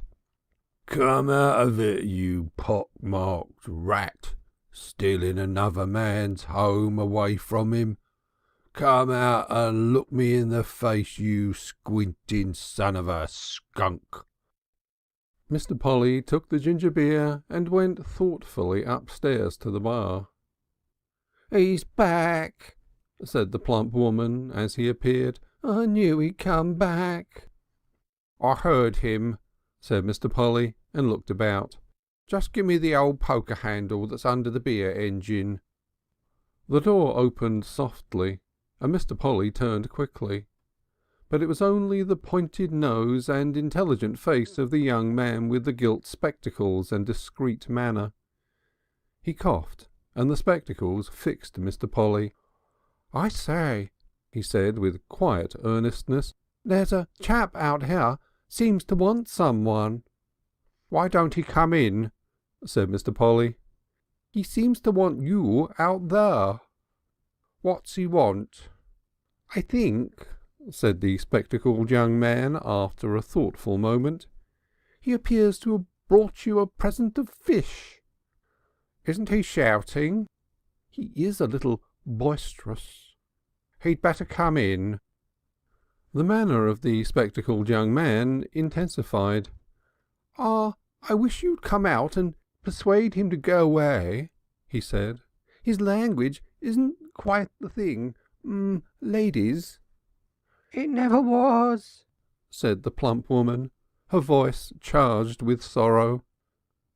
Mr. Polly moved towards the door and stood with his hand on the handle. The gold spectacled face disappeared. Now, my man, came his voice from outside, be careful what you're saying. Who in all the world and hereafter are you to call me my man? Cried Uncle Jim in the voice of one astonished and pained beyond endurance, and added scornfully, You gold-eyed geezer, you. Tut, tut, said the gentleman in gilt glasses, restrain yourself. Mr. Polly emerged, poker in hand, just in time to see what followed. Uncle Jim, in his shirt-sleeves and a state of ferocious décolletage, was holding something, yes, a dead eel, by means of a piece of newspaper about its tail, holding it down and back, and a little sideways, in such a way as to smite it upwards and hard. It struck the spectacled gentleman under the jaw with a peculiar dead thud, and a cry of horror came from the two seated parties at the sight. One of the girls shrieked piercingly, "Horace!" and everyone sprang up. The sense of helping numbers came to Mr. Polly's aid. "Drop it!" he cried, and came down the steps, waving his poker and thrusting the spectacled gentleman before him, as once heroes were wont to wield the ox-hide shield. Uncle Jim gave ground suddenly, and trod upon the foot of a young man in a blue shirt, who immediately thrust at him violently with both hands. Let go, howled Uncle Jim. That's the chap I'm looking for. And pressing the head of the spectacled gentleman aside, smote hard at Mr. Polly. But at the sight of this indignity inflicted upon the spectacled gentleman, a woman's heart was stirred, and a pink parasol drove hard and true at Uncle Jim's wiry neck, and at the same moment the young man in the blue shirt sought to collar him, and lost his grip again. "Suffragettes!" gasped Uncle Jim, with the ferule at his throat. "Everywhere!" and aimed a second, more successful blow at Mr. Polly. "Whoa!" said Mr. Polly. But now the jam and egg party was joining in the fray. A stout, yet still fairly able-bodied gentleman in black and white checks inquired, "What's the fellow up to? Ain't there no police here?" And it was evident that once more public opinion was rallying to the support of Mr. Polly. "Oh, come on then, all the lot of you!" cried Uncle Jim, and backing dexterously, whirled the eel round in a destructive circle. The pink sunshade was torn from the hand that gripped it, and whirled athwart the complete but unadorned tea-things on the green table. "Collar him! Someone get hold of his collar!" cried the gold-spectacled gentleman, coming out of the scrimmage, retreating up the steps to the inn door as if to rally his forces. "Stand clear, you blessed mantle ornaments!" cried Uncle Jim. "Stand clear!" and retired backing, staving off attack by means of the whirling eel. Mr. Polly, undeterred by a sense of grave damage done to his nose, pressed the attack in front. The two young men in violet and blue skirmished on Uncle Jim's flanks. The man in black and white checks sought still further outflanking possibilities, and two of the apprentice boys ran for oars.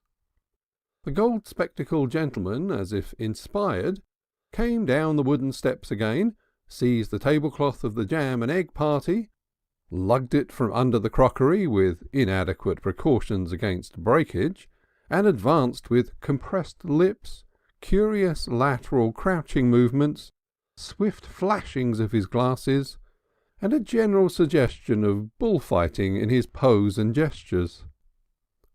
Uncle Jim was kept busy, and unable to plan his retreat with any strategic soundness. He was, moreover, manifestly a little nervous about the river in his rear. He gave ground in a curve, and so came right across the rapidly abandoned camp of the family in mourning, crunching a teacup under his heel, oversetting the teapot, and finally tripping backwards over the hamper. The eel flew out at a tangent from his hand and became a mere looping relic on the sward. "Hold him!" cried the gentleman in spectacles. "Collar him!" and, moving forward with extraordinary promptitude, wrapped the best tablecloth around Uncle Jim's arms and head. Mr. Polly grasped his purpose instantly. The man in checks was scarcely slower, and in another moment Uncle Jim was no more than a bundle of smothered blasphemy and a pair of wildly active legs. "Duck him!" panted Mr. Polly, holding on to the earthquake. "Best thing, duck him!" The bundle was convulsed by paroxysms of anger and protest. One boot got to the hamper and sent it 10 yards. "Go into the house for a clothesline, someone," said the gentleman in gold spectacles. "He'll get out of this in a moment." One of the apprentices ran. "Bird net in the garden," shouted Mr. Polly. "In the garden." The apprentice was divided in his purpose, and then suddenly Uncle Jim collapsed and became a limp, dead-seeming thing under their hands. His arms were drawn inward, his legs bent up under his person, and so he lay. "Fainted," said the man in checks, relaxing his grip. "A fit, perhaps," said the man in spectacles. "Keep hold," said Mr. Polly. Too late, for suddenly Uncle Jim's arms and legs flew out like springs released. Mr. Polly was tumbled backwards and fell over the broken teapot and into the arms of the father in mourning. Something struck his head dazzlingly. In another second Uncle Jim was on his feet, and the tablecloth enshrouded the head of the man in checks. Uncle Jim manifestly considered he had done all that honour required of him, and against overwhelming numbers and the possibility of reiterated duckings, flight is no disgrace. Uncle Jim fled. Mr. Polly sat up after an interval of an indeterminate length among the ruins of an idyllic afternoon. Quite a lot of things seemed scattered and broken, but it was difficult to grasp it all at once. He stared between the legs of people. He became aware of a voice speaking slowly and complainingly. "Someone ought to pay for those tea things," said the father in mourning. "We didn't bring 'em here to be danced on, not by no manner of means." There followed an anxious peace for 3 days, and then a rough man in a blue jersey, in the intervals of trying to choke himself with bread and cheese and pickled onions, broke out abruptly into information. "Jim's been lagged again, missus," he said. "What?" said the landlady. "Our Jim?" "Your Jim," said the man, and after an absolutely necessary pause for swallowing, added, "stealing a hatchet." He did not speak for some moments, and then he replied to Mr. Polly's inquiries. "Yes, a hatchet, down Lamham way, night before last." "What'd he steal a hatchet for?" asked the plump woman. "He said he wanted a hatchet." "I wonder what he wanted a hatchet for," said Mr. Polly thoughtfully. "I daresay he had a use for it," said the gentleman in the blue jersey, and he took a mouthful that amounted to conversational suicide. There was a prolonged pause in the little bar, and Mr. Polly did some rapid thinking. He went to the window and whistled. "I shall stick it," he whispered at last. "Hatchets or no hatchets." He turned to the man with the blue jersey when he thought him clear for speech again. "How much did you say they'd given him?" he asked. 3 months, said the man in the blue jersey, and refilled anxiously, as if alarmed at the momentary clearness of his voice. Those 3 months passed all too quickly. Months of sunshine and warmth, of varied novel exertion in the open air, of congenial experiences, of interest and wholesome food and successful digestion, months that browned Mr. Polly and hardened him, and saw the beginnings of his beard. Months marred only by one anxiety, an anxiety Mr. Polly did his utmost to suppress. The day of reckoning was never mentioned, it is true, by either the plump woman or himself, but the name of Uncle Jim was written in letters of glaring silence across their intercourse. As the term of that respite drew to an end, his anxiety increased, until at last it even trenched upon his well-earned sleep. He had some idea of buying a revolver. At last he compromised upon a small and very foul and dirty rook rifle, which he purchased in Lamham under the pretext of bird scaring, and loaded and carefully concealed under his bed from the plump woman's eye. September passed away. October came. And at last came that night in October whose happenings it is so difficult for a sympathetic historian to drag out of their proper nocturnal indistinctiveness into the clear, hard light of positive statement.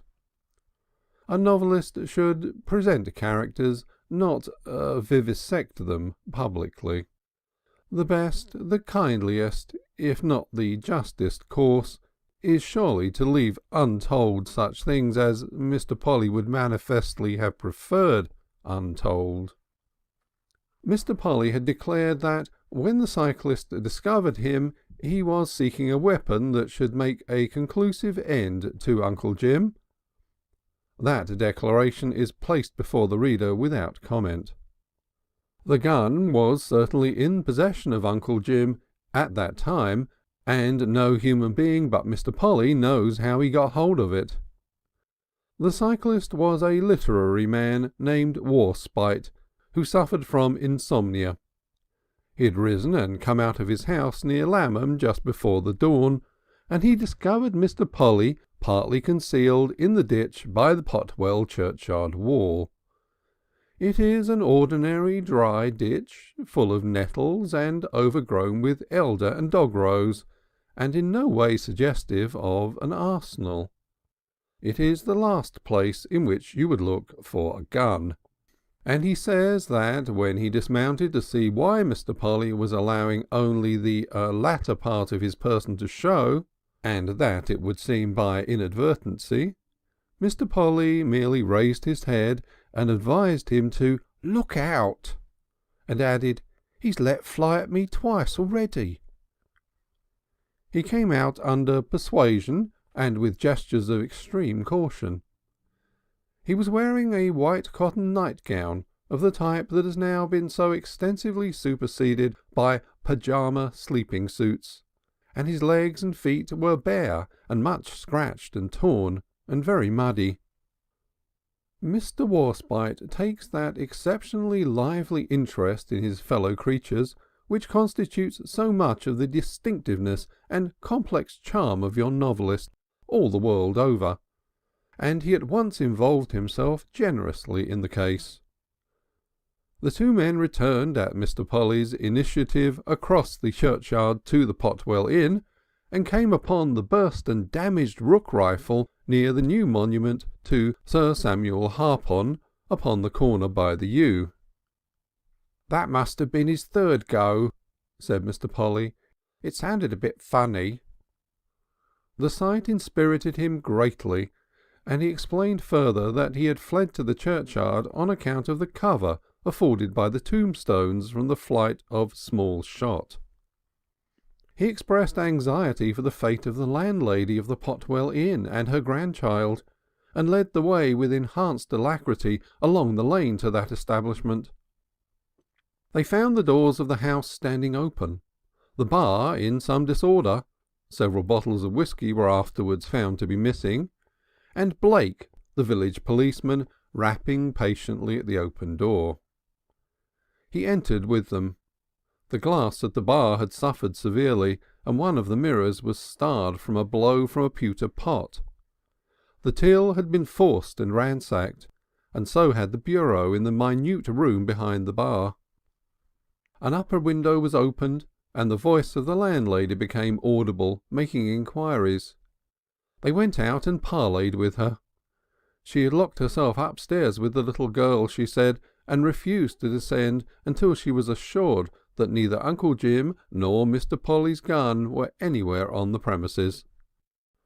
Mr. Blake and Mr. Warspite proceeded to satisfy themselves with regard to the former condition, and Mr. Polly went to his room in search of garments more suited to the brightening dawn. He returned immediately with a request that Mr. Blake and Mr. Warspite would just come and look.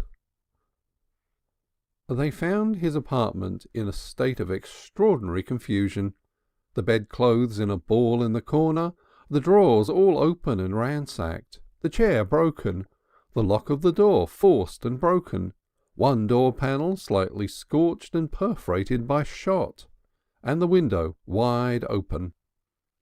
None of Mr. Polly's clothes were to be seen, but some garments which had apparently once formed part of a stoker's workaday outfit, two brownish-yellow halves of a shirt, and an unsound pair of boots, were scattered on the floor.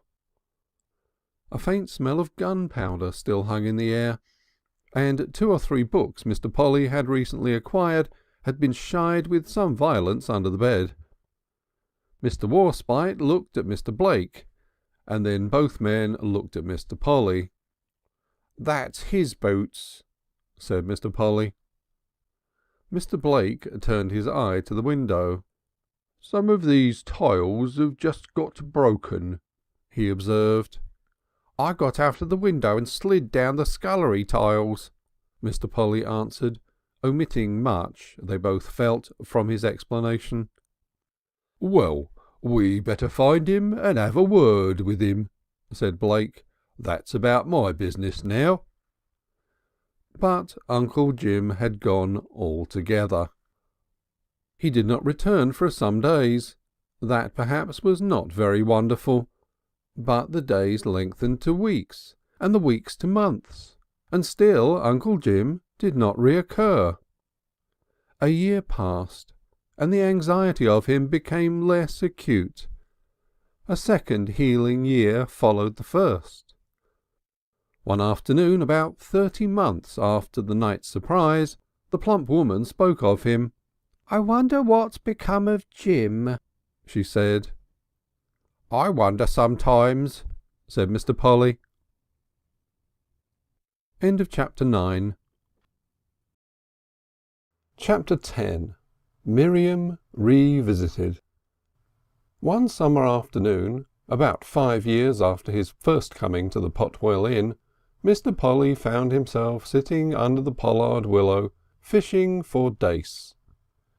It was a plumper, browner, and healthier Mr. Polly altogether than the miserable bankrupt with whose dyspeptic portrait our novel opened. He was fat, but with a fatness more generally diffused, and the lower part of his face was touched to gravity by a small square beard. Also he was balder. It was the first time he had found leisure to fish, though from the very outset of his Potwell career he had promised himself abundant indulgence in the pleasure of fishing. Fishing, as the golden page of English literature testifies, is a meditative and retrospective pursuit, and the varied page of memory, disregarded so long for sake of the teeming duties I have already enumerated, began to unfold itself to Mr. Polly's consideration. A speculation about Uncle Jim died for want of material, and gave place to a reckoning of the years and months that had passed since his coming to the Potwell, and that to a philosophical review of his life. He began to think about Miriam, remotely and impersonally. He remembered many things that had been neglected by his conscience during the busier times, as, for example, that he had committed arson and deserted a wife. For the first time he looked these long-neglected facts in the face. It is disagreeable to think one has committed arson, because it is an action that leads to jail. Otherwise I do not think there was a grain of regret for that in Mr. Polly's composition. But deserting Miriam was in a different category. Deserting Miriam was mean. This is a history and not a glorification of Mr. Polly, and I tell of things as they were with him. Apart from the disagreeable twinge arising from the thought of what might happen if he was found out, he had not the slightest remorse about that fire. Arson, after all, is an artificial crime.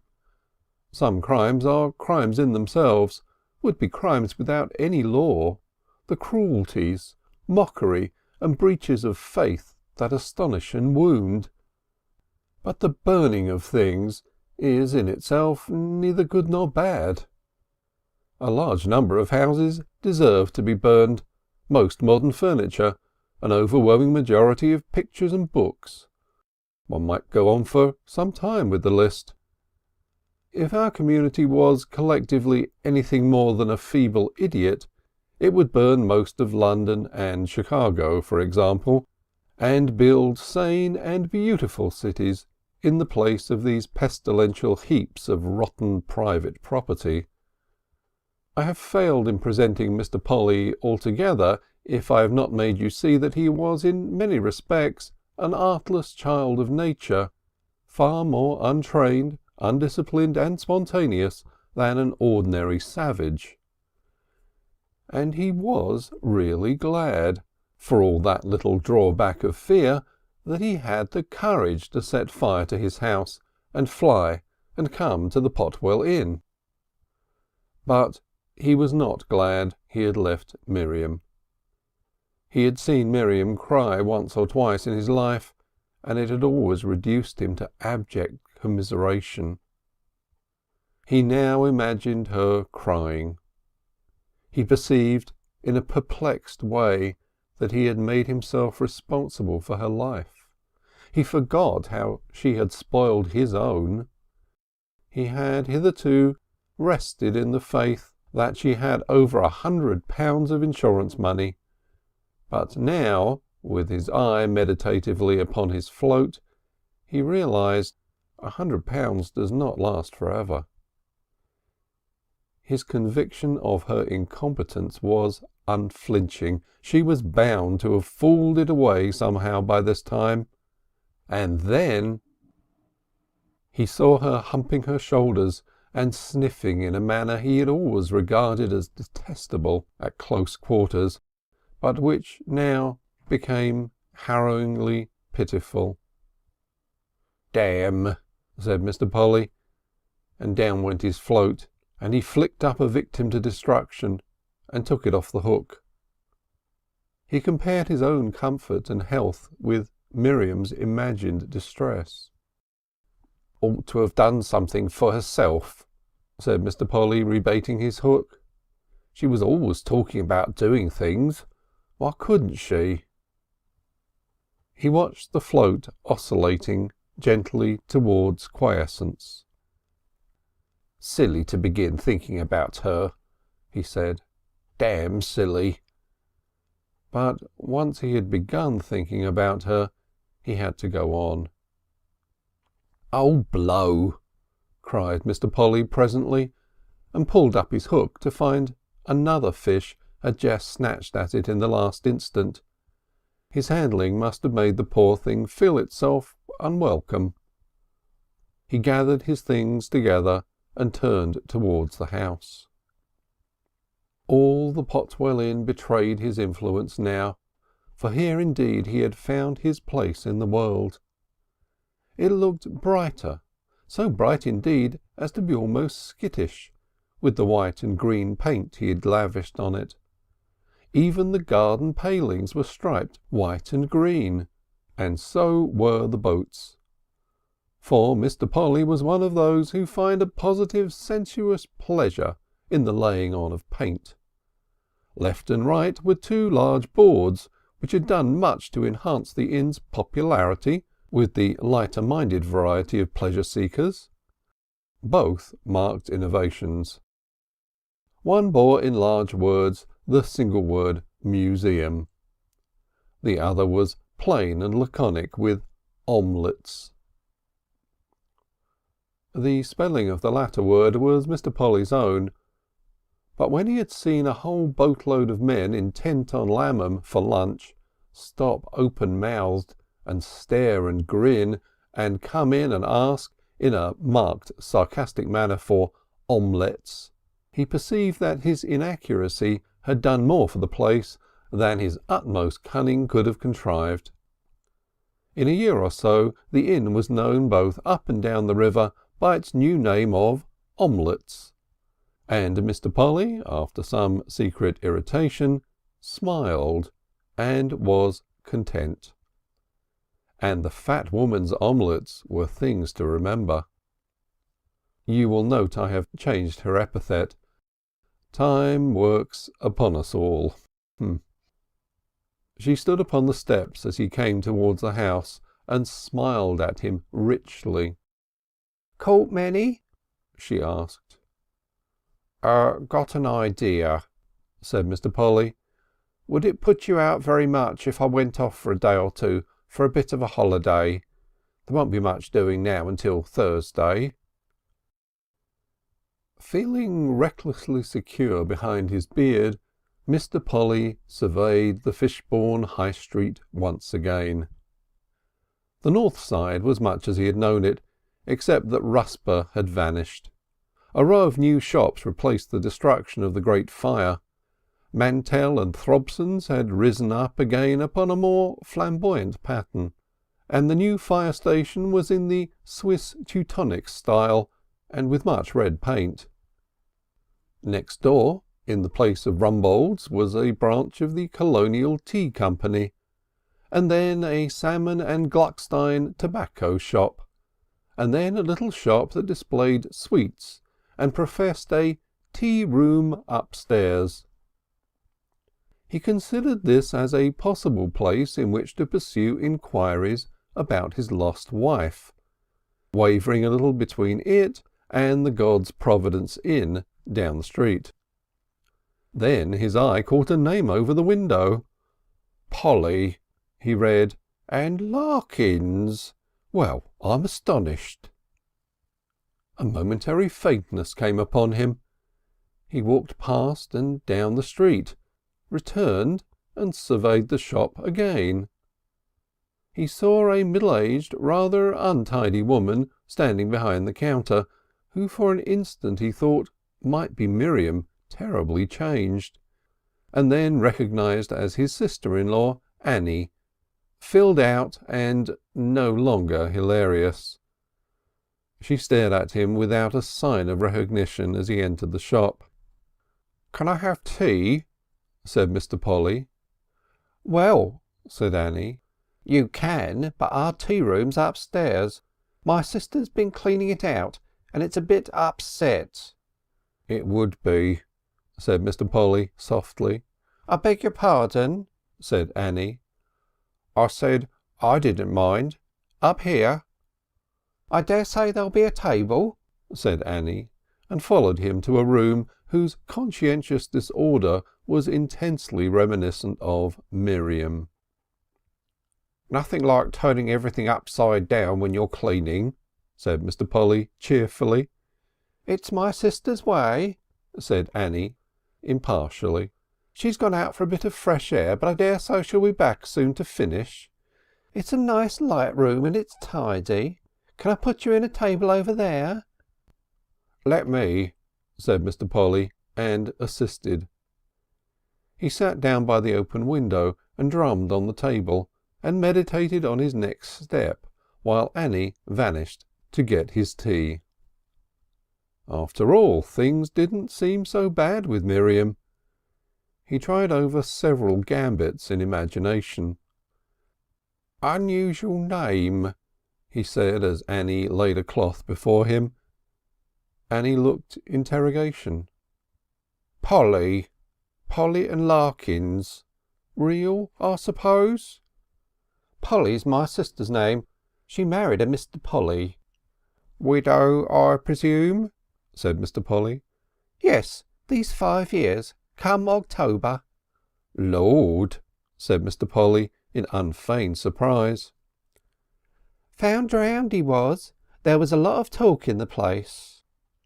"Never heard of it," said Mr. Polly. "I'm a stranger, rather." "In the Medway, near Maidstone. He must have been in the water for days. Wouldn't have known him, my sister wouldn't, if it hadn't been for the name sewn in his clothes. All whitey and eat away he was." "Bless my heart, must have been a bit of a shock for her." "Oh, it was a shock," said Annie, and added darkly, "but sometimes a shock's better than a long agony." "No doubt," said Mr. Polly. He gazed with a rapt expression at the preparations before him. "So, I'm drowned," something was saying inside him. "Life insured?" he asked. "We started the tea-rooms with it," said Annie. Why, if things were like this, had remorse and anxiety for Miriam been implanted in his soul? No shadow of an answer appeared. "Marriage is a lottery," said Mr. Polly. "She found it so," said Annie. "Would you like some jam?" "I'd like an egg," said Mr. Polly. "I'll have 2. I've got a sort of feeling as though I wanted keeping up. Wasn't a particularly good sort, this Mr. Polly." "He was a wearing husband," said Annie. "I've often pitied my sister. He was one of that sort." "Dissolute," suggested Mr. Polly faintly. "No," said Annie judiciously. "Not exactly dissolute. Feeble's more the word. Weak. He was weak as water. How long do you want your eggs boiled?" 4 minutes exactly," said Mr. Polly. One gets talking, said Annie. One does, said Mr. Polly, and she left him to his thoughts. What perplexed him was his recent remorse and tenderness for Miriam. Now he was back in her atmosphere, all that had vanished, and the old feeling of helpless antagonism returned. He surveyed the piled furniture, the economically managed carpet, the unpleasing pictures on the wall. Why had he felt remorse? Why had he entertained this illusion of a helpless woman crying aloud in the pitiless darkness for him? He peered into the unfathomable mysteries of the heart and ducked back to a smaller issue. Was he feeble? The eggs came up. Nothing in Annie's manner invited a resumption of the discussion. "Business brisk?" he ventured to ask. Annie reflected. "It is," she said, "and it isn't. It's like that." "Oh," said Mr. Polly, and squared himself to his egg. Was there an inquest on that chap?" "What chap?" "What was his name? Polly." "Of course." "You're sure it was him?" "What do you mean?" Annie looked at him hard, and suddenly his soul was black with terror. "Who else could it have been in the very clothes he wore?" "Of course," said Mr. Polly, and began his egg.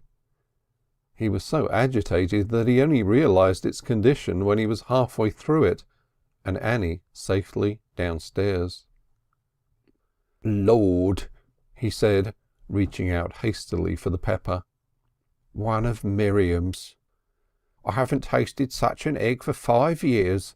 Wonder where she gets them. Picks them out, I suppose." He abandoned it for its fellow. Except for a slight mustiness, the second egg was very palatable indeed. He was getting on down to the bottom of it, as Miriam came in. He looked up. "Nice afternoon," he said at her stare, and perceived she knew him at once by the gesture and the voice. She went white and shut the door behind her. She looked as though she was going to faint. Mr. Polly sprang up quickly and handed her a chair. "My God!" she whispered, and crumpled up rather than sat down. "It's you!" she said. No," said Mr. Polly very earnestly. "It isn't. It just looks like me, that's all." "I knew that man wasn't you, all along. I tried to think it was. I tried to think that perhaps the water had altered your wrists and feet and the colour of your hair." "Oh." "I'd always feared you'd come back." Mr. Polly sat down by his egg. "I haven't come back," he said very earnestly. "Don't you think it." "How we pay the insurance now, I don't know." She was weeping. She produced a handkerchief and covered her face. "Look here, Miriam," said Mr. Polly. "I haven't come back, and I'm not coming back. I'm a visitant from another world. You shut up about me, and I'll shut up about myself. I came back because I thought you might be hard up, or in trouble, or some silly thing like that. Now I see you again, I'm satisfied. I'm satisfied completely, see? I'm going to absquatulate, see? Hey presto, right away." He turned to his tea for a moment, finished his cup noisily, stood up. "Don't you think you're going to see me again," he said, "for you ain't." He moved to the door. "That was a tasty egg," he said, hovered for a second, and vanished. Annie was in the shop. "The missus has had a bit of a shock," he remarked. "Got some kind of fancy about a ghost. Can't make it out quite. So long." And he had gone. Mr. Polly sat beside the fat woman at one of the little green tables at the back of the Potwell Inn, and struggled with the mystery of life. It was one of those evenings, serenely luminous, amply and atmospherically still, when the river bend was at its best. A swan floated against the dark green masses of the further bank. The stream flowed broad and shining to its destiny with scarce a ripple, except where the reeds came out from the headland, and the 3 poplars rose clear and harmonious against a sky of green and yellow, and it was as if it were all secure within a great, warm, friendly globe of crystal sky. It was as safe and enclosed and fearless as a child that has still to be born. It was an evening full of the quality of tranquil, unqualified assurance. Mr. Polly's mind was filled with the persuasion that indeed all things whatsoever must needs be satisfying and complete. It was incredible that life has ever done more than seemed to jar, that there could be any shadow in life save such velvet softness as made the setting for that silent swan, or any murmur but the ripple of the water as it swirled round the chained and gently swaying punt.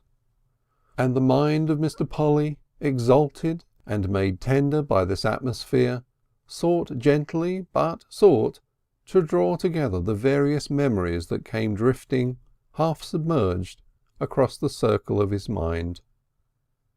He spoke in words that seemed like a bent and broken stick thrust suddenly into water, destroying the mirror of the shapes they sought. "Jim's not coming back again, ever," he said. "He got drowned 5 years ago." "Where?" asked the fat woman, surprised. "Miles from here, in the Medway, away in Kent." "Law," said the fat woman. "It's right enough," said Mr. Polly. "How d'you know?" "I went to my home." "Where?" "Don't matter. I went and found out. He'd been in the water some days. He'd got my clothes and they said it was me." "They?" It don't matter. I'm not going back to them." The fat woman regarded him silently for some time. Her expression of scrutiny gave way to a quiet satisfaction. Then her brown eyes went to the river. "Poor Jim," she said. "He hadn't much tact, ever," she added mildly.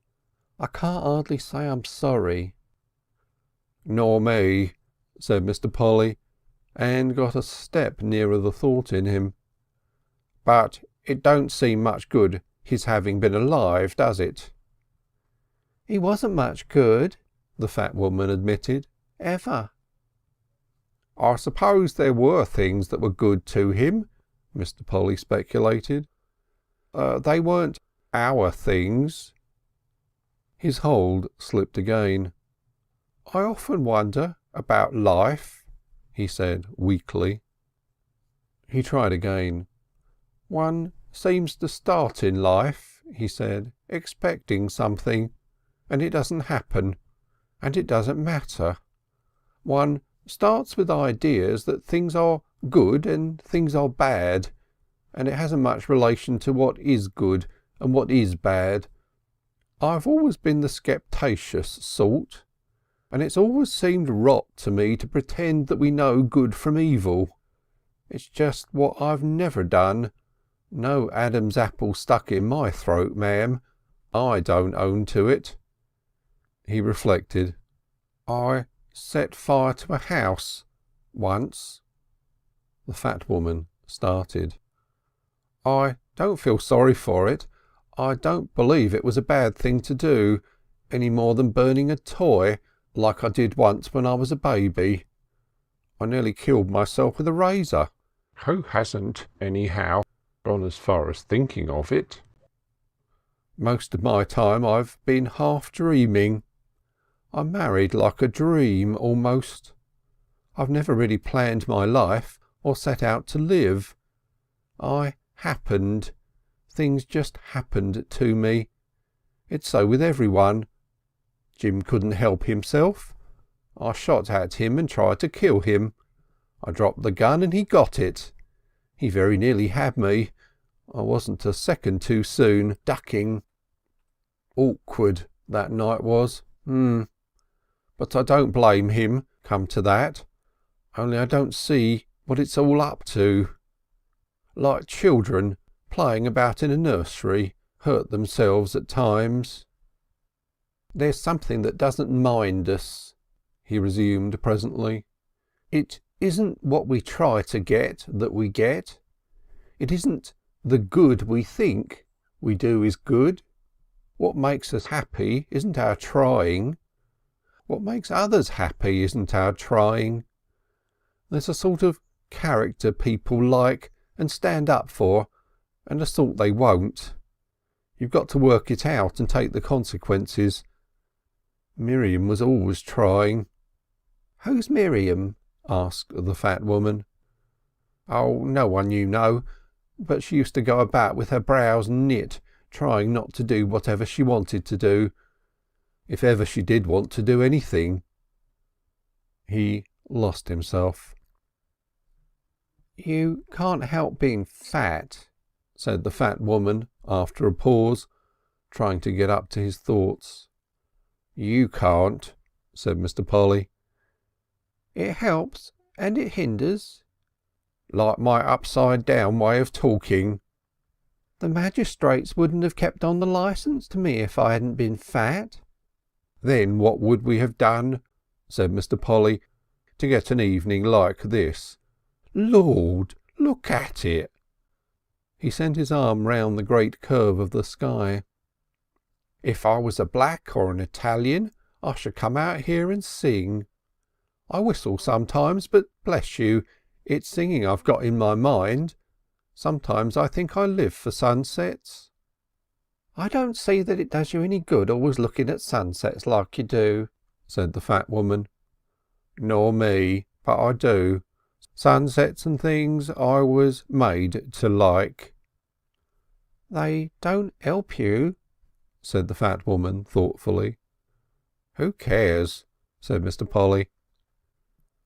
A deeper strain had come to the fat woman. You got to die some day, she said.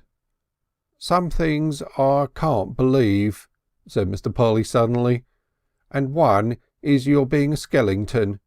He pointed his hand towards the neighbour's hedge. Look at 'em against the yellow, and they're just stinging nettles, nasty weeds, if you count things by their uses, and no help in the life hereafter. But just look at the look of 'em. It isn't only looks, said the fat woman. Whenever there's signs of a good sunset and I'm not too busy, said Mr. Polly, I'll come and sit out here. The fat woman looked at him with eyes in which contentment struggled with some obscure, reluctant protest, and at last turned them slowly to the black nettle pagodas against the golden sky. I wish we could, she said. I will. The fat woman's voice sank nearly to the inaudible. Not always, she said. Mr. Polly was some time before he replied. Come here always when I'm a ghost, he replied. Spoil the place for others, said the fat woman, abandoning her moral solicitudes for a more congenial point of view. Not my sort of ghost wouldn't, said Mr. Polly, emerging from another long pause. I'd be a sort of diaphanous feeling, just mellowish and warmish like. They said no more, but sat on in the warm twilight until at last they could scarcely distinguish each other's faces. They were not so much thinking as lost in a smooth, still quiet of the mind. A bat flitted by. Time we was going in, old party, said Mr. Polly, standing up. Supper to get. It's, as you say, We can't sit here forever. The End. End of Chapter 9 and end of The History of Mr. Polly by H.G. Wells, read by Adrian Praetzellis in Santa Rosa, California, December 24th, 2011.